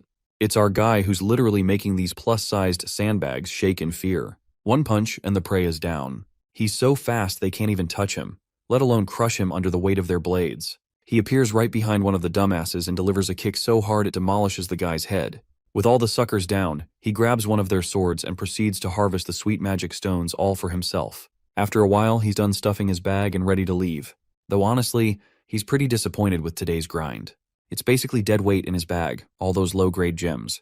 Right then, one of the agent guys finally spots him and calls out to his buddies. Before our guy can fully turn, those suited men give him a tough stare down. First, they explain they're from the gate control center and suggest he show his hero registration card. If he's unregistered, he has to come to the control center with them. Our guy isn't sure about that, which makes the suited dude tense up even more and get colder, insisting he cooperate and follow the proper procedures. The only response the suits get is annoyance etched all over our guy's face, and all this unnecessary drama killing his mood. Then again, bro ain't got the energy to argue. He just turns to leave. Since words aren't working, the suits threaten handcuffs if he refuses to comply. Physical force may be used if necessary. One of the more impatient ones dares to grab our guy's hand and threatens him with the injuries he'll sustain if he refuses to cooperate. What's worse, all responsibility will be on his shoulders. So it's everyone's best interest to solve things with words, not violence. Seems like Dojin's done with all the yapping, so he grabs that bastard's hand back and warns him to stop sticking out like a thorn in his path. This chilling warning makes the poor suit guy instinctively scared. A chill runs down his spine. The other two bastards pull out their magic-infused batons. They're actually grade 4 magic staffs, powerful enough to subdue an orc. But they don't have enough power to hurt our guy physically. So he aggressively twists the bastard's hand, making him whine like the whiny bitch he is. Bro then issues a final warning. They better leave now if they don't want to lose the last shred of dignity they have left. Eventually, duty-bound suits are forced to retaliate with violence. They try their best to tag our guy with the magic staffs, but none succeed. Our guy delivers a crushing blow right into the back of one bastard, then hits another in the belly. Next, he focuses on the guy in glasses, the last man standing. The last dude senses what's coming and gets tense. Dojin blurs away, vanishing into thin air, causing the bastard to panic at literally seeing a man disappear. Then, out of nowhere, comes a sneaky punch right into the gut, making the bastard stagger backward in pain. Seems like Dojin is tired of all the bullshit and agents chasing him, so he finally starts thinking about registering as a hero after all. The agent assures him that as long as he avoids shady or illegal stuff, no agents will be out hunting him. Dojin then questions this thing called a rift, a question that completely throws the agent off. Quick context on how this world operates. There are multiple passages connecting to another world where strange monsters live. These passages are scattered across the world. The gemstones harvested from monster corpses are used as new energy sources, making them highly coveted. Because of this, the government oversees these passages to maintain full control over each one. Every government-controlled and open passage for heroes is called a gate. Passages that aren't controlled or enclosed are known as rifts. Back to our boy, who finds it ridiculously annoying that these suits follow him everywhere, accusing him of trespassing no matter which gate he passes through. The poor agent explains that if an unregistered hero enters a gate without permission, the control center is automatically notified, and agents waiting nearby are dispatched immediately. Since our guy is thinking about entering a rift, the agent makes it clear these aren't as easy to access as any gate. Trespassing into a rift results in a strict punishment, no warnings, no plea deals. Dojin isn't interested in hearing any of that, so he grabs the poor guy by the face and throws him aside like a trash bag. By now, the poor agent regrets not calling headquarters. This shit's way over his pay grade. Before leaving, Dojin takes one last glance at the trash agent lying there, thinking about what a weakling this dude actually is. The weakling seems to have a fractured arm and is busy shouting threats, promising to catch our boy and put him behind bars. The scene transitions to Seoul, Gas and Digital Complex in Gyeongcheon District. This giant building is now known as the Hero Complex. Here, all trades related to magic stones or anything found in the gates go down. And nowadays, this place is busier than ever. Dojin can be seen heading toward one of the stores that deals in buying and selling magic stones. Upon entering, he's greeted by this Gen Z bastard, busy scrolling through brain-rotting Insta-reels. When Dojin says he wants to sell some magic stones, the cunning shop owner immediately starts preaching about his business, claiming this branch offers the highest prices to their clients. He even goes as far as saying they're the best in the whole country. Dojin finally puts all the low-grade gems smeared in monster blood on the counter, causing the store owner to put on this sour expression like he just got boned from behind. He's seriously grossed out by all the blood stuck to the stones. Regardless, he doesn't complain and moves forward with the transaction. Dojin is asked if he wants some coffee while the stones are being processed. A little while later, he is sipping coffee while the shop owner carefully cleans the blood off the stones. Afterwards, the owner calculates the total amount due. There are 12 low-grade magic stones, 16 medium-grade ones, plus 5 upper and lower-grade stones as well. After deducting a 40% commission, Dojin is set to receive around 5.5 million won. Well, our boy isn't too comfortable handing over 40% as commission. It just feels unfair because he did all the hunting and wasted his time. So how the hell does this bastard think he's entitled to nearly half the money? The shop owner proudly claims he's being generous, charging only 40%, especially since every competitor in this business charges 45% or more. He's so confident that he even offers Dojin to take his stones back if he doesn't like the price. After all, no one else will offer more, or at least that's what this bastard claims. Our guy ain't falling for that trap and starts stuffing his precious stones back into his bag. Seeing his tricks aren't working, the bastard grabs Dojin's hand before he leaves and demands compensation for the appraisal and the coffee he drank. It's 30,000 won for the appraisal plus an extra 10,000 for the coffee. Not to mention, all the blood he had to wipe off ruined his expensive towel. With everything added up, Dojin supposedly owes the guy around 350,000 won. Dojun isn't giving in to these unreasonable demands, no matter how hard this crazy bastard pushes. Seeing nothing's working, the bastard stoops to street-level tactics and threatens Dojin with the C-class heroes he has as his guards. Right then, those big guys barge in through the back door, asking why they were called. If anyone's causing trouble, they're ready to deal with them. Dojin in response shoots a sharp glare at the bastard, who stares right back with the same intensity. A while passes, and the scene cuts to the terrified, sweaty face of the shop owner, who had been acting cocky like he was the main character. But he got a reality check when Dojin took down his 3 pigs, without breaking a sweat, making it clear who the real MC is. My guy then walks up to the counter and smoothly negotiates the commission down to 1%, no questions asked. We all know there's no arguing when someone like Dojin is staring straight into your soul like that. So the deal goes through, and Dojin walks out with a fat stack of cash for the haul he collected with his sweat, or rather, his fists. His grandma and sister are both in total awe at the huge amount of money. Grandma-pa even suspects Dojin is pulling a fast one with fake bills. But the guy quickly clears that up, saying the money came from lending cash to a friend who started a business that ended up doing really well. Grandma isn't sure if her grandson even has a friend like that. He tries to convince Grandma with another lie that it was a childhood friend. Eventually, Grandma stops asking questions, at least the big ones. Meanwhile, Dojin's sister is super proud of her big brother for making their family rich.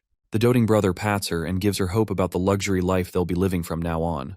The little girl just jumps around happy to be rich. Watching her so happy, Dojin realizes he's actually making progress fulfilling a promise he once made. He remembers the words of the owner of the body he's possessing, whose one dying wish was for his grandma and his half-sister Yunyoung to live safe and happy lives. That poor guy disappeared right before Dojin could say anything, and when he woke up, he had become Seo Dojin. Now his only mission is to make sure this little family lives safely and comfortably. For that, he wants to buy the safest house in Korea, which currently costs 110 billion won. For him, making money won't be an issue as long as he gets his original strength back. This world shares a lot of similarities with the one he came from, the one that was destroyed.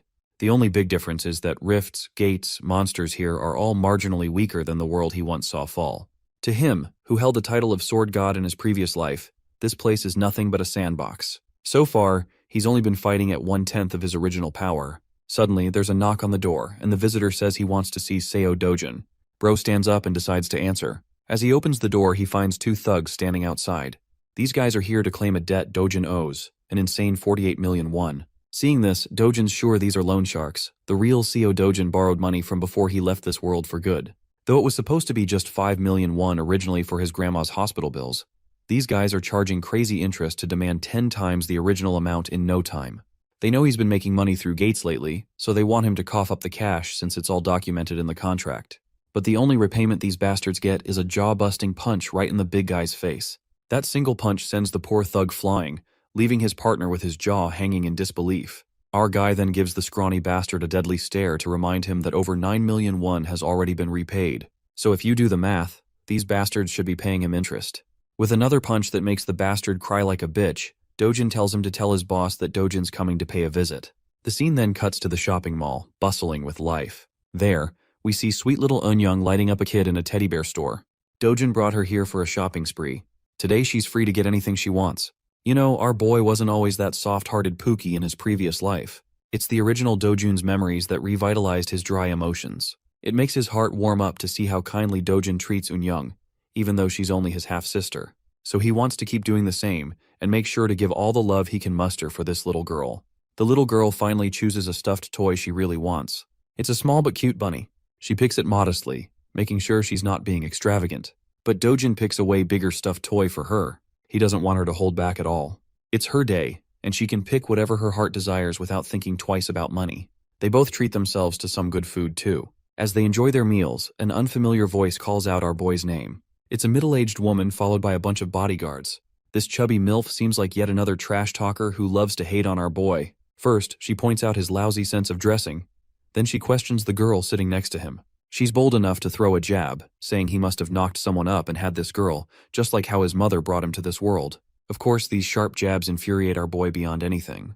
Meanwhile, the little girl has no clue who this lady is or why she's trash-talking so casually. This MILF then promptly turns her attention to the girl and asks her name. The girl introduces herself as Lee Yunyoung, which makes this trash MILF realize she's Dojin's sister. Out of habit, the woman throws a jab at her clothes too, calling her a mess. This bitch isn't sparing her deceased mother either. And all of this is just getting on our boy's nerves real bad. But for some reason, he's holding it all in, not trying to get aggressive with her provocations. Even this MILF is pretty astonished at how Dojin is keeping his composure, not falling for her traps. So this bitch decides to go one step further. This fat piece of work is bold enough to ask a child the meaning of harlot. Well, that's the last straw. Dojin snaps and calls her an ugly woman who belongs to a tribe of orcs. Of course, the woman is left wide-eyed and mind-blank after getting caught off guard. Let's have a little context to understand why Dojin has been tolerating this woman only so much. You see, Dojin was born an illegitimate child and lived in poverty. At the tender age of 7, his mother died, and he barely made it to his father's house. With his father marrying a new woman, he was shunned by everyone. It only got worse after his father's legitimate wife gave birth to a son, and Dojin was ignored completely. Things got so bad that he got kicked out of the very house he lived in. So he lived with his half-sibling at his grandmother's house. As our boy reflects back, he feels pity for the original Dojin who had to endure all this and still tried to keep a smile on his face like he had no pain in his life. But now he wants to change everything. Seems like this woman is his stepsister, which explains why he was trying to hold himself back. But he won't tolerate her no more. He recalls how he shared a roof with this orc of a woman, and she's just as disgusting as ever. Not only is her personality messed up and her appearance orc-like, she's also dumb as hell. He further crushes her spirit by dropping brutal bombs on how she's a wreck with an inferiority complex. That's the only reason she projects her insecurities onto others by calling them ugly. She's just a gold digger obsessed with others, and that's the real truth the world should know. As he continues to crush her under his sharp jabs, the entire shopping mall watches them like they're the center of attention. The orc lady is totally annoyed and about to lose it, but then Dojin's stepmother walks in. Seeing her mom, the orc lady approaches her like the whiny bitch she is, complaining how this kid just shut her down with words. But this mother is aggravated to see her daughter whining like that and shuts her up with a cold glare. Not gonna lie, bro's got one heck of a stepmom. At first, I even thought the orc lady was his stepmom. The hot mama turns her attention to our boy and greets him with utmost grace. She's inviting him to come back home and hang out for some fun. But Dojin knows all too well that this facade his stepmom is putting up is fake. After all, she's the one who caused the most misery and unrest in the 12 years he lived with them. The woman continues reminding Dojin of things he never wants to remember, triggering his PTSD and making him go full serious mode. With a tone colder than your mother's jokes, our guy tells this bitch to get the fuck lost. That's a major slap to her dignity, being shit-talked by someone younger than her. She just twirls around and leaves with the last bit of dignity she has left. For real though, she wasn't expecting him to clap back so sharply. She's left wondering if he's the same guy who would just lower his head even when she slapped him for no reason. Her bitch of a daughter follows along, with their bodyguards also following the both ladies. Honestly, these guards played the perfect role of mannequins in this ordeal. Let's shift our attention to our boy. Seems like these two girls totally ruined the time our duo was having. So our boy decides to be on his way too. The way he reacted to his stepfamily was intentional. He wanted to make one thing clear. The Seo Dojin who couldn't even speak up for himself is gone. It's high time his trash family realizes that. We then cut to a Mercedes zooming down the road. Inside the car, we see both the trash mother and daughter.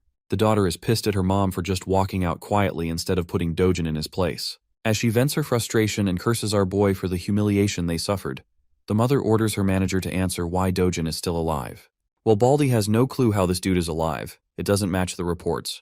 The woman blares at the top of her lungs about the bullshit this man is spouting. How the heck could he be alive if they made sure the job was done and clear? The poor guy assures her he'll look into the matter again and make sure this time the job is executed properly. Meanwhile, the trash daughter has no clue what her shady mother has been plotting all along. She's rattled hearing talk about killing and dying. Eventually, the mom poses a question to her daughter, wondering if she has feelings for Dojin. This catches the fat pig off guard, making her blush and flustered. Actually, she's worried about Dojin dying because if grandpa or dad find out, they're gonna be in serious trouble. The mother grabs her daughter by the mouth hard enough and drills her to stay the hell away from her business. The mother is dead set on claiming Dojin's life, with no plan to spare him, especially not after how he dared to talk back to her. Getting rid of him is the best revenge she can think of. A decade ago, the world took a turn to chaos with the appearance of the Rift. This terrifying dimension gave birth to monsters, spawning from the portal, armed with the objective of slaughtering humans upon sight. Their terror didn't stop. It was ceaseless, and eventually demolished the world, scarring it with destroyed cities engulfed in flames. However, just like the appearance of the dark forces, there came the emergence of the light in the form of valiant warriors called the Heroes. With their emergence, the first discovery of mana stones was made from the dead bodies of the defeated monsters. Back to the present. Dojin's going somewhere, reflecting how mana stones quickly shifted the world's dependence from traditional energy sources. Because of their key role, countries decided to center their attention towards the emerging rifts, basically claiming priority over them so they could extract resources. With the current state of the world in motion, all of its industrialization is completely reliant on the concept of gates and the dependence of heroes. And because of that, the profession that can be classified as a hero reaps high rewards. A consistent high salary can only be achieved via becoming a proper hero. Dojin's arrived at his destination, and it's actually the Yongdongpo HCS capital establishment. I know that's a mouthful, but you guys will see why he's come here soon. He finds himself entering the building, and upon first glance, the boss and his clowns look like your average run-of-the-mill thugs who want to scare people with their ugly faces. But Dojin is pretty chill about the situation. The boss puts out his cigarette and points out our boy's audacity to not only beat the crap out of his goons, but also to show his face at the door. It really shows that Dojin really doesn't give a flying fudge about anyone.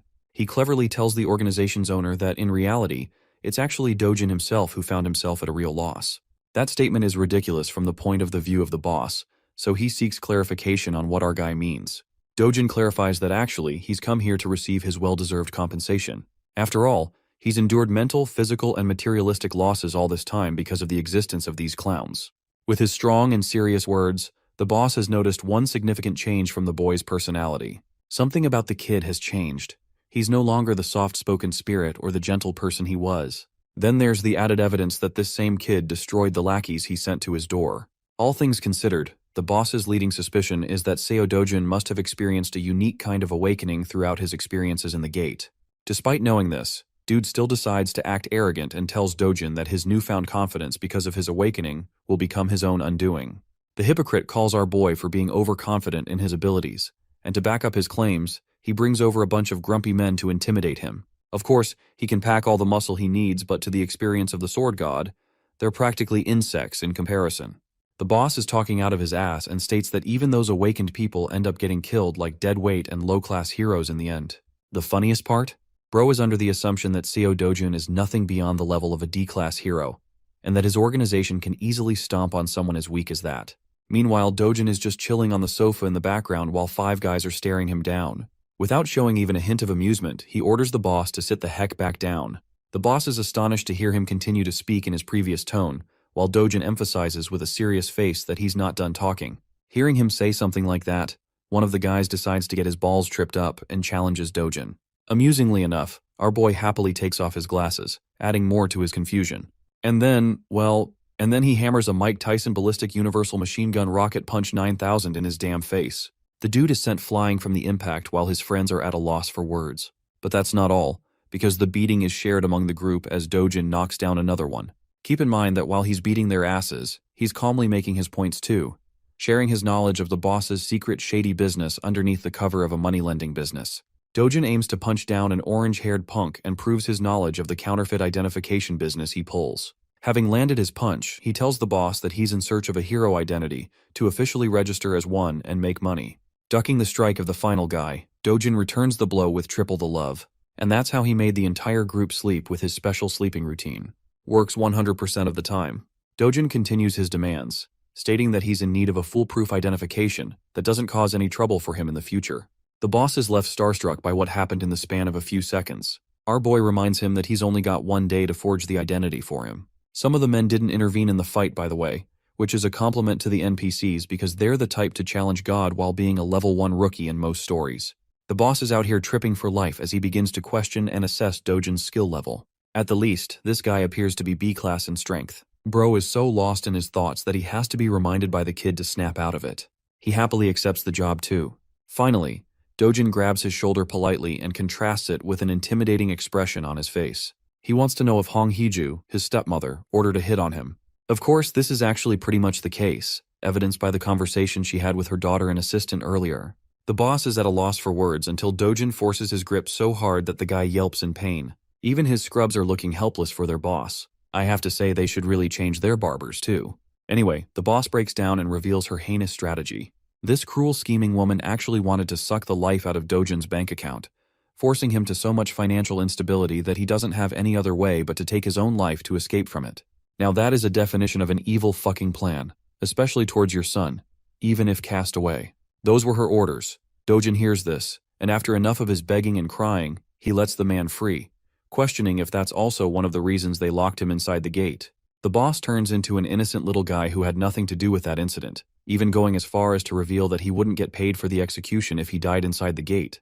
That's probably one plausible reason why he couldn't have done something like that, and it already has Dojin thinking. He utters the words Kang Cholwoo, which is actually the name of the guy who brought him to the gate in the first place. Effectively, Dojin wants to know every last piece of information of the guy until tomorrow. With his 2 demands stated, he leaves politely, completely changing the atmosphere of the room from which he first entered. After that conversation, Dojin is left with a deep contemplative state again. The real Seo Dojin only had one desire. He wanted to protect his little sister and his beloved grandmother no matter what. On top of everything that happened, it just adds another layer of misery and shows the kind of life the poor kid had to endure while being helpless. But not to worry, because the sword god is ready to do what he must in order to set the record straight. The following day, guess what? Our boy's officially registered. And he's also got a B rank rating, which is convenient, unlike all the other stories where the main character just has to be at the lowest possible rank for style points. Tapping the card on the machine, he proves the card's legitimacy because it recognizes his identity into the system. However, it warns him that the rank is still lower than the dangerous quest he's about to take. This is actually pretty annoying to our boy, who thinks that maybe he should have peeved the bastard to assign him a higher rank so that he couldn't run into these problems. Despite the system's repetitive warnings not to enter the gate far above his level, Dojin doesn't give a damn and goes anyway. Let's talk about the specifics of the Night Island gate. It's actually just a B-rank gate, but the logic doesn't mean a B-rank hunter can survive it. Heroes are always recommended a class higher than the gate rank for mission safety. Anyway, the scale of the dungeon is considered rank D, which means it's spread out and will be difficult for solo hunting. The good thing, however, is that it's in the form of tunnels, which means to some capacity, solo hunting won't be that hard for him this time. Because of the gate's scale, it is highly recommended that an A-rank hero take on the task. But the words risk and danger don't exist in our boy's dictionary. If anything, the worst that could happen is that he'll have to face off against an entire fleet of monsters in a narrow tunnel with little to no room. Dojin smiles at his first opponent, which is a giant serpent with a chaotic purple aura. For most heroes, this would be a sign of terror, but for him this is a sign of good luck, as he prepares his gauntlets to get the battle started. Oh, and by the way, the serpent has a bunch of its friends too, and their tongues remind me of the Alien movie. Anyway, they do their best to attack, but it's pointless because our boy is such a killing machine that he snatches and collects the mana stones like the monsters never even existed. The Black Killing Viper is a class of monster that is known for its hyperactive paralysis poison that can knock anyone down even with the slightest contact. With that in consideration, Dojin charges to propel himself at bullet speed and launches full swing. In a short span of time, he's about to slice and dice the creature all over its body, splashing blood until he severs the monster in half. With the creature defeated, Dojin notices his equipment. The gloves he purchased are ensuring the poison doesn't get in contact with him, and for the price of 300,000 won, they're holding their ground. Returning to the hunting session, Dojin turns his attention to 4 more of these ugly limbless lizards and begins blasting right through their heads with his powerful speed. More and more blood splashes out until the vipers are sent to the afterlife. Dojin stands there, busy searching for a bunch of magic stones by clawing from the monster's flesh. To his disappointment, there isn't any magic stone around, but this is according to the rules of the previous or the original world, and in that, These monsters only have a drop rate of 3% for mana stones. This means that he's got to hunt down at least hundreds of them for good loot. Walking his way along, he discovers Mr. Bonehead. You might be thinking it's the boss, but Dojin's got a different opinion, and as he asks the oversized serpent if he's the boss monster, because definitely the snake will answer like a good friend. Anyway, Dojin thinks it's a good thing this big guy appeared because he won't have to worry about getting lost anymore. Spiraling into an immediate strike, he plans to end the battle quickly to return home. But then, an unexpected thing happens. Despite having successfully landed a brute strike, his punch doesn't have any effect on the creature. Bro just gave him a tattoo on the head instead. While he's in the air and unable to dodge, the creature bashes him into the wall with its tail. Dojin sits there having crash landed. It probably gave him a reality check about the boss monster's strength, I think. The creature whips out its poisonous fangs and hisses at him like the average girlfriend when she's hungry. The creature attempts to bite him down, but luckily he evades the attempt. Using the momentum of his evasive maneuver, he bolts right back into motion with a powerful punch that connects with the creature's body and leaves more cracks against its hard shell. From this second attack, one thing has been made clear to him. The boss monster has an unusually tough exterior, making it a greater challenge than the rest of the vipers he disposed of. The shell is so powerful at his current level that he can't penetrate with one strike alone. This reverses the situation on him, making him question if he should aim for a different battle strategy. At his original strength, the sword god would mop the ever-living floor with this beast. But then suddenly he notices something. It's the sword of the warrior who lost his life fighting the boss. And now you guys are about to know why he's called the sword god and not the fist god. Even though the weapon is extremely worn out after the fight, he grabs hold of it, believing that a sword is only as competent as its wielder. With that knowledge in mind and the blade armed in his hand, he walks towards the monstrous snake. The creature propels itself forth to strike him down again. Bursting with incredible speeds, Dojin responds by going high up into the air, proudly declaring that the creature should be honored that he's going all out to kill the beast with a sword. Despite the sword's condition being crap, this guy literally unleashes so many flashing cuts in the span of a few strikes that it leaves the snake's body eviscerated. The serious fight turns into a funny conclusion with the snake dying in the background while our boy's sword is reduced to dust. It's a good thing he wiped the creature out while it was still holding on.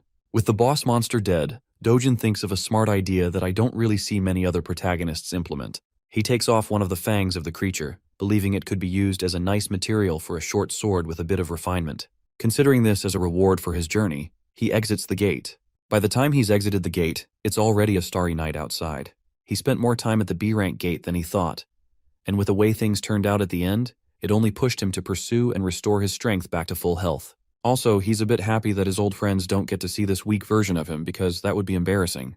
Back from the hunt, he goes to appraise and sell the magic stones. Before him, there's actually another hero who has come to present his great stash of magic stones. The cheap-ass receptionist treats him like shit and points out that the commission rate is the same as 40%. Even the innocent guy can sense the bullshit behind that overly high rate. He even calls it out, stating his concerns and calling himself a normal guy. The receptionist, just like what he did with Dojin, clarifies that their rate is actually the lowest among all the appraisal trades. The gate center is 5%, but that's without taxes. From the perspective of the sleazy appraiser, this is a great deal for heroes to have that earns them good money. The cash is handed to the hero, who doesn't really complain much, except concerningly asking about the dude's messed up face. The funny thing is how this guy is still repeating the same script even after getting his face bashed in. Bro plays it off, stating that a psychopath first obliterated his guards, and then he left him with this treatment. The hero thinks it's actually the fault of the receptionist for keeping low-ranking guards around at the C-rank level. After all, rank isn't the only thing that matters in their world. Skill plays a huge role too. Rank is actually a false representation of one's abilities and only updated to keep the system intact. The hero is wise to mention that the people of the same rank have a huge variance in skills and abilities, so they can't all be treated the same. Then there's also a difference between a lame watchguard who sits all day guarding the shop and a hero out there who is actively hunting down beasts for a living.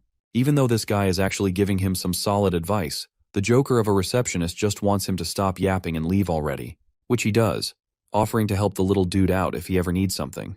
As he's leaving, our boy walks right past the guy, looking as cold as ever. Upon seeing him at once, the receptionist flinches and bugs the F out. He points at Dojin, shouting that this is the psychopath that made a mess out of him. Turning back to face them both, the hero is actually pretty impressed. He notices our boy's lean physique for his height. Still, the fact that he made a mess of the guards here spirals the man to gear up for a fight, questioning if he's the troublemaker. The one thing I like about this guy is that he isn't offended for petty reasons. He actually believes that Dojin is misusing his powers as a hero by bullying civilians in his normal life. Of course, it couldn't be further from the truth since he only knows one side of the story, but it's still quite interesting to see realistic characters. The receptionist is enjoying the scene, knowing that this guy is actually a 7-year-old veteran hero. If something happens to him here, the guy has plenty of connections he can abuse by giving them Dojin's name. Without really giving a damn about who he is, our boy turns back and simply tells the boomer to piss off. This only spirals the guy into being provoked, because all of a sudden now it's really looking like he's being an asshole. Dojin asks if the guy is looking to exact revenge on him. Hearing those words, the veteran hero is provoked. However, being the responsible hero that he is, and from the experience he has, he knows that it is unwise to take battles against other heroes as it almost always results in deaths. It's actually an even higher rate of death than a fight against monsters. Recalling that fact, Bro literally chills out and turns his back, leaving the receptionist at a loss for words. Dojin turns to the sleazy appraiser and asks if he's got a problem he's looking to address. Before the guy could answer, he tossed a bag full of magic stones to appraise and convert into money. These precious shiny babies are all high-grade magic stones, which really begs the question on who this guy really is from the perspective of the receptionist. Calculating the amount winds up to be a total of 150 million won. It seems like a lot at first glance, but to Dojin, it's far too little for a day's worth of hunting. He asks for the cash, but the receptionist reminds him of the commission rate they have to calculate beforehand, which obviously draws a scary look from our boy. Remembering that the rate is only 1% in their little deal, he cools down and tells the guy to wind up the rest of the amount to him. Now, inside the mind of the hilarious appraiser, he wants to beat the shit out of the guy for having so much audacity, but it's only in his imagination that he can do that. Speaking of which, the receptionist expresses that there has to be approval from upper management for an amount this huge. Without wasting another breath, Dojin demands that he get the approval right this instance. So the guy quickly phones his boss, whispering the details of their situation.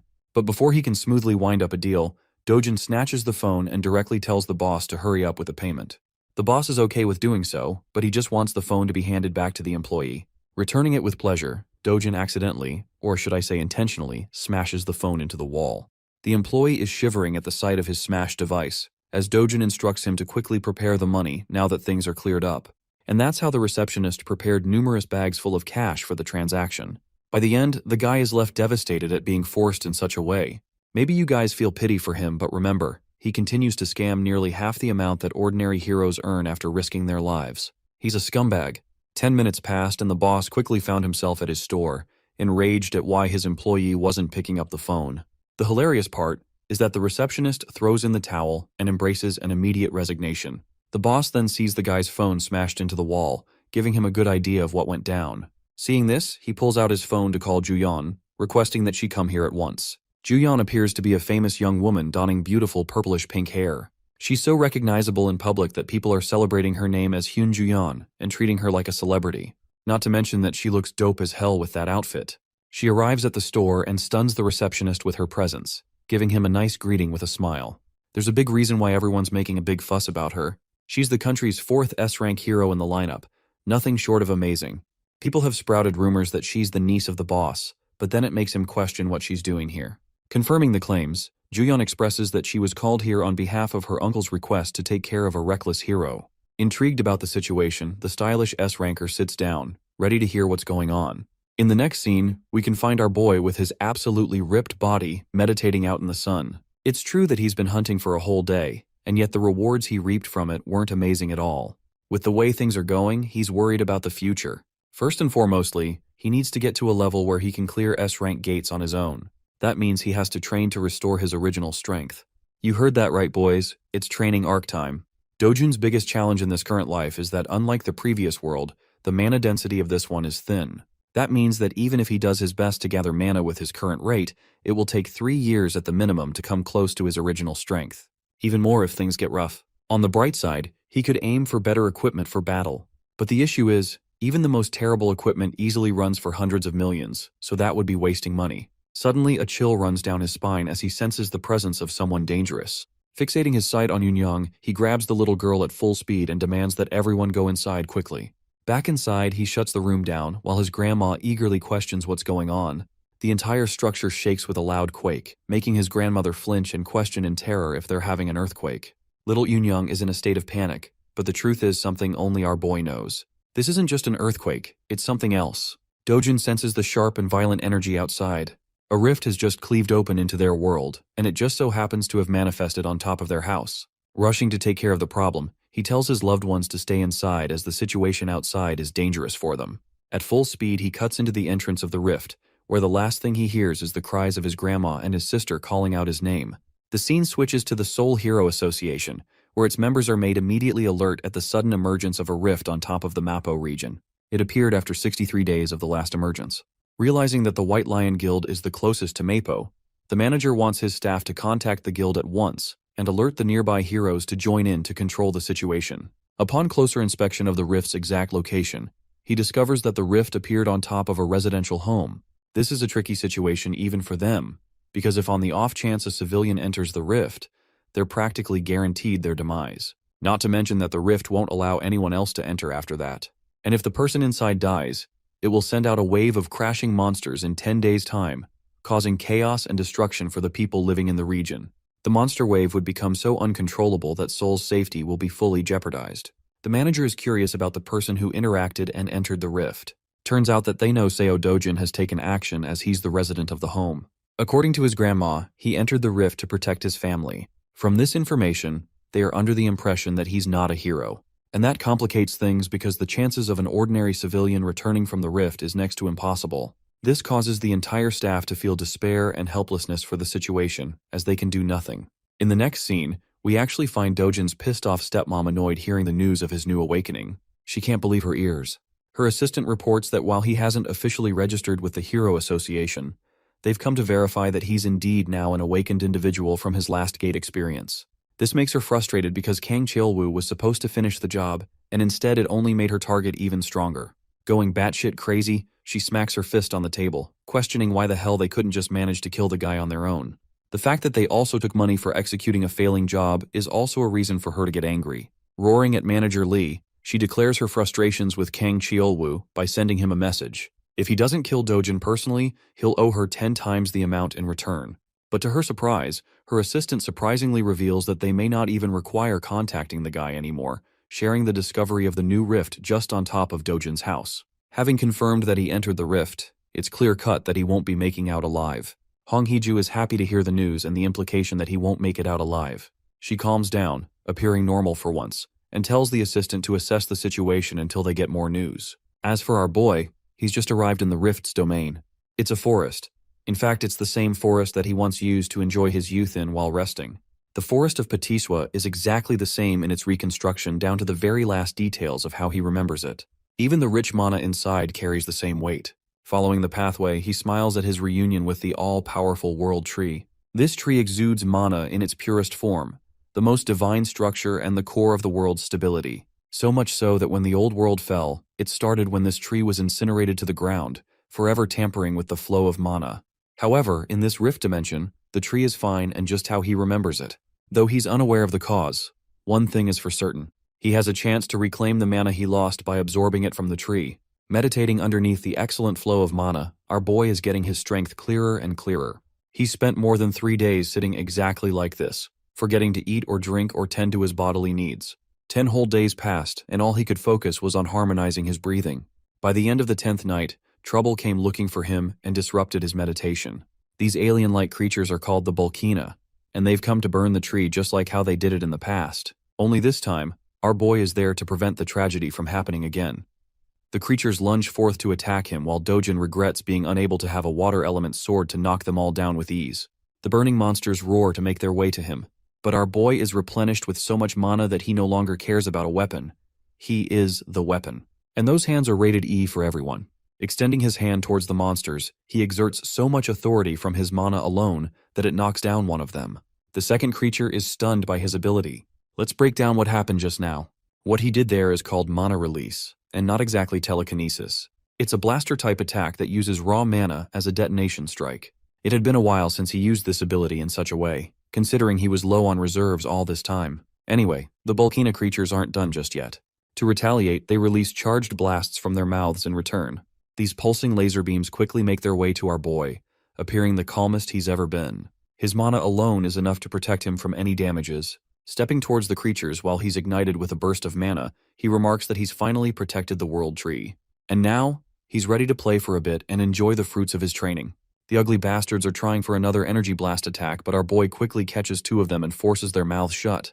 This way, their own ability charges up and explodes inside their mouth, leaving behind a headless corpse of flames. The corpses of the creatures wither away, dropping 2 valuable magic stones for him to use. But that's just a couple of them down. Dojin is enjoying his life, thrilled to unlock something called the Eternal Ember after defeating these guys. Joyfully cutting his way past the monsters and smacking them all down with a grin, he's finally glad to steal a good load of mana stones from them. The one-sided slaughter continues until he wipes out all of them. Dojin has won the lottery ticket with how many stones they're dropping. Among them, he also discovers a small coin or a seed glowing in gold.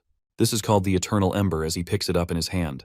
With this, he's reclaimed control of more of his power as he crushes the chip and unlocks its flames.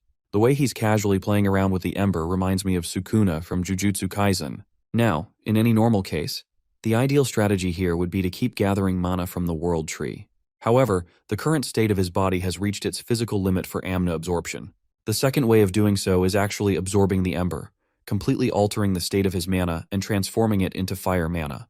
And he does exactly that as his body produces a rush of flame energy. Now, unfortunately in his previous life, he felt zero need to do this and didn't care about the Eternal Ember at all. However, now it's required for him to fully absorb the embers, and it takes like 10 whole minutes just to get one finished. Luckily, he's got a whole bunch of these collected for him, so his goal is to absorb as many as possible.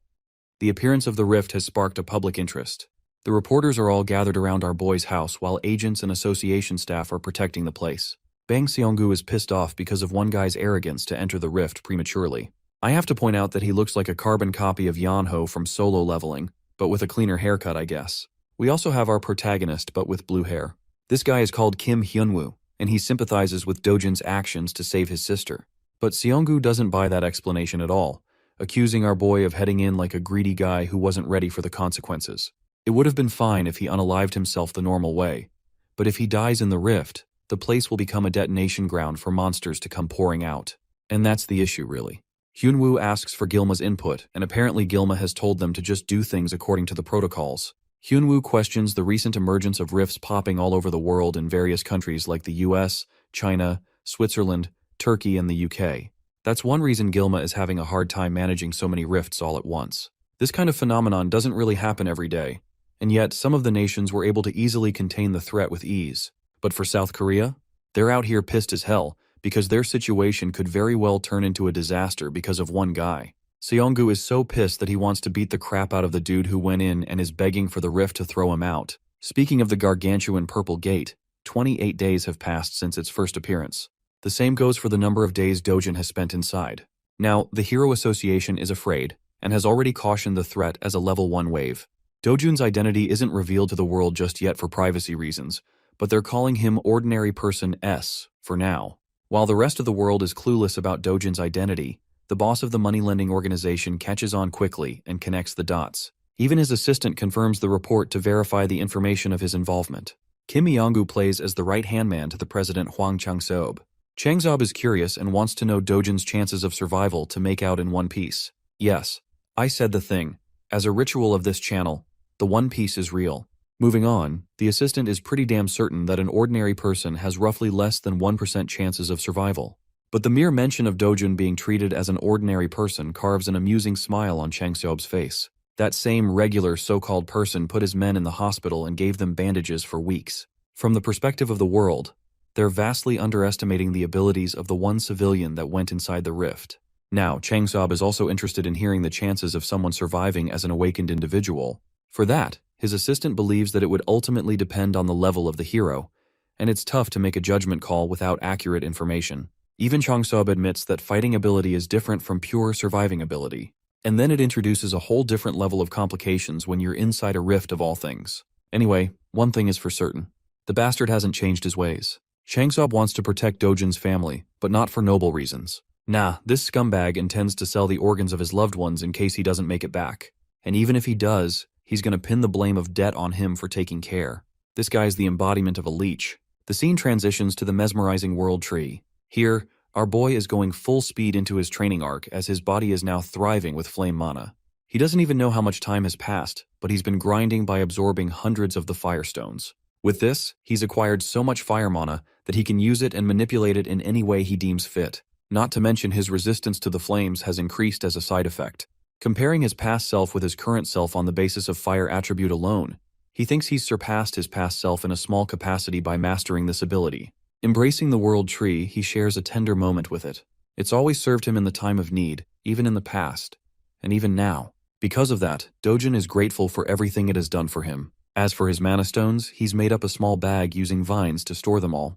With the stones collected and stashed, Dojin fully understands that he'll probably never get to see the angelic tree again. But even still, he's hoping for their paths to cross if the divine tree ever finds itself in danger. Because when that happens, he will be ready to protect it with his life.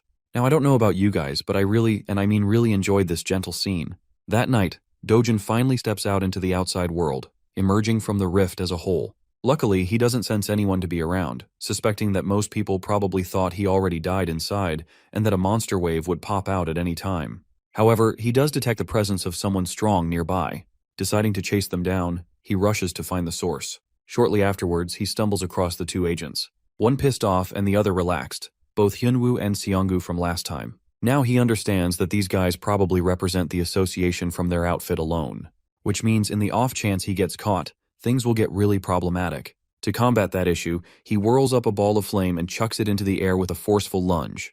That attack winds up finding its way across the building, resulting in a loud explosion upon detonation. Both Hyunwoo and Seonggu were on red alert the moment they heard the crashing sound. Realizing that it's actually fire, they decide to chase after it. There, they discover a bunch of people standing in horror. Seonggu questions what the hell is going on in the chaos. Meanwhile, our boy is impressed with his flame powers so far. Its precision is good, so it will do him wonders. In the memory of his old friend called Tusk, he wonders if the mage would be impressed by his current level of flames. After all, Tusk was known to be the strongest fire mage on the continent, and they shared a good bond. Suddenly, Hyunwoo's sharp senses alert him to look for the rift. It appears to be acting up and right before their eyes. It disappears into the mist. Both of the agents rush to the site to see what's going on. When they arrive, they can't believe that the rift's connection to their world is no more. As for our boy, he's just making his way to his next destination without any problems. News breaks out the following morning concerning the state of the rift that lasted for a month in Mapo. It is announced that the rift disappeared 29 days after Seo Dojun entered the zone, proving the concerns of the Hero Association to be wrong about the monster wave. They have no idea about the unexpected disappearance of the rift, and they're currently investigating what went down.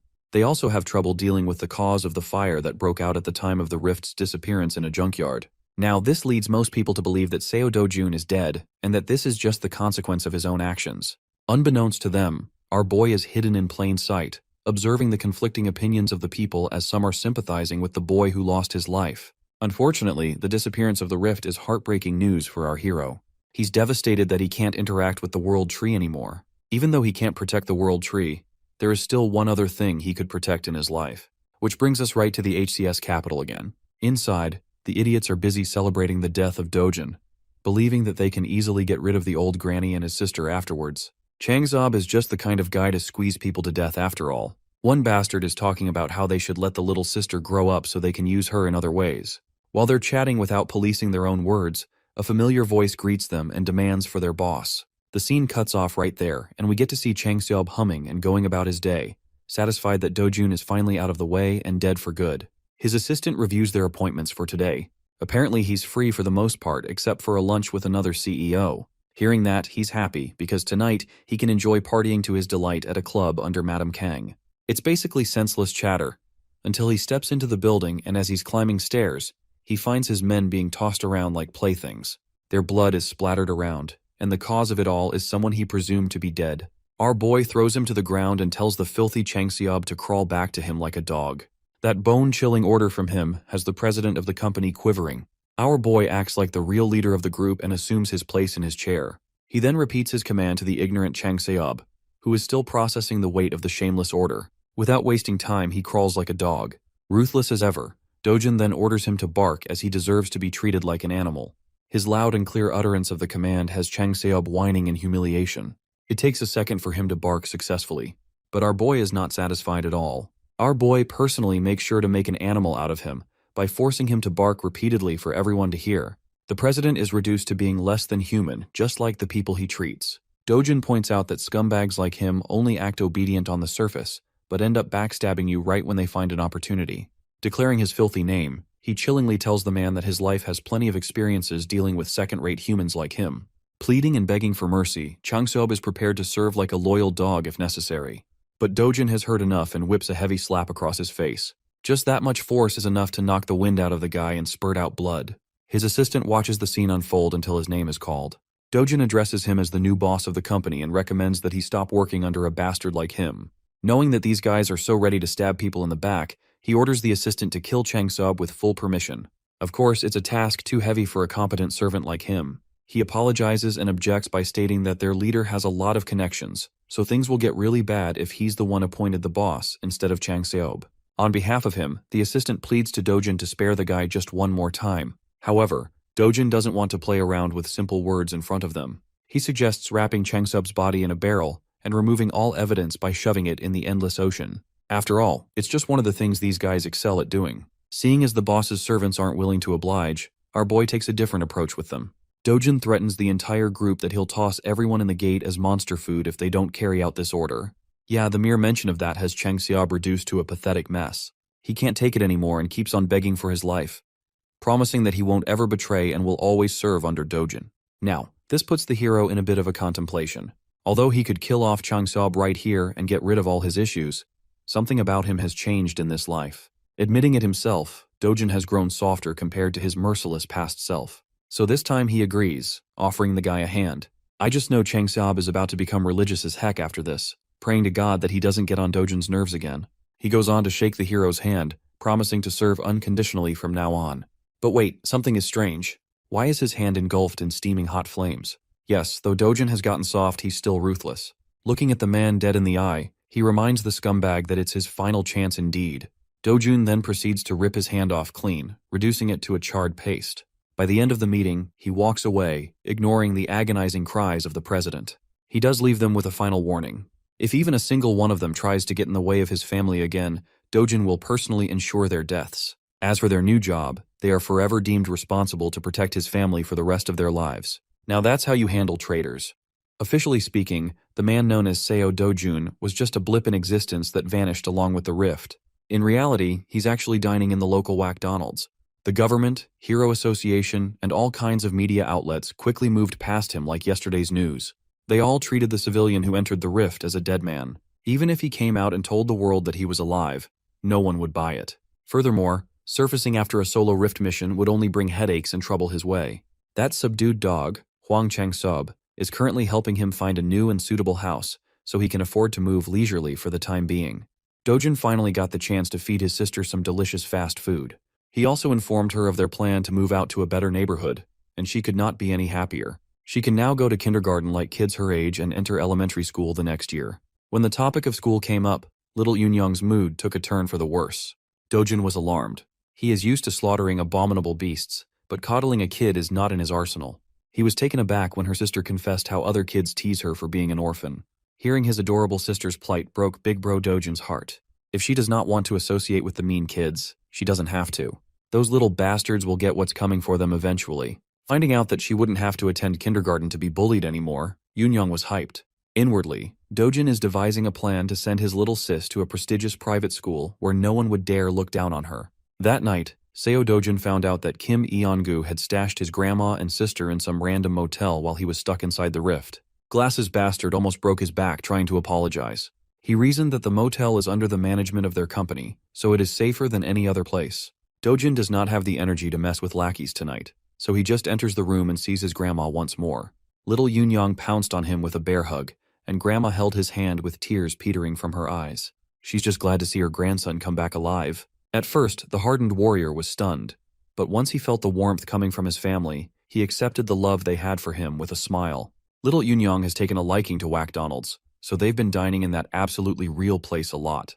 Today, she asked questions about Big Bro's job, being a hero. When asked if she likes having a hero for a brother, Yunyoung nonchalantly answered that she does not.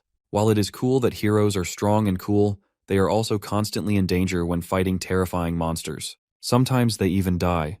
And little Eunyoung just wants her brother to live with grandma and herself for a long, long time. Dojin had been so used to mindless bloodshed. Having someone worried about his well-being is quite a new feeling for him. In the harsh world of the past, he was the last human survivor. He fought monsters and creatures beyond your wildest dreams.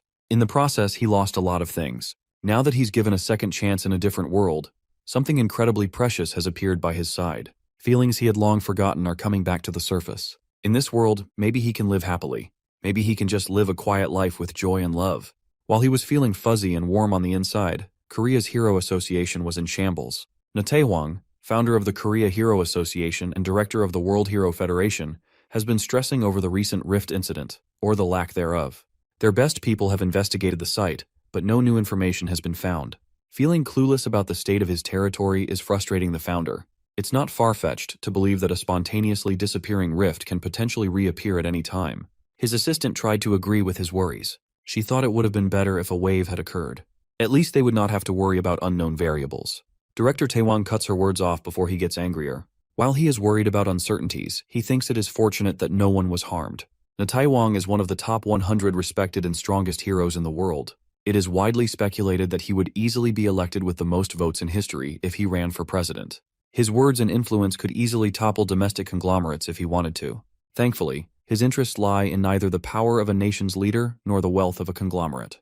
The only thing he cares about is the safety of his people.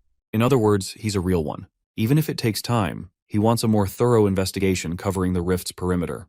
The residents around the nearby area have already agreed to sell their properties to the association, so that shouldn't be a problem. As a consolation, Taewang wants to offer those people more than the market price for their homes. That's the least they could do after causing such inconvenience. All reliable sources have relayed that multiple rifts have occurred in different countries. No matter how you look at it, something must be going on. The United States and China have already entered the control stages of their rifts. Among major nations, the United Kingdom is facing the biggest problem. While reliable and veteran heroes have been dispatched to clear the other rifts, the United Kingdom's squad was simply doo-doo garbage. Speaking of them, the month-long mission to get rid of the UK rift has finally crumbled in a glaring defeat. The UK rift wave occurrence has officially begun. The city and its people are going about their day like they normally would. Amongst the crowd was Seo Dojin, blending in with the pedestrians. Today, his destination is his favorite shop in the hero complex. When he entered the door, the dude manning the counter gave him a greeting by instinct, but choked upon seeing his face. Every strand of hair in his body stood in terror upon seeing the black-haired young man. Today, his manager is in the store, so he won't have to deal with this sadistic customer alone. The manager promptly closed the paper he was reading and lifted his gaze. His voice was controlled but was tinted with anger. This is the guy who's been forcing his pushover cashier into buying low-grade crystals. Dojin lazily removed his backpack and tossed the whole thing on the ground. It's actually good that the manager is here, so the sale of his magic crystals would proceed faster. Mr. Manager expected another batch of low-grade crystals to spill on the floor. He's not interested in such small-time business. Dojun does not like being turned away when all he wants is fair trade. The manager or any other sane business owner cannot afford to accept just a 1% fee. It would be better if the young man just left. Dojun asserted that refusing to do business with him would be a massive mistake that Mr. Manager would regret. The manager continued shooing the young man away, not even bothering to look at the bag. This is the last warning he will give before things go down. In response, Dojin kicked the backpack down, spilling its contents on the tiles. Being experienced crystal traders, both the cashier and the manager immediately recognized the properties of those rocks. That crude bag was actually filled with Hero's magic crystals, a legendary treasure that money cannot buy. Dojin has a rough idea of how much these things are worth. He knows he's holding premium stuff. You see, the Hero's magic crystal was used by an infamous Mexican drug lord, Corzaman, in New Age drug manufacturing. One night, a laboratory accident changed the course of his life and the world's perspective on such a little rock. The Hero's magic crystal caused Corzaman to awaken as a powerful hero. Since then, the crystal has become a priceless item for hero awakenings and mana enhancement. Such an incredibly rare energy source can be classified as an ultra-high-end product. As a power move, Dojin ordered the schmucks to pack their stuff back up, and he left. Mr. Manager quickly changed his dismissive and arrogant tone into a welcoming one. He even escorted the young man to their VIP seats and offered some drinks while his cashier polished the crystals. Dojin liked reversing the situation in its head. One second, he was being driven away. The next, he was sipping on some iced beverage. His opening demand was full price with a 0.5% commission. As soon as the manager expressed a sign of balking, he threatened to pull the deal. In prior trades, Dojin agreed to 1%. Now he's lowering that already abysmal rate even lower. Frankly, he's just doing that out of annoyance. In response, the manager lowered his head and tried to give the sincerest apology he could muster. Well, Dojin is tired of hearing empty apologies. They can either accept his rate or he'll take his business elsewhere. It's that simple.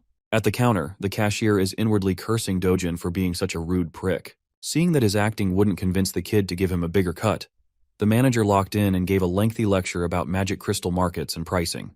Dojin doesn't have time to listen to such long-winded yapping, though. He finished his drink and got up from his seat, making the manager panic. Feeling the deal of a lifetime slipping away from his fingers, the manager offered a 9% commission. It did not work, so he proposed 8%. This continued from 8 to 7, 6, and 5. In this range, his shop won't be making any profit at all. While the manager is in the pits of despair, Seo Dojin pounces and agrees to settle for 1% out of respect for their past dealings. Inwardly, the manager wanted to scream and curse the blatant extortionist. He just can't bear to let go of the product. The next words that came out of Dojin's mouth nearly made the manager piss his pants in excitement. Aside from the one he brought today, he has about 7 more bags of those priceless crystals. With that being said, the contract was quickly produced and signed. After a few minutes of officiating the deal, 67 billion won entered Seo Dojin's bank account. That's about $48 million. At this rate, his 110 billion won house doesn't seem so far off. The problem is that getting more high-grade magic crystals through normal gates is a time sink. If he could find a way to freely travel through rift zones, he could easily farm treasures like a madman. While looking at his phone screen, an administrative message was sent out to everyone in the country. The wave outbreak in the southern region of the United Kingdom had been finally announced to the general public. In the meantime, everyone is banned from traveling to the UK. After reading about a real problem in the real world, Dojin lost interest in messing with the manager of the shop. In the past, no matter the country or which association was involved, he might have intervened to seal the rift himself. But he's not that guy anymore. He has more fulfilling matters to attend to. Tonight, dinner is on Dojin, and they are getting expensive meat. Little Yunyong's mouth watered at the sight of pork and beef marbling over the grill. The expensive meat and succulent side dishes just kept on coming to the table. Worried that they were spending too much given the price tag on the menu, Grandma slowed down and asked her grandson if this was okay. 250,000 won for 100 grams is pretty steep. Dojin dismissed her worries right away. After making a killing with his crystal harvest, they could eat as much as they wanted, and it wouldn't even make a dent in his bank account. Yunyong's first bite made her fall in love with the taste of the wildly luxurious beef. Dojin continued adding more and more to the grill as Grandma watched in apprehension. Hell, there's another package of fresh ribs, prime ribeye, strip loin, and skirt meat coming to the table soon. At this point, the scale is just ridiculous. How could 2.5 people even finish that much food? Well, Grandma is underestimating the appetite of a protagonist. To knock her out of her worries, little Yunyong convinced Grandma to give the expensive stuff a try. Unable to refuse the offer of her sweet girl, Grandma caved. One bite of that expensive meat was all it took for all her worries to dissipate into nothing. Afterward, the happy family enjoyed their extravagant dinner filled with smiles and laughter. Unbeknownst to Dojin, an attention-grabbing young woman just entered the restaurant. The necks of the other guests almost broke wherever she passed by. The woman made a beeline towards Seo Dojin and decisively called his attention. She just wanted to talk with him for a moment. Nothing more, nothing less. Before she could elaborate on her reason, Dojin cut her off for interrupting his family's dinner. If she wants to say something to him, she should come back when the fricking meal is over. Hyun Ju-yeon pulled out the name card, hoping that the young man would change his tone upon her name. Much to his dismay, Dojin just kept on grilling and eating meat, disregarding her presence altogether. And so, the renowned S-rank hunter swallowed her pride and patiently sat in the restaurant's waiting room. With a star like her sitting within normal people's vicinity, she naturally became the center of attention. Men and women kept stealing glances at the woman standing at the pinnacle of heroism. She's not only fourth in the national rankings for S-class heroes, but most people would also even place her within the top 10 most beautiful heroes in the world list. Every civilian around was asking the same thing in their minds. Who the hell is making Hyun Ju-yeon wait? Ignoring the blatant whispers around her, Ju-yeon recalled the brief interaction she had just a few minutes ago. As far as she knows, Seo Dojin entered his first gate 2 months ago. He made it out alive and is now under suspicion of becoming awakened. He was widely believed to have died in the recent Mapo Rift incident, but here he is, alive and eating with his family. Aside from all the details that don't seem to make sense, a single sharp look from the young man had an S-ranker like Ju-yeon on edge. A newly awakened guy cannot possibly reach S-rank in under 2 months, right? Even the oil tycoon Kafmore, who spent his wealth on magic stones, took about 5 months to reach the peak. Rationalizing what she felt, Ju-yeon reckoned that Dojin must have some kind of unknown special ability. Finally, Dojin, Grandma, and little Yunyong have filled out with their bellies full and their mood lifted. Near the exit, Ju-yeon walked over to finally have a conversation with the mysterious young man. Before she could open her mouth to speak, another party sauntered into the restaurant with an air of superiority. Dojin's eyes turned sharper than usual at the sight of the man. This skeevy-looking bastard did not expect to see Seo Dojin alive and kicking after their excursion in one of the deadly gates, the lunatic Kang Chilwoo. He's actually quite amused by Dojin's cockroach-like resilience. Even Juyeon seemed to recognize the troublemaker in a single glance. In the middle of the restaurant, tensions rose as silence filled the air. Dojin chose to ignore the bastard's shallow insults and called Juyeon over. Cheolwoo was taken aback to see an S-rank hero speaking with the cockroach. Dojin requested that she take care of his family for a little bit. All she has to do is flag a taxi so they can ride away and go home. It would be more convenient if they were far away while he collects an overdue debt with a mongrel. Thankfully, Hyun Juyeon is a very reasonable young woman. She did what Dojin asked and assured Grandma and the little girl that everything would be fine. She waved at them goodbye, but their concern was evident. Juyeon awkwardly stood there as the taxi departed. As soon as they sped away from the restaurant, a resounding and crisp sound of slapping echoed inside the establishment. With his loved ones out of the picture, Dojin can finally drop the PG act and slap a bitch. He moved so fast that Cheolwoo did not even see his swing. He only felt the stinging pain in his cheek.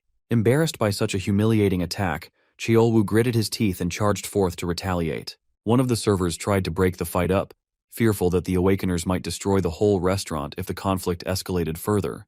Her reasonable request was met with unreasonable violence. Fortunately, she wasn't harmed too badly. Seo Dojun calmly told everyone to get out and clear the room for their safety. Cheolwoo is really easy to trigger. He's a muscle-brained idiot who can't even think of good trash talk. For that, he was punished with another strike to the face. He was completely caught off guard, feeling a knuckle make contact with his head. Kang Cheolwoo is the bastard who locked the original Seo Dojin in a gate, leaving him for dead. Even though he was not the one personally slighted, our MC still harbors a deep resentment for this fuckface, and he wants to talk. Cheolwoo, the goblin-looking goon, snickered as he brought up how that evil stepmother of Dojin's made the whole thing happen. Seeing that extracting info from this idiot was a lot easier than he thought, Dojin pulled his phone out and pressed the record button on the video app.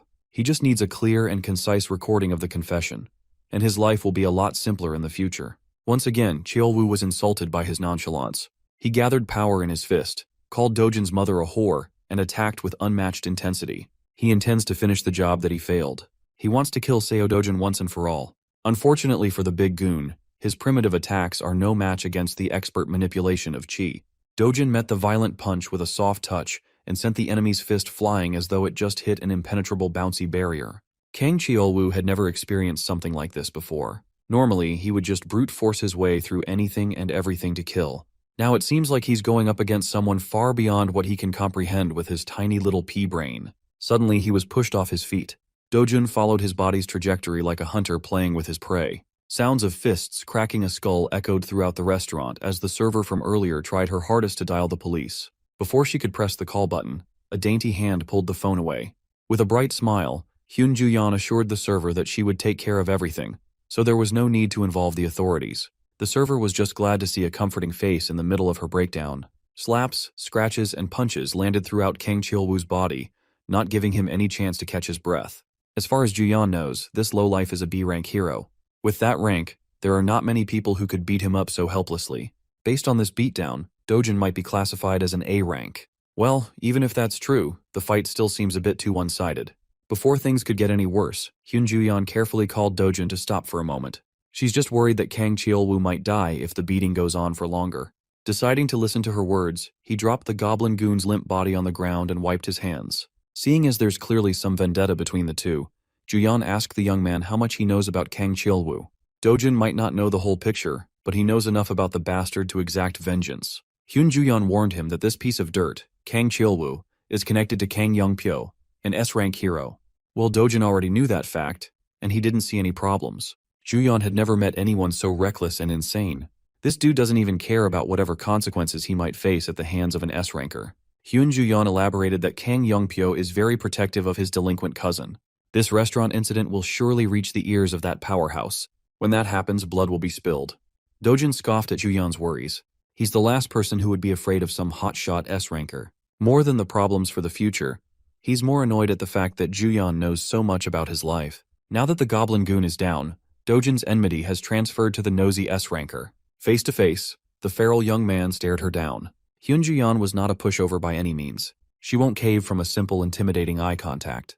Changing the subject, she apologized for the sudden visit and brought up her agenda. She was just asked by her uncle to come by and talk. After she found out about the bag of Hero's magic crystals he sold off, Juyeon wanted to get her hands on the rest. She is willing to buy every piece he has, no matter the price.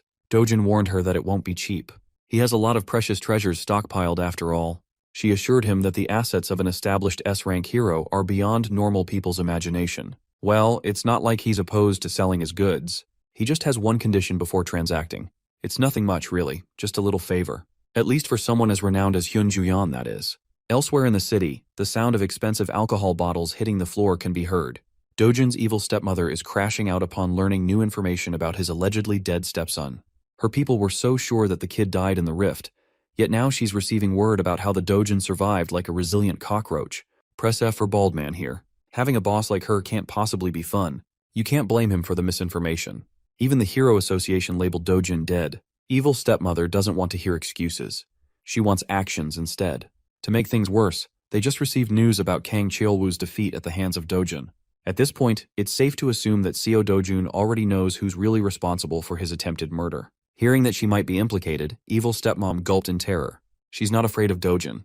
She's more concerned about the hassle it will bring when her father or husband finds out about her dealings. She can cover everything up, but if word gets out to the media, the group's stock price will nosedive. So, she ordered her people to intercept the media. If they mess up, T Group and W Group will surely cut all deals and advertisements. First and foremost, the police must also be on their payroll. In that regard, evil stepmom's people have already moved to cover all bases. Knowing that they have a little bit of competence lifted some pressure off her shoulders. Baldy director Lee then whispered that no matter how many cover-up jobs they do, what they are doing is not a fundamental solution to the real problem. On that note, the bald director might have a plan that can put an end to this headache. They just have to make use of Kang Cheolwoo's cousin, the infamous Kang Youngpyo. Even someone like stepmom here knows about the S-ranker. Kang Cheolwoo might be notorious as trash in the world of heroes, but everyone knows how close he is to his powerful cousin. In reality, Kang Cheolwoo is just a pawn doing all sorts of dirty work under his cousin's orders. They are both sick in the head. If Cheolwoo gets pinched by the police and smeared by the media, it won't be a good look for the S-rank hero too. In fact, he's already taken action to deal with this public relations disaster. Evil stepmom made up her mind. She wants to meet with Kang Youngpyo as soon as possible. In addition, that dog, Hwang Chang-sub of HCS Capital, has blatantly allied with the enemy. He's taking care of Dojin's family now. For that, stepmom wants a prosecutor on the phone in a minute. Those who abandon her camp must pay the price in full. The very next day, we follow a group of heroes entering one of the 37 rift zones in Korea. Among those rift zones, 5 zones are being turned into secured gates. The rest can only be raided by heroes affiliated with hero associations with coordinated schedules. Today, Miss Hyun Juyeon is leading a team herself. With her S-rank ID, she has practically limitless entries at any gate. Among the diverse crowd of heroes equipped with fancy equipment and weapons stood a young man wearing a beat-up hoodie. Hyun Juyeon chose A-rank Jongin-ju's Cleome Guild as a temporary group for the hunt. It's very rare to be a part of an S-rank's hunt, so they are hyped. Juyeon reasoned that she simply wanted to do something fun and stretch her muscles a little bit. In reality, she had to set up this whole situation just to give the young man in the back clean entry to the gate. Seo Dojun agreed to sell the rest of his magic crystal stockpile at market price to Juyeon if she let him into the restricted rift zone. He just wants to earn more money by hunting in higher level zones. While it's true that rift zones house all sorts of treasures, going into such a difficult one for a certain profit without fear is just insane. Well, she doesn't really care either way. She just needs to get her hands on those hero magic crystals. After a few minutes of traversing a dark tunnel, the group finally came out of the other side to a brightly wooded area. Unable to rear her curiosity, Inju started bugging Juyeon about the real identity of the young man shadowing their party. Juyeon just introduced Dojin as someone she knows, but no one is buying that half-assed answer. Inju speculated that he might be Queen Juyeon's boyfriend. Tired of all the buzzing, she gave Inju a partial truth and confessed that the young man was there because she owed him a favor. It's not every day an S-rank hero owes someone. While the party was lost in their respective conversations, a giant shadow blotted the sun from above. Everybody turned their eyes to the skies and saw the beast. Being an A-rank guild, the Cleome heroes instantly responded by drawing their weapons and getting into their respective positions. The first encounter was none other than the fearsome cockatrice. Like the expert raider that she is, Juyeon took charge and barked clear and concise orders. Jinju and Doyeon are in charge of defense, while Sungho aims for the legs. Before she could finish assigning everyone their roles, a figure blurred as he shot past everyone. With a single impactful leap, he closed the aerial gap between him and the flying beast. Seo Dojun disregarded the long-winded group plans and leaped for a one-on-one with the bird. The Cleome heroes were slack-jawed. They have never seen someone so brazen. Gathering energy in his fist, Dojin prepared for first blood. Prior to his charge, Guildmaster Inju is stressing over her bad luck. They are barely inside the gate, and a troublesome opponent has already shown itself. Before the group could organize and get into position, Dojin had already dropped his bag to the ground. While Juyeon was calling the shots, he was bursting through the air like a speeding bullet. He was an absolute speed demon.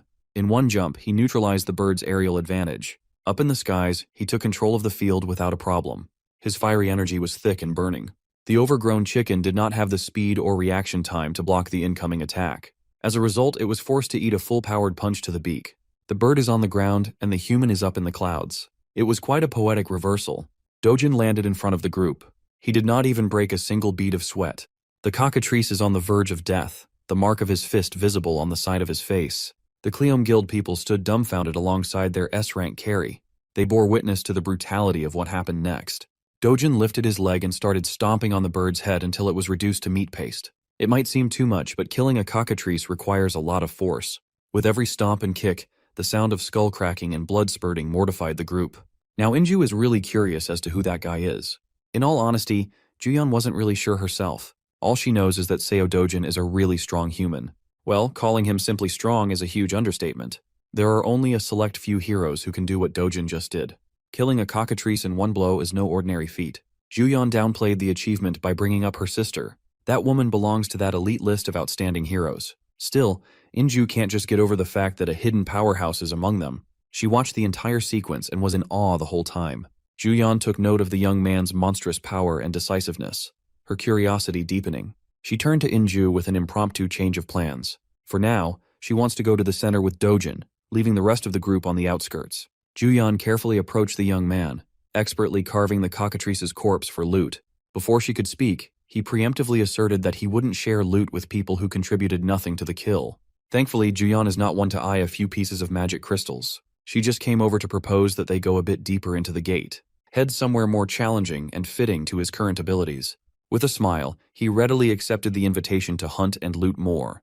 Juyeon knows the layout of this gate quite well, so she will take the lead. All Dojin has to do is follow closely so he won't get lost. Without warning, she sped off into the distance, her speed causing a sonic boom. Dojin calmly watched as her figure vanished into the horizon. After slinging his bag to his back, he took a running pose, storing energy in his muscles. With an instant first step, he kicked an explosion that almost blew the Cleom Guild heroes away. Inju reckoned that if Juyeon is a bullet, then that man moves like light itself. Left by the two powerhouses, the miscellaneous heroes turned to their guild leader for their new plan. Of course, trying to follow those two ahead is utterly impossible. Today they must accept that they are sidekicks and small fries.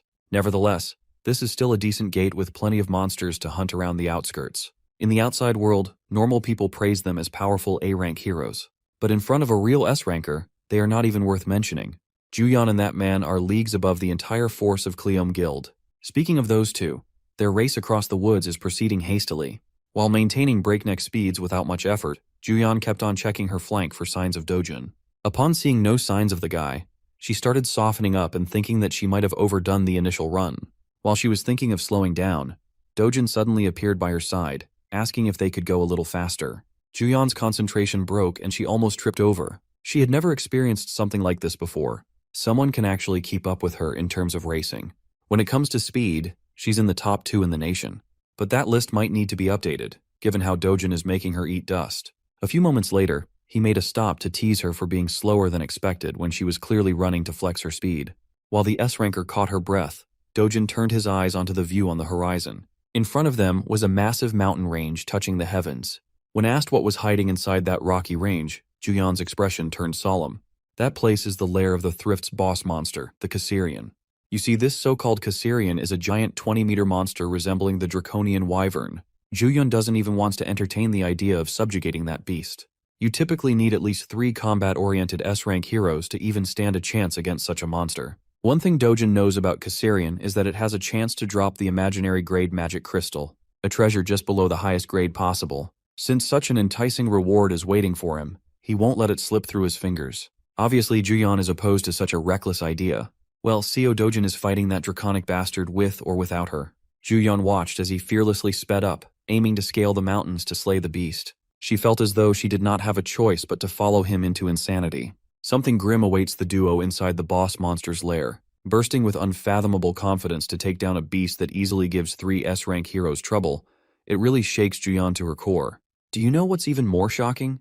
When she arrives at the site, she finds the same creature, the Caesarian, dead at her feet.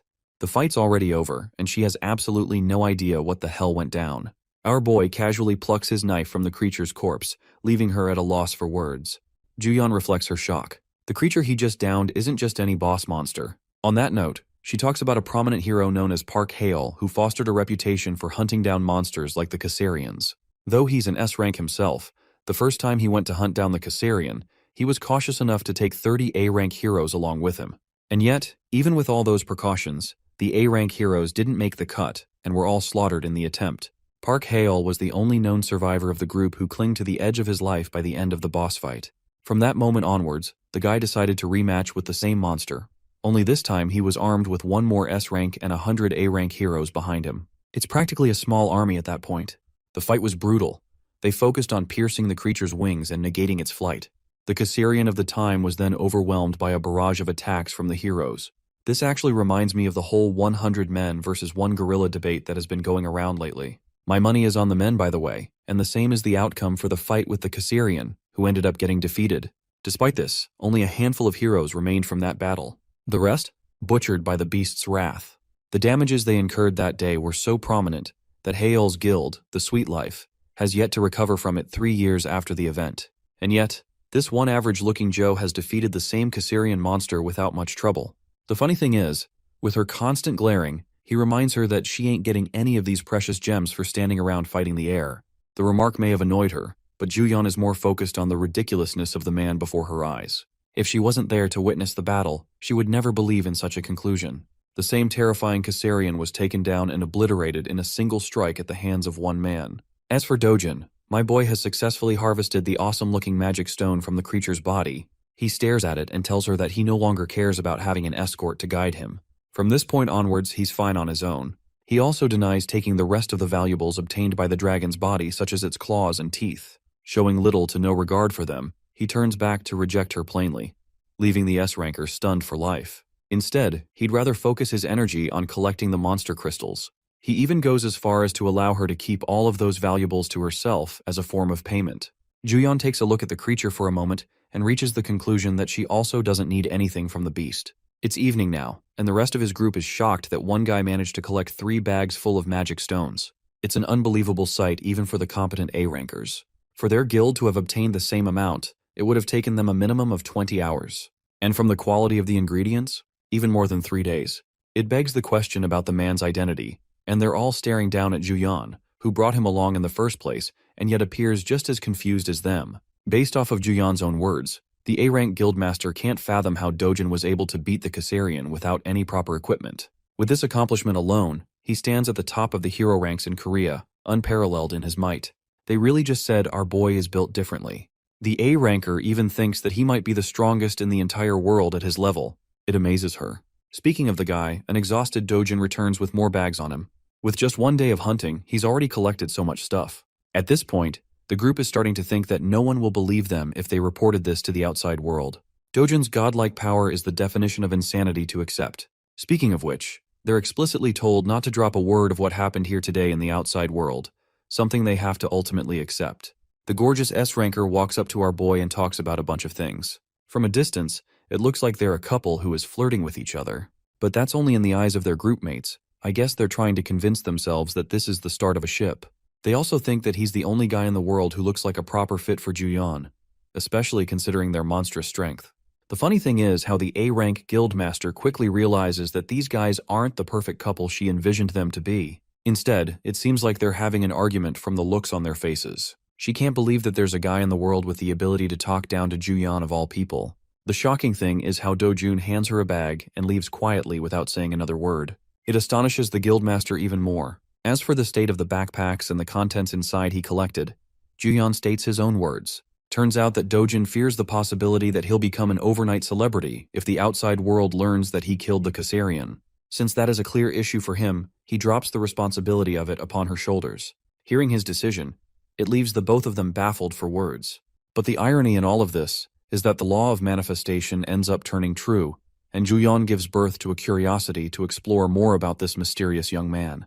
Girl is in love. Over to a different location, we get to explore more about the famous S-ranker mentioned earlier as Hale. He's out here going beast mode on his punching bag. His assistant is in awe of his training because it seems like he's bursting out in rage. As mentioned before, he's the guildmaster of Sweet Life. The assistant helps him calm down, reminding him that a little bit of endurance will help him go a long way in these difficult times. Even the guildmaster agrees with that idea, believing that those who underestimate him will eventually suffer his wrath. And before long, there will come a time where everyone will be admiring his strength as the most powerful guildmaster. His assistant goes on to bring up Hyol's streak of hunting down Caesarians, which sets him apart from others, even going as far as to say that his name will be etched in the history books as the hero who defeated the Caesarian with the smallest squad. The funny thing is, that title will never be overtaken from Dojin by anyone unless Stephen Hawking steps out of the grave and pulls a miracle. The guildmaster shares his enthusiasm with the assistant, going on and on about his own achievements. At the same time, their guild has been suffering major losses compared to what it was 3 years back. And yet, the only thing that gives him a smile is the knowledge that he's the only one capable of best defeating the Caesarian, a fact seconded by his one-eyed servant. On topic of discussing high-ranking heroes, the scene switches to Kang Youngpyo's office, who is currently reading a report on Dojun's eventful evening with Cheolwoo and how he annihilated Youngpyo's cousin. Even though Cheolwoo's intentions were to lock the guy inside the gate and trap him for good, a plot twist happened, resulting in an awakening. Also, the client that has tasked them to take down Dojun is actually the executive director Hong Hee-ju, who is basically at the top of the wealthiest people in Korea. It doesn't make sense for her to single out a person as her target in front of Youngpyo's eyes. That's until he learns that Dojun is actually her stepson. Though the boy was welcomed into their family at the age of 7, the moment Hee-ju's biological child stepped into the world, Dojun was kicked out of the family. This fact makes Youngpyo amused as he points out that not even being wealthy can save you from being kicked out. Discussing the payment for the hit, he learns that they're being given 3 billion won for the job, which is tiny in front of him. And then there's the fact that Cheolwoo finds himself at the edge of his own life from his battle against Dojun, suffering numerous burns and bruises. What's even worse is that he completely lost his sight and has become a cripple for life too. It only adds to the ruthlessness of Dojun's measures, to the point even a guy like Youngpyo has to acknowledge his actions. And yet, Youngpyo takes delight in the fact that he would have made sure to chop his limbs off on top of smashing his skull. At first glance, you guys probably were thinking that he's saner than his cousin, but now it's clear why he's even worse. While discussing the scene of their battle, it is brought up that Juyeon was also there and allegedly helped out Dojun in some way. This actually surprises him and he probes for more information about the situation. He doesn't get what's so special about Dojun. Unfortunately, not even his assistant knows anything specific about the meeting between the two as the case was quietly shut down. Pissed the fudge off, Youngpyo grabs his servant and roars at him to do whatever he can to uncover the status of their relationship, suspecting that they may have formed a deal of some kind. The assistant, completely devastated by his reaction, runs away to investigate right at once. Youngpyo is left with a temper tantrum smashing things around, reflecting that Hee-ju's men will come looking for him to fulfill the job that his cousin failed to do. At the same time, he's more than happy to take on the job from her.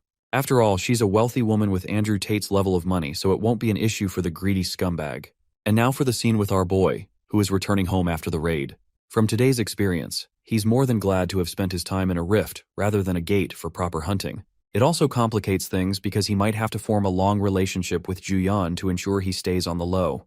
Recalling their conversation, she straight up told him that people will become wary of her and ask around for the identity of the person who killed the Caesarian. Revealing them means inviting a lot of trouble. So for now, her plan was to store the valuables. And if he does want to become famous, she can happily reveal their existence to the world. In response, Bro chucked the bag to her to keep all the good stuff. It also means he's got to look for another method to go on and enter the rift zones, because relying on Juyeon creates trouble for her. Still, tonight's sleep will be a good one as he'll get to rest in a luxurious house that Chung Seob arranged for him.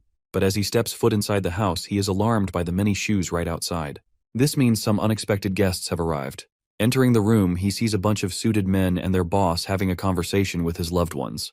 The guy looks like a more depressed version of Nanami from Jujutsu Kaisen, and he's just staring Dojun down like an eagle. Yoon-young comes rushing to greet her brother with happiness, while Dojun is baffled by the situation overall. Prosecutor Park Cheol-young makes his identity loud and clear, pointing out the connection between Dojun and Chang Seob. Because of his relationship with the guy, Dojun is placed in an immediate emergency arrest on behalf of partaking in the money-lending organization that is run by the corrupt CEO of HCS Capital. Our story begins with the arid expanse of the Red Desert. In this barren land where life struggles to take root, a lizard finds itself pursued by a cackle of hyenas, their laughter echoing through the desolation.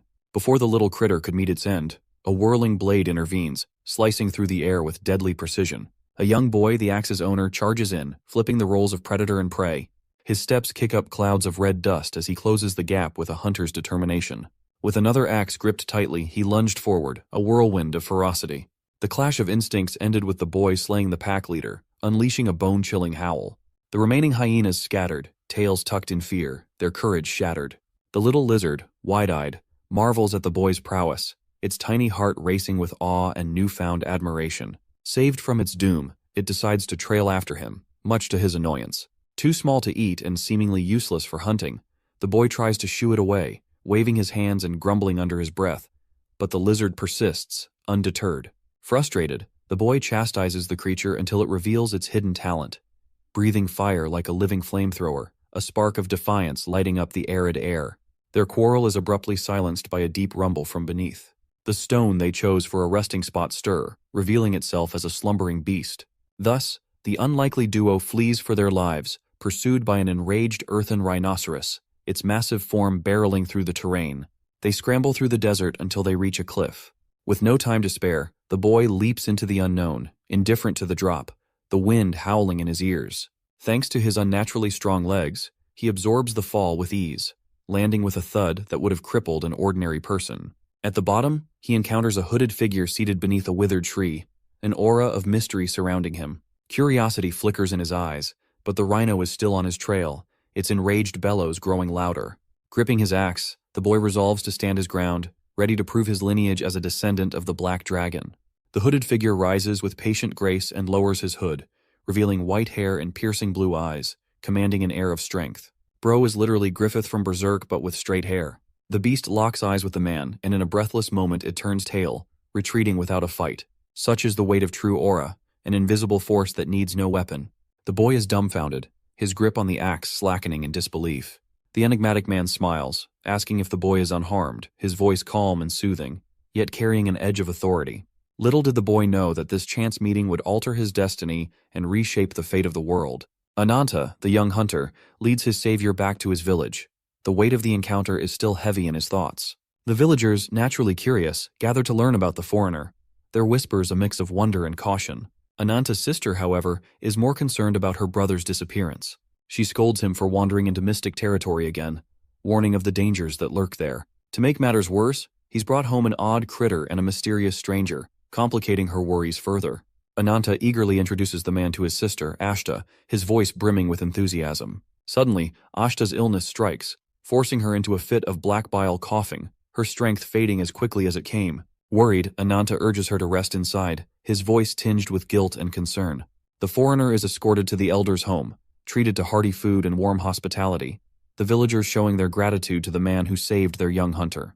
The man, introducing himself as Gyuyo, is welcome to stay as long as he needs, his presence both an enigma and a source of curiosity. Yet the little lizard remains wary of him, its tiny eyes never leaving him, as if sensing something the others cannot.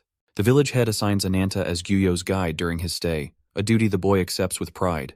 When asked what brought him to such a remote and unforgiving land, Gyuyo explains he's an explorer researching the culture and incarnates of different regions. To clarify, he unfurls a map, its edges worn from countless journeys, and shares tales of his travels. From the great empire of the east, through the icy ridges of the north, to the vast forests of the west. Now he braves the treacherous red desert, seeking the legend of a special incarnate. The incarnate known as Ajidahaka, a mythical being, and one of the first 6 incarnates to receive divine power. Ajidahaka is heralded as the strongest among them. Feared and revered, this legendary black dragon has loomed over history as a symbol of untamed power.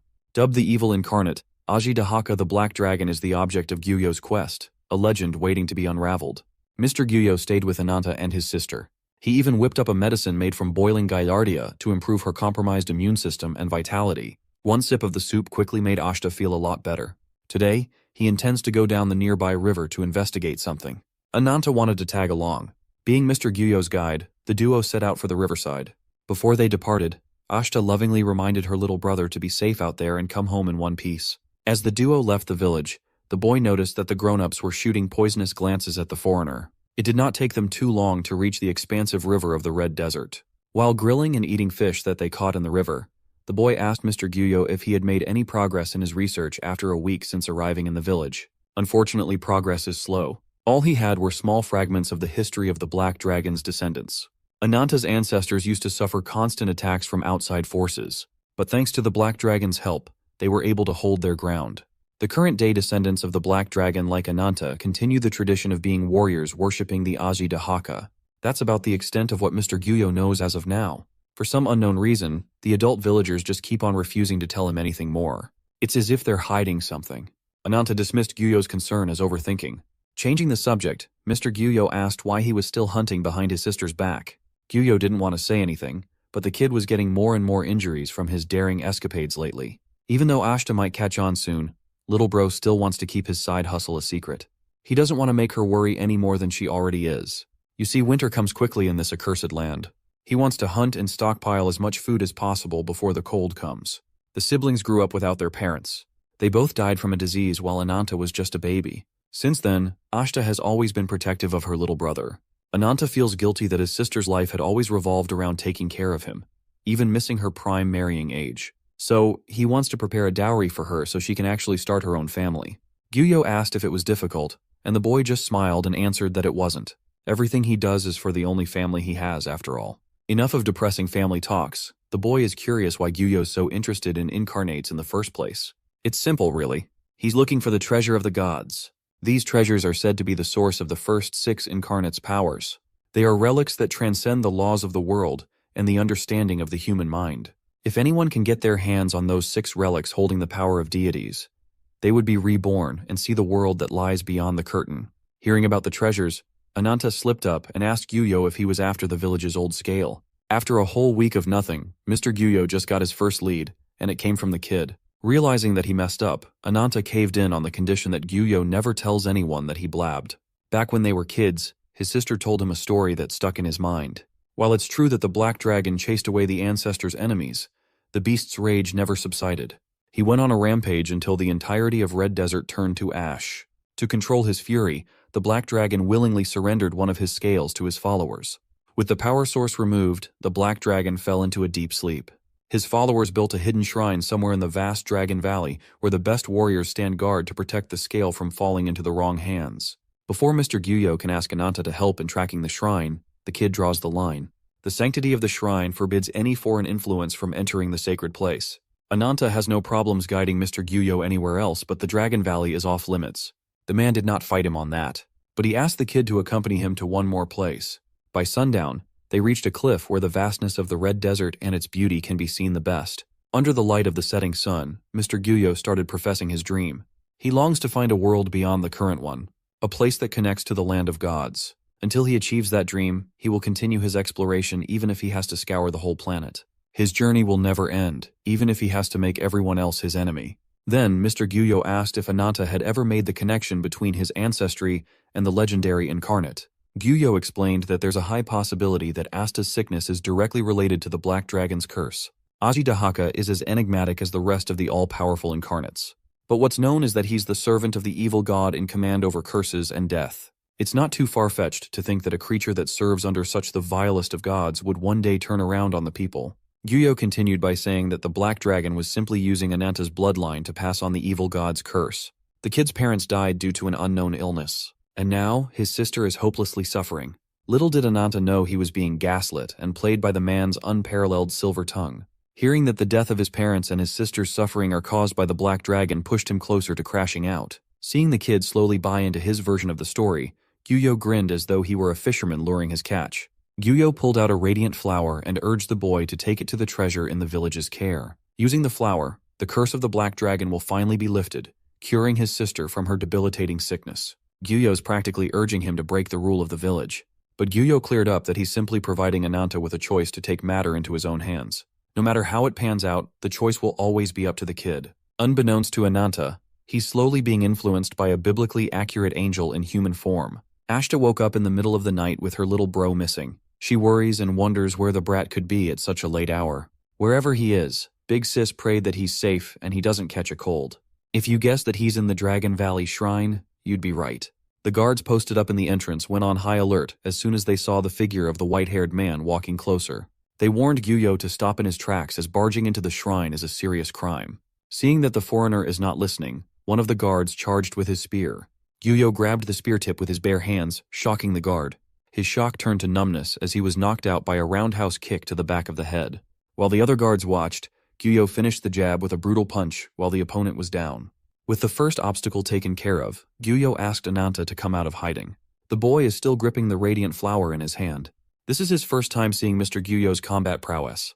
That white boy had no trouble taking out the village's mighty warriors. The duo walked into the shrine, eager to finish what they just started before the sun rose. Even inside the halls of the shrine, the stronger guards did not pose any threat at all. It only took a few minutes for the duo to reach the final room.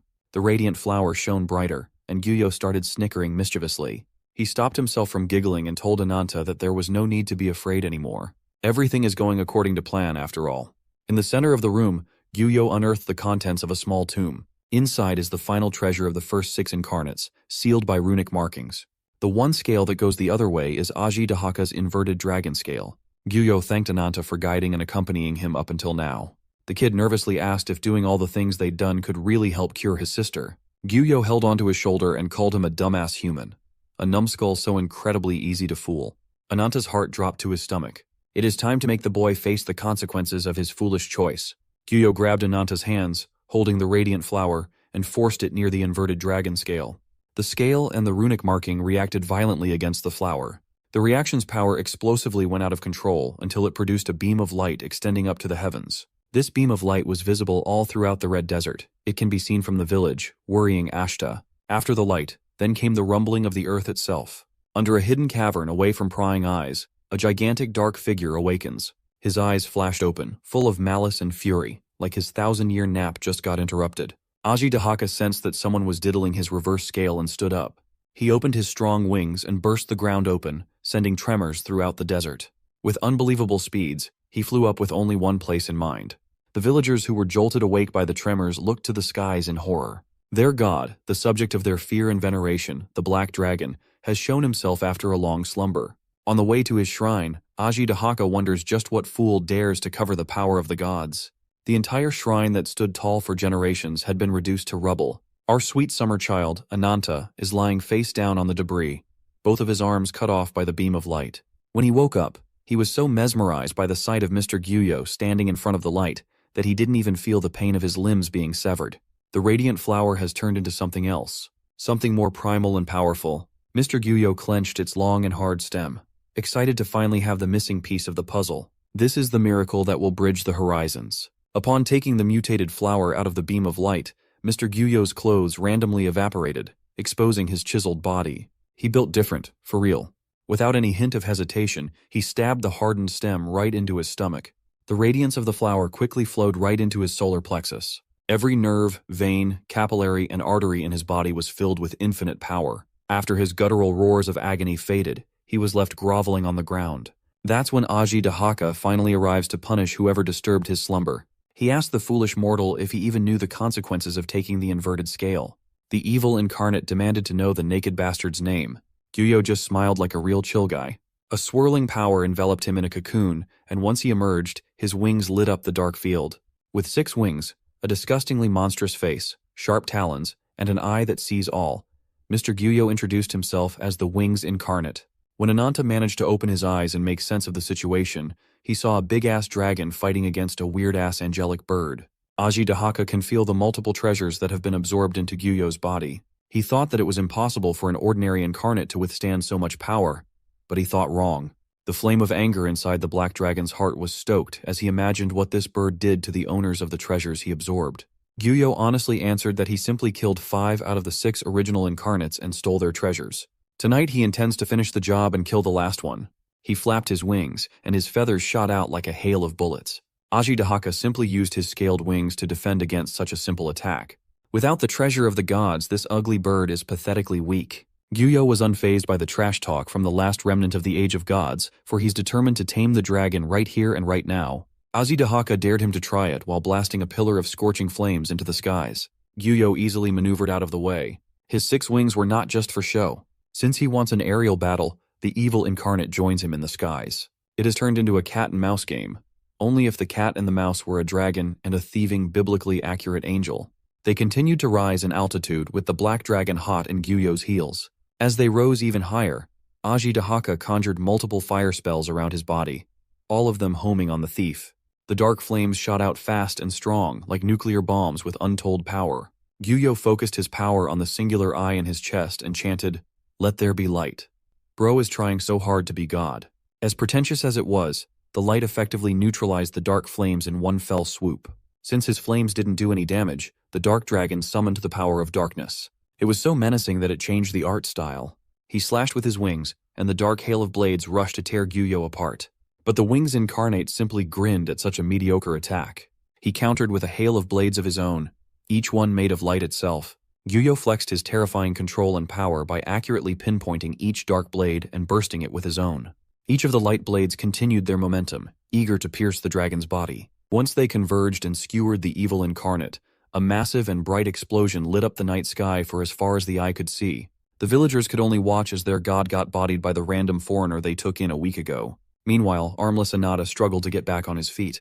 He tried his best to catch his breath, but taking in air to his lungs felt unbearable. Even in such agony, all he worries about is his sister. Finally, the last of the first 6 incarnates had fallen. His once mighty figure has become disheveled and riddled with damage. Gyuyo, on the other hand, looks like he can go for another god-level battle and be fine. He smugly smiled after destroying the dragon's heart and defeating the final boss. He deserves to be a little smug. His infuriating snicker is pushing it, though. Finally, after all the hard work he had put in, he had all the tools to rise to the heavens. And so, Mr. Gyuyo, the wings incarnate rose to the clouds and never stopped. Ananta looked at the consequences of his foolish actions, fearful and devastated. He thought he was just trying to help his sister, but he ended up creating a peerless deity. With Ajidahaka's dying breath, he called on the child and asked if he helped in bringing ruin to everything. Ananta trembled under the gaze of the dying dragon as he apologized for his foolishness. As an evil god writhing at death's door, Ajidahaka has no mind to forgive the child's foolish actions at all, and so he bestowed a curse on poor Ananta. A curse that came at the cost of the evil incarnate's physical body, letting his flesh rot away in darkness just to spite a kid. The remaining power in his gigantic frame sizzled and bubbled up. Ajidahaka's remaining spiritual force took the form of pure darkness and ferocity. The body that has been deemed too tough to pierce is ripped apart to make way for the Avatar's escape. Ananta stared at the perverse wailing of the evil god, his little mind barely comprehending the horrific scene. Fueled by unfathomable hatred, the dragon's spiritual force took the skies once more. He visibly burned through his dwindling spiritual force every second, but he had one last petty agenda to do. Once Ananta realized where the monster was heading, he felt dread crawling up his spine. This goddamn dragon is heading towards the village. Looking like a physical representation of hell itself, Ajidahaka reached his destination in the blink of an eye. He saw the ancestors of the men and women that worshipped him for generations, and did not even hesitate to burn them all down to ashes. The screams of agony from being burned alive filled the air. Ashta, Ananta's caring and affectionate older sister, was one of the unfortunate victims. The whole village has been annihilated in just one flyby. Ananta cried and cried. He lost his arms, and now he has lost everything else too. But the evil incarnate is not done with him just yet. Before completely dissipating into nothingness, Ajidahaka finished the curse on the boy. He slammed his spiritual body right into Ananta's fragile little armless frame. He entered every orifice, invading the boy's body and slowly reconstructing his severed limbs. His veins were strengthened and filled with the power of a dragon. His heart pumped and circulated pure darkness throughout his whole body, and his physical form transformed into that of an incomprehensible monster made of hatred. Ananta's figure shifted and mutated, his bones crunched and expanded, and his flesh bubbled and ballooned.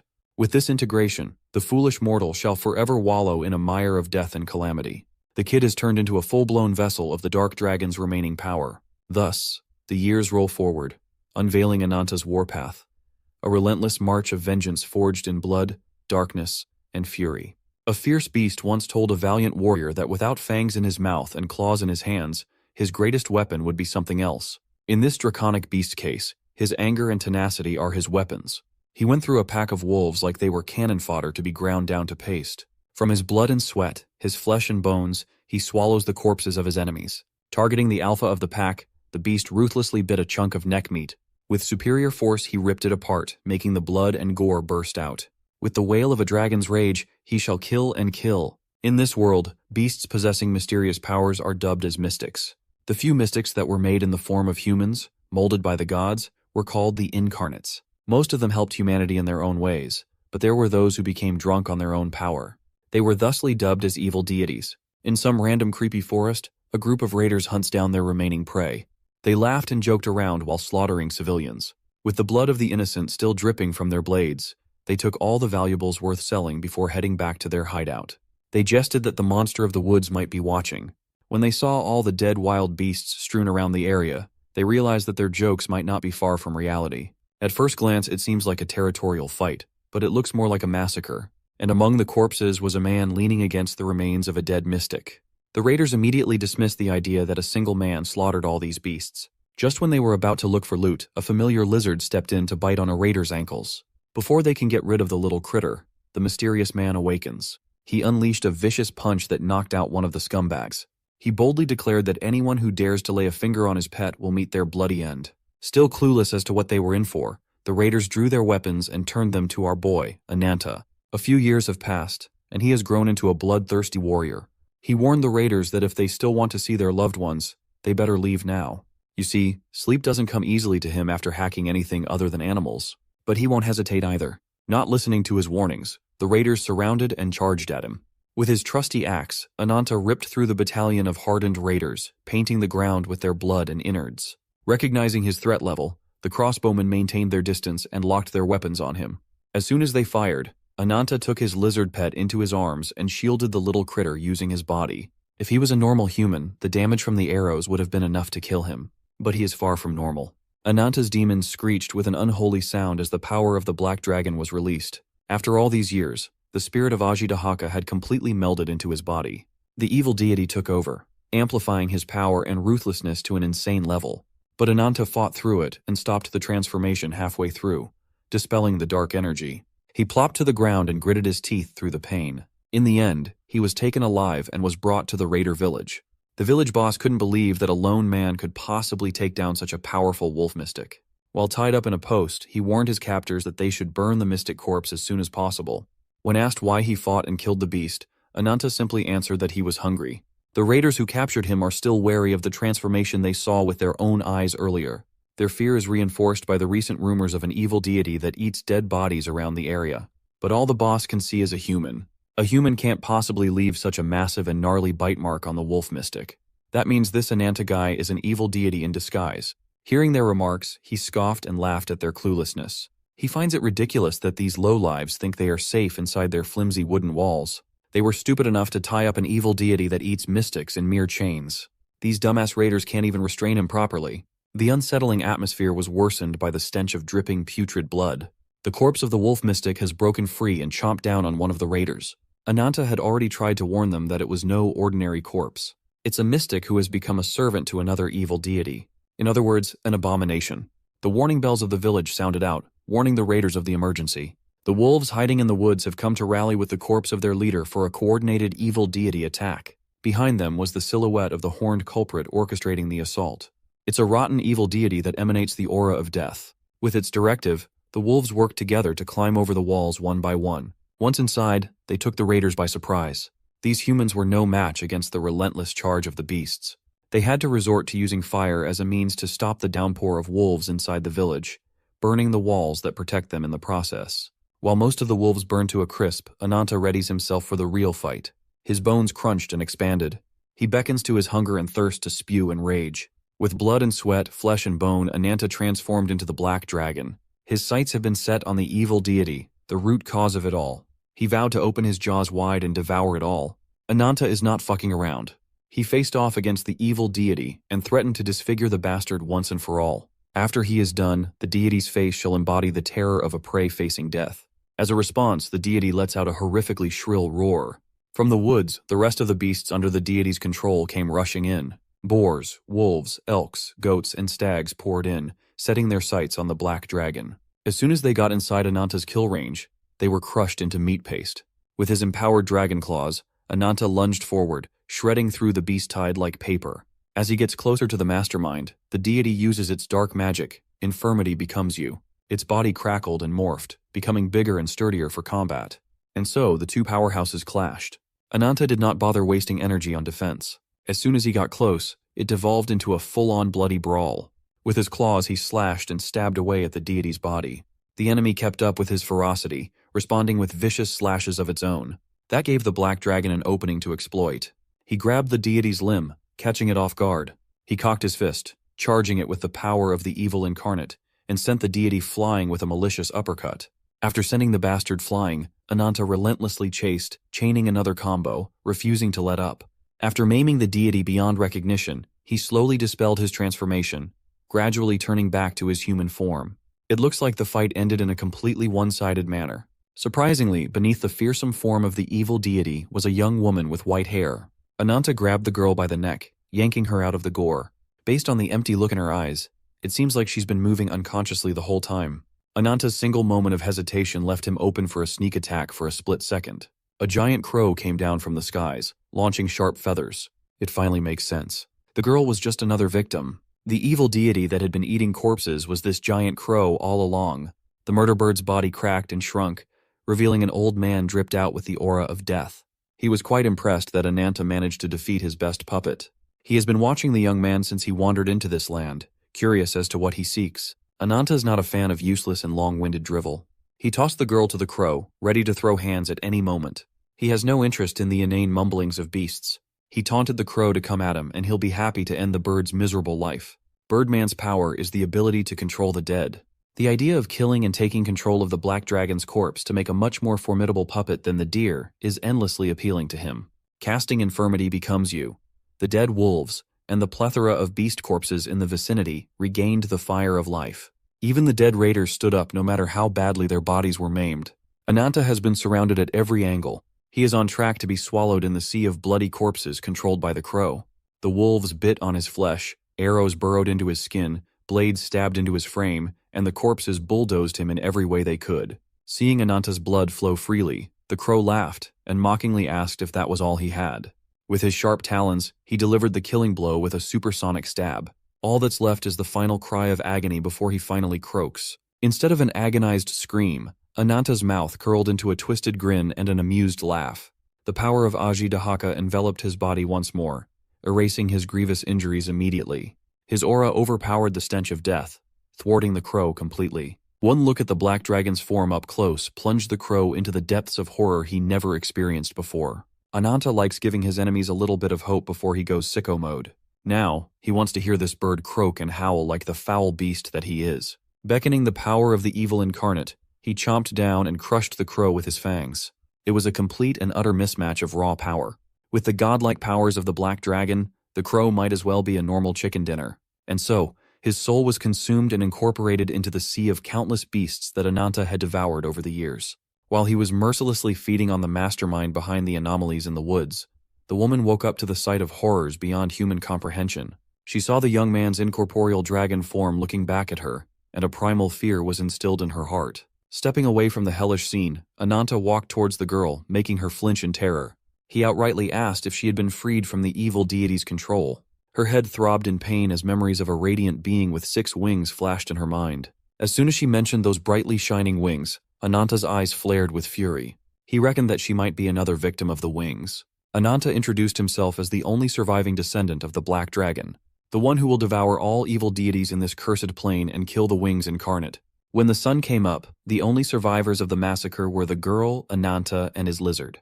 Still reeling from the shock of being brainwashed, the girl could not understand anything about his proclamation at all. She has no clue what the Black Dragon or the Wings Incarnate are. When she tried to remember by digging deep into her subconscious, a jolt in her brain knocked the girl unconscious. It's a hassle, but she might be somewhat useful for Ananta's mission. While she passed out, the nightmare of being endlessly chased by the deer deity kept on replaying in her mind. She slipped on the blood of her victims, staining her body with her sins. The men and beasts that she devoured while having no control over her actions haunted her psyche. And above all of it is the Wings Incarnate, the sole source of light in her dark and bloody world. His smile brings a sense of comfort, a salvation from all the harm and suffering she caused. When she woke up from the nightmare, she was greeted by a cheerful girl. Based on her bunny ears, she looks like another incarnate. Ananta, on the other hand, ordered his pet, Ruby, to take care of the corpse mountain from the battle. With Ruby's little body, she unleashed a massive flame that burned the remains of yesterday's war. As the fire flared up, the souls of the damned unleashed one last ear-piercing screech. With that, all the abominations that were under the evil crow deity's control have been taken care of. Ananta walked towards the bunny girl and smacked her in the head for bringing him worthless information. As an info merchant, she's quite bad at her job, and Ananta wasted his time with a bad lead once more. But since he took care of the problem in these woods, he's entitled to his pay. The bunny girl is more concerned about the mystery girl's identity, though. She doesn't quite understand what's happening yet, but she remembers that her name is Nadia. Bunny girl was quite fascinated to meet yet another victim of the wings incarnate, apart from Ananta. She brought out a magical pocket watch and pressed down on the pusher. Suddenly, a massive sinkhole appeared beneath their feet. They all fell down the hole. Ananta and the bunny girl are used to it by now. The same can't be said for poor Nadia. After a few seconds of free fall, the group arrived in the outskirts of a town surrounding a giant tree. Bunny girl finally introduced herself as a member of Rabbit's Foot, the largest information vendor on the continent. The ever-adorable info merchant Whitefoot. She and Ananta have been a longtime partner of sorts. Right now, they are in the largest trade city in the south, the city of Carpes, and the colossal tree before them is the White Lotus Tree. Nadia interrupted her explanation. While she is grateful that they saved her from the grasp of the evil deity, she has no intention of listening to one-sided lectures. What she wants is some answers to her questions. First off, why did they even bring her to this strange city in the first place? Ananta rudely shuts her up and orders her to follow him. It's better if they just show Nadia the reason why they're here. She asked who exactly this wings incarnate they were gunning for, souring Ananta's mood even more. He scowled and answered that he's a vile beast that fancies himself a god. Whitefoot added that the wings incarnate can impart great power to others, much in the way the old gods made incarnates, but in this false god's case he imparts imperfect power, such that it's hard to say whether it's a blessing or a curse. Finally, the group arrived in the seedy underbelly of Carpes. The black market is where slaves are being sold. Something happened recently that has caused a boom in the local slave market. Slave hunters are hard at work to bring in all kinds of foreigners and vagrants. They even go as far as selling off mystics. Before Nadia could ask any more questions, Ananta kicked her down to one of the slave houses. When she opened her eyes, she was surrounded by people who had their lives forfeited as soon as they were caught. They are slated to be sacrificed to the wings incarnate. They are the lambs that will be living sacrifices given at the top of the god tree, the fuel for the false god's power. And just like them, Nadia is going to be a key piece that will help Ananta get the wings incarnate. From now on, she will play the role of bait. The rest of the plan will be left up to Whitefoot. Before Ananta left, Nadia asked if he had gathered all these human sacrifices himself. She called him despicable for committing such an atrocity. He's basically using innocent people as tools to get what he wants.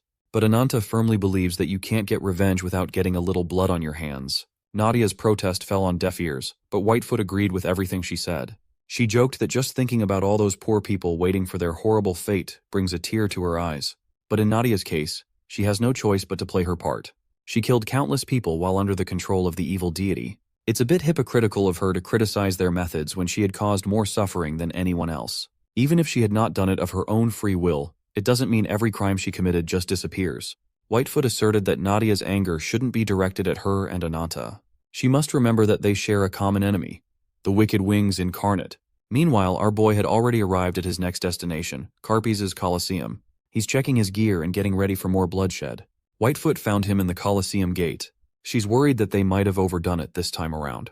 Nevertheless, she managed to get Nadia to agree to help their cause. Right now, she's being led by the Guardians of the Wings to the temple in the White Lotus Tree, as planned. The living sacrifices will definitely be their ticket to meeting the wings incarnate. They have Nadia inside the temple, a place usually inaccessible due to the White Lotus Tree's barrier. Offering her as a sacrifice also grants Ananta permission to fight in the arena. The winner of the Battle Royal will be awarded the White Lotus Tree branch, gaining an audience to meet the wings incarnate. Whitefoot thinks the plan is way too convoluted. If Ananta wanted, he could have just demanded the attention of the false god by going on a wild and murderous rampage. As cruel as he is, there are certain lines he refuses to cross. He might be a monster, and yet he insists on distinguishing himself from beasts. He is trying to exact revenge while adhering to his ideals, as ironic as that might sound. Ananta just finished a feast after consuming an evil deity. Right now, he needs a bit of a workout. He told Whitefoot to stay put and watch him as he slaughters beast after beast. She's just worried that he'll attract too much attention that could derail their plans. In the arena, the fight is already raging on. A line of organized knights raised their shields and spears against a colossal cheetah. The beast snarled, but the captain was unfazed as he rallied his troops. Their formation was disrupted not by a beast attack, but by Ananta's sudden entrance. He called them clowns and demanded that they stay out of his way. The cheetah dared to raise its claws against Ananta, and he easily countered with a vicious double axe chop to swiftly end the bout. Whitefoot had already warned him not to draw so much attention. Yet here he was, dicing up a mystic like it was nothing. The knight captain could not believe his eyes. He had never seen a single human overpower a mystic to this degree. With the cheetah weakened, Ananta jumped in and whacked the overgrown kitty in the head.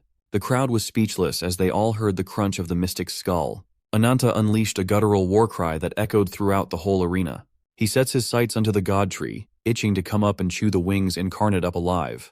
Meanwhile, the human sacrifices, including Nadia, have been escorted past the tree's barrier. The man waiting for them at the end of the ruins assured them that they have nothing to fear, for they are wholeheartedly welcome to his temple. The temple is protected by a barrier so powerful that people call it holy ground. No one knows why, but the Wings Incarnate has established it as his nest and demands living sacrifices. Those who offer sacrifices are given the chance to fight in the Carpe's arena. If they prove their might against powerful mystics, the fighters are rewarded with a god tree's branch. They are then bestowed a great power by the false god and inducted into the guardians of the wings. In order to break through that airtight defense, Nadia will blend in as a sacrifice. She begrudgingly agreed with the plan, but she's still curious as to why Ananta is so hell-bent on killing the Wings Incarnate. Whitefoot can't tell her the exact reason at the moment, but if there was ever such a thing as revenge incarnate, she couldn't imagine a better fit than Ananta. Back to the present. The dubious-looking Wings Incarnate called onto his sacrifices to lift their eyes and behold his presence. He asserted that he is the Holy One, revered by all, the master of the sacred tree, and the one that resonates with the drum of enlightenment in the world of darkness. Behold his holy name, Balzac. Bro's name is literally Balzac. He promised that his living sacrifices would know compassion and would attain immeasurable joy. All they have to do is commit themselves to the wings of salvation. One of the sacrifices dropped to her knees and begged for her and her little sister to be spared. Balzac raised his hand, applauding their noble heart, before making the girl's head explode on the spot. Her little sister watched as blood, skull fragments, and brain matter blasted everywhere. None of the sacrifices dared to speak up after that.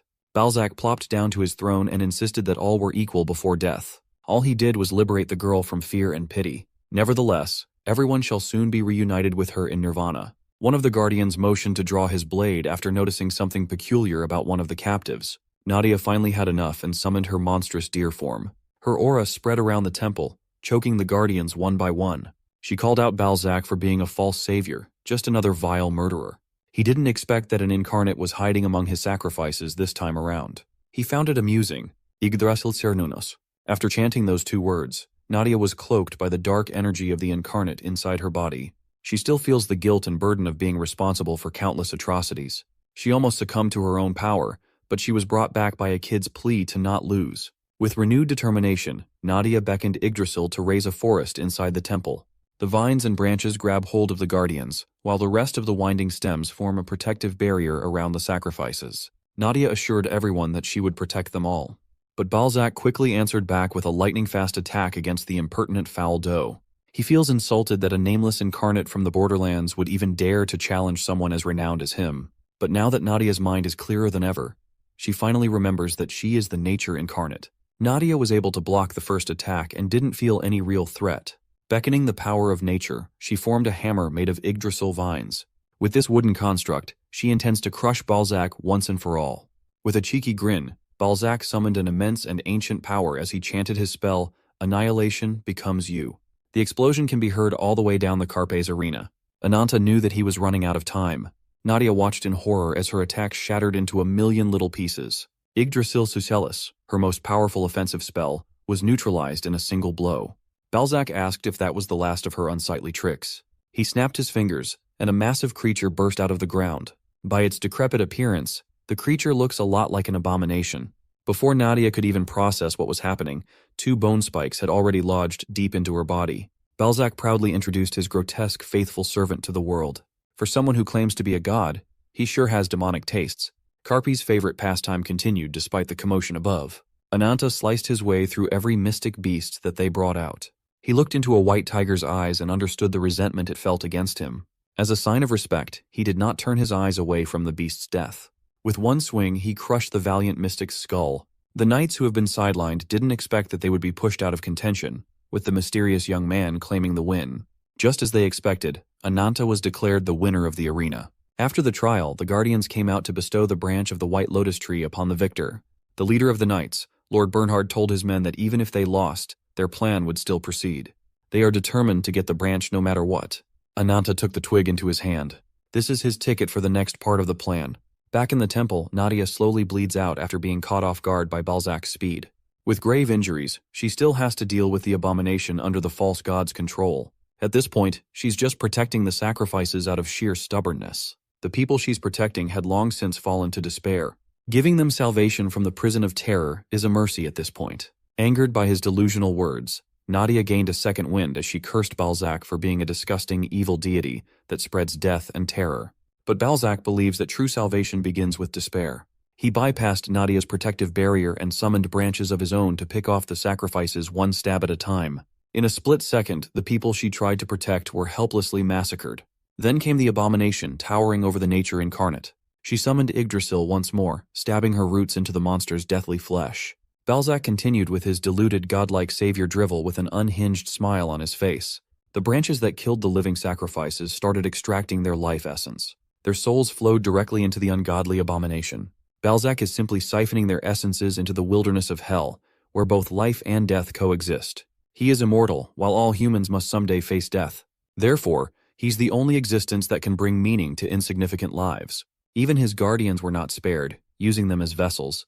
Balzac juiced up his abominations, deeming everyone else as insignificant nourishment for the white lotus tree to create immortal warriors. He firmly believes that life shall be circulated as the light that protects his noble tree. When Nadia thought of just how many lives Balzac had claimed, her rage flared up. As much as she wanted to bash the false god's face in, she was completely outclassed.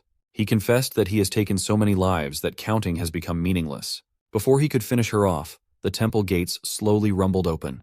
A dark presence barged into the holy ground, narrowly missing Balzac by a hair's breadth. It was, of course, our boy, Ananta. Equipped with the holy branch, he came in with the intent to kill. Balzac was caught off guard, giving Ananta the opening to stab the false god right in the face. After leaving his prize lodged deep in Balzac's face, he turned to Nadia and praised her luck for staying alive for so long. Unfortunately, the branch of the white lotus tree wasn't very effective as a weapon against the bastard. All it did was piss off Balzac, showing his true colors. He couldn't believe that someone could kill all the guards and reach the shrine all alone. When Ananta finally got a good look at the enemy's face, he asked who the hell the bastard he just stabbed was. He asked Nadia why she was wasting time with a nobody instead of fighting the wings incarnate. Hearing his blasphemous words angered Balzac even more than being stabbed. Ananta dared to step foot into his holy sanctuary, and now he dares to show contempt against the wings incarnate. The false god started transforming into his true form, vowing to pull out the young man's irreverent tongue with his own hands. Ananta just told the bitch-ass imposter to shut up and stop cosplaying as the wings incarnate. Lord Bernhard, the leader of the knights from the arena, is also slaughtering the guardians for his own agenda. With what remained of his troops, he rallied them forward to kill everyone who stood in their way. They tried to time it so that they could enter right when the barrier was lowered for the victor, but their target was nowhere to be seen. When he finally peeked through the gate, expecting a trap, he saw the remaining guardians slaughtered and scattered across the stairway. Maybe the mystery man who beat them in the arena is after the wings incarnate too. Inside the temple, Nadia asked what Ananta meant by saying that Balzac is not the wings incarnate. He reminded her why people call the bastard the wings incarnate in the first place. His most recognizable trait is his 3 sets of white wings. Yet this imposter delusionally claimed the name without even a proper set of wings. His impersonation lacks effort and accuracy. Ananta was pissed off for yet another wasted effort. He thought he'd get his revenge, but in front of him is just another fake scumbag who loves to run his mouth. Balzac is caught in his lie. He dropped all pretenses and shut his ears off. His remaining guardians charged Ananta with a kill order.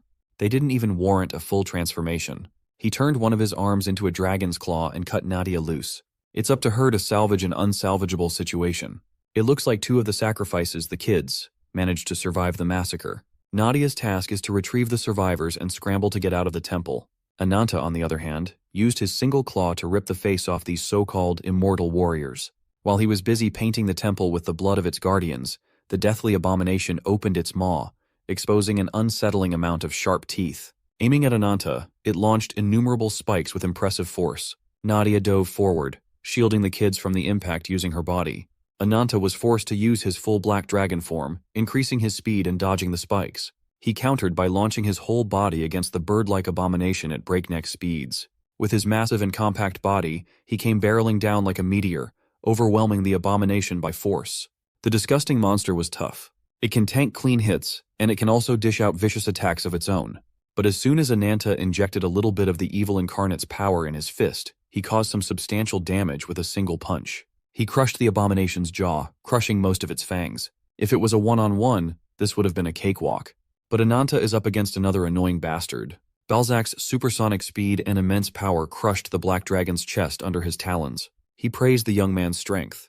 He found Ananta threatening enough to show his full power. Summoning his ancient power at point blank, he chanted, "Annihilation becomes you once more." Nadia recalled that this was the spell that shattered her best weapon. Fortunately, Ananta was not dumb enough to get hit by a move with such a long cast time. He grabbed the bird's hand and opened his maw to chomp on the chicken's head. Balzac was forced to cancel his attack and defend with his talons, calling Ananta a mindless barbarian.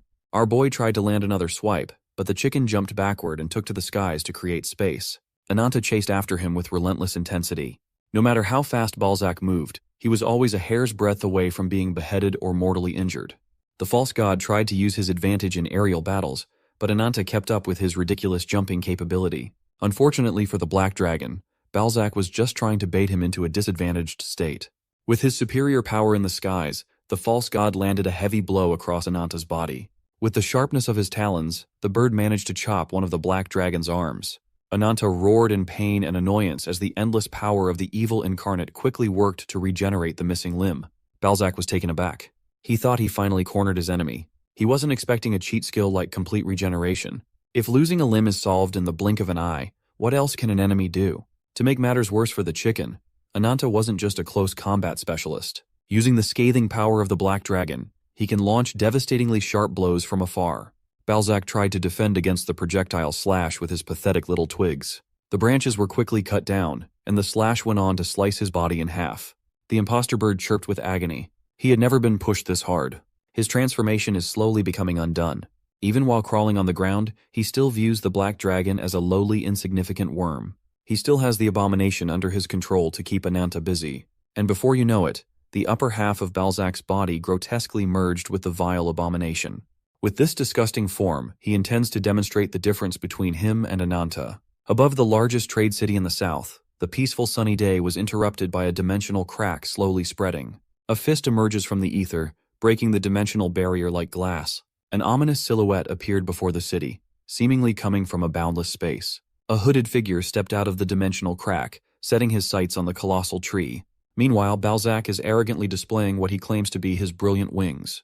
He kept on spouting that he was the true wings incarnate. Tired of hearing his bullshit, Ananta seized an opening and stabbed the imposter with his claws. Even such a heinous injury wasn't enough to put the dirty chicken to rest. Borrowing the power of the White Lotus tree, he spawned some twigs to restrain the Black Dragon's movement. While the target is held in place, Balzac opens his distorted stomach mouth, and countless spiked fangs emerge. He dropped all pretenses and threatened to grind Ananta into minced meat once and for all. While the spikes were launched, the Black Dragon readied his claws for defense.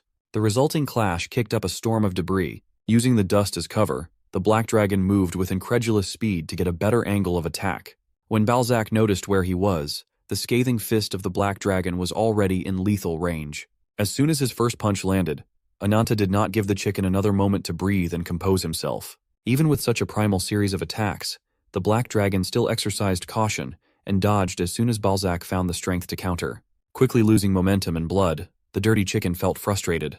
As soon as Ananta landed, Balzac finally saw why he was being overwhelmed with speed. The Black Dragon's form has changed once more. When Ananta was caught by the twig trap, he did not hesitate to cut off his legs to get out of danger. In midair, he regenerated new legs, adapting their shape and form to be more suited for speed. He is faster than the eyes can see. He can heal and transform. He's practically invincible with the unfair combination of his powers. Even if that's the case, Balzac is still hell-bent on annihilating the heretic that challenges his legitimacy. Borrowing the power of the White Lotus tree once again, he tried to catch the Black Dragon slipping with the same trick. Even with faster-moving roots, he struggled to catch the slippery dragon with legs built for speed. Similarly, Ananta is also struggling. No matter how many times he lands a killing blow, Balzac will keep healing as long as he's connected to the White Lotus tree. If this fight drags on any longer, he's on track to lose the battle of attrition. Ananta set his sights on the tree itself and braced his legs for the longest jump he could perform. He launched himself vertically and punched a massive hole in the temple's ceiling. He created an instability that made the structure slowly crumble. As a result, he was caught by the roots in midair. Balzac laughed at Ananta's attempt to crush him with debris. From afar, this looks a lot like a checkmate. The black dragon is restrained as the grotesque mouth of the abomination opens up. When asked how many lives Balzac has taken, he arrogantly reiterated that counting the number of his victims is tiresome and meaningless. Since that's the case, Ananta can just let the weight of those deaths be the false god's annihilation. Beckoning the power of the last evil deity he consumed, the black dragon cast infirmity becomes you. From the hole in the ceiling, the reanimated live sacrifices straight out of the white lotus tree poured down. With their decomposing bodies, they tried their hardest to cling to the monster that sentenced them to death. They bit, stabbed, and clawed the flesh of the false god that sacrificed them for his own gain. Balzac had killed so many people that they formed a mountain of death surrounding him. The physical evidence of his sins clung to every inch of the abomination. Bleeding out of every pore, the only thing he can think of is making more live sacrifices to recover. His deplorable desire to consume life was impeded by a light beam coming out of another dimensional crack. The radiant beam came down like the hammer of justice, pulverizing what remained of the abomination's body. The mysterious being from the boundless space intervened and finished the job. He looked at Nadia with a cold and emotionless glare. The otherworlder then dropped to his knees and lowered his head in complete submission, as he asked if his lord enjoyed this little trip. The white-haired kid that Nadia saved slowly got up. Much to everyone's surprise, the boy's body expanded, his white hair grew, and his voice got deeper. He reprimanded the otherworlder, Frieren, for making such a crude entrance. The man ripped the rags off of his body, exposing a chiseled frame. Under the brilliant light of the sun, Gyuyo, the wings incarnate, has finally shown himself. Whitefoot watched the bizarre development from afar and reported back to Rabbitfoot. The appearance of the ruptured space in the sky will surely cause a stir. She also identified that the Wings assistant had shown up. That pretty much confirms that the Wings incarnate himself is in the city. Mr. Gyuyo walked out like a supermodel after the fight had concluded. His mere presence alone made Nadia's heart pound erratically. Meanwhile, Balzac is still holding on to the tiny sliver of life he has left. He looked up to see the man he had been impersonating and recognized Gyuyo. As it turned out, Gyuyo is the cold-blooded lord he once served. The one who removed his wings. Well, his wings only got removed as a punishment for becoming drunk on power. Frieren grabbed Balzac by the neck as Gyuyo lectured his disgraced underling that his wings were only for those who were worthy of going into the heavens. Balzac still feels the pang of betrayal in his bones, for he was the one who revered his lord more than any other. He sacrificed tens of thousands of lives just to create the body of the abomination and regain his wings. But the foolish Balzac just never realized how truly insignificant he is in the grand scheme of things. Like the ball sack that he is, one touch from his former lord scattered the false god into dust. Under the mountain of decomposing corpses, Ananta opened his eyes. He remembered what Mr. Gyuyo said to him all those years ago, how he longed to find a world beyond the one they have, a world that connects to the land of gods. Until he achieves that dream, his journey will never end. He will do everything in his power, even if he has to make enemies of everyone else in the world. Even if his actions lead to pain and suffering for everyone else, even at the cost of countless innocent lives. Remembering Ashta pumped Ananta's veins full of rage. Frieren regrettably reported that the White Lotus Tree appears to have nothing to do with Gyuyo's endgame. Balzac simply combined the power of the branch with a god tree. It would be shameful to compare it to the world tree itself. At this point, Gyuyo is more interested in meeting an interesting acquaintance in the form of Nadia. Beaten and bloodied, Ananta climbed up from the mountain of corpses and set his sights on his lifelong target. Pushing the black dragon's power to the limit, his claws become sharper than ever before. He sent 2 bloody air slashes forward, hoping to cut the Wings incarnate from afar. Before the attack can even touch Gyuyo, the loyal Frieren jumps in to defend his boss. After all the years of chasing leads and accumulating strength, Ananta finally found the object of his hatred. Like a wild animal, he ran forward, moving faster than he ever moved before. Frieren stood his ground, ready to defend his boss from any harm. When the two finally collided, it was a one-sided beatdown. A single punch from the odd-looking fella blasted Ananta's head cleanly off. With the black dragon's unparalleled vitality, his head quickly reformed and regenerated. From the skull to the flesh, skin, and scales, Ananta became whole once more. His wrath grew by the second. Since it appears that there's no room for talking, Frieren squared up. The black dragon returned the favor with a powerful punch of his own, almost twisting Frierin's neck. While the two titans go blow for blow, the Wings incarnate's gaze is focused on Nadia. Just when he was about to touch her, Lord Bernhard, who'd been patiently biding his time, came in swinging with his axe. Such a crude attack was easily avoided by Gyuyo. He praised the warrior's unrelenting drive. Seasoned old Bernhard here has been trying to hunt him down for a while now. On the other side of the temple, the black dragon is still trying to brute force his way through Frieren and failing. He can't focus on the enemy in front of him as he's tunnel-visioned on killing Gyuyo. Ananta just wants to rip Frieren to shreds and end everyone's lives. Sensing a change in his aura, Gyuyo's lapdog jumped back in caution. The black dragon's body is stretching and growing at a visible rate. His scales are becoming larger to accommodate the expanding flesh and bones underneath. His back split open as the black dragon's wings grew into full bloom. With a frightening roar, Ananta surprised everyone in the vicinity. The true form of Ajidahaka has finally shown itself. Spurred by Ananta's frenzy, the evil incarnate has grazed the world once more. Gyuyo smirked, seeing this as an opportunity to have a pleasant reunion with an old foe. Ajidahaka, the black dragon, has descended for round 2. In his subconscious, Ananta has been eked out by the evil incarnate, losing all control. Our boy was trapped inside his mind. Ananta didn't know where he was or how he got there, but he knew he needed to get out quickly. The lingering spirit of the black dragon appeared before him. It encouraged him to remember the target of his burning desire for revenge, the vile man who took everything from him. Ajidahaka wants the cursed mortal to give his body over to rage and never stop his wailing. In the real world, the black dragon raised its claw and pounced at Frieren. Gyuyo's lapdog very narrowly dodged out of the way. Seeing that he stopped speaking, it's obvious that Ananta has completely given up all self-control. Frieren clenched his fist and locked in, calling the young man pathetic for losing his head. The black dragon responded to the insult by unleashing hellfire. Gyuyo's lapdog defended himself with a punch that released a powerful golden light. Their attacks collided, causing a massive sonic boom. Gyuyo quietly watched from afar, shielding himself from the residual impact using his white wings. He looked to his side and saw old Bernhard standing still strong. The unquenchable flames of hell threatened to swallow him, yet he remained composed. They may be enemies, but Gyuyo acknowledged Bernhard's resilience. The old warrior rushed in with an axe in hand, desperate to end Gyuyo's world-shattering delusions. But the difference between their powers is akin to heaven and earth. An imperceptible prick almost eliminated Bernhard right then and there. Gyuyo unleashed a targeted flash of light and made the old warrior plop to the ground. The wings incarnate turned his attention back to Nadia, telling her that she had changed. In the past, she never trembled in his presence. It's finally coming back to her now. He had met Gyuyo before.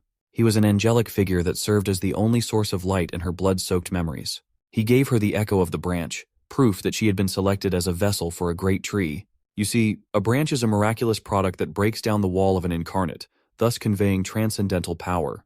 Gyuyo believes that they are the key to connecting the horizons of different worlds. His most earnest desire. The wings incarnate walked up to the abomination's corpse and combined it with the branch. The gigantic body born from tens of thousands of human sacrifices was assaulted by heavenly lightning until it was molded into a new vessel in the form of a child. Molded from countless souls and now freed from the bird's cage, Gyuyo called the kid his brother. With an unhinged look on his face, the chiseled abomination named himself Ziz. Back to the action. Frieren is still impressively pushing back the evil incarnate. He's outclassed in every category, especially in size, but Gyuyo's lapdog is quite a powerhouse.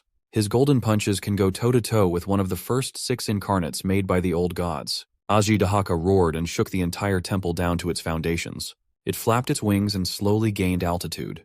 Blasting through the ceiling as if it didn't exist, the black dragon took to the skies. The crumbling temple was destroyed even further.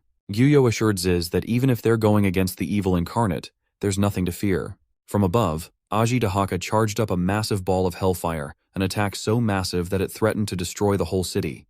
When he fired the blazing baldachin, doom and destruction awaited everyone who would be caught in the blast. Gyuyo remained calm. In fact, he took this flimsy attack as an insult, like the black dragon is looking down upon him. He firmly believes that the firmaments hold no place for Ajidahaka. With a serene voice, he summoned his godlike powers and cast Let There Be Light. Not only did it neutralize the blazing baldachin, but the light also continued to flash through, eventually reaching the black dragon in the skies. By the time the light pierced through the stratosphere, Whitefoot had finished her live report back to Rabbitfoot HQ. The White Lotus Tree, revered by all, has been destroyed by the tremendous powers of the Wings Incarnate. Humanity's only ace in the hole, the Vengeance Incarnate, has officially lost. After the fall of Ananta, the White Lotus Tree lost its magnificent luster and was reduced to a ruinous amalgamation of dead branches. Gyuyo was dissatisfied with how long the operation took him to complete. Nevertheless, it's time for him, Frieren, and Ziz to return to their pantheon. His lapdog opened the portal and a spatial crack appeared out of thin air. Before they left, Nadia asked Gyuyo why Ananta saw him as a vile beast with delusions of a god. She has no memories of meeting him before, but he felt infinitely familiar. Gyuyo smirked, only now realizing that the dragon he smoked was that child from all those years ago. He answered that everything in this world is created through direct and indirect causes.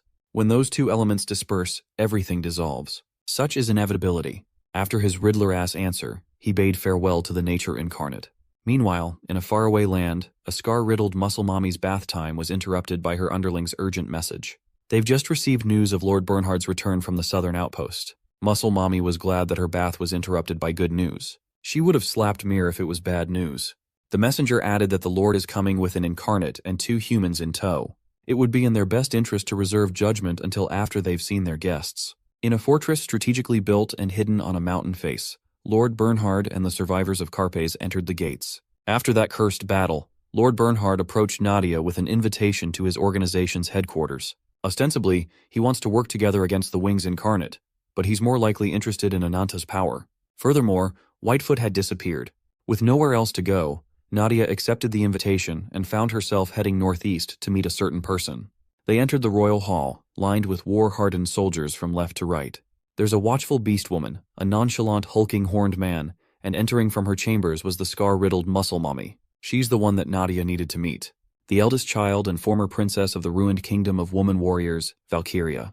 The head of the people seeking vengeance against the Wings Incarnate. Sitting on the throne is Queen Lagertha Einherjar, head of Levitain. Firstly, she welcomed seasoned old Bernhard with a warm smile and insisted that they omit tiresome formalities. She wanted his report about the expedition right away.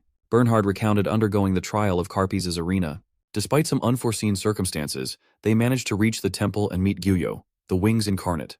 Bernhard detailed their battle and expressed his shame for losing handily.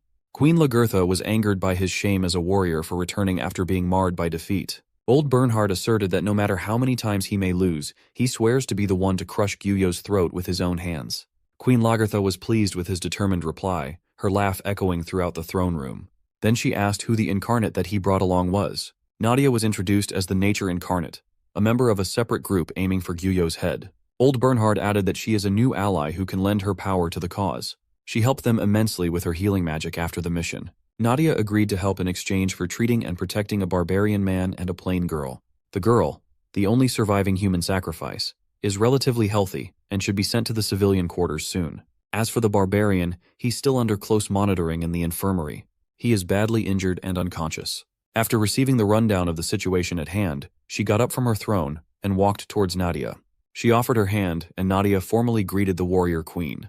As soon as their hands touched, the queen's grasp tightened as she interrogated Nadia for her real agenda. She threatened that if Nadia turned out to be a spy, a grim fate would await her here in Levitain. Nadia remained composed and replied with a proposal to exchange information regarding the branch inside her body.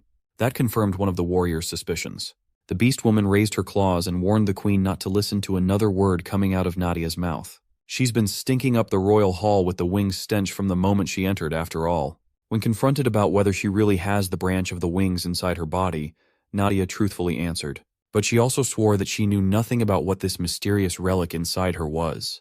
Queen Lagertha reckons that if the Wings Incarnate is searching for his branch and Nadia, she might offer Levitain a unique opportunity that might never come again. Before the meeting could proceed any further, a hurried messenger entered the hall with haste.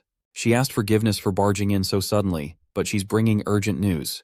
In the civilian quarters of the fortress, an out-of-control draconic beast is causing mayhem and bloodshed. This rampage was reminiscent of the first time that the power of evil incarnate took over his body. Ananta had finally lost it. With the power bursting out of his body, the evil incarnate took over his being for the first time ever. He was just a young boy back then. Unable to rein in the overwhelming amount of magic, armless Ananta was consumed by the darkness. His perception of his body was erased bit by bit, his conscience slipping away. But even in his dragon form, his gaze automatically wandered in the burning village's direction. Slowly, he willed his monstrous body to crawl towards the fire. With pure instincts alone, he sped up, each step resulting in a booming quake. Halfway through, his speed had reached an unimaginable degree. As he arrived on the outskirts of the fiery village, he instinctively wailed in grief. Young Ananta scanned the surroundings and saw a burnt corpse in the direction of his home. The sight of that corpse and the smell of burning flesh knocked the kid back to his senses. He walked out of the dragon's body and ran to his burning hut. His arms had miraculously regenerated, albeit taking on the darkness of the black dragon. The face of Ananta's caring sister flashed in his mind. Her soft gaze and youthful beauty have been reduced into unrecognizably charred remains. He remembered that the last thing she said to him was to come back safely. Somehow he managed to do that, but at what cost? Ananta took Ashta's charred corpse into his hands, her usual warmth turning into unbearable heat. The kid trembled and screamed his angered heart out to the heavens, tears of blood pouring down his eyes. At that moment, the thought of killing Gyuyo with his own 2 hands had taken over his mind and heart.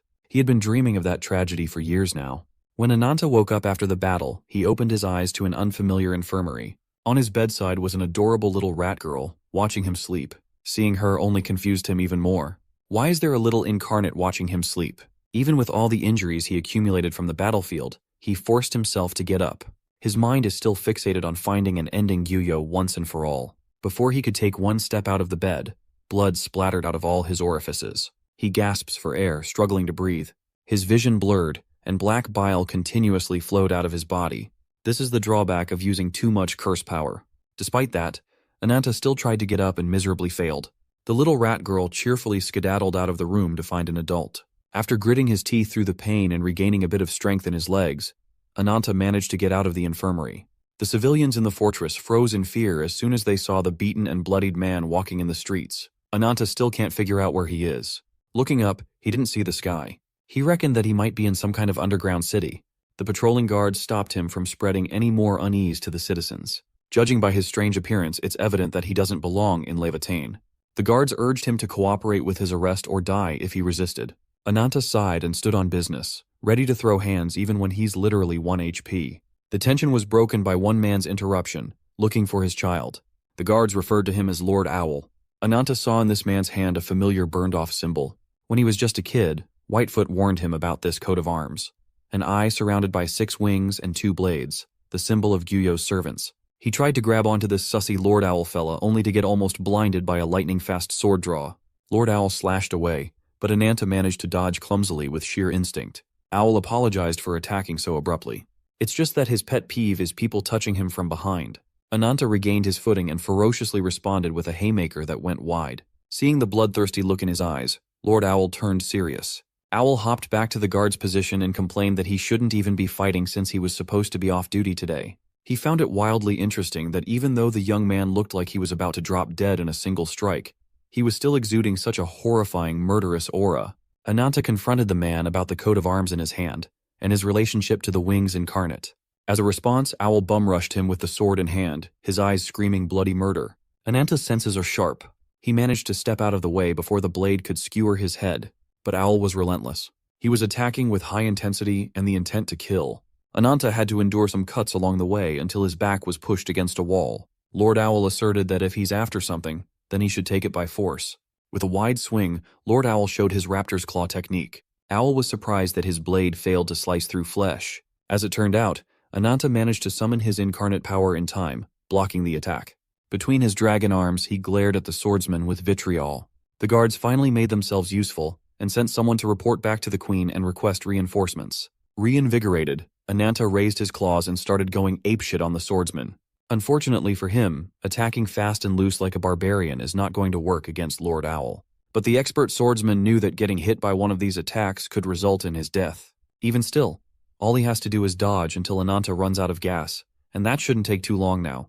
As soon as the young man showed signs of staggering from his previous injuries, Lord Owl pounced to capitalize on his weakness. It was a clean stab right to the chest, a fatal wound to any normal human out there. But to Ananta, a mortal wound is just another insignificant setback. His flesh visibly stretched and healed around the blade. Lord Owl felt as though he had just stepped into a monstrous trap. The young man's face ripped open, exposing rows upon rows of fangs. With a bloody roar, Ananta's black dragon form took over. With an agonized wail, the evil incarnate took over his body once more, pushing what he can endure to the limits. It was obvious that his transformation was not as stable as his previous ones. The civilians who foolishly stayed around the vicinity to watch were abashed by fear. Imagine fighting a fucking rampaging dragon on your day off. Lord Owl is not having a good day at all. Nevertheless, he stood his ground and slowly drew his blade once more. As the monster came face to face with the swordsman, Lord Owl felt a feeling that he hadn't felt in a long time: fear. He froze in place, only to get bailed out by Queen Lagertha herself. The supreme warrior of Levitain came in swinging with her great sword. Her slash landed squarely on the black dragon's neck, opening a deep gash that bled profusely. The beast roared in pain as it went out of control. While the black dragon bleeds out of his neck, the warriors of the fortress braced themselves as they surrounded the beast from all angles. Nadia and the rest finally caught up. She asserted that Ananta is not an enemy, but the queen firmly believes that anyone who puts her people in danger cannot be left breathing. So this disgraceful beast deserves to get his life cut short right here and right now. The black dragon swiftly moved and raised its claws. Before anyone could react, it swung its sharp weapons, surprising Queen Lagertha. Instead of attacking them, the beast dug deep into its neck wound, tearing its own flesh open. He ripped the flesh open, exposing the gore and blood underneath. With superior strength, the monster almost ripped its own body in half with force. The guards have never seen anything like this before. With one final rain of blood, the black dragon's body fell limp on the ground. As the power of the evil incarnate subsided, his body and energy scattered to the wind. Queen Lagertha walked closer and saw the unconscious young man inside the dragon's flesh. Her curiosity about Ananta just skyrocketed. After the incident, Nadia and Ananta have been imprisoned in Levatane's dungeon. To prevent any more unexpected incidents, the nature incarnate is being guarded by the royal guards of Queen Lagertha. The civilians are still traumatized and in chaos about the scene they just witnessed. They tried to ask the witnesses to exercise caution, but rumors did not take much time to spread within their walls. In Levatane's round table, the queen called all her closest aides to convene for a commander's meeting. There is but one item on the agenda. They need to figure out what to do with the man named Ananta. Fourth Commander Lupa, the untamed incarnate, thinks that there's no debate necessary. They shouldn't even debate keeping a dangerous monster in their fortress. They should just kill it while they have the chance. Third Commander Owl, the swordsmanship incarnate, found Ananta interesting after clashing with him and proposed that they find a way to use his power. Second Commander Tarkhan, the breakthrough incarnate, abstained as he had no interest in the matter. Queen Lagertha turned to her first commander Bernhard, the courage incarnate, for his opinion about his thoughts on the barbarian, given that he had seen him in action back in Carpes. Fourth Commander Lupa found it ridiculous that they're even debating the answer. She thinks Bernhard fucked up by bringing a monster without warning them first. Well, old Bernhard only did it because he knew that even mentioning the idea would cause a commotion. He firmly believes that Ananta is a force that they'll need in spite of any dissent. He admits that the young man's power is unstable and dangerous, but his hostility towards the Wings incarnate is real. If they can get that power under control, Ananta can become their most powerful weapon against a common enemy. As first commander, Bernhard formally proposed that they welcome Ananta as a part of Levatane's military force, which Lupa strongly opposed. She turned to Owl, thinking that the sword incarnate could have definitely killed the beast if he fought seriously. But Owl surprisingly sided with Bernhard, seeing the value in being allies with Ananta. He is certain that if the young man had been in better condition, one of them would have ended up permanently maimed. After hearing the opinions of her commanders, Queen Lagertha called the Rabbit's Foot messenger to step forward. It was, of course, the self-proclaimed cutie pie of Rabbit's Foot, the ever-reliable Whitefoot. While the roundtable meeting was going on, Ananta was chained up in an underground dungeon. A lady with a sultry voice appeared inside his cell, greeting him like an old friend. She was worried that he'd be down like a dejected dog after losing against Gyuyo, but it seemed like she was worried for nothing. Ananta stared at her like a wild animal. The tall and slender bunny girl warned him that if he continued to do so, she'd definitely get hot and bothered. Back in the round table, Whitefoot is exchanging pleasantries with Levatane's big dogs, introducing herself as a humble info merchant. As always, Lupa immediately became hostile. Lord Owl's eyes darted into the little rat girl, Raclette, holding on to Ruby. The swordsman turned on his dad mode and called the little girl to his side. Whitefoot assured everyone that she was just a messenger who could teleport through space. Before Bernhard and the rest returned from Carpes, she came and made an offer to the queen. She opened with a proposal regarding a power that can kill the Wings incarnate. The queen thought that the rabbit was half mad at first, but now she could see what Whitefoot was talking about. After briefly seeing Ananta in action, Queen Lagertha became interested in her offer. Whitefoot admired the queen's decisiveness and explained that all she wants is a permanent cooperative relationship between Rabbit's Foot and Levatane. In exchange, she'll give them Rabbit's Foot's most powerful weapon for defeating Gyuyo, the revenge incarnate who had been freed from his chains. Whitefoot was giving her best sales pitch, but she was interrupted by Ananta's voice calling her worthless. The air in the round table immediately became tense. Ananta asserted that he doesn't need anyone's help. Ruby jumped out of the rat girl's grasp and hurriedly ran back to her boss. Ananta, still riddled with wounds and bruises, proudly proclaimed that he was the only one who could kill Gyuyo. Lupa quickly busted out her sharp and furry claws, determined to put the criminal back in the dungeon. As for the guards that were supposed to make sure he stays locked up, their minds have been cooked. Lupa waited for the queen's kill order. Thankfully, Muscle Mommy is a level-headed leader. She ordered her commander to stand down as she wanted to hear what Ananta had to say. One look at the young man's scar-filled body is enough to determine how many mortal battles he has been through. The queen can also feel the murderous hatred flowing through his veins. She had never seen anything that even came close to it. With the absolute monster inside his body, Ananta is akin to a demon in human form. Whitefoot tries to salvage her sales pitch as she properly introduces the Revenge incarnate. Ananta squeezed her head. He doesn't like being talked about as a product to be sold. To calm him down, the other bunny girl seductively clung to Ananta's arm and reminded him of his loss against the Wings incarnate. She insisted that he couldn't do everything on his own, and that he was going to need as much help as he could get. As it turns out, this Gunner bait bunny girl's name is Blackfoot, Whitefoot's hornier sister. Although there's a bit of a hiccup along the way, it looks like mediation between both parties is complete. Queen Lagertha outrightly asked the young man if he could kill Gyuyo with 100% certainty. Whitefoot tried to answer for Ananta, but the queen quickly shut her ass up. She could not care less about where he came from. She was still wary about his attitude and lack of control, but she had also seen his strength with her own eyes. Every single person in Levitain wants to punish the Wings incarnate. It is their shared grudge that binds them together. For example, 3rd Commander Owl, the swordsmanship incarnate, and the man Ananta fought, used to belong to a tribe that worshipped the Wings incarnate. Ultimately, his entire tribe was massacred because of a rebellious few. He burned the coat of arms on his hand and vowed revenge. The queen did not hesitate to accept him as a companion. Just like everyone in this room, the queen can see that Ananta is harboring an unquenchable hatred for Gyuyo. The young man rudely asked the queen for her name. She didn't put on any airs and introduced herself as Lagertha Einarjar. To answer her question, Ananta explained that he is cursed to feed upon evil deities. The more he feeds upon corrupted beasts, the stronger he will become. After his recent loss, he plans on hunting more evil deities to grow his power. When the time comes, he vows to snap Gyuyo's neck with his bare hands, and all Livatain's insects have to do is support him.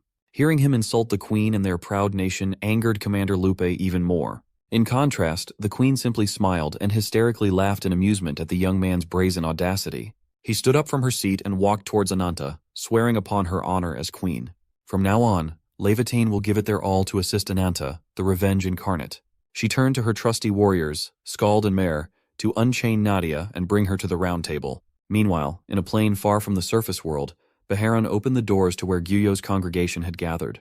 In an arena, Ziz had just finished electrocuting a monster to death. In the stands were 4 more beings exuding cataclysmic levels of power. As for the child born from an abomination, he looked like a psycho who enjoyed the act of killing. Gyuyo pulled up with his new drip fitting of a god. As he welcomed Beharan, they are celebrating the birth of the 3rd seat. Now that Beharan is done with his assignment, Gyuyo orders him to open the gate. Smashing his fists together, the space behind him shattered. Gyuyo stepped inside the bleak pocket dimension filled with countless abominations as far as the eye could see. The snarls and growls of the abominations filled the desolate area as Gyuyo watched from above. He looked at them with indifference. He reminded the monsters that they have been forsaken by the old gods. They have lost all dignity at the hands of evil deities and can never return to their original forms. He urged every single creature to know and remember their shame. They are unappreciated and scorned, the victims of utter injustice. Showing off his wings, he asked them if they would just give up and accept their end, if they won't fight back against their horrible destiny. Gyuyo jumped down to the den of monsters and introduced himself as the one who would bridge this rotten world with the world of the gods. Those who have any desire to profane and desecrate these cruel deities will have the chance to cast off the vile flesh of abomination. All they have to do is show that they are worthy of such a chance. Only the last one standing will receive the grace of the Wings. As soon as the Wings incarnate announced this, a battle royal among the abominations ensued. An abominable gorilla kicked off the bloodbath by crushing a dinosaur's skull. Alligators trashed monstrous hyenas and spilled blood. Watching the chaos and desperation to come out on top made Gyuyo chuckle. He rejoiced as the abominations tear each other for a chance to regain their flesh. Back in Levitain, Nadia has been freed and invited to the round table. She saw Ananta and shot him a worried look of concern. Whitefoot greeted her with a smile and saw the strange bunny girl clinging to his arm. Queen Lagertha assured Nadia that she could relax as everything's been taken care of. The last time she saw Ananta, he was an unstable mess teetering on losing control. But maybe she was worried over nothing. After talking with the Revenge incarnate, the queen has decided to accept both him and Nadia as official members of Levitain. Of course, the fiery young man protested that he never agreed to work for this underground organization. Bernhard stepped in and proposed a compromise, making a temporary alliance. No matter how they spin it, they need the Black Dragon's strength to successfully hunt the Wings incarnate. Ananta would also benefit from the organization's assistance. As for Nadia, she needs Levitain's existing information to find the answers she seeks. Bernhard warned her that what he was about to tell her may be very difficult to bear, but she had already made her resolve to know what she really is clear. With solid determination, she urged Bernhard to tell her about the branch that had been implanted into her body. Queen Lagertha called the branch the Mistelton. It's a relic also known as the branch of the world tree. Back in Carpes, they saw how the abomination turned into an incarnate with Gyuyo's bizarre methods. That boy with crazy eyes was born from the soul of countless human sacrifices. The branch is often called the blessing of the wings. It serves as a catalyst that can turn abominations into incarnates. That means Nadia herself is an incarnate reborn through Gyuyo's intervention, which makes her a creation of the wings incarnate. She has her human form because of the branch. She may have originally been just another abomination, but if that was true, Gyuyo must have the power equal to that of the gods. So why would he choose to power up an abomination instead of an incarnate? The queen answered that if used on incarnates, the branch would turn them into evil deities. She knows this vital information because she saw it the day when her homeland, Valkyria, fell. As a little girl, she was forced to sail away and abandon her empire due to Gyuyo's actions. She saw those 6 cursed wings hovering on top of the castle on that nightmarish night. Her home was destroyed by the emergence of the most powerful abomination, its dark horns destroying the castle she grew up on. Valkyria's guardian was turned into a monster before her eyes. Ananta interjected. According to what the queen is saying, Nadia should be Gyuyo's servant or an evil deity by now. Yet here she is, just a meek dolt who couldn't even hurt a fly. Bernhard asserted that this is why Nadia is a special case. She might be the closest thing Gyuyo has to the edge of the world. You see, there's a legend that has been passed down through Valkyria's royal family for generations. They say that a gap that forms along with the birth of the world tree creates the so-called edge of the world. Gyuyo has been desperately making moves to find that dimensional gap to invade the world of the gods. That is why he keeps on trying to create creatures that can successfully serve as the sapling of a new world tree. But the branch, Mistelton, is too powerful for average beings to bear, let alone grow.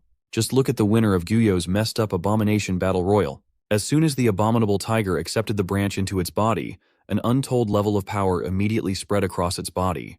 The beings that can control Mistelton's energy with any semblance of stability are extremely few and far between. In most cases, it results in the vessel's body exploding into a million little pieces. So, in order to learn more about Gyuyo's plans, Queen Lagertha and Livatane wants to borrow Nadia and Ananta's power to slay Valkyria's royal guardian that has become an abomination.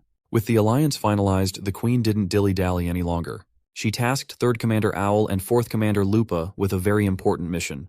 The 2 of them will take a chunk of Livatane's warriors and lead the initial campaign to the Farsa continent. They will go ahead of the main force and establish an ally outpost on the front lines. Their ultimate goal is the annihilation of the evil deities that have taken over the Farsa continent once and for all. As queen and leader, Lagertha prayed for their safety and glorious victory. 3 days before the first campaign's departure, the plan to retake Valkyria came into full swing. Valkyria's secret fortress is situated on the northeastern side of the continent. It is home to 500 of the Queen's fiercest warriors and the mercenaries under Bernhard's banner. Thousands of civilians are sojourning there under their protection. As for the Queen's commanders, all of them are powerful incarnates, making Livatane the most powerful anti-wings resistance force. Since Ananta lost in the Battle of Carpes, proving that he's still far too weak, the organization would be a great help in regrouping and powering him up. From the very beginning, the encounter with the Queen was a part of Whitefoot's plan. What she didn't expect was Nadia's cooperation. In any case, they have a very powerful ally on their side now. Whitefoot sees Ananta's power as a double-edged sword. He consumes the power and abilities of the deities he devours, but if he doesn't feed on powerful enemies, he loses control of his curse, permanently turning into a mindless monster. As for the bunny girl that has been staying by Ananta's side nonstop, Blackfoot, she also hails from Rabbit's Foot, like her sister. Right now, she is using her power of hypnosis to keep Ananta's rage in check. It's a temporary fix, so they really need to let our boy hunt and quell his curse as soon as possible. Since the retaking of the Farsa continent would be the best hunting ground, Whitefoot urged Nadia to make a deal with Rabbit's Foot. All she has to do is help Ananta defeat the Wings Incarnate, and the Rabbit's Foot will ensure her safety at all times. Since Nadia possesses one of the branches inside her, she is a potential juicy target for Gyuyo's forces. As a matter of fact, it's only a matter of time before the Wings Incarnate come after her once more. This time they may be more insistent than they were at Carpes. Much to Whitefoot's surprise, Nadia declined her proposal. She is done hopelessly standing by as more and more people fall victim to Gyuyo's twisted plans. So she does not need anything in return. All she wants is to help in stopping all the needless sacrifices at the hands of the Wings Incarnate. So she will freely cooperate with Whitefoot no matter what the cost. It's not much of a deal, but both parties came to an agreement that is satisfactory on both ends. And so, Whitefoot shared the plan to retake the Farsa continent moving forward. Queen Lagertha is currently devising a plan to take back Valkyria's former capital, Folkvanger. They can only go through this mission with the addition of Ananta's power. You see, Farsa has been turned into a cursed land that defeats even death. The one who sits on top of this land is the sacred incarnate, Alicorn, or whatever's left of him. This holy unicorn was one of the first incarnates, just like the black dragon, Aji Dahaka. Throughout its endless life, it served the god of sacredness and protected Valkyria. According to the queen's accounts, Alicorn has been bastardized and turned into an abomination after it met Gyuyo. It's almost certain that another Mistleton branch is involved. In Ananta's own words, the queen and her people want him to get revenge on the beast that caused the downfall of their kingdom. All he has to do is slaughter a supercharged evil deity and get more information about the branches. It's a simple mission that even a child can understand. Ananta is ready. He is itching to be taken to his next hunting grounds right away. 3 days later, the expedition finally started. With a single click in her mystical timepiece, Whitefoot opened a portal directly leading to Farsa.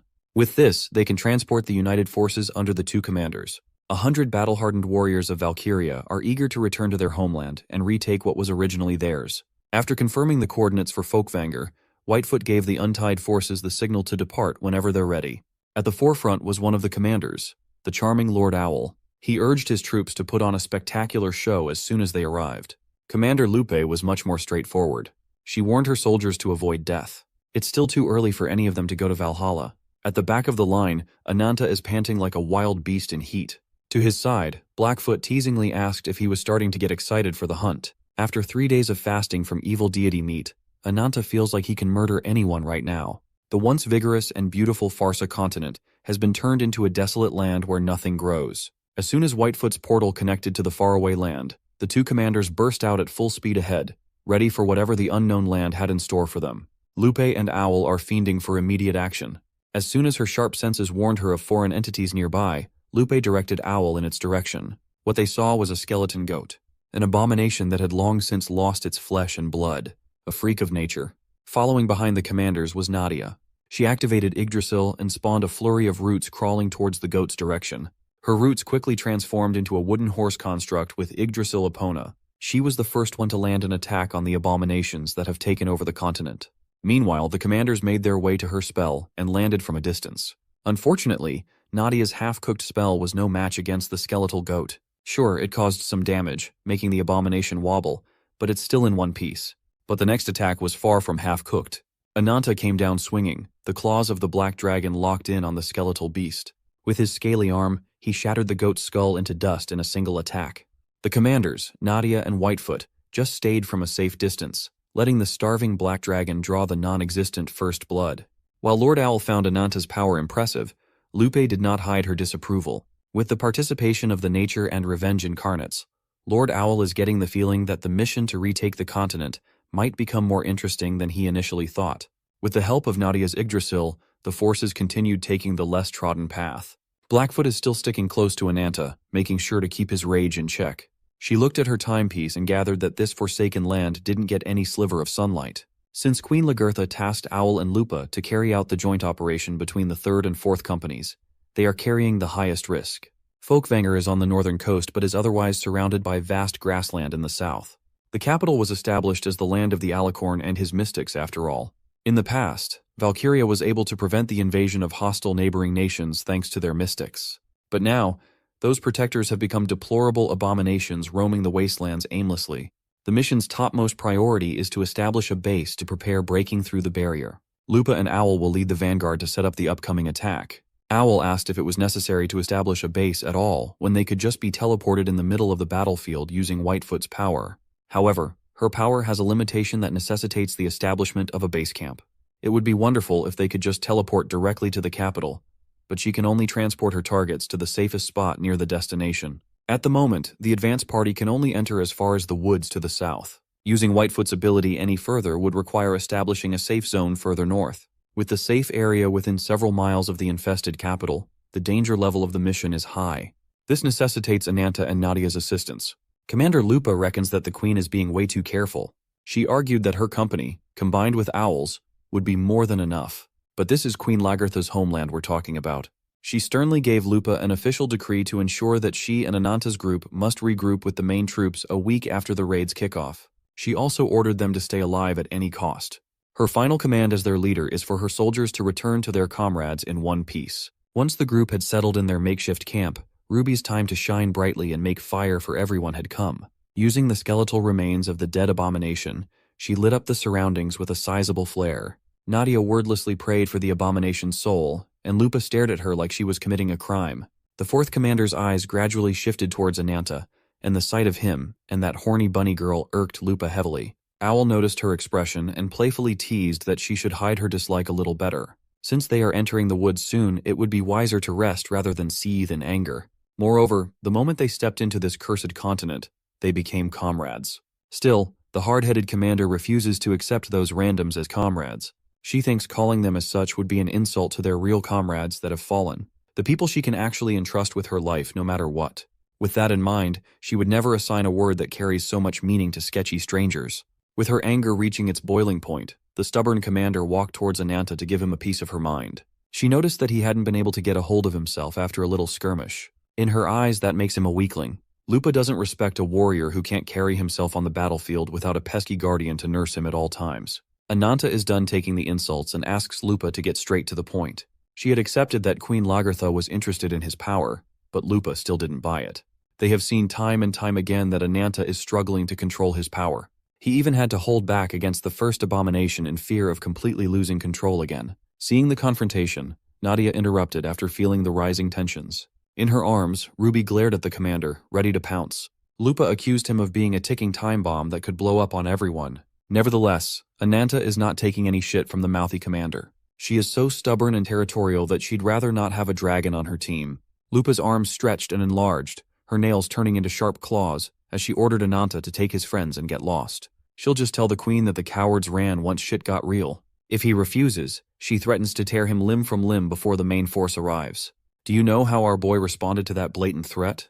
He let some of his murderous aura leak as she commanded the wolf to get out of his face before he added a death count to the operation.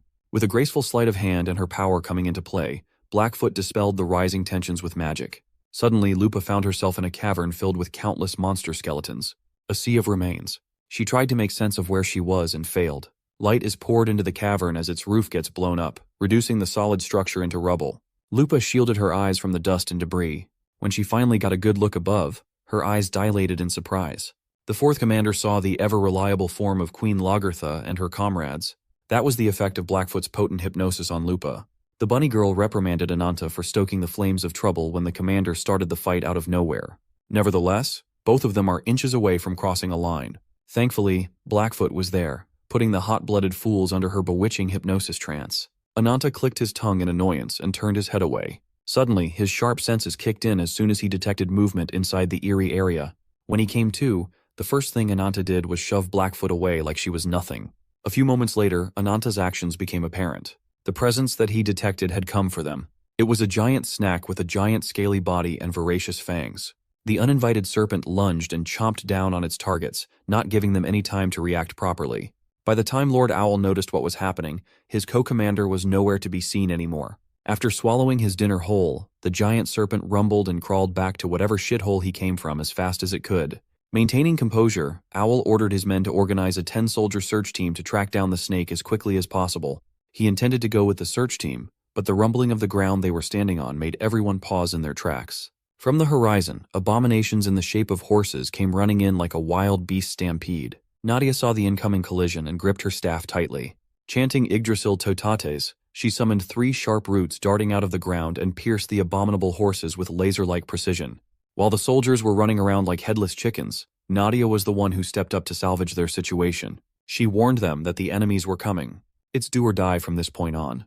Meanwhile, Commander Lupa managed to live through being snake dinner, but she's in quite an awkward position right now. Behind Lupa, the young man held her lithe body tightly while hiding behind the trees.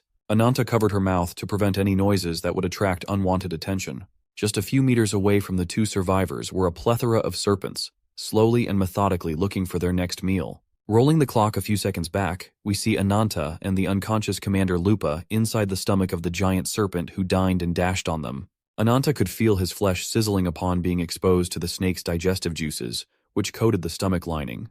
Feeling the pressure to get out, he did what he did best, and went sicko mode on the serpent's insides. His arms turned to draconic claws, digging into the stomach lining, ripping it apart by the second. When the snake finally felt that something might be wrong with his insides, it was too late. Ananta burst out of the snake's body, gore and blood spewing all over the woods. The damage was bad enough to claim the monster's life. The young man emerged from the flesh hole he made. In his arms was Commander Lupa. When the commander woke up, she found herself facing Ananta. She jumped in fright, still trying to figure out what was going on. Looking closely, she saw the scars on Ananta's body, signs of burns from corrosive substances. Fortunately, or unfortunately, the snake's digestive juices dissolved the commander's clothes. Ananta explained that he managed to get them out of the snake somehow. That means he saved her from certain death. Lupa refused to believe that the man he criticized for being a shitty team player turned out to be a pretty good comrade. Thankfully, Ananta found a spot where they can stay put and rest while they figure out their next move. But Lupa woke up stressed out. She wanted to know how much time had passed and the status of their HQ. Before she could get answers to her questions, Ananta grabbed her arm and pulled her into a solid embrace. Caught by surprise and Ananta's surprising strength, Lupa couldn't even fight back. When he shoved his hand to cover her mouth, something clicked inside the wolf girl's mind. But Ananta was just doing his best to keep her and himself alive while more giant snakes frolicked within their vicinity. Ananta made a foolish mistake. The spot he thought was safe turned out to be the snake's territory. On all sides, they are completely surrounded by oversized serpents. Eventually, Ananta noticed that something was off. These snakes don't really look or behave like abominations. They might not even be mystics. Lupa asked if he was going to fight his way out of this predicament. Ananta surprisingly answered that fighting won't be practical. He admitted that Lupa was right. He can't fully control his power right now.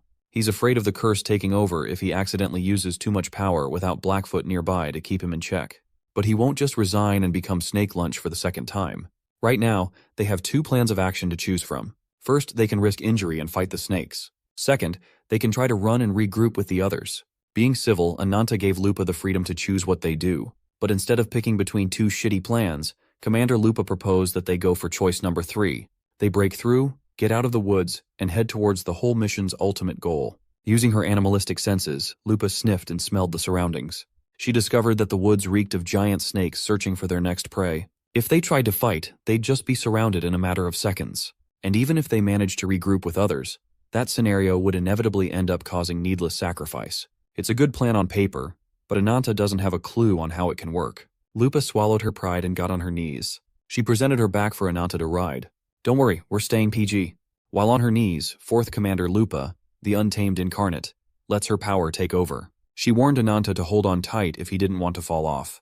Lupa's form swapping immediately attracted the snake's attention. By the time they slithered to the disturbance's origin, the silhouette of a man riding a wolf flew past them. The snakes tried to catch up and take a bite, only to get ripped apart in the most brutal and bloody fashion.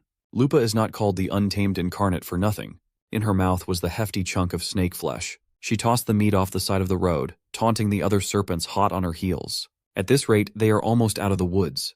This might be bold and crazy, but it should draw some of the danger away from their comrades fighting for their lives in the base camp. Imagine her surprise when the shape of a man, seemingly waiting for them to emerge, came into view up ahead.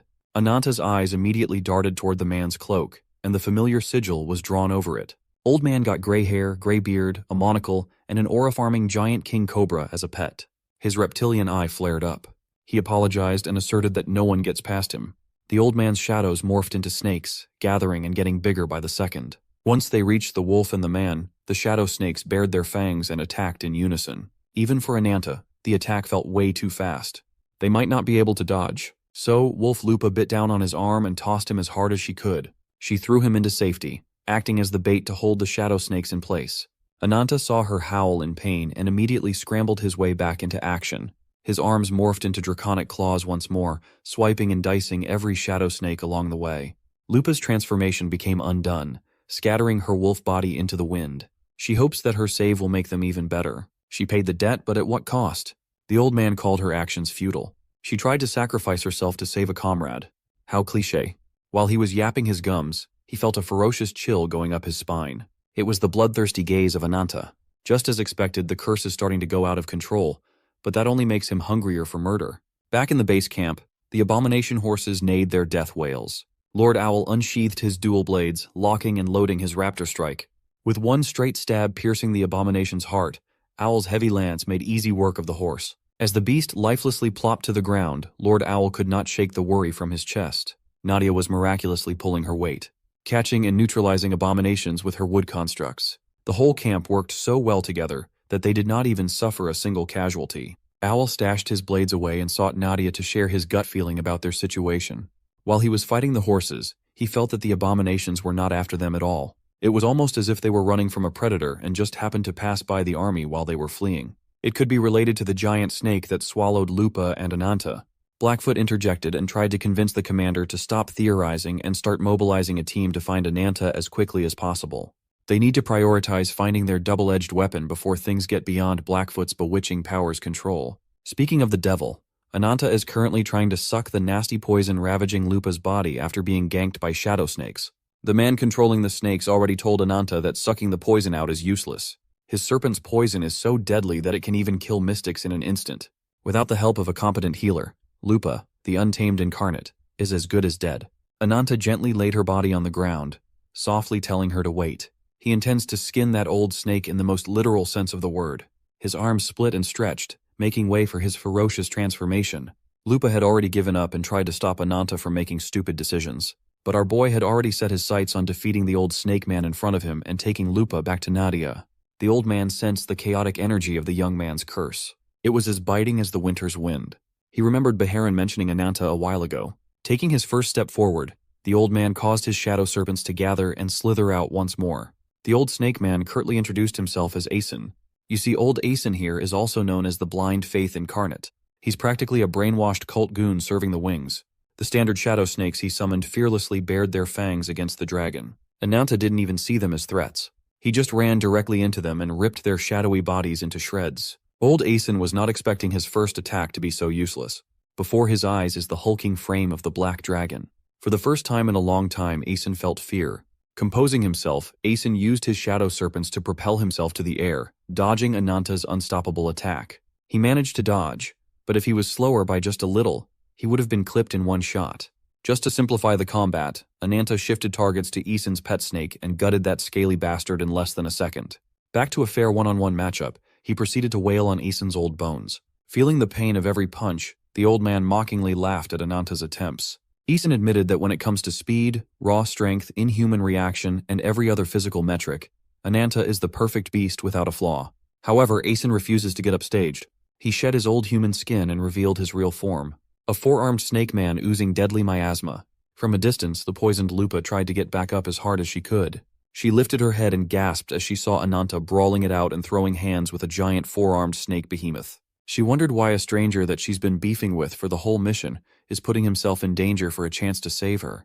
It reminded Lupa of the time when she asked her queen how she could risk her life fighting for the sake of others so fearlessly. Queen Lagertha simply answered that a comrade is someone you can always trust with your life. When she wholeheartedly told Lupa that she would risk her life for the young pup, Lupa was enamored with the idea of camaraderie.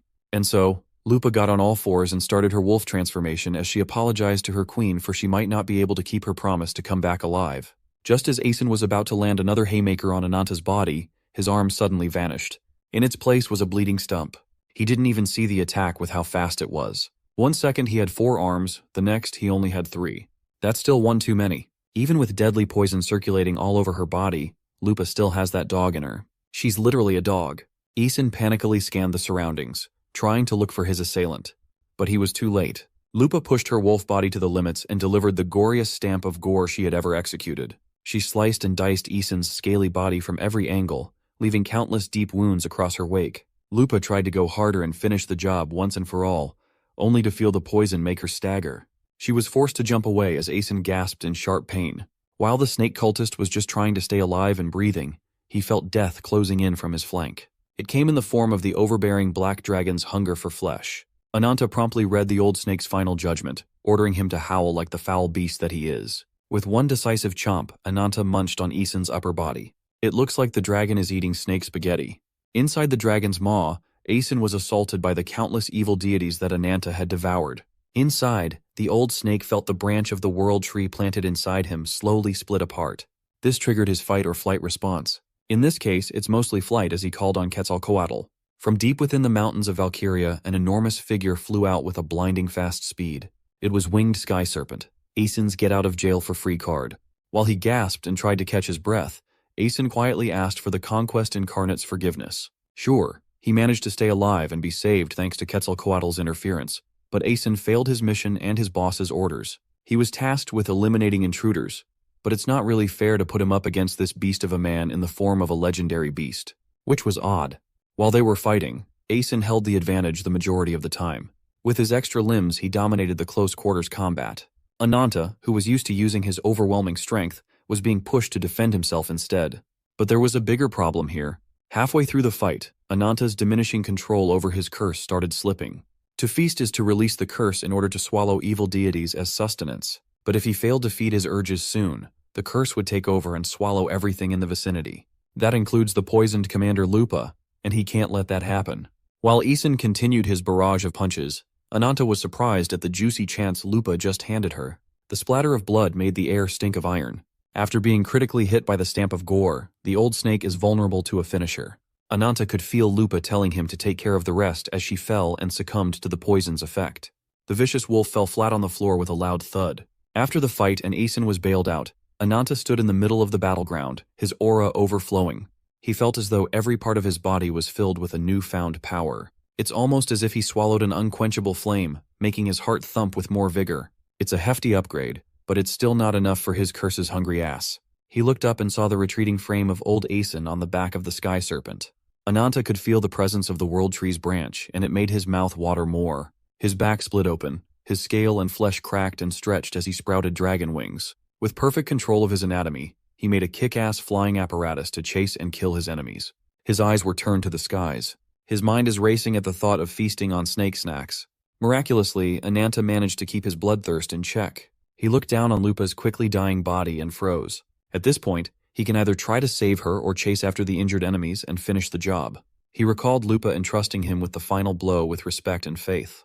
From then on, the choice was simple. A few hours later, Lupa opened her eyes once more. This time, she woke up with a less hectic and confusing view. Nadia was by her side, curing her body and dispelling the poison. Relieved that Lupa woke up, Nadia asked her patient how she felt.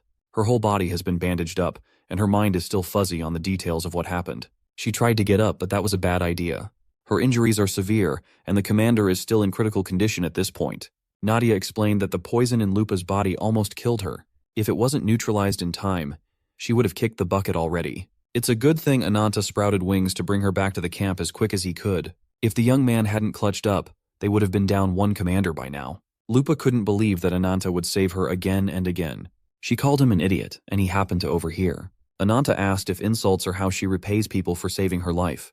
Lord Owl didn't miss the chance to playfully fan the flames between the two. Lupa gave Ananta a once-over and asked him about his wounds. He simply asked her to worry about her injuries instead. He also warned her to stop thinking about doing anything foolish and pushing herself instead of healing up. Ananta is getting tired of saving her ass over and over. Nadia still can't get used to the young man's crass words. Commander Lupa, on the other hand, felt something different after going through what she went through with Ananta. The squad posted up on the bonfire outside to discuss their next action. For now, Lupa will heal and rest. Lord Owl bowed and sincerely extended his gratitude to Ananta for going out of his way to save Lupa. After receiving the rough rundown of what happened in the woods, Nadia became curious about the enemy they fought, who seemed like Yuyo's subordinate. Ananta shared everything he knows. He fought an old man named Isen, who had the power to summon snakes from his shadow. As far as Ananta can tell, those snakes were mere fragments of the source without intelligence. They can only perform simple, predetermined actions. Judging by the lack of predation evidence nearby, he reckons that these snakes have been unleashed to simply ward off intruders pushing deeper into the Farsa continent. The first snake that attacked and swallowed them whole led Ananta to believe that these serpents were tasked with returning to their master after capturing intruders. The reason for such a sequence is still unknown. More importantly, Ananta discovers something about his power. After he tried consuming Asen, he definitely felt a part of the World Tree's branch had been absorbed into him.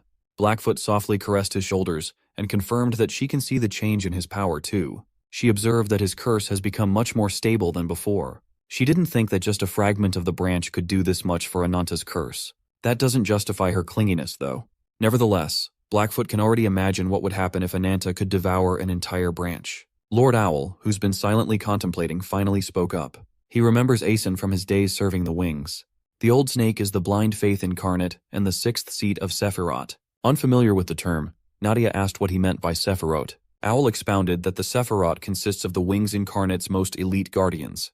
They are the 10 most powerful beings bestowed with the power of the branch.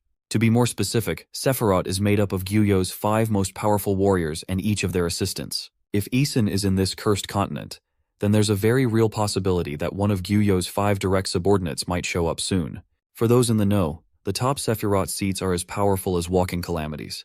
The winged sky serpent who rescued Aeson finally landed on his perch, the broken castle of the fallen Valkyria kingdom.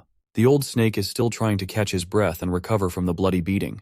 Quetzalcoatl's body slowly scattered in the wind, revealing a man calling Aeson out for looking like a terrified animal. With an intense gaze, the man asked the old snake if his pride had been wounded. Like the good cult goon that he is, Aeson wallowed in self-pity, asserting that he's worthy of all scorn and contempt from his boss, the man in front of him, the Conquest incarnate. He was given the duty to stop anyone from heading deeper into the Farsa continent. It was a simple defense mission, and he failed spectacularly. He was supposed to remove all those who attempted to obstruct his boss's conquest. Battle-hardened Geihan, also known as the Conquest incarnate and the second seat of the Sephiroth, is not pleased with his assistant's recent performance.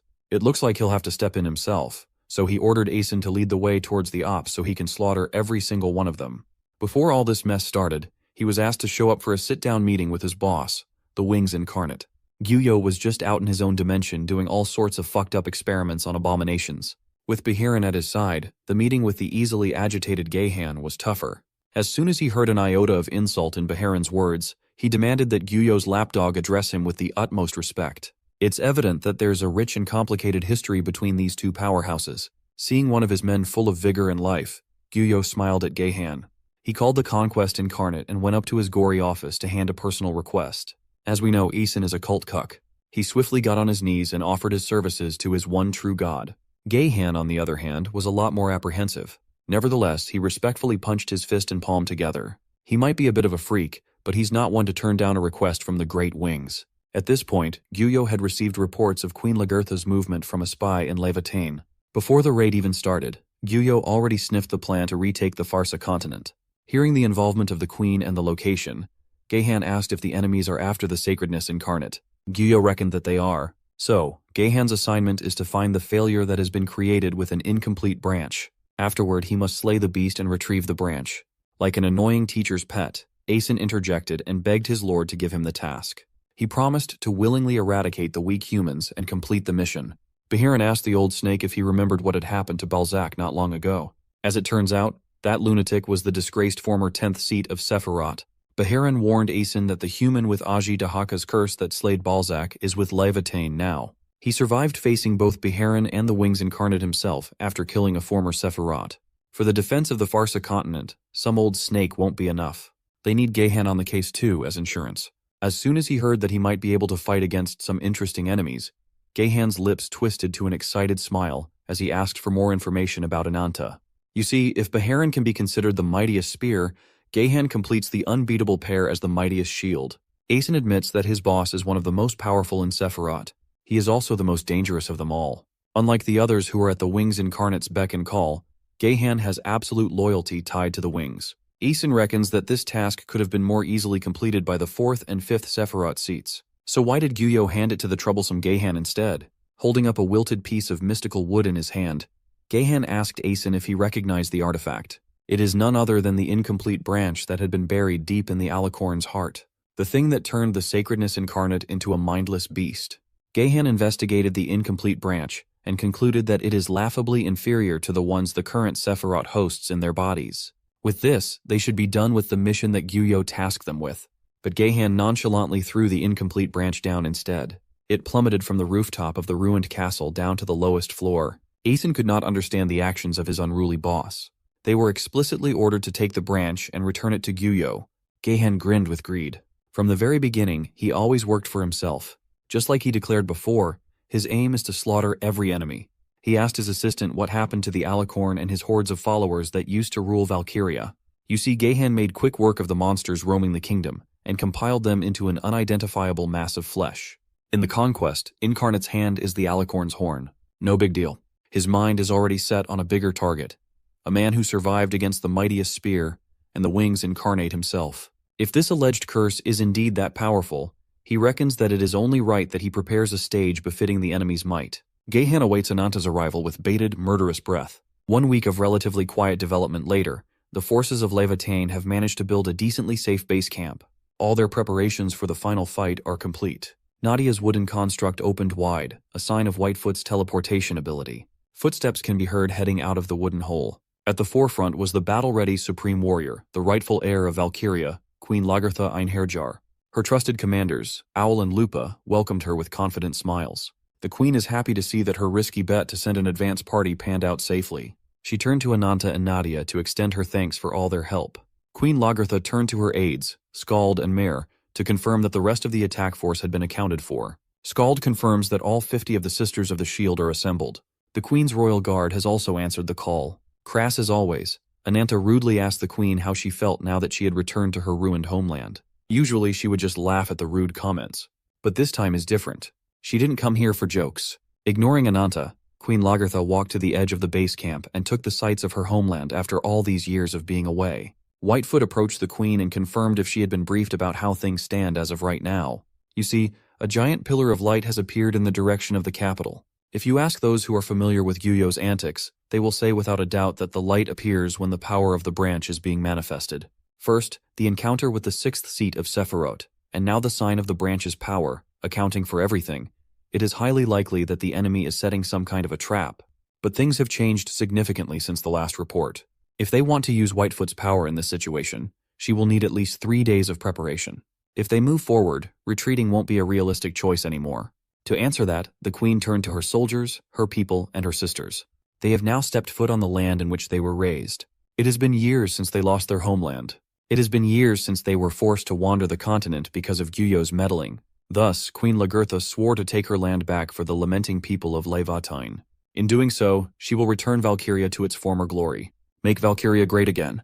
When that day comes, she shall cry out before the spirits of their allies that have fallen along the way. This expedition is the culmination of their extensive work. Success would mean that their sacrifices were not made in vain. Valkyria's return to glory is only made possible by the blood and sweat of its people.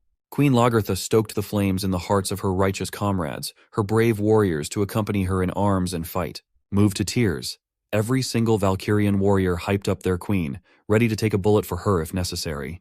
I'm not sure this world has guns, though. Ananta and Ruby watched from the sidelines, letting the queen and her people have their moment.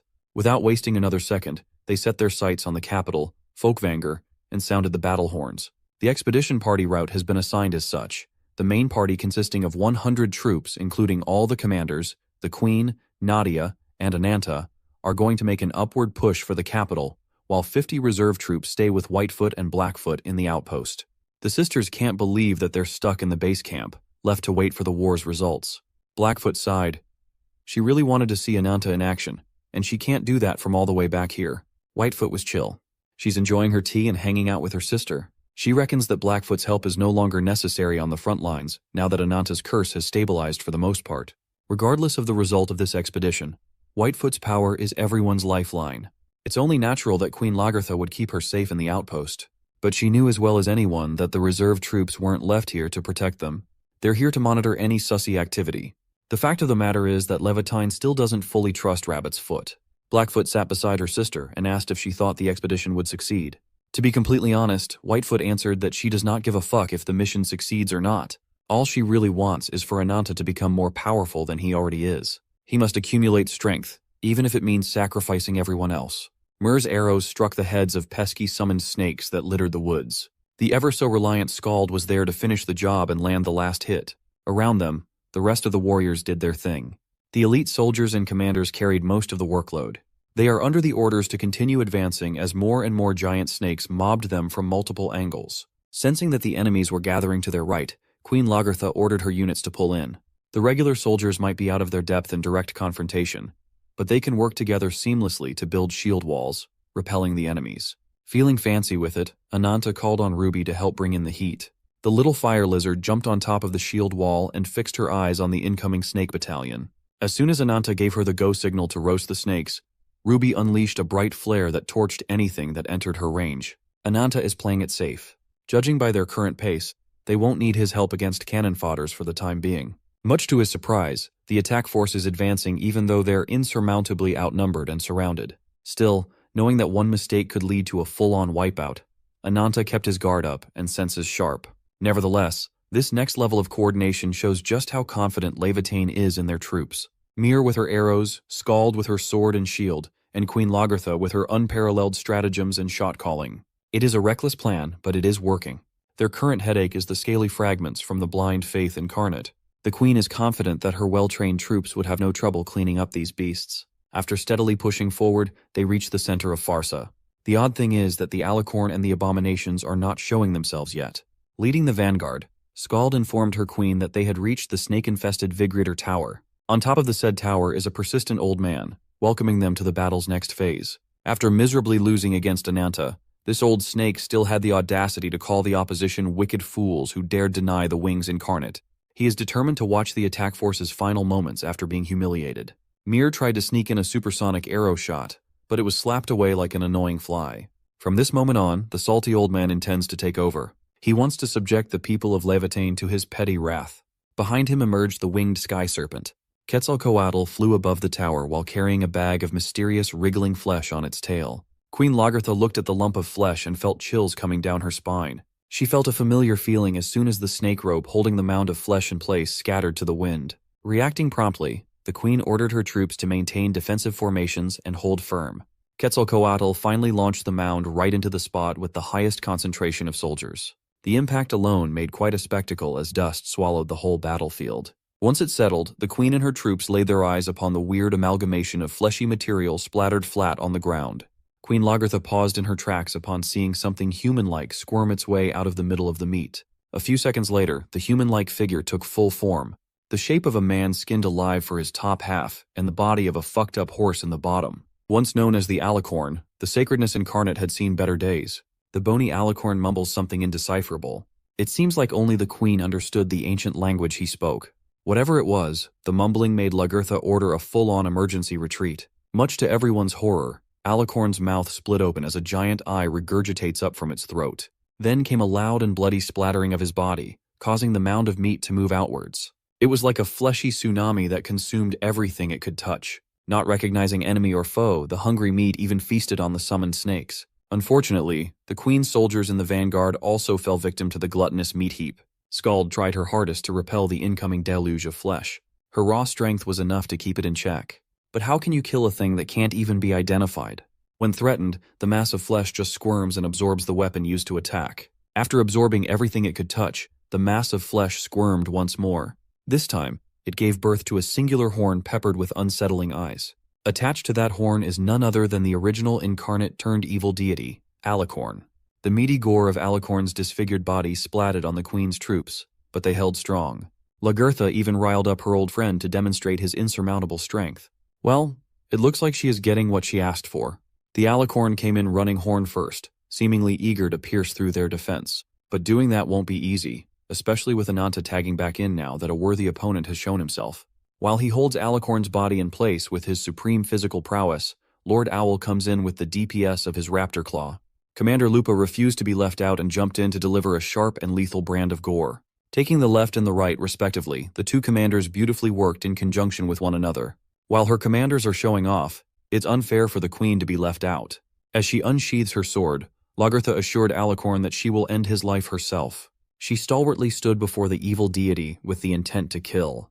The queen believes that it is her duty as Alicorn's friend to end the suffering. Feeling like it was his time to shine and dispose of the biggest target, Ananta came in swinging. Unfortunately for him, such a barbaric approach left him flying up in the air after being tossed away by Alicorn's grotesque horn. Then, this eldritch, horror-looking horse bastard started accumulating dark energy at the tip of his horn. As soon as the dark energy formed a quasar and flew away from the horn, it homed in on Ananta. Our boy felt the full brunt of being struck by a literal black hole to the face. Half of his body was ground down to the atomic level as the emptiness of the black hole deleted his upper half. Lupa panically called Ananta's name. The concern in her voice was apparent. The man who saved her multiple times had hit the floor with half of his body gone. Any other regular bastard would have died right then and there. Enraged by Alicorn's target selection, Commander Lupa lunged in with her sharp claws drawn. She wanted to attack from the flank to avoid the horn. But from the back, she would have to deal with Alicorn's freaky tail filled with countless eyes and hungry mouths. All of Lupa's instincts told her to stop and turn around. She would be one-shotted if she pushed any further. Thankfully, Lord Owl was there. As the more experienced combatant, he maintained his wits about him. With his dual blades and raptor rondo, Owl minced the freaky tail to bits. Seeing an opening opportunity ripe to be exploited, Lupa started her engine back up and ran in at full throttle. She was so tunnel-visioned on attacking Alicorn that she failed to sense an incoming surprise attack from an off angle. It was a green sludge of noxious snot. Once more, Lord Owl's vigilance bailed her ass out. Owl moved to the limits of his speed as he swished past where the noxious snot was heading. He had to move as fast as he could while also carrying Lupa out of danger. As a result, he paid for it with an injured arm. As it turns out, old Asen was just sneaking in a snot attack in hopes of taking one of Lupa's arms as payment for the arms that she took from him. After this grand battle, he intends to skin the wolf himself.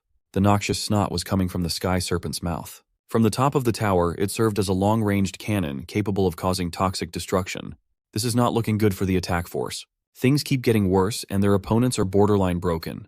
As the next snot blast reached its target, Lupa returned the favor. This time, she shifted to her wolf form and saved Lord Owl from tanking one of those green sludges. Suddenly, one of Quetzalcoatl's wings was defeathered and slashed at supersonic speeds. Out of balance, the sky serpent squirmed and wriggled in the air as it nosedived down the ground. The culprit was none other than the queen's little archer, Myrrh. Beckoning the free spirit of the wind, she charged her arrows with mystical energy, blessing her with the wind of victory. With a little reprieve, Skald regained control of her faction and ordered the 3rd and 4th companies to focus on protecting their commander, while the rest charged in. They roared their fierce battle cry as Asen took on his snake daddy form once more. He called the actions of these soldiers foolish, for they are just puny humans.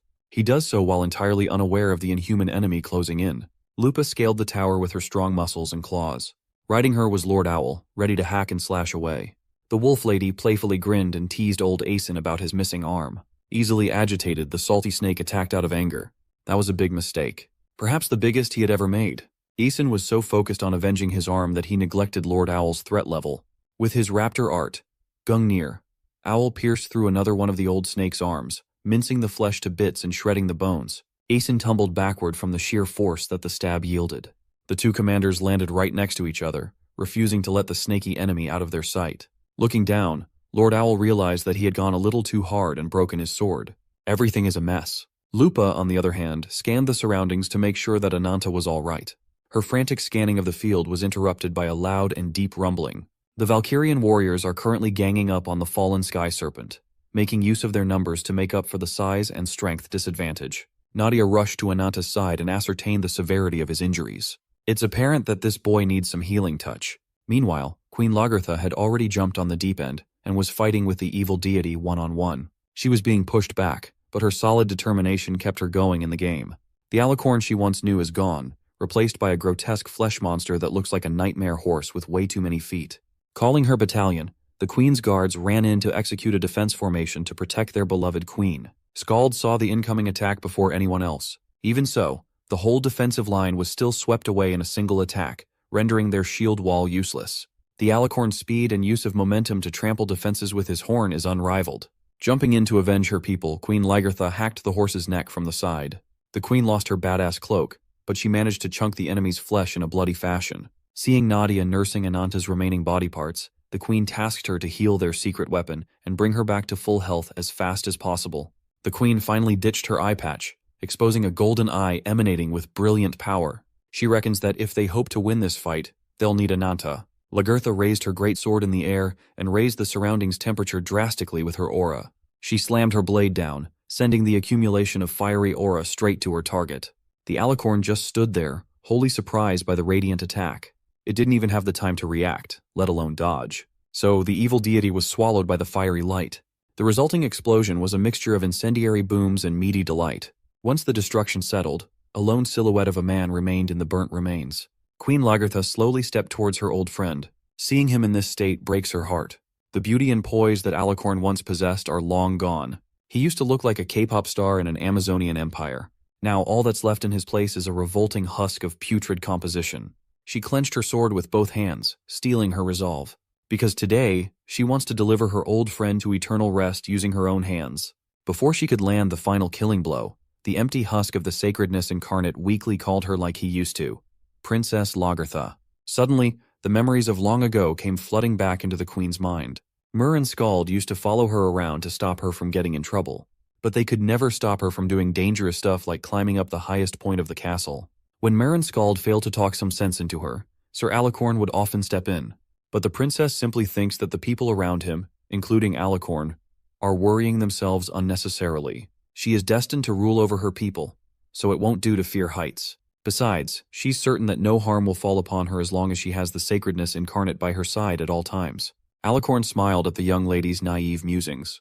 To ensure that little Lagertha becomes a great queen, Alicorn vowed to always stick by her side. He clearly failed to uphold that vow. Look at this dude and his musty skeleton. As it turns out, fragments of old Alicorn are still present in this hollow husk. He commented on how different the little princess looks now. Gaining awareness and senses after all these years, Alicorn looked at himself and jumped in fright. He struggled to come to terms with what he had become. Look at him. How would you feel if an evil god fed you a tree branch that turned you into an incomprehensible nightmare? For a second, Queen Lagertha hoped that this was real. She hoped that her old friend would recover his mind. And for those few seconds he did, until the Wings Incarnate's influence over his mind took over again. On the day that Valkyria fell, Gyuyo left a path of royal blood in his wake. He managed to penetrate all the way to the throne room, where he trashed Alicorn black and blue. Gyuyo went through all this trouble just to shove his incomplete world tree branch on one of the first 6 incarnates in the world. Young Lagertha was powerless back then. She was just a child caught up in the fall of her promised kingdom. Throughout the years, she and her warrior sisters hunted down endless leads that could help them find the Wings Incarnate. At one point, she succeeded. She managed to track down Gyuyo despite the difficulty. But it resulted in yet another disappointing heartbreak, as Gyuyo killed her sisters in arms with lightning-fast speed and inhumane destruction. She felt as though she was back on that fateful day, the day that Gyuyo ruined her life and destroyed her homeland. The remnants of Alicorn's consciousness were swallowed by Gyuyo's overwhelming light. Once again, Alicorn's disgusting eye emerged from his throat. As soon as the mound of flesh started gurgling chants and deconstructing its body, it became plain to see that talk jutsu wouldn't work in this situation. Nadia noticed the situation and yanked the queen out of danger using her sentient roots. She quickly pulled the queen out of the flesh monster's range with safety in mind. Politeness can fuck off and wait. Right now, any semblance of Alicorn is gone. In its place is a tentacled blob monster. The creature screeched a guttural shriek. Blood came foaming out of its mouth as the eye emerged again. On the other side of the battlefield, Ruby is anxiously monitoring Ananta's status. He managed to regenerate most of his body parts, but he's not showing any signs of regaining consciousness anytime soon. So, Ruby closed her eyes and decided to expedite the process a little bit.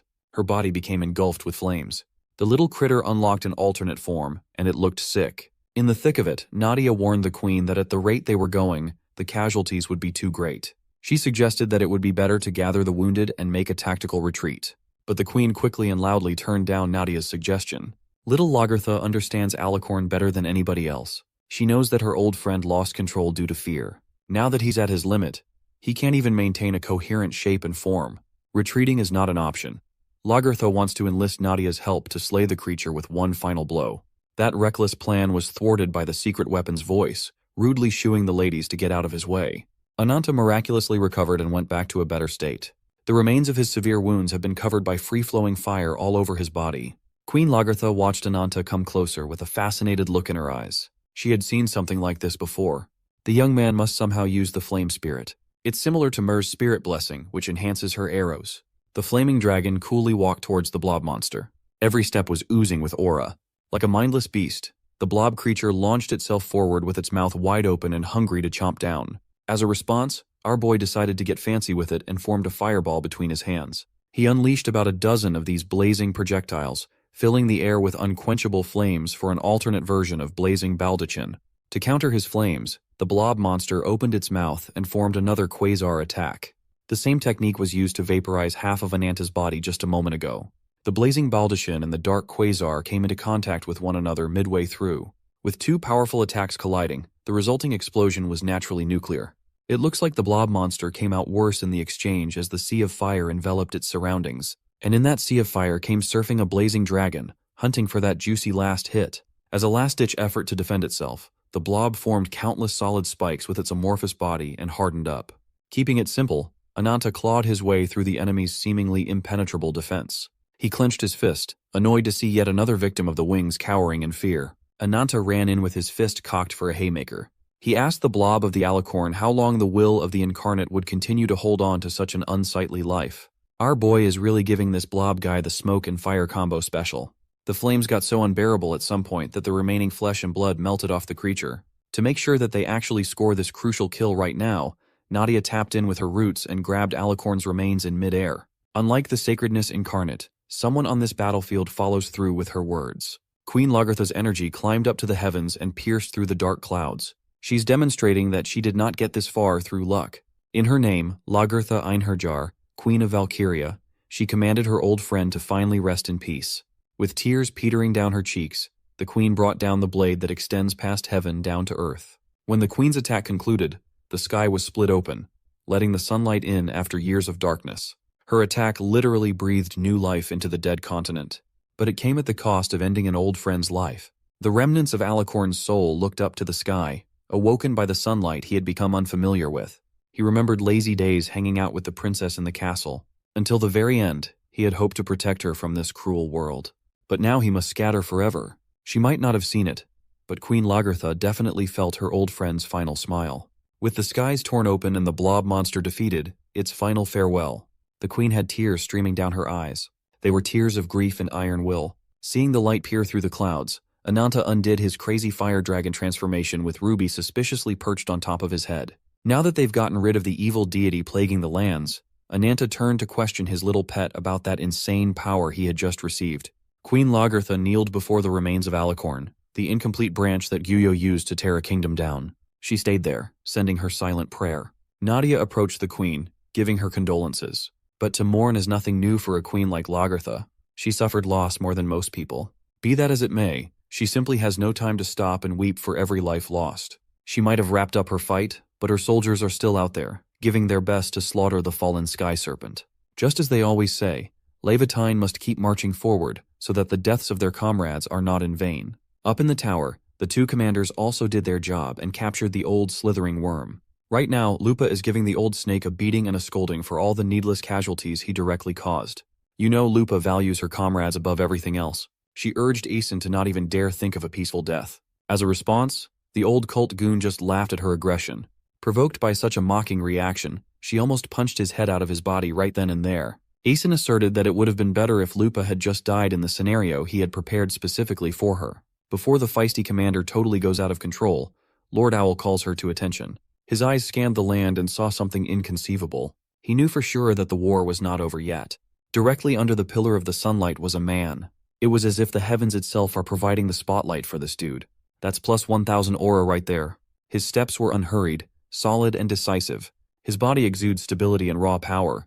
This is the Conquest incarnate, Gehan. An enemy from the direction of the capital has joined the fray. Ananta and every soldier in the field could not help but unconsciously crane their necks and look at the uninvited visitor. From afar, he closed the distance in less than a blink of an eye. Owl, who's confident in his own speed, felt a deep-rooted fear for the man as soon as he saw the dude move.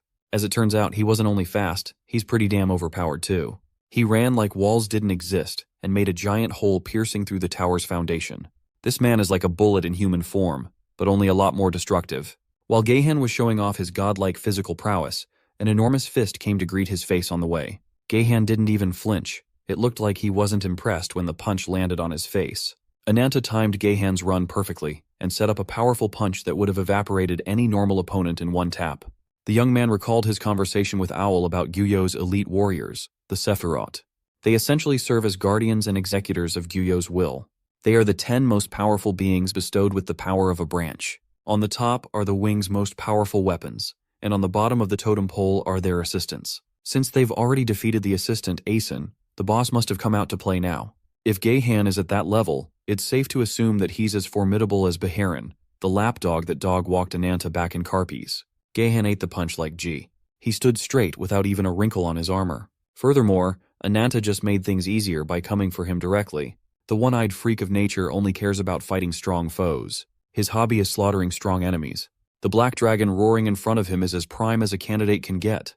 While Ananta roars like a wild animal, Gehan remains stoic and composed. As a way to feel out each other's capabilities, the two monsters went in for an all-out brawl in the middle of the field.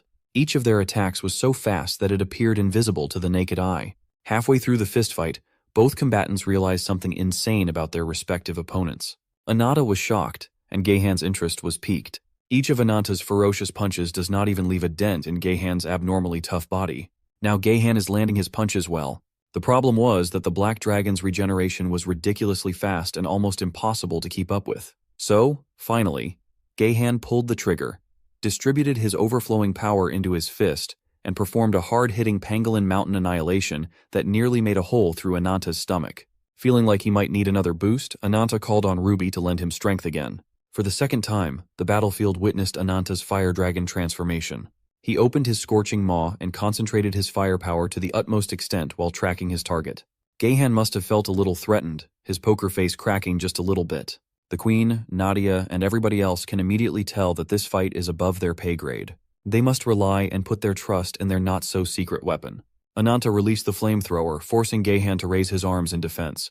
This fight has broken the scale and has just gone beyond the level of incarnate. The fire dragon increased the power to add more thrust to the fire's onslaught. As a result, Gahan could feel his arm guards cracking under the heat, pressure, and force. It seemed like an endless smattering of flames against an enemy that does nothing but defend. Speaking of defense, Nadia was forced to erect an Yggdrasil shield to protect the Queen and herself from becoming collateral damage. Everyone held their breaths as they tried to make sense of the billowing black smoke that the flamethrower produced. Ananta stood still with annoyance. He felt it faster than anyone else. His enemy, that tenacious beast, is still alive and kicking. All the attack did was burn Gahan's clothes off, exposing his Giga Chad body and tattoos for everyone to see. Just what in the world is this guy's body made of? On his back was the sigil of the Wings Incarnate. Right now, the stoic poker face of Conquest Incarnate is gone. After deeming Ananta a worthy opponent, a twistedly demonic grin painted Gahan's face. He's itching to conquer yet another formidable foe. After blowing Ruby's whole load on the enemy and barely causing any damage, Ruby disengaged, drained of energy. Ananta praised her for her good work and asked the little lizard to stand back. Without Ruby's help, the fight is now an all-out 1-versus-1 duel with everything on the line. With a worthy warrior in front of him, Gahan's body stretched and expanded unnaturally. His skin cracked open and made way for brown scales. If you haven't gotten the hint yet, Gahan is an incarnate in the form of a pangolin beast, and he will not declare victory until his victim lies under his heel. Ananta, on the other hand, took on the cool-headed approach. He ceased overthinking his position and situation. He braces himself for impact and enforces his resolve to focus his all on the enemy in front of him. The young dragon believes that this state of mind will bring him the inevitable victory, but he immediately faced a reality check as soon as he got within punching range of the pangolin. With the transformation, the two beasts are roughly the same size. With sheer strength, Gahan managed to overpower and toss him back to where he came from. The damage was minimal, but the loss in the straight-up contest of strength must sting. While he was regaining his footing, Ananta watched as the Gahan's body contorted and bent unnaturally. With his scales turned up for maximum piercing damage, Gahan rushed in with the pangolin meteor smash. The monstrosities collided. It's time for Ananta's turn to be on the defensive end now. Unfortunately, his body wasn't built as sturdily as a pangolin's. Nevertheless, what he lacks for defense, he makes up for with immortal-level regeneration and the ability to relentlessly attack openings. Unluckily for him, Gahan is a defensive specialist. He saw that counter coming a mile away and responded appropriately. He swung at our boy, and his big-ass dragon chin almost got dislocated if his dodge was a few inches off. After that masterful dodge, he promptly answered back with a tail swipe to the face. Breaking the pangolin's stability for a second, Ananta immediately rained down punches and claw attacks. By his final attack, his punches felt wholly ineffective. He hasn't even made a mark on the ridiculously sturdy scales. Seemingly done giving him free hits, Gahan grabbed the black dragon's arm. Like trash, he tossed Ananta away, sending him flying. The black dragon eventually found himself in the remains of the tower, buried among the rubble. Watching from afar, Queen Lagertha thought of the defining characteristic that she had seen on Ananta. When it comes to combat, he makes full use of his immortality. His curse lends him transcendental power that shouldn't be possible for a human. He's also granted the mental fortitude to ignore wounds and even death. Nothing can scare him. It is this nature that gives him his insane fighting spirit and undying tenacity. But it also incentivizes his self-destructive combat style. Meanwhile, his opponent's defining characteristic is his indestructible defense, an armor that can't be penetrated by the raw power of Ananta's curse alone. While the queen was thinking of doing something herself, Nadia approached her with an idea. In Nadia's hand was the incomplete branch that brought about the fall of Valkyria. Ananta dug and climbed his way out of the rubble, causing the ruins to further crumble. Gahan is steadily closing in on his position, looking like a walking, impenetrable fortress. Nevertheless, Ananta refuses to give up. He believes that even the strongest iron walls have their weakness. Since he was ejected into the tower, Ananta also encountered commanders Lupa and Owl. The two were still in the process of holding the old snake down as prisoners. Lupa was particularly surprised to see Ananta still alive and kicking. Since they already have old Asen miserably gasping for breath, maybe it's better if he's not taken prisoner. Maybe it's better if Ananta beckons his curse and gets some casual mid-fight snacks. Releasing the overwhelming presence of the dark dragon, the blind faith incarnate felt a level of fear he never thought possible. Aeson screamed his lungs out for help. He had hoped that Gahan would bail him out instead of just standing by to watch as he gets devoured. But alas, his boss could not give less of a shit if he lives or dies. So, death by predation it is. As soon as Ananta swallowed Aeson whole, he felt the fragmented branch inside his body reconnect and shine. The effects of absorbing a whole branch of the world tree quickly presented itself. Ananta's eyes flashed a bright green color. His jaw unhinged and rumbled as a long reptilian tongue spawned inside his mouth. His back protruded and wriggled as they took shape. Instead of wings, the protrusions took the shape of snakes. You do remember that he can absorb the abilities of devoured enemies, right? Lord Owl was quite impressed. This is his first time seeing the power of an apex predator. Even Gahan himself, who chose to stand by and watch him power up, was impressed, calling his jump in power remarkable. As we've established, this guy is your typical fight fiend, always looking for the next hit. Now that Ananta has taken Aeson's power, he is an even more compelling opponent. Gahan curled his body into a ball and rolled around at breakneck speeds. This is Pangolin's Titan Wheel. Ananta braced himself and buried most of his back snakes into the ground. The buried snakes emerged a few feet away from his position, launching a surprise attack. Sadly, a mere back snake is not enough to stop the rolling Pangolin's frightening momentum. While Gahan is being disrupted, Ananta wraps his snakes around Lord Owl and Commander Lupa. He then transported the two to the other side of the field so they can take the remaining survivors and get out. As for the spiky ball of death rolling into him, Ananta must find a way to deal with this thing, and fast. Without much time to brainstorm, he went with the reliable approach of using his raw strength to stop an outright killing blow. He even used his snout in an attempt to slow the Pangolin's spin down. Gahan had enough of his pointless amateur answers and uncurled his ball. He clenched his fist, attempting to bring this fight back to fisticuffs. No matter how much he wants to make the dragon kneel before him, Ananta is too tough of a cookie to break. Formulating techniques on the fly, he resurfaced his underground snakes, letting them in on the action. Using each one as a crowd control resource, Ananta used the stalwart serpents to bind Gahan's arms and legs in place. This is the cost of letting yourself get distracted in the middle of the fight. Feeling cocky, Ananta lectured the Conquest incarnate to never commit the gravest blunder of all, letting your eyes stray from your foes in a battle to the death. Oddly enough, Ananta's floating figure reminded him of the one chosen by the heavens. Seeing a reminder of a foul memory, the pangolin crushed the smattering of snakes, trying to tie him down. Oblivious of the change in his opponent's emotion, Ananta charged in with claws ready. Gahan opened his eyes widely, making sure to track the range and trajectory of the attack. But it was too fast for him. Ananta landed a bloody blow on the Conquest incarnate's scarred eye. The pain and severe damage made Gahan reminisce about the good old days. He remembered being an ordinary abomination with a simple hunger for a worthy opponent. Throughout his birthland, no one could stand against his power. He was starting to believe that he was at the apex, that he wouldn't ever find a foe good enough to be a challenge. That was until a hulking beast of a man came to find him. Cayman, the Ruin incarnate and the former second seat of Sephiroth, comes to find him upon hearing rumors of an abomination causing a stir around the area.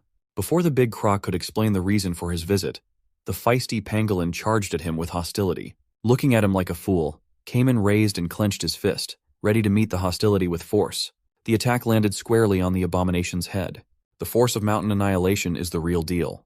It sent the bloodthirsty pangolin crashing into a nearby rock formation. Cayman panicked and scratched his head. His orders were to bring the abomination back alive, and he thought he messed that up already. Upon hearing a guttural sound that made him freeze, the big croc knew that it was not over yet. Far from it.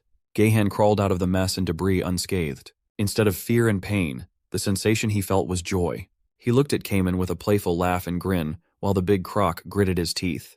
Knowing damn well that this won't be an ordinary invitation mission, Cayman's flesh and bones cracked and expanded to show the real beast within. If the little rat wants a real fight he shall get. After 3 days of non-stop combat, the Wings incarnate himself had to crack a dimensional door open to check things out.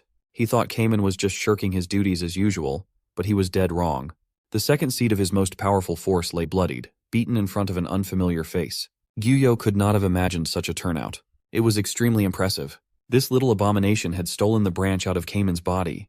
Yet the process of absorption did not leave a single scratch on him. Gahan turned to the uninvited audience and asked if he was the notorious Great Wings. Referring to him as a brother, Gyuyo asked him what his name was. Gahan nonchalantly introduced himself. Gyuyo was not surprised to hear that the man who defeated his second seat had been named by the heavens. Suddenly, the assumed deceased Cayman opened his eyes. He opened his massive maw and pounced on Gahan's back. Without missing a beat, the renewed monster turned around and used Cayman's technique, mountain annihilation, to decimate the croc's throat. While blood and flesh rained from the impact, Gahan admitted that Cayman was the first worthy opponent he had ever faced in his life. It only fueled the purpose the heavens had given him. He has chosen to defeat the most powerful warriors with his own strength. He will pursue this path as the ultimate incarnate of conquest. His tenacity and power have made a deep impression on Gyuyo. But if that's his life's mission, then the ultimate challenge is already standing before him. Gyuyo, the Wings incarnate, is the undisputed strongest of this era, and only one can be elected by the heavens. Seeing the indomitable wings and feeling the unfathomable power, Gahan grinned at the thought of finally facing the strongest being. His human form contorted, stretched, and cracked until the fearsome pangolin returned to face the final boss. The adversary he must defeat is in front of him, and he won't let the chance go by. Gyuyo pointed at the Conquest incarnate and cast Let There Be Hope. Magic circles surrounded Gahan in a blink of an eye. From the circles came ropes made of the purest light, completely restricting his movement. Gahan trembled and resisted the restriction with all his might. Gyuyo descended from his high ground, faced the monster, and urged him to admit defeat and serve under the wings. He promised to show Gahan the new horizon of the world that will unfold with the calling of the heavens. Whatever the hell that might mean. But Gahan is not the type to surrender. There had never been a warrior defeated without a single wound. As long as he breathes, he is not defeated. Gyuyo understood and resorted to a more drastic measure. He intended to engrave defeat upon such an arrogant monster's body. Aiming at one of Gahan's eyes, he cast Let There Be Light. In an instant, the Conquest incarnate's eyeball was reduced to a bloody mist. He wailed in agony as his vision vanished. Gyuyo calmly urged him to etch the wound into his soul, for he would certainly grow into a great sapling in the future. Using a finger clad in light, Gyuyo slashed the empty eye socket. He is banking on Gahan's desire to conquer the wings to reach the edges of the world. This is what fighting Ananta reminded him of. Back to the present, Ananta is moving warily. He noticed something the moment they began fighting. Gahan has been avoiding getting hit on his scarred eye. Ananta is 100% certain that this habit points to a weakness. He ain't wrong. He wanted to capitalize on the discovery, but what he saw made him freeze. Gahan entered a Zen state. His scar, the reminder of his defeat, bled. The queen and all the people around the battlefield could not take their eyes off the Conquest incarnate. Gahan's body grew as he transformed. Even the air surrounding him exuded sharpness as he threatened to slaughter the man before him. To this day, his soul cries out from the wound that has been permanently etched to his soul. For his pride was his supreme defense, his invincibility. Finally, the Conquest incarnate shows the true power of his branch. This power that Ananta had dishonored shall be used to end him. After this side quest, Gahan intends to challenge the wings once more. It's incredibly rare, but Gahan had finally found another worthy opponent with the same goal as him. They both wish to take on the Great Wings. In his final form, he's going all in for the slaughter. There can only be one challenger standing at the world summit. Ananta does not give a flying fuck about Gahan's lofty ideals. Gahan is being a bitch about his eye scar. In his mind, only a coward walks into a fight without the resolve to be torn into pieces. That cowardice makes him nothing but a stepping stone to the wings. Moreover, Ananta has the strongest resolve to kill Gyuyo. With that in mind, he attacked with his protruding snakes. Unfortunately, those snakes were akin to flimsy worms against Gahan's sharpness. In his final form, his absolute defense is paired with supreme offense. Seeing a window to charge in, Ananta charged. He managed to close the gap and enter his kill range easily. But just when he was about to chomp on Gahan, Ananta's face was sliced in half. His whole upper body was dissected as blood and gore rained down. In case you forgot, our boy is immortal. As his fatal wound heals in the blink of an eye, poison stingers spawn on his back. From mid-range, he sent the poison stingers raining down. Unfortunately, they did not do nearly enough damage. As a matter of fact, they just scraped Gahan's impenetrable armor. Even though his sneak attack attempt was futile and his face was still split in half, Ananta ferociously gave it another go. He tried piercing the armor with his claws, but it was wholly ineffective. Ananta is beginning to think if doing any semblance of damage is hopeless in his current form. If that's the case, he just has to squeeze out every bit of power inside him. Seeing him do an unknown maneuver, Gahan charged forward to go on the offensive. He attacked with both of his sharp arm blades. But Ananta's shifting form rumbled and effectively tanked the hit. Gahan was taken by surprise. Surprisingly, Ananta's body took to the skies with impressive speed. He ditched his first snake form and assumed the shape and body of the sky serpent, Quetzalcoatl. Down on the ground, Gahan was forced to endure a toxic explosion. This is a battle between the conqueror and the predator. As the physical incarnation of conquest, Gahan had defeated countless opponents. He did so by overcoming each of their techniques. He can see that Ananta had also thrown himself into countless battles before. Instead of conquest, he aims to consume the flesh and blood of his enemies. Two such entities cannot coexist in this world, for they are one and the same. Both fighters were thinking the same thing. Whoever survives this fight will deserve to take on the heavens. While the big dogs squabble, the Levantine soldiers evacuated to safety. Commander Lupa and Owl led the efforts to drag the injured away from the fight. The queen oversaw the rescue of all the survivors. Their only enemy left is the trickiest one of them all. Nadia, on the other hand, is doing her own thing. Focusing on nature's voice, she felt the answer to their problem. The branch within her is resonating with Alicorn's branch. While it's true that the branch is a source of great power capable of forcing unprecedented evolution, failing to handle all that power leads to catastrophic consequences. Although Alicorn had long since lost his form to instability, the branch he left still had plenty of power left. If Nadia can draw that power out, they can change the tides of war one last time. She came upon the idea of making a powerful spear that could pierce an impenetrable shield. Alicorn's branch swirled as it slowly merged with Nadia's staff. Guided by the remnants of the sacred incarnate, the ultimate weapon took shape. The flash of light surprised the queen. Nadia succeeded. With the help of the sacred incarnate's will, the branch took on the form of Alicorn's horn as a spearhead.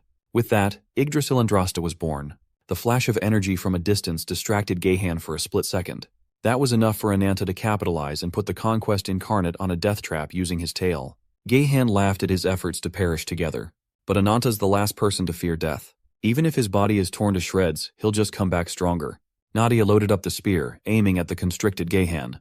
With all her strength, Nadia launched an absolute heater of a throw. Gahan saw the light emanating from the spearhead and felt threatened for the first time in a long time. Even with his massive frame, the Conquest Incarnate was fast and strong enough to wriggle and duck out of the spear's way. As a result, Ananta was hit, and his upper body disintegrated as soon as the spear landed. It was at this moment Nadia knew she fucked up. Gahan mocked her for messing up the only hope they had of defeating him. It was a shame. He thought he had finally found an opponent that would force him to use all his strength, only for that opponent to fall from some dumbass friendly fire. It was a pathetic end, unfit for a warrior like Ananta. After everything, Gahan still can't get through his head that our boy is immortal. Ananta's body slowly took shape once more. With Alicorn's branch at the center, he started constructing a new form. He paid tribute to the sacred incarnate by keeping the horn. His new draconic body emanated a formidable aura of newfound power. Without waiting for Gahan to regain his bearings, Ananta tried out his new horn in the most straightforward attack possible. This time, he managed to pierce the Conquest Incarnate where it hurts. After shoving the horn into the scarred eye socket, the surroundings rumbled. Ananta still remembers getting hit by an absolutely broken ability earlier, so he wanted to give it a try too. Like a heavenly body at the end of its lifespan, he summoned a black hole in the middle of the battlefield with Quasar. As one might expect, the aftermath of the fight was ridiculously massive. As it turns out, Gahan's absolute defense was not so absolute after all. Tanking a black hole at point-blank range completely incapacitated him. He laid down broken as he pondered the fate of the defeated. He believes that he shall vanish along with his wounds. Gahan conceded. Victory is solely for Ananta. Even with an L to his name, Gahan still had the energy to laugh at his situation. The young man asked him what was so funny, given that he was about to die without realizing his dreams. But in these last moments, he has been on land, and he is pleased. He got to meet an undying spark of an unfathomable curse that would certainly grow into a raging flame. Gahan believes that one day, that flame will be strong enough to consume even the great wings. All he has to do is accept and become a part of the curse. Then he too shall have a hand in Gyuyo's demise. So he urged the young man to devour him with a glad heart. Seeing as this crazy bastard wants to be eaten, Ananta summoned his curse to grant his wish. In his final words, Gahan gave his farewell and left a threat that they would see each other in hell. Finally, the battle between the Vengeance and Conquest incarnates had concluded. The Predator trumped the Conqueror. After the fight, Ananta found himself deep inside his subconscious mind. Today was wildly exhausting. Bro just took down 2 Sephiroth members in one mission. He does not have the energy to deal with Aji Dahaka's bullshit, but he might not have a choice. The evil incarnate called him a foolish mortal, but praised him for finally gaining a morsel of true power after years of pitiful struggle. Aji Dahaka just came by to remind him of their promise. Ananta intends to honor their agreement. The curse of the Black Dragon is simply a tool for exacting his revenge. As long as he can end Gyuyo's life, he would gladly offer his life as collateral. All the dragon inside him has to do is wait patiently and keep sending all that futile resentment as fuel. Satisfied with his conviction, Aji Dahaka vanished and reminded the young man that he was living on borrowed time. Ananta finally opened his eyes. He stood up and felt a presence watching him from behind. When he turned around, the presence had walked out of the tent. Oddly enough, he felt an unusual warmth in his chest. Outside, he saw glints of fire as the remnants of the Levantine army gathered those who perished from the war. With everyone solemnly gathered, Queen Lagertha authorized the lighting of the pyre. Large flames roared out as the fallen was reduced to ashes. The gaze of those who lived never wavered. Commander Lupa cried in frustration, and Commander Owl felt angry at himself. Nadia looked to the side and saw Ananta emerging from the tent. He immediately asked her how long he had been out. Surprisingly, he was only knocked out for half a day. After treating the wounded, they're now holding a joint funeral for the fallen. Unfortunately, less than half of the soldiers survived the mission. After such a hard-fought battle, even that was miraculous enough. Victory would not have been possible without their sacrifice and Ananta's Herculean efforts. Speaking of which, Nadia can now see just how much Ananta's power and curse had grown. In his present state, she reckoned that not even the strongest incarnates can be a match. Seeing Ruby trudge on the ground, Ananta dismissed Nadia as he had more urgent business to attend to. He looked at the eyes of the fire lizard that had accompanied him from the start, a slight smile forming on his lips. After the events earlier, it seems like they have some talking to do. Meanwhile, at Sephiroth's pantheon, a tall and domineering woman made her entrance. Her steps were poised and carried immense power. With blue hair, a bewitching figure, and a terrifying aura, she is the first seed of Sephiroth. The Abyss incarnate Levian. Inside the galactic headquarters, Frieren and Ziz were already waiting. Levian demanded that Gyuyo's lapdog call everyone to convene an emergency meeting. She wants to know what the hell is happening. A few moments later, the fifth seed of Sephiroth, a huge fucking bear, came in carrying a giant block of eyes and some tragic news. That bear turned into a kid holding an ice hammer. Frost incarnate Ur informed everyone that Gehan has fallen in battle against a contemptible foe.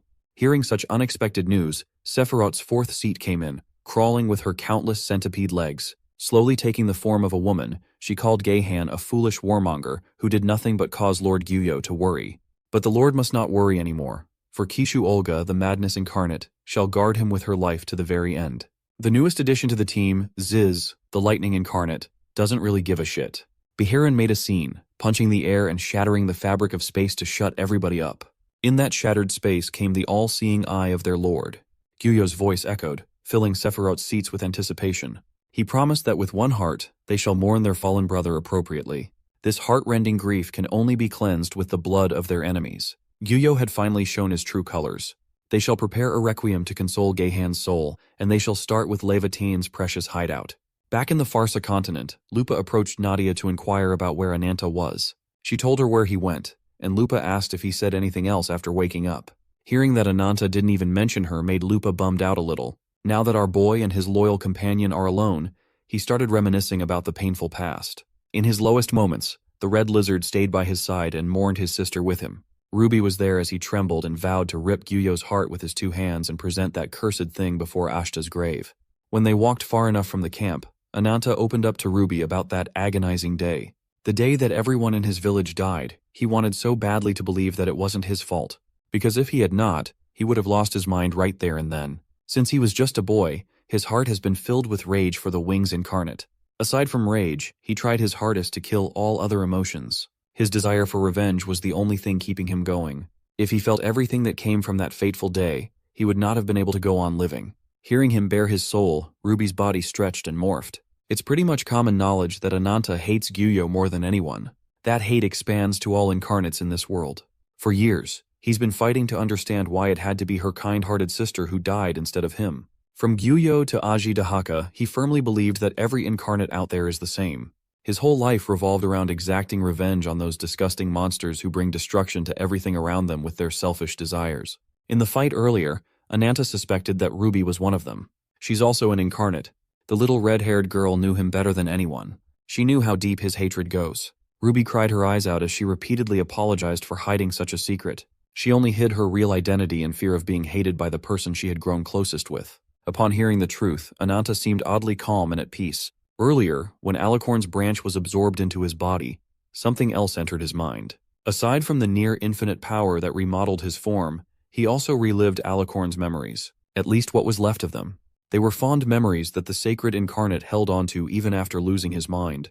Ananta slowly stepped closer to Ruby as he admitted that he had been chained to the past for far too long. He met her eyes and wiped her tears away. Ruby had always been by his side, through hell and back. For that, he is truly grateful and remorseful. He was so deep into his own shit that he forgot he was with family the whole time. Hearing Ananta call her family made Ruby bawl her eyes out even harder. In her human form, she can finally give him the embrace of family that he had long since forgotten. Ananta's gaze softened, and they hugged her back. The stronger the incarnate, the clearer the emotions held in its branch. In Alicorn's branch lingered sorrow, remorse, and fond memories of the young queen. In Gayhan's, there was nothing but an endless lust for war and conquest. A real sicko. Ananta could not help but think of how similar they are. They are two apples from the same angry tree. They are both wailing beasts, consumed by vengeance and slaughter. Monsters that only long to fill the gaping hole in their hearts. Sensing his thoughts, Ruby innocently caressed his face with her little hand. She doesn't want Ananta to be sad anymore. The young man stood up and held Ruby's hand. He wants her to wait and see until the moment he can finally avenge Ashta. When the fight is over, they can go visit her together. Back in the base camp, the blaze had died, and the fallen soldiers had been reduced to ash. Whitefoot and Blackfoot approached Queen Lagertha with uncharacteristically serious expressions. Whitefoot apologized for intruding, but she came bearing urgent news. Some soldiers found it disrespectful and insolent that Whitefoot would interrupt the funeral of their fallen comrades. But she needed to deliver updates concerning Levitane's stronghold. While her ability allows her to teleport to the safest place near a selected destination, she can also ascertain the level of danger at any given location. Blackfoot jested that her sister is such a big coward that her power manifests in such a way. Queen Lagertha has no time for foolishness. She demands to know what kind of danger threatens her people. You see, Whitefoot's ability can gauge safety based on whether someone like her, a helpless little bunny, would be in mortal danger. Based on the danger levels she's sensing, it is highly likely that Levitane's stronghold is under the threat of invasion. As another war looms closer, let's do some lore dumping, shall we? Long, long ago, when nothing yet existed in the universe, a great shock changed the very nature of reality. Space and time expanded, followed by the creation of expansive worlds. This cosmic event eventually gave birth to 6 beings: the Master of Blessings and Life, the Divine God; the Master of Curses and Death, the Demonic God; the Master of Miracles and Laws, the Goddess of Magic; the Master of Cyclicality and Harmony, the God of Incantation; the Master of War and Struggle, the Warrior God; and finally the Master of Creation and Destruction, the Machine God.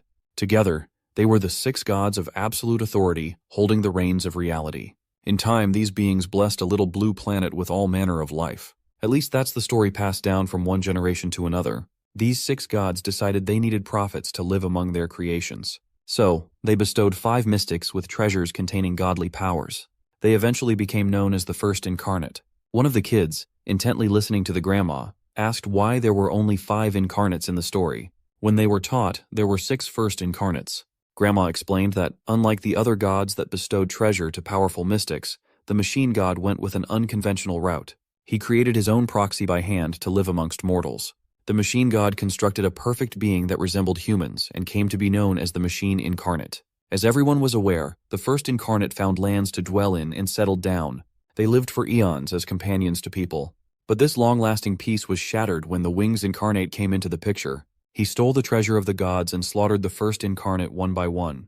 He killed everyone that dared to stand in his way. Which brings them to the present. Under Queen Lagertha's leadership, Levitine is preparing to defeat the evil Wings Incarnate once and for all. A little girl worriedly asked Grandma what if something happened to the queen while she was away fighting. A big burly man entered the room and assured the kids that they had nothing to worry about. Seeing Lord Bernhard enter made the kids go crazy with excitement. The gentle giant assured the children that the Queen Incarnate and soldiers were mighty warriors that could defeat 100 foes each. He promised that their leader would return safely from the expedition, no matter how dangerous. Polite as always, the big guy apologized for intruding in the middle of story time. A little boy pointed at Raclette. Everyone knows that the little girl is an incarnate too. He was curious if she'd be a powerful warrior too. Amused, Lord Bernhard confirmed that she may very well become greater incarnate than him once she discovered her power. Validated by his words, Raclette stood proud, her big-ass ears flaring up. Some of the children were also curious as to how a child can become an incarnate. Grandma took this one. She explained that incarnates also marry and have children. Their powers are usually passed on to their young. It is likely that Raclette inherited powers from her parents. Upon hearing a kid wish that he had been born as Lord Bernhard's son to become an incarnate himself, the big man was taken aback. The rest of the kids wished they had been born as children of different high-ranking Levitane incarnates. Lord Bernhard left the room with complicated feelings. In the stronghold's watchtower, the guard leaned close to the window as he saw something moving outside in the middle of a downpour. As soon as it became clear what was coming, he frantically rang the bell to warn everyone. The warning can only mean one thing: a foreign invasion is afoot. Lord Bernhard felt a chill crawl down his spine, worry painted on his face. Speaking of chill, the area around the stronghold has been turned into a sea of ice. After surrounding the area with cold and thick spikes, the culprit mockingly laughed.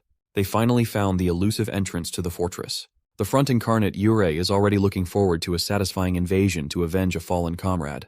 He then called the 10th seat of Sephiroth, Mansi, to follow up his opening move. Onslaught incarnate Mansi, the giant mammoth, awaits his senior's command.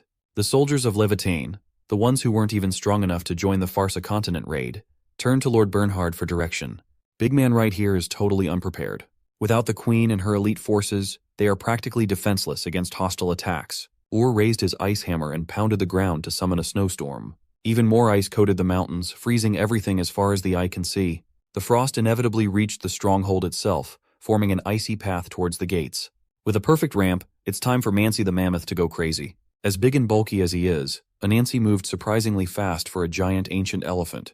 His steps boomed and shook the ground as he forced his way into the entrance. Knowing what was to come, Lord Bernhard hurriedly passed down the order to his men to prepare for impact. Mansi's momentum did not stop at the sight of a closed gate. He kept going at full speed and collided with the stronghold's entrance.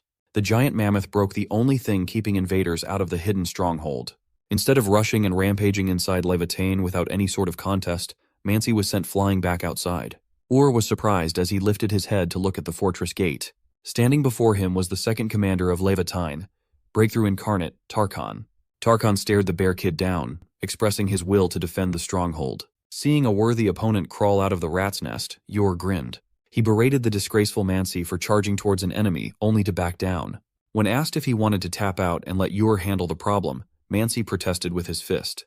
Ditching his mammoth form, the onslaught incarnate assumed a humanoid form. True to his name, he vowed to charge forth and continue his onslaught. He firmly believed that a mere unknown incarnate's power could not stop his charge. As an answer, Mansi amplified his strength multiple times, eager to reduce Tarkhan to minced meat. On the watchtower, Lord Bernhard watched the commotion. He knew that Mansi was gravely mistaken if he wanted to have a contest of raw strength against Tarkhan. The mammoth landed a solid punch on Tarkhan's body, but the burly warrior did not even flinch. He just glanced straight ahead, striking fear upon the humanoid elephant. You see, Tarkhan has no special powers. He is simply a fighting spirit in physical form. Mansi had to learn that in the most painful way possible. Ur's cocky smile was wiped away at the sight of an incarnate favored by the warrior god. In terms of raw strength and combat power, Tarkhan is the undisputed most powerful commander of Levitain. Jumping down from the watchtower, Lord Bernhard finally joined the fray. With Mansi's corpse lying on the side, the two Gigachads discussed how they would tackle this threat of invasion. Bernhard recognized Ur's hammer. It is the sacred relic of the people that protected the northern ice ridge for generations. It is Bernhard's duty to defeat the frost incarnate right here and right now. The frigid northern ice ridge is a unique place. Despite the extremely harsh weather conditions, it was paradise for many. Humans and incarnates lived in harmony for many generations. They were safe from war or invasions. One day a stranger came to this paradise and changed all that. A warrior who had gained renown for his impressive exploits on countless battlefields. Bernhard, the courage incarnate.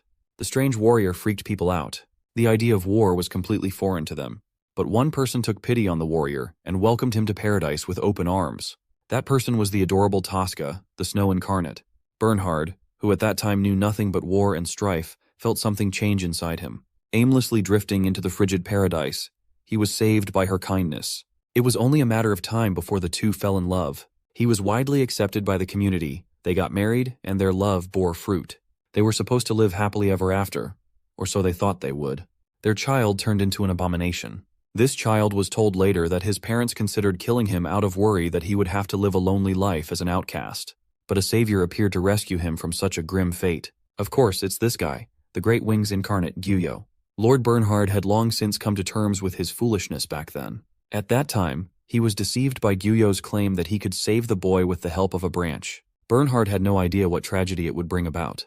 It has been a few years since that event. Finally, father and son had been reunited as soldiers and invaders. As for the bearskin that Ur loved wearing as a hat, it would be more fitting to call her mother. Hearing and seeing the boy flaunt the remains of his dead wife, Bernhard charged forth with anger. With a halberd in hand, he moved with killing intent. Ur easily read his movements and dodged to the side. If there's one thing that could break Lord Bernhard's kind demeanor, it is insults hurled at his late wife. With unbridled ferocity, he swung and swung, only for his attacks to get swatted away like it was nothing. Ur is starting to get disappointed at his dad's weak-ass attacks. If this is all there is to Bernhard, then the title of Courage Incarnate is entirely undeserved. With one final attack, Ur intercepted the halberd with his hammer and froze the blade in an instant with the snowstorm. The The boy followed the attack by knocking his old man down with the piercing wind. Lord Bernhard braced himself and tried his hardest to resist. Or was born an abomination, but he was able to grow strong thanks to inheriting his parents' powers. Tarkan wanted to interfere, but Bernhard urged him not to meddle. He swore upon everything that he would not fall until this battle was finished. Or clapped back and realized that fighting the man with the horns would be more fun than beating his helpless father down. Still, they came here for a mission, and they'll get it done. Inside the stronghold, corpses of guards posted near the entrance littered the ground. Civilians ran in panic as they screamed for help. But in the eyes of the invader that infiltrated Levitain, they are simply lambs to slaughter. The ninth seed of Sephiroth, Calamity Incarnate Mantia, used her sharp bug blades and relished the carnage. No amount of pleading could save the citizens now. Aside from Mantia, there is also the eighth seat of Sephiroth, and Silence incarnates Arachna, a half-spider and half-nun monstrosity that can low-key get it. Leading them was none other than the fourth seed of Sephiroth, Madness incarnate, Kishu Olga. With every kill, her belly became fuller and fuller. And it's about time to make a bigger splash and paint the entire stronghold with the color Sweet Pomegranate. Levitain soldiers tried their best to evacuate the citizens as unease filled the room. Through the underground bridge, they are headed to the safety shelter in the deepest part of the fortress. Godmother took charge of making sure that no child was left behind. As everyone single-mindedly walked to safety, little Raclette noticed the ceiling slowly collapsing. A giant centipede finally broke through from above. With her were Mantia and Arachna, eager to munch on some more innocent blood.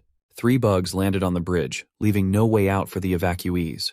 The giant centipede's mouth cracked and stretched as Kishu's deplorable body emerged. She looked at the civilians with a crazed smile. Outside, Yor is having fun taunting his father by revealing his plan to cause chaos and divert the strong fighter's attention away from the civilians. The kid bashed the ground with his hammer once more. His snowstorm formed a massive wall of ice, caging Bernhard inside. With Tarkan and the Courage Incarnate cut off from helping the citizens of Levitain, the two are forced to face off against Ure. Inside the Crystal Palace, the only way out is to defeat the Front Incarnate. Tarkan brandished his spiked club and struck the ice walls, but it was no use. The Crystal Palace is the snowstorm's most powerful barrier, after all. Ure intends to make this land the venue for Gehan's Requiem. They have come with the intention of leaving no survivors. Seeing Ure turn into his incarnate form, Bernhard could not help but think of his deceased wife, Tosca. He questioned if this monstrous bear wearing the pelt of his mother was truly the fruit of their blessed union. Like a madman, Ure charged forward while laughing with glee. Bernhard froze, and Tarkan picked up the slack.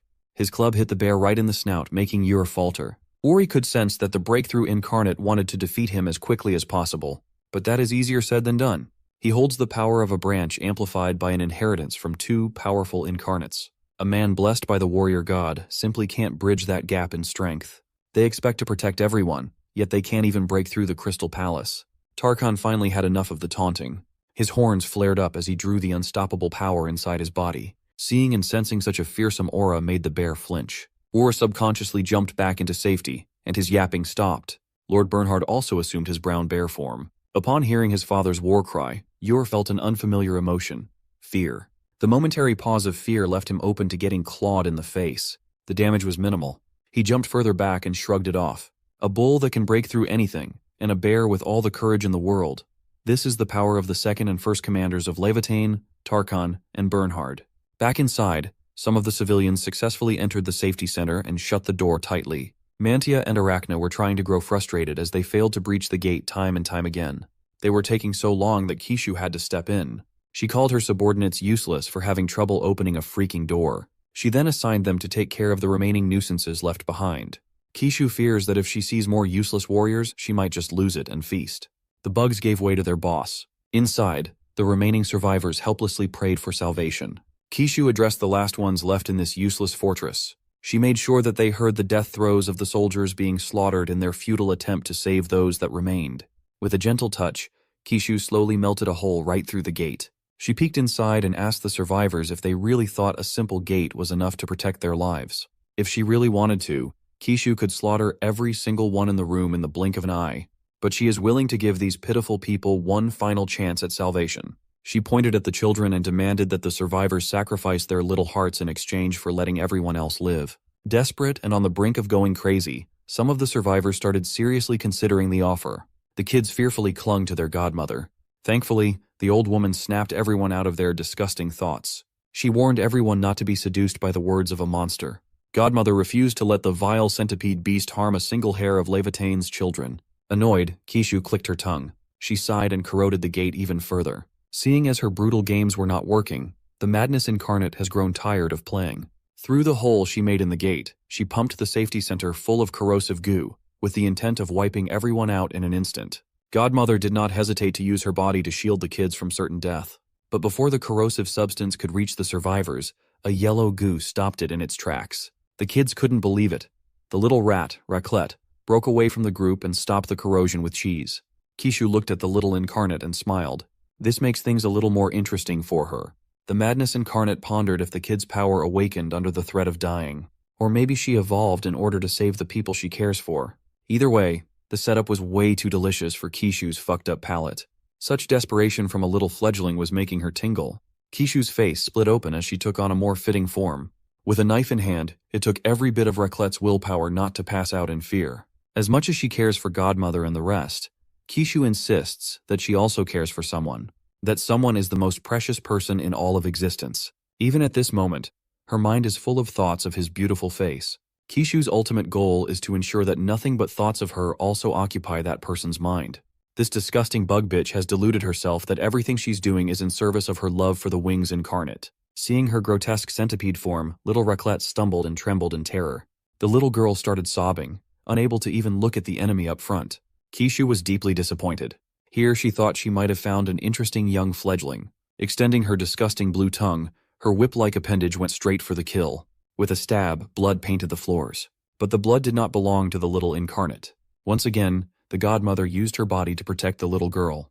She gladly offered up her life just to make sure that the next generation was safe. Irritated, Kishu threw the old lady's body like garbage. She doesn't like it when hags ruin her fun. She grabbed Godmother's head, crushed it, and corroded the skin, flesh, and bones with her corrosive goo as revenge for making things so melodramatic. Everybody watched as their elder was reduced to a pile of unrecognizable slime. Kishu redirected her attention to the rest of the helpless citizens. But much to her surprise, the little incarnate retrieved her little knife and stood back up. It looks like Kishu's viciousness has awakened an evil deity in the form of little Raclette. Filled with hate for the bug, Raclette judged her to become molten. In the blink of an eye, 6 limbs have been cut clean out of Kishu's body. She did not even get the chance to react. When her limbs fell on the floor, Kishu finally felt the pain of her stumps burning. Mantia and Arachna heard their boss wailing in agony and worried.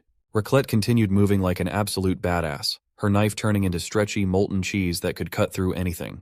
This time, Kishu was a little more wary of the accursed little rat. She sprayed more of that corrosive goop, intent on decomposing the rampaging little rat. But using the same tricks is not going to cut it. Seeing her attack being neutralized, Kishu started yapping about grinding the little girl up alive and drinking her remains. Worried, Kishu's bug subordinates joined up. Like the worst boss ever, she called them worthless scum and ordered them around to help her. It would have been a deeply unfair 3 versus 1 against a little kid, if not for a familiar wooden hammer construct arriving just in time to bludgeon the giant centipede. Taken by surprise, Kishu was sent flying back to the bridge. Before Mantia and Arachana could figure out what was going on, Queen Lagertha and Commander Owl came in swinging their blades. The commander took on the Calamity Incarnate while the Queen targeted the Silence Incarnate. Thankfully, Whitefoot moved fast enough to make a teleportation hub back to Levitane's safety center. After knocking Kishu Olga away, Nadia held Raclette tightly into a sympathetic embrace. She could feel how terrified the child must have been. Nadia assured the little incarnate that she would not let anyone hurt her again. All she asks is for Raclette to return to her true self before she succumbs to being an evil deity. Thankfully, the sincerity of nature's incarnate was enough to pull Raclette out of a dark place. Back to being just a scared little girl, she sobbed nonstop. Her friends cried along with her. She might have awakened a terrifying power strong enough to wound the 4th seed of Sephiroth, but she's just an innocent child. After making sure that the survivors were safe, Nadia stepped onto the bridge, where the action was heating up. Her wooden constructs stretched and formed into shape. Kishu Olga regained consciousness and angrily protested like a child who could not get her way. Reports said that the fortress was supposed to be vulnerable, so she's confused as to where the main force of Levitane came from. Nothing matters anymore. Throwing caution to the wind, Kishu threatened to skin everybody alive and scatter their innards everywhere. Nadia calmly stepped forward, her unwavering gaze fixed on the deplorable bug running her mouth. She looked around and saw corpses corroded to death and mercilessly cut up in half. The monster behind all these atrocious acts is in front of her. Standing by her brutality, Kishu sinisterly asked what Nadia was going to do about it. Nadia actually thanked her for being so absolutely wicked. because now she has no reason whatsoever to hold back. For the first time in a while, Nadia beckoned the evil god's power inside her. Yggdrasil Cernunos. Kishu could not help but feel a familiar aura emanating from Nadia. It was the same sensation that she felt with that rat child. A deep malice that only evil deities are capable of exuding. Maybe it was hatred. Maybe it was something else. Either way, the centipede is not fond of it. Regenerating her severed limbs, she readied herself to erase that look from Nadia's eyes. After melting her eyeballs from their sockets, Kishu won't have to endure the gaze anymore. Before she could get closer to attack, the malice of an evil deity froze the bug in place. Since Nadia had lost the memories of her past, she cannot remember all the lives she had taken. Kishu finally figured out another instance when she felt what she was feeling right now. The oppressive presence and force of absolute dominance are possessed only by those at the top of the food chain. Nadia demanded to know the insect's name so that she may remember her after death. Outside, the three-way battle of 2 bears and 1 bull continued. The impeccable teamwork of Levitan commanders is slowly pushing Ur into a corner. While Tarkhan leads both offense and defense, Bernhard constantly pokes and prods to land fatal blows. Ur is still confident in his ability to win, but getting swept in the duo's momentum is not the best course of action. He refused to let the likes of these two tarnish his rising fame. Using the relic of the northern region, Ur underwent another transformation. Spikes of ice surrounded his body as he merged with his weapon. Using ice caps, he launched a flurry of spikes with a sleet storm. Tarkhan blocked the attack with his spiked clubs, and the collision instantly froze his weapons. He was momentarily distracted by the alarming spread of, leaving an opening for Ur to exploit. With titanic force, the frost incarnate bludgeoned the bull's body. Seeing this development, Bernhard charged in to alleviate the pressure on his comrade. He tried to tear his son's flesh with his fangs but failed. Ur is taking the approach of defeating the weaker opponent first as the key to his victory. In contrast to his ideals, Bernhard believes that the key to victory is to never give up. His fangs continue to dig deep into Ura's hand. While he appreciates the lesson, Ur wants to end his old man with one last attack. He was so focused on executing his plan to get rid of the weaker foe that he did not notice Tarkhan coming from behind. With frozen limbs, the bull held the young bear in a frozen chokehold. Right outside the Crystal Palace, someone just flared up with draconic flames. Ur arrogantly refused to believe that such meaningless resistance would make a difference in this lopsided war. But when he felt his ice melt and the temperature rise, he instantly knew he was cooked. From afar, a concentrated beam of fire swallowed the young bear. The resulting explosion rendered the Crystal Palace's defense useless. Confused, Bernhard looked at the origin of the attack. Ananta has arrived. In usual Ananta fashion, he insulted the two commanders for struggling against such a piss-weak opponent. Alongside him was the worried Lupa. The commanders congregated on the icy ground, but this was not the time for questions and reunion. It looks like Ur managed to survive the attack by encasing himself with ice caps. The young cub was insulted that his enemies would dare stand around and engage in idle chatter in his presence. Finally showing his true strength, he fully merged with his hammer, cladding himself with a menacing frost armor. Ananta calmly walked towards the frost-armored bear, and Bernhard warned him that going up against the 5th seat of Sephiroth would not be as easy as he thought. Ananta did not bother to respond. Lupa assured old Bernhard that there was nothing to worry about. That dragon is much more powerful than anyone could possibly fathom. Still yapping with supreme arrogance, Yuri was not impressed with Ananta's appearance. If there's one thing our boy hates, it is enemies that do nothing but battle with their tongues. Ur moved with unprecedented speed, his ice claws aiming to rip the black dragon's flesh. His attack did not even make contact.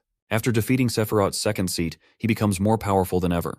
Feeling a familiarly oppressive power, Ur finally recognized what he was up against. Using Gehan's power as a catalyst for a new spiky form, the Vengeance Incarnate is hungry for another kill. Consumed by rage, Ur attacked with his fist once more.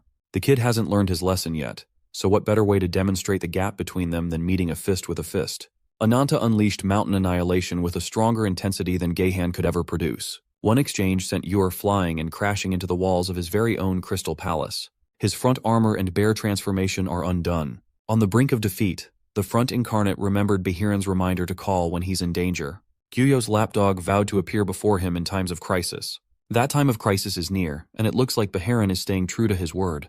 The fabric of space shattered, exposing the cosmic domain. Lord Bernhard and Ananta were awfully familiar at such a sight. The shattering of space is indicative of Behiren's arrival. Finally, the Guardian of the Wings, Gyuyo's right hand and mightiest spear, has arrived. Back inside, Kishu Olga is laughing maniacally at the sight of the reinforcements falling short of suppressing her underlings. Queen Lagertha has been completely neutralized by the Silence Incarnate. Surprisingly, the reason for their collapse is Commander Owl switching sides and attacking Nadia, stabbing her from behind and driving a blade into her heart. Let's turn the clock back a little to when Kishu and Nadia collided. Refusing to be looked down upon, the human centipede pushed her powers to the limit. A cloud of corrosive fog exploded out of her body. Don't ask me which hole it came from. This distracted her insect subordinates for a second. Knowing what was coming, the mantis and the spider scattered away like their lives depended on it. The queen ordered Owl to step back as she formed a light force field with Fragarak. Finally, Kishu Olga has shown her full power. Alongside her terrifying final form, the waves of her poison threatened to make everyone in the vicinity struggle and die. Surprisingly, Nadia was unaffected by the smog. She hurled the threat right back to the sender. Kishu shot out poison needles, and Nadia manipulated them back to where they came from.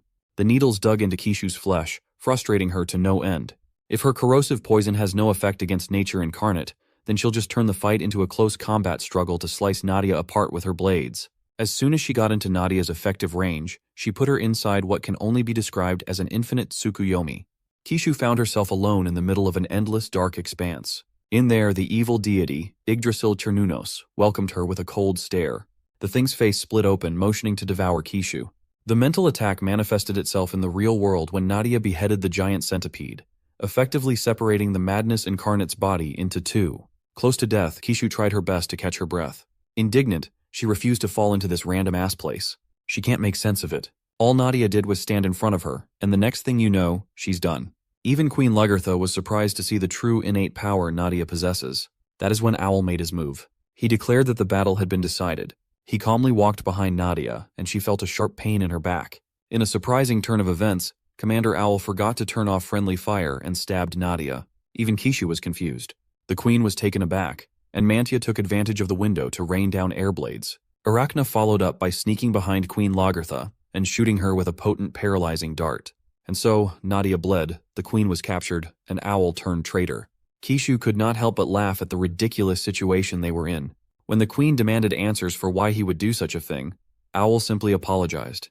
He assured her that his actions would ultimately make sense, and it is something that she'll eventually come to know. She refused to believe that her comrade would team up with the enemy, considering the enmity he holds towards the Wings incarnate. But that is precisely how he deceived everyone. The queen possessed an eye that could see through the true essence of an opponent. The anger he held for Gyuyo was not a lie. It was as real as it could be. Mantia is getting tired of the yapping, so she shuts the queen up with her foot. Owl suggested that to easily subdue the remaining troops, it would be best to handle the queen without ending her life. For now, they have to wrap up the situation in this accursed bridge. Kishu recalled Gyuyo mentioning a spy in Livatane, but she was still not happy taking orders from some traitor. Owl would not have intervened if he could help it. Now that they have lost the Conquest incarnate and a powerful branch, he's forced to reveal his hand just to save another Sephiroth member. But Owl made a crucial mistake. He simply underestimated Nadia. He was certain that his blade pierced through her heart. Her standing back up does not make sense at all. Using her all-seeing eye, Queen Lagertha can see a phantom of death slowly waking inside Nadia's body.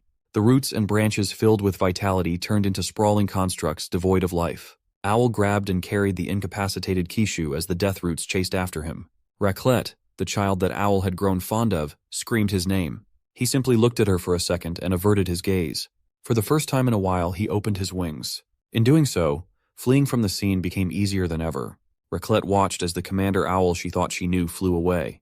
Mantia and Arachna were left to fend for themselves while the queen was still paralyzed on the ground. Nadia's death roots took hold of the bugs, restricting their movements. Once caught, the malicious power of the roots seeped onto their skin, taking over their bodies. Using the bugs as catalysts, the death roots amalgamated until they formed Nadia's evil deity body. As soon as she took form, Gyuyo's voice boomed from a rift in space. His destructive spell, Let There Be Light, beamed down from the heavens. It burrowed deep into the underground tunnels of Levitain and eventually took shape in front of Nadia. Gyuyo had finally shown himself. Deep within Nadia's subconscious, Gyuyo greeted her warmly. Surprisingly, he referred to her as his sibling. Finally, he can now easily access Nadia's inner self. To open the horizon of this world, he needs two things: the blossoming of branches nourished by the owner's desires and a vivid imaginary world that seeks to change the very fabric of reality. The world that Nadia dreams of is dazzling and beautiful, a place without a single speck of imperfection. Gyuyo invited her to lead the change in this rotten world side by side, not as nature's incarnate but as Cernunnos, the incarnation of magic. With Cernunnos awake, Nadia's consciousness woke up on the beach of a blood-red sea. The last thing she remembered was fighting against that hateful centipede. Then, her heart was pierced by a painful betrayal. She can still feel the wound in her chest. So how come she's still alive? To answer her question, her own voice answered that from the beginning, she had always been neither dead nor alive. Cernunnos and Nadia finally met. Two personalities living inside one body. The incarnation of magic reckoned that Nadia subconsciously brought her out with no hesitation, and didn't even notice that her heart had stopped beating. She used to be controlled by a corpse crow that manipulated the dead like puppets. It must have been due to the artificial pulsation caused by the power of branches. Cernunnos had been waiting and watching for a very long time. Right now, she's finally getting the face-to-face she so dearly wanted.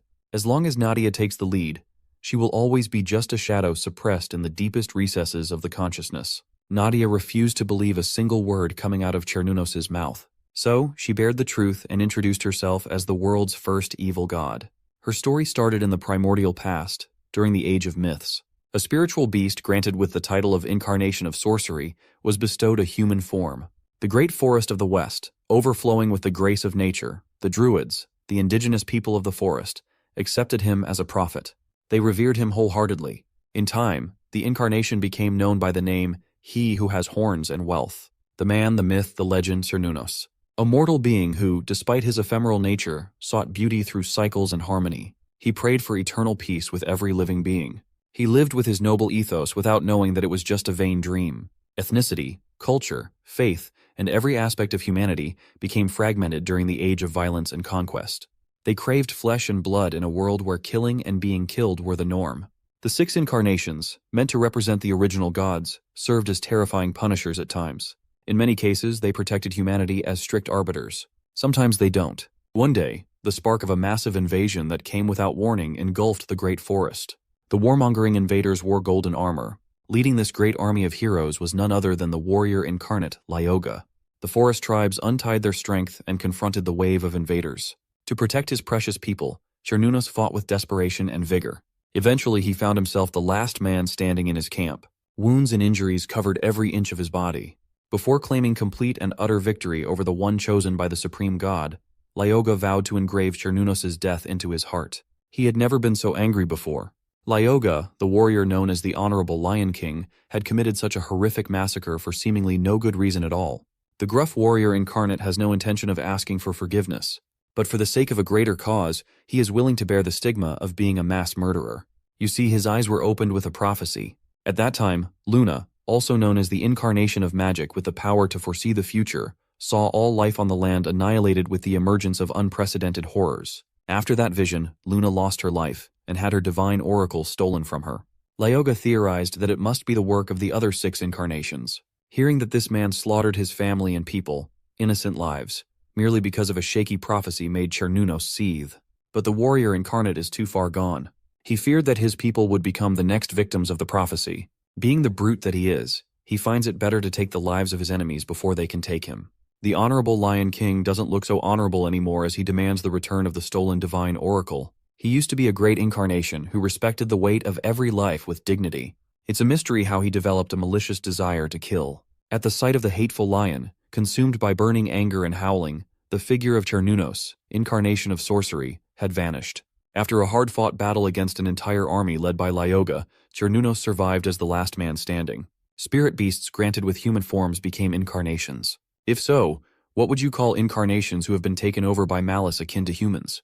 Befitting of their power and insanity, the term evil gods seemed appropriate. Gyuyo was there when the term was coined. He even held Lyoga's golden tooth in his hand.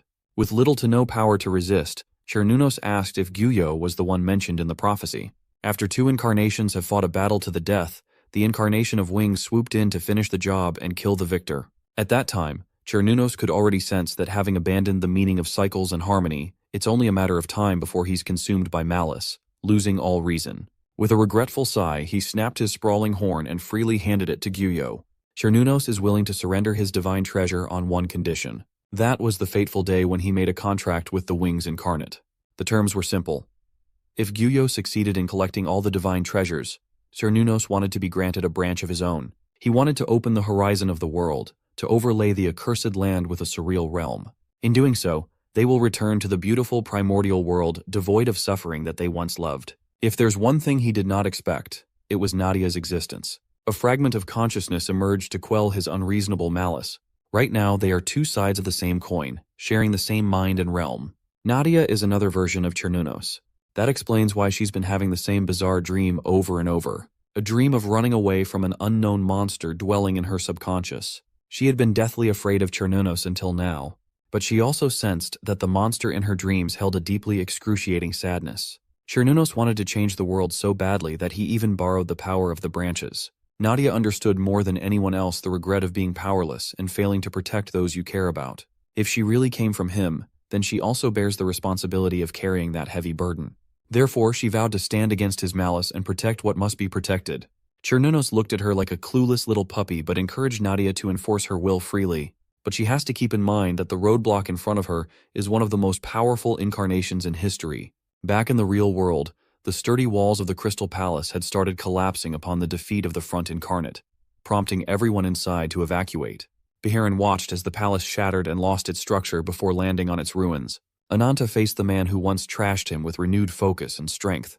The lapdog bragged that there had never been a thing that his fist could not crush. Opening another spatial rift, he sent Yor back to their base camp. The two fighters are ready for their rematch. Ananta is starting to feel unpleasant about facing Frieren. He felt as though this man was looking down on him as if he was above even the heavens. Seeing a person who wasn't even a real threat just a few weeks ago become so powerful, rivaling a true dragon in such a short span of time, was quite jarring. As if required procedure, Frieren demanded to know his opponent's name. Ananta gladly reintroduced himself as the descendant of the Black Dragon and the survivor who will devour every evil god in the world. The man who will ultimately bring the end upon the wings incarnate. Long ago, Frieren used to ask so many questions. Why was he born into this world? Why was he so different from everyone else? And why did he possess the power of destruction that obliterates space itself? Gyuyo was the one who pointed him to look at his fists for the answer to everything. He explained that divine power is simply the manifestation of one's subconscious desires. Birds break eggs to be born. And for Gyuyo, the world is nothing but an egg to break. So, if Frieren wants to find out the reason for his existence, he must first destroy the world obstructing his will. Gyuyo promised to guide him to a satisfying answer. And from that moment, Frieren became the strongest spear to protect the Great Wings, and he shall be known henceforth as the incarnation of destruction. Frieren punched the space in front of him, summoning the evil sword of calamity through the true fist of justice. Ananta braced himself for impact. The force behind Friren's attack moved through his body like a raging freight train. Lupa, Ruby, and Bernhard looked at that attack and worried about Ananta's safety. Frieren kept his eyes open and saw that his attack did not do as much damage as he thought it would. Standing on business, Ananta did not move but started reforming his body instead. The thought of destroying everything took over his mind. Frieren was quite surprised that a mere mortal countered his strongest spear. Ananta did so by donning himself with the strongest shield, freshly pilfered from Gehan and adapted to his preference. A black dragon with absolute defense and lethal offense. Since Frieren got his one free attack, it's now Ananta's turn to try his new weapon out. His blade collided with the lapdog's arm guard. He failed to do meaningful damage, but he made Frieren slide away upon taking the brunt of the attack. We take those. The arm guard was practically ruined, the gash of Ananta's blade permanently etched on its surface. The sight of their comrade overpowering the right hand of the final boss was quite exhilarating. Thankfully, Tarkan and Bernhard snapped Lupa out of her trance to ask where the queen was. Lupa assured them that Queen Lagertha was safe inside the fortress with Owl and Nadia. As if on cue, Gyuyo's light pierced through the roof of the fortress, digging deep down to the underground bridge. They saw Owl with his wings in full display, flying out of the fortress with something or someone in tow. The remaining commanders watched as their comrades entered the shattered space accessible only to Gyuyo's people. Sensing the betrayal, the burly commanders hurried back inside the stronghold to find their queen. Ever so useless, Lupa just stood there, continuing to watch the fight like she paid for ringside tickets. Snapping out of her uselessness, she urged Ruby to lend her enough power to help Ananta. The battle on the Crystal Palace ruins had devolved into an all-out melee brawl where anything goes. With fists, claws, and blades, Ananta used everything in his arsenal to beat Frieren without mercy. After devouring the Conquest Incarnate, even the Destruction Incarnate had to admit that the jump in physical strength was massive. Answering with an attack of his own, he sent the Black Dragon sliding back a few feet. That earned him a few seconds to catch his breath. Frieren knew what Gehan's true power was more than anyone in the world. That man had an iron-blooded body that could not be hurt, let alone destroyed. A battle between spears and shields to decide who's the strongest is as straightforward as it is contradictory. From mid-range, Ananta tried something new. He stabbed his blade deep into the ground and summoned black spikes hurtling towards his foe. As a response, Frieren accumulated ludicrous amounts of energy into his fist and punched out to intercept the spikes. At first glance, it seemed like the collision ended on another tie. That was until Frieren felt a faint rumbling coming directly beneath him. Ananta used the smoke as cover to dig into the ground and set a vicious attack from below. Frieren responded in the nick of time, but that might not be enough. Ananta urged this cocky alien bastard to remember his name well, the name of the man who will end the lapdog's miserable life. He performed a cross-chop that completely shattered Frieren's defensive equipment to 1,000 pieces. With the enemy's defenses reduced to nothing, Ananta felt another branch of Mistletoe calling out to him. It seems like getting one-upped is not Frieren's favorite thing. With a sinister look, the fool exploded with a power akin to a nuclear bomb.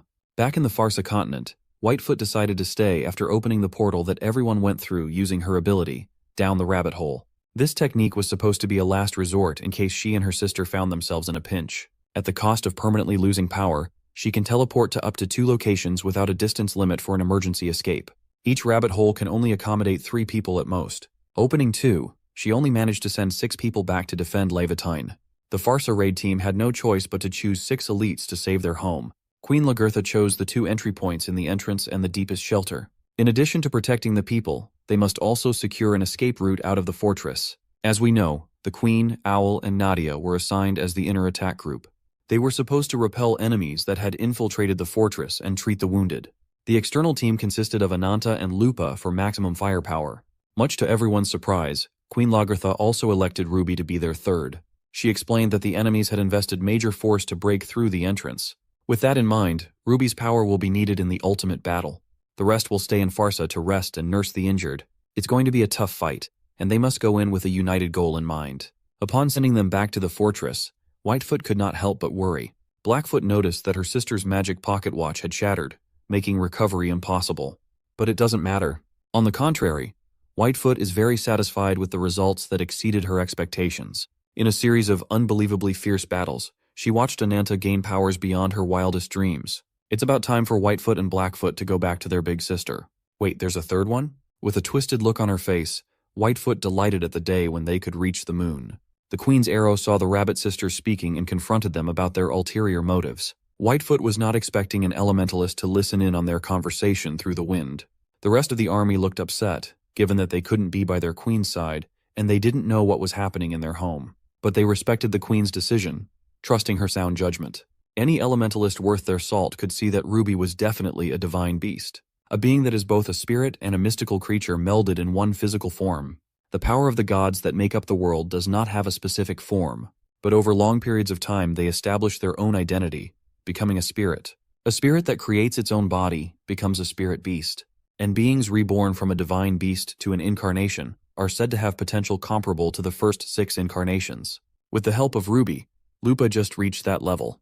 Ananta was surprised to see that Ruby could fuse with other people too. The resulting form was different than his. Stripped down to his blazer and pants, Frieren emanated blazing power from his skin. Lupa positioned herself ahead of Ananta, telling him to provide support. Pushing Ruby's power to the limit and burning bright as a result, Lupa wanted nothing more than to turn Frieren into ashes. With enhanced speed, she charged at the strongest spear like a horizontal meteor. Her blazing claws swiped and made contact with Frierin's skin. It left an unextinguishable burning gash on his arm.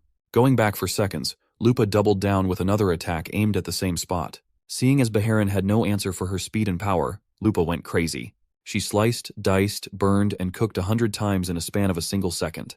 It's her first time fusing with Ruby, and she's already naming new moves like Crimson Flame Imprint.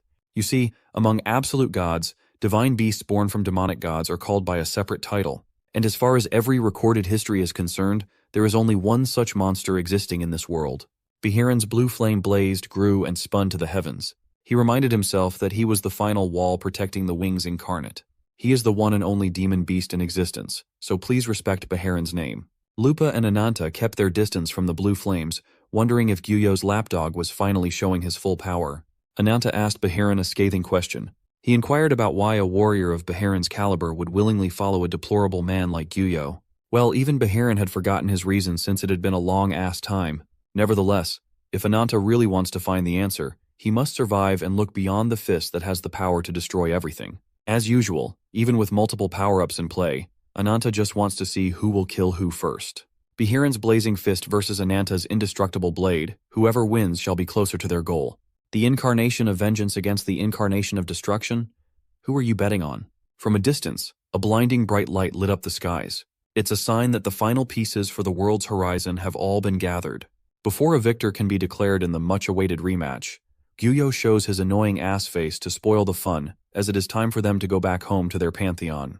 From afar, Lupa saw the wings incarnate carrying Nadia in his arms. Given the missing eyeball and that she's willingly flying with Gyuyo, it's plain to see who's currently in control of Nadia's body. Still, Chernonos is feeling some instability. Even the incarnation of magic is finding it a bit difficult to suppress Nadia's strong willpower. But soon, even her fragile heart will be broken and blended within. This is the second time Lupa has seen an ally flying with someone they should not be flying with today. Ananta could clearly see Nadia's face, yet she felt like a completely different person. Of course, he blamed Gyuyo for pulling another trick to make this happen. But it does not matter now that Aji Dahaka had sniffed his mortal enemy once more. It's time for Ananta to give way and fulfill the contract he signed with his soul. He must surrender to the anger that will consume everything. Outside of his control, his body painfully contorted and reformed to the image of the black dragon. With a guttural wail, the aura surrounding Ananta dwarfed even that of a demon beast. From above, Chernunos recognized Aji Dahaka's aura. Gyuyo explained that it was just a fool who surrendered everything to his obsession with petty revenge. To be honest, Gyuyo never thought that the kid he left alive after massacring an entire tribe would become such a nuisance. He summoned 6 orbs of light as he taunted Ananta. He asserted that the kid is dreaming of achieving the impossible. He won't be beaten even if the whole world turns upside down. Gyuyo launched the orbs of light and cast Let There Be Radiance. Ananta ate the brunt of the attack as Frieren watched from the sidelines. To the demon beast's surprise, Ananta managed to resist. The black dragon's tail swiped away, narrowly missing Frieren. He emerged from the smoke. Aji Dahaka had taken over once again. For the 3rd time in a row, the evil incarnate is facing the wings incarnate. Inside Ananta's mind, the progenitor of his curse is urging him to surrender to the anger and wail. But the young man refused to give in so easily, stopping the overgrown lizard from running his mouth so carelessly. While it's true that his anger is rising from his whole body to the top of his head, right now, all he can think of is killing Aji Dahaka himself. Finally, the black dragon showed her human form. And the evil incarnate we've been hating on is not a he, but a fine-ass she. She finds it quite amusing to see a fledgling who once crawled meekly in fear acting so boldly now. The land that Ananta formed inside his mind is so barren and desolate. It is nothing but a dead wasteland. It is fitting for a master with a mental realm forged by the desire to burn the whole world. He's threatening the black dragon when he should be baring his fangs on the real enemy outside. Conjuring a magical fire screen, Aji Dahaka gave Ananta the full viewing experience of how she took over the physical world. Ananta, in the material reality, is currently consumed by the curse, succumbing to a state of rampage upon seeing his mortal enemy. He couldn't help it. His whole life had revolved around killing Gyuyo after all. He can still remember the day they met, the day he thought he had finally found someone who understood. But what he remembers most vividly is the betrayal that came soon after. The sight of Ashta's burning corpse, her charred flesh and dried-up frame, his constant nightmares fueling his very purpose in life. Ananta demanded to get back in control and fight. Aji Dahaka deemed such a thing impossible, but he is no longer asking. He is demanding. The black dragon reckoned that the young man had become so intoxicated by the power of the curse, growing arrogant and forgetting his place. With nothing but an empty shell of power, the black dragon rampaging outside is merely a cheap imitation. She believes that the day when his teeth can finally reach the incarnation of wings will never ever come. Courage without power is nothing but baseless arrogance. There is nothing more unsightly than the bravado of the weak. Ananta roared. If he can't defeat the wings even if he uses everything in his arsenal, then how can he even achieve his revenge? Aji Dahaka's simple advice is for him to rise above being weak. The power of her rampaging divine ability, a malevolent god's force, still resides within his body. That power can transform an ordinary human body into a devourer that truly embodies the incarnation of revenge. If he can unlock that power, he will be a being with a body rivaling a deity capable of unleashing demonic power at will. He will be no different than an abomination, just like the creatures that are empowered by the branches made from divine treasures. With the catalyst of evolution, capable of turning abominations into divine incarnations, Aji Dahaka is willing to renegotiate their contract if he's willing to fully accept the branch and be reborn as a true incarnation. When that day comes, she will take on a new body and escape this conceptual world. With the help of the branch and the curse of the evil spirit, she will regain her original power and take revenge on Ananta's behalf. Her deal sounded sweet on paper, and her bewitching charm was irresistible. Ananta willingly accepts the terms, but he's resolved to kill Gyuyo with his own hands. He won't hand the satisfaction over to anyone. He yelled at the black dragon to execute the contract right then and there. As long as he can achieve his life's goal, he'll gladly sacrifice his body. While Ananta's hand gripped her throat, The black dragon accepted the revisions, eager to see the young man struggle as much as he could. From now on, the clouds of death and disaster will lead him. Regaining control of the black dragon's body, Ananta opened his maw, coalescing a destructive attack aimed at the great wings. Like a one-trick pony, Gyuyo preemptively responded with, "Let there be light." Draconic flames versus angelic beam, who will win? It looks like a Dragon Ball fight in this bitch. Chernunos felt a little awkward being a burden, so she decided to join and help Gyuyo out. She jumped away from his grasp, free-falling into the dragon's den. Ananta tried to attack with his claws but was quickly stifled by death roots when she cast Yggdrasil Nematona. With the black dragon held in place, Gyuyo launched another one of his favorite attacks. Seeing how seamlessly Chernunos moved, it looks like the physical assimilation is going on smoothly. She returned the compliment by praising his ever-so-formidable destructive power that can rend a dragon's face open. While a mere wave of a hand would have been sufficient, he prefers standing out of range at times. Upon regenerating his head, the black dragon spoke up and vowed to curse Gyuyo in turn. A massive beam of purple light shot from God knows where. Inside the grotesque and oddly empty husk of flesh, Lupa roamed while looking and screaming for Ananta. Beside her was Ruby, who was worried about her only family. Eventually they reached a fleshy core. Inside, a silhouette of a man can be seen. There's no mistaking it. Ananta's physical body is currently trapped in the dragon's core. After a second round of exchanging blows, the top half of the black dragon's head was erased once more. Gyuyo, on the other hand, suffered burns on half of his wings. He insulted the foolish and vile specter of the ancient race for invoking a powerful curse, only to scorch his pure white wings to a small extent. The Wings Incarnate is getting tired of dealing with the immortal black dragon, so he calls in his lapdog to finish the job. With a meteoric punch, the demon beast made the headless dragon buckle on its feet, nearly breaking its back.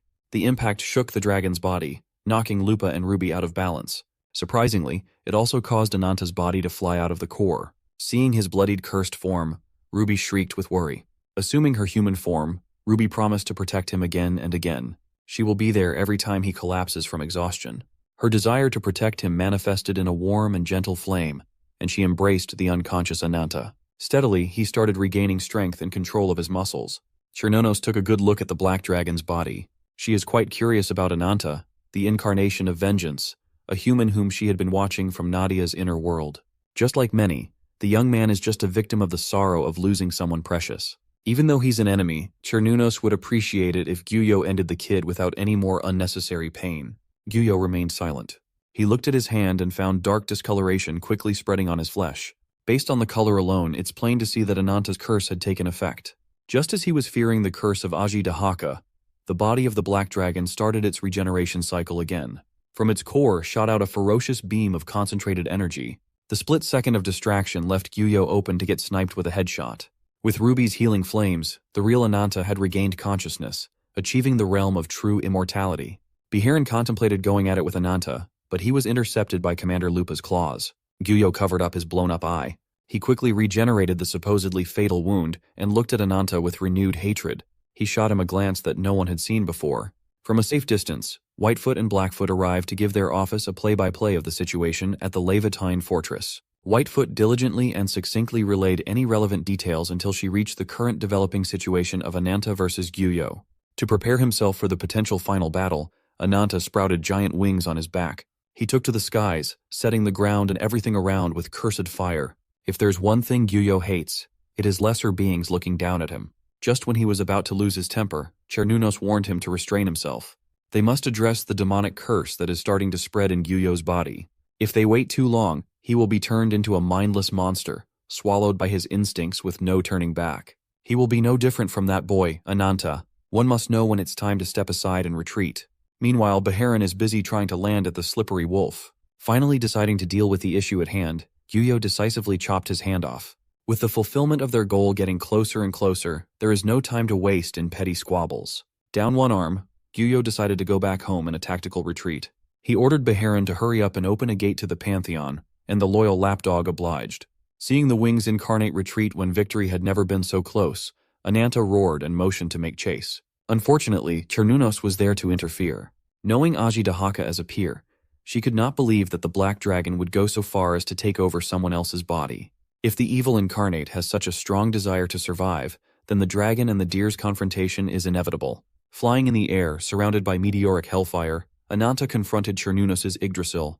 The meteors quickly ate and broke through the dead roots upon contact. A few hours later, the sun rose, and the sound of battle subsided. Whitefoot walked around the battlefield while assessing gains and losses. Their greatest gain is the synthesis of Aji Dahaka's curse, a curse powerful enough to contaminate the wings incarnate. The degree of damage caused by the curse is unknown, but judging by his reaction, it is presumed to be substantial enough to weaken Gyuyo to a great extent.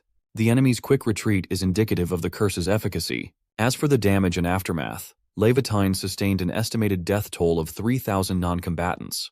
The stronghold mortality rate is estimated at about 97%, with a paltry 90 survivors. For the fighters, 400 soldiers have perished, an estimated mortality rate of about 99%, with only 4 survivors left and 1 traitorous owl in the mix. As for Ananta, he is safe, but he feels as though he is back at square one. Blackfoot tried to cheer him up by saying that defeating an enemy and making them retreat was satisfying enough. She grabbed Ruby and was surprised to see her transformation while protesting against being grabbed without permission. Blackfoot urged him to take the long-awaited victory, even if they did not succeed all the way through. But given the damage done and the lives that were lost, can you really call it a victory? What remains of Levitane is nothing but the lamentation of the few who lived. They've lost everything. Ananta refused to back down and celebrate a trivial win when he hadn't taken anything valuable from that horrible bastard yet. The next time they meet in the near future, he vowed to put a definitive end to this fight.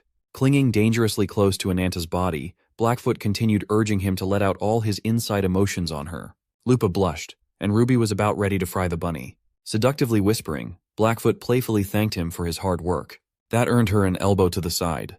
Coming out of nowhere, Whitefoot doubled down on her sister's words. She reiterated that Ananta's achievements are not something to be underestimated.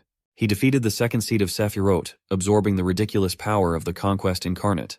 Not only did he fight a close battle with the Guardian of the Wings, but he also even inflicted a fatal wound on Gyuyo himself. However, with Nadia's unexpected personality change, they were not able to capitalize on the situation. Ananta achieved multiple feats that would have been impossible for any other incarnate. Right now, the young man is not interested in hearing flattery. He knows that if Whitefoot is here, she probably has another matter she wants to say. While most of the main forces of Levitane are still alive and well, they have to organize and prepare for a possible second attack. They must do so by establishing a new base. Lupa argued that going down that route would only lead to more repeated sacrifices. So, Whitefoot countered with the proposal to find an optimal location to house the survivors. That optimal location is none other than the Rabbitfoot headquarters. Additionally, as the organization's token of gratitude for Ananta's dedication, Rabbitfoot decided to share the truth about the Wings Incarnate that very few people know about. Ananta stood up and threatened to make Whitefoot regret speaking out of turn if he found out that she was speaking nonsense. When asked to elaborate, Whitefoot simply retrieved the cursed hand that Gyuyo ditched after cutting off. Back in the Pantheon, the incarnation of Wings had been plugged into a bizarre machine for his recovery. You see, Gyuyo's true identity is that of the last of the first 6 incarnations. Made in the image of the master of creation and destruction, he is the incarnation of machinery. Bro, is ChatGPT confirmed. If you're curious as to why Owl would betray Levitine in the most egregious way possible, let's dive into his story. It all started when the love of his life chose a different man. But even if he couldn't stand by her side, Owl wasn't sad. He was content with just watching from afar. But he had just one regret.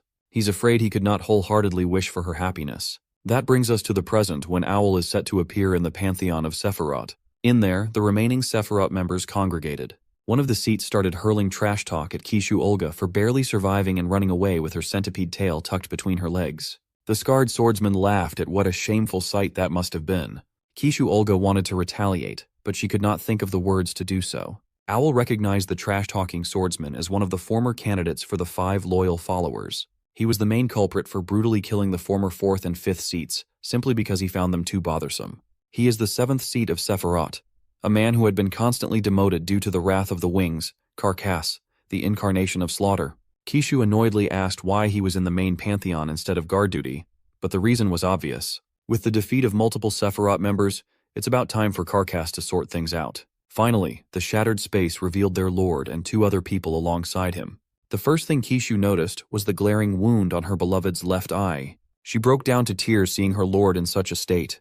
Gyuyo spoke up, prefacing his speech by saying that the invasion was carried out to appease Geihan's spirit. Even though they had free rein to commit a one-sided massacre, the tables turned, and those who were entrusted with branch fragments met their ends instead.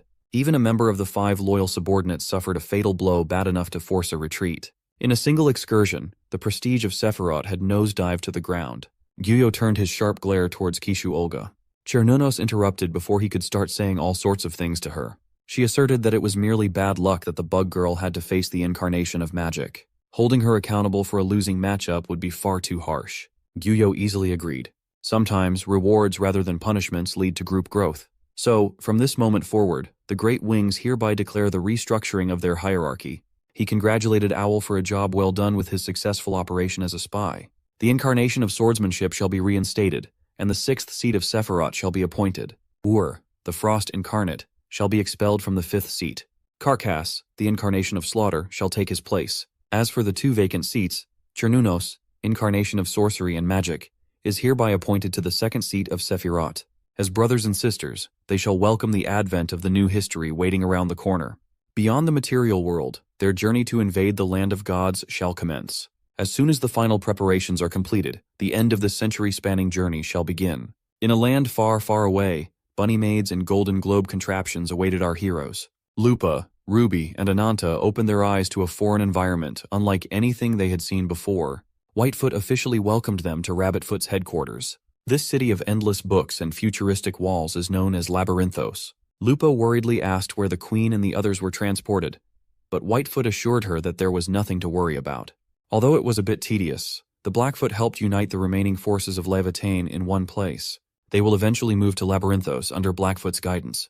When Ananta asked if her power was still gone, Whitefoot confirmed.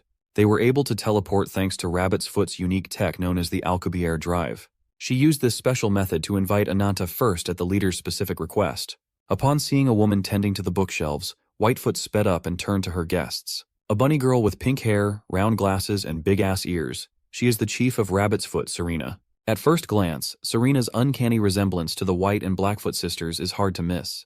That made a ton of sense, considering she's their big sister. Serena apologized for being a little flustered. Meeting Ananta in person after years of hearing his exploits and stories is a bit bizarre. When asked if she's the leader of these rude rabbits, Serena cheerfully answered. She added that she's also the one who drew Ananta into Rabbitfoot's plan in the first place. It's good to know that she has no intention of hiding the fact that both parties are just using each other. Getting dangerously close to his face, Serena assured Ananta that they were cut from the same cloth, so there was no need to be so cautious. Furthermore, they are bound by a common enemy. They both hold hatred more than anyone in this world. Feeling peeved